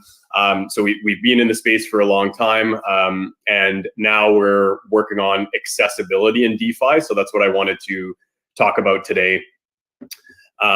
some of our backers are Kevin O'Leary, Sam Bankman-Fried from FTX and Alameda, and then a name that's probably lesser known in the crypto space, Josh Richards, is an investor and social media influencer who has 40 million followers across his platforms, and I'll share more about why that's important as we kind of move through the presentation. But we've got some really significant people behind us to help us make DeFi more accessible.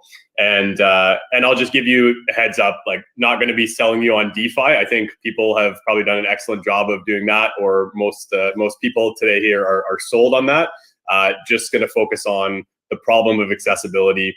And really the reason for that is all this great technology that's being built at the protocol level with a lot of the people that have presented today is amazing. But if the technology is not accessible and usable for your average person, it just doesn't matter. And that's not a knock on anybody working in the space. I think it's just something that for people that have been heads down in the space for a year, 2 years, 3 years, 5 years, you forget that when you step out of your circle, 99% of people aren't going to know what you're talking about when you talk about DeFi, and probably around the same number when you talk about crypto. So I think it's really important for us to kind of zoom out and look at what the average person's knowledge level is. And so I think we come back to the reason why crypto and why DeFi are important. And I think, again, it's really important in our view to keep this top of mind all the time, because there's these major problems with traditional finance.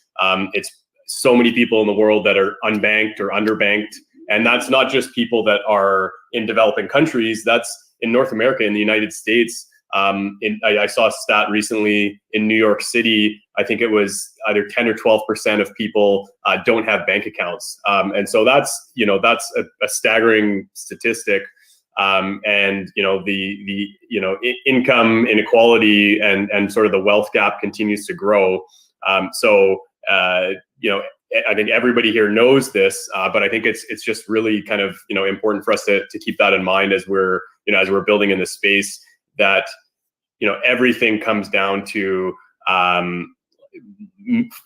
being able to propagate this technology so that it can really be used and move people off of kind of the legacy technology that that the majority of the world is using right now.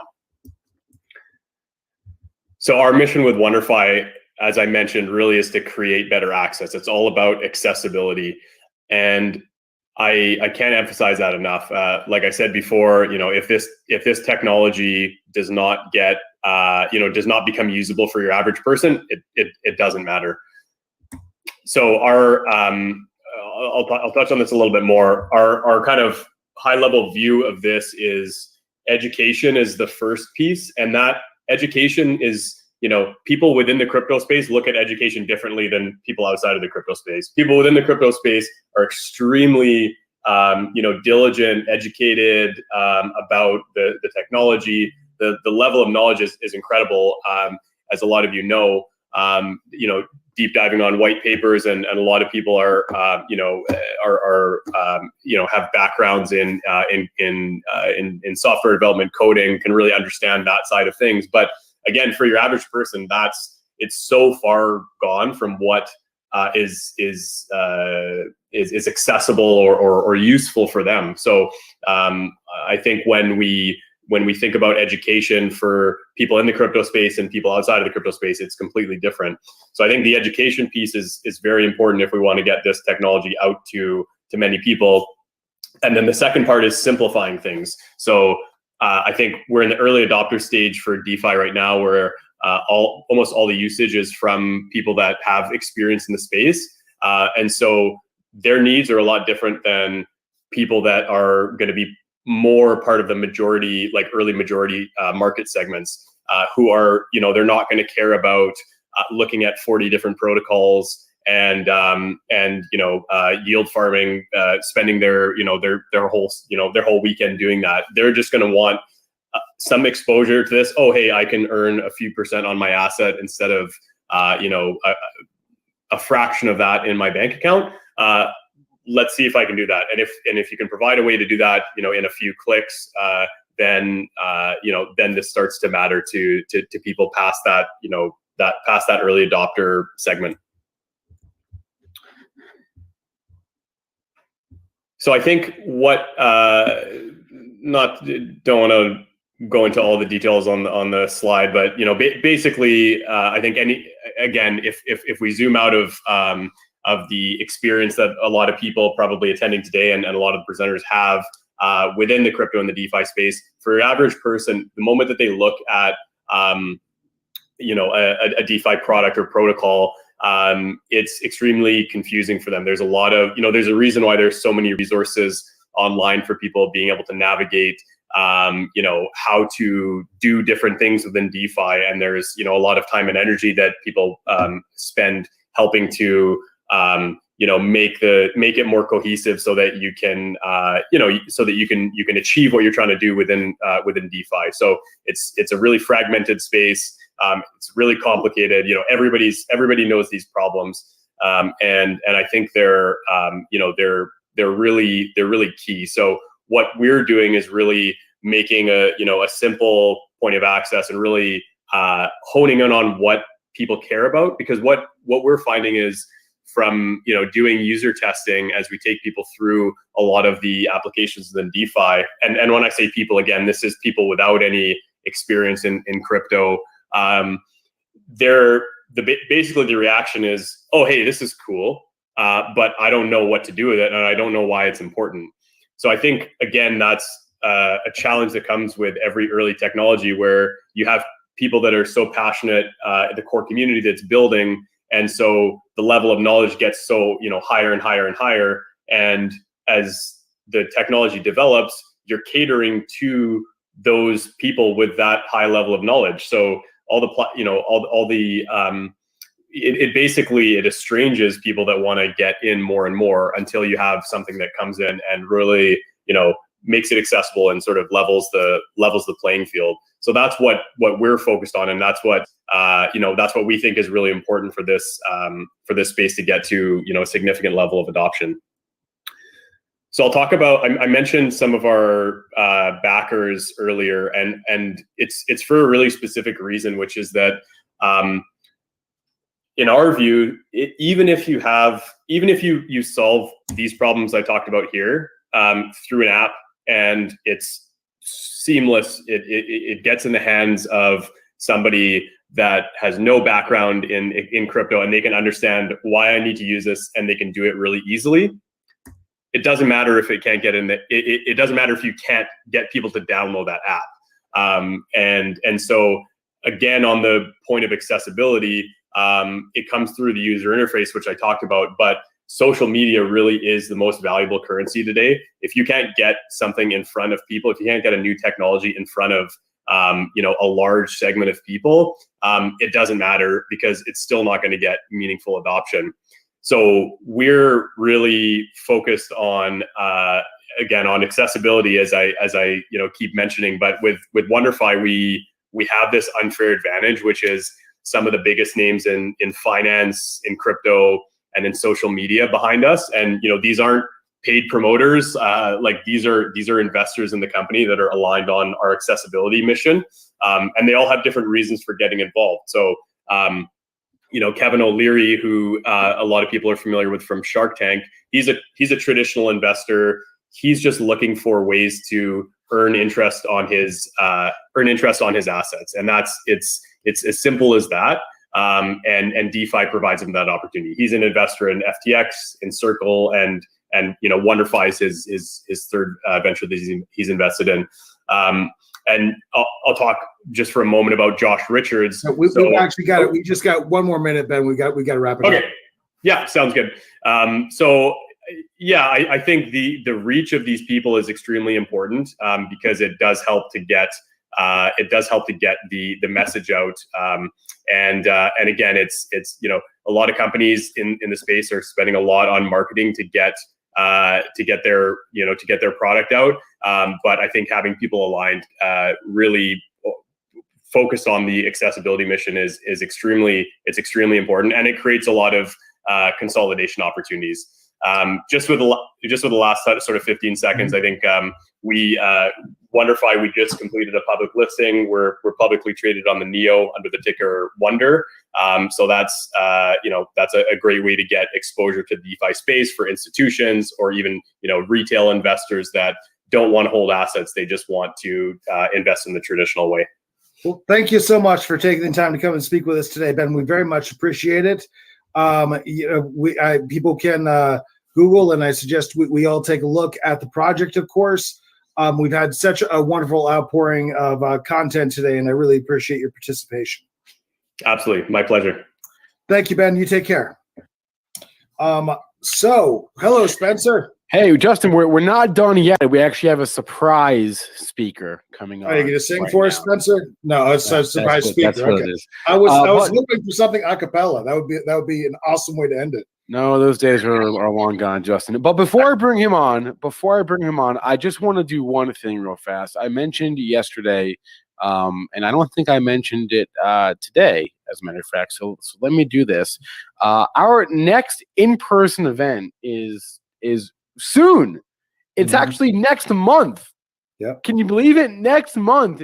It's like 6 weeks from now, October 14th and 15th, the Benzinga Cannabis Capital Conference. It'll be a hybrid event, part virtual, part in person. I'll be there, so you can meet me if you want. And yeah, no pun intended on the cannabis thing, huh, Spencer? Pun definitely intended. Pun definitely intended. Let's roll the trailer we have, AT, if you're still there.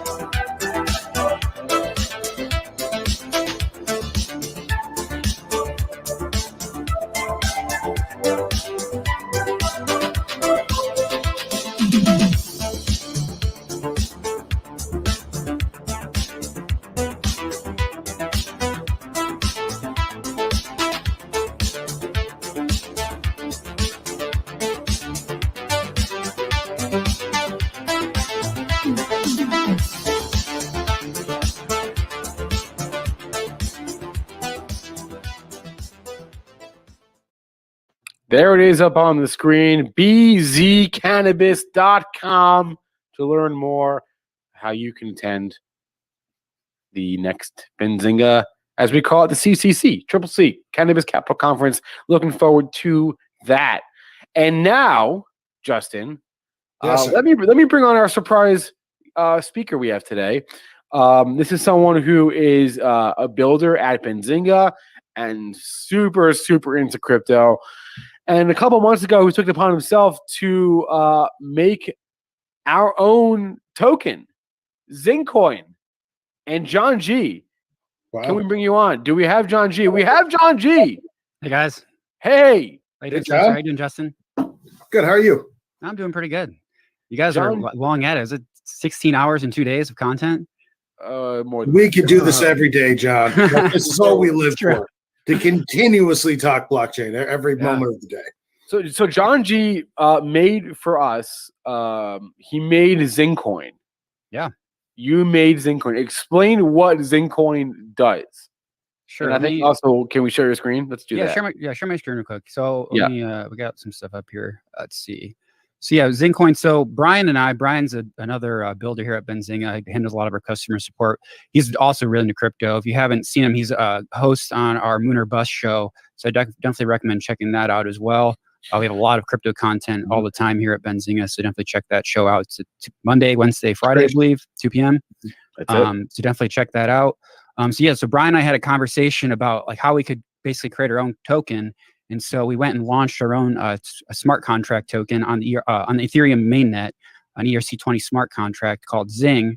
And so you can just kind of follow along. We've been doing this on video, so you can see us kind of like talking about the details of how we do this, and then on to like deploying to the test net.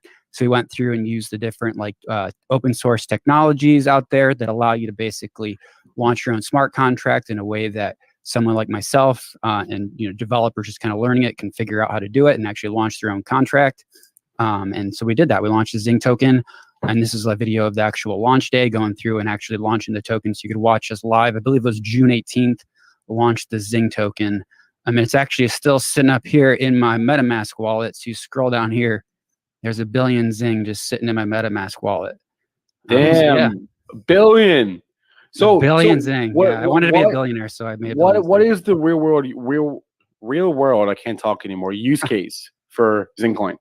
Yeah. So yeah, I think it's very interesting. All these tokens, so like you have these meme tokens come out.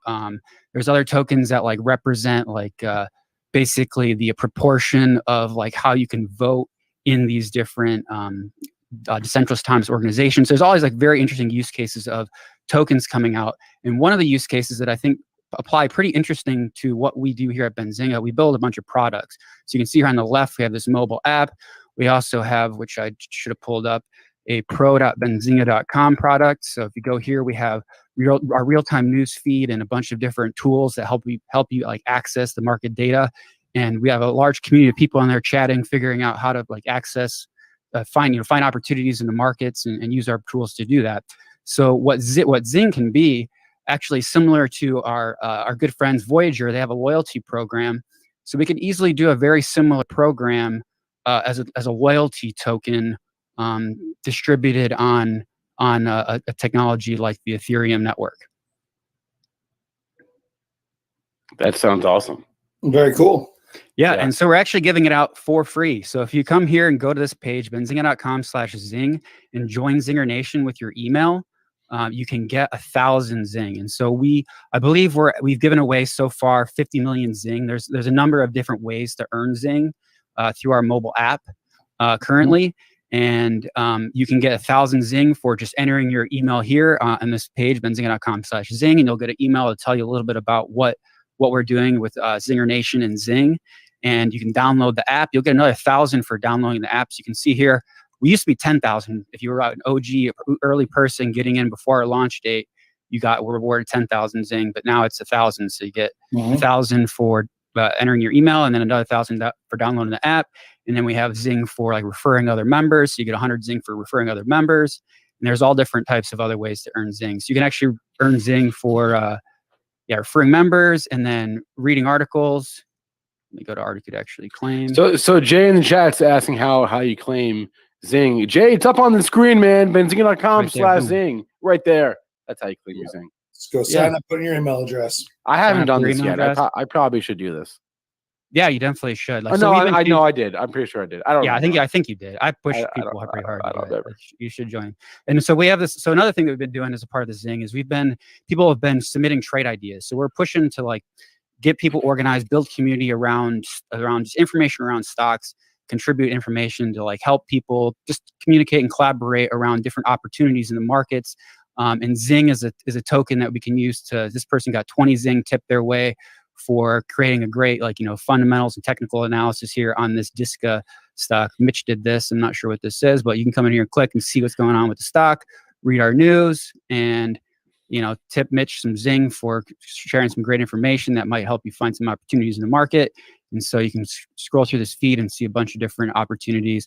I actually found some interesting ones myself by going through this in the crypto world. So it's been a pretty cool working on this project and figuring out ways for people to earn Zing.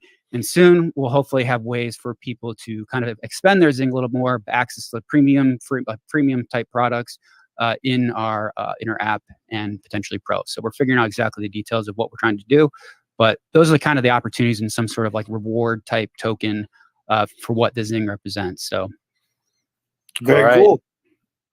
Super cool. John G and Brian. Don't want to leave Brian out.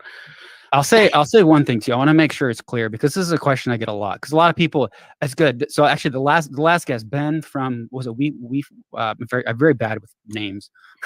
Ben from Justin. You just talked to him. Yeah, wait, ByteX. Look at that from Wonderfi. No. I'm sorry, Wonderfi. Yeah, Wonderfi. So Ben from Wonderfi, I thought he brought up a great point.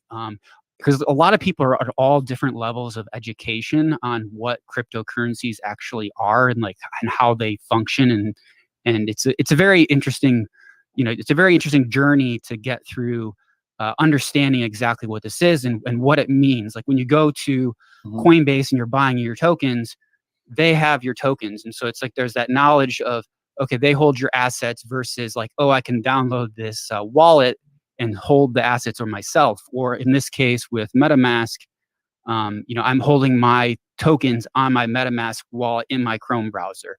And so there's like these levels of education and onboarding. And that's another thing I think that Zing can become is helping people get educated and learning about cryptocurrencies in general. Because a lot of the questions that I've been getting from people who claim they're Zing is they want to get it in their wallet. And it's cool that there's a lot of people that understand that far, at least, that they have a wallet and they can hold their tokens in a wallet. There's other people that don't ask me that type of question. That it seems like there's a decent amount of people that are new to crypto. A lot of people tell me in the app, say, hey, I'm new to crypto. The people love our content. They've learned a lot from it. And so that's what we're trying to do. We're going to get better educational funnels in here to make it easier for people to learn.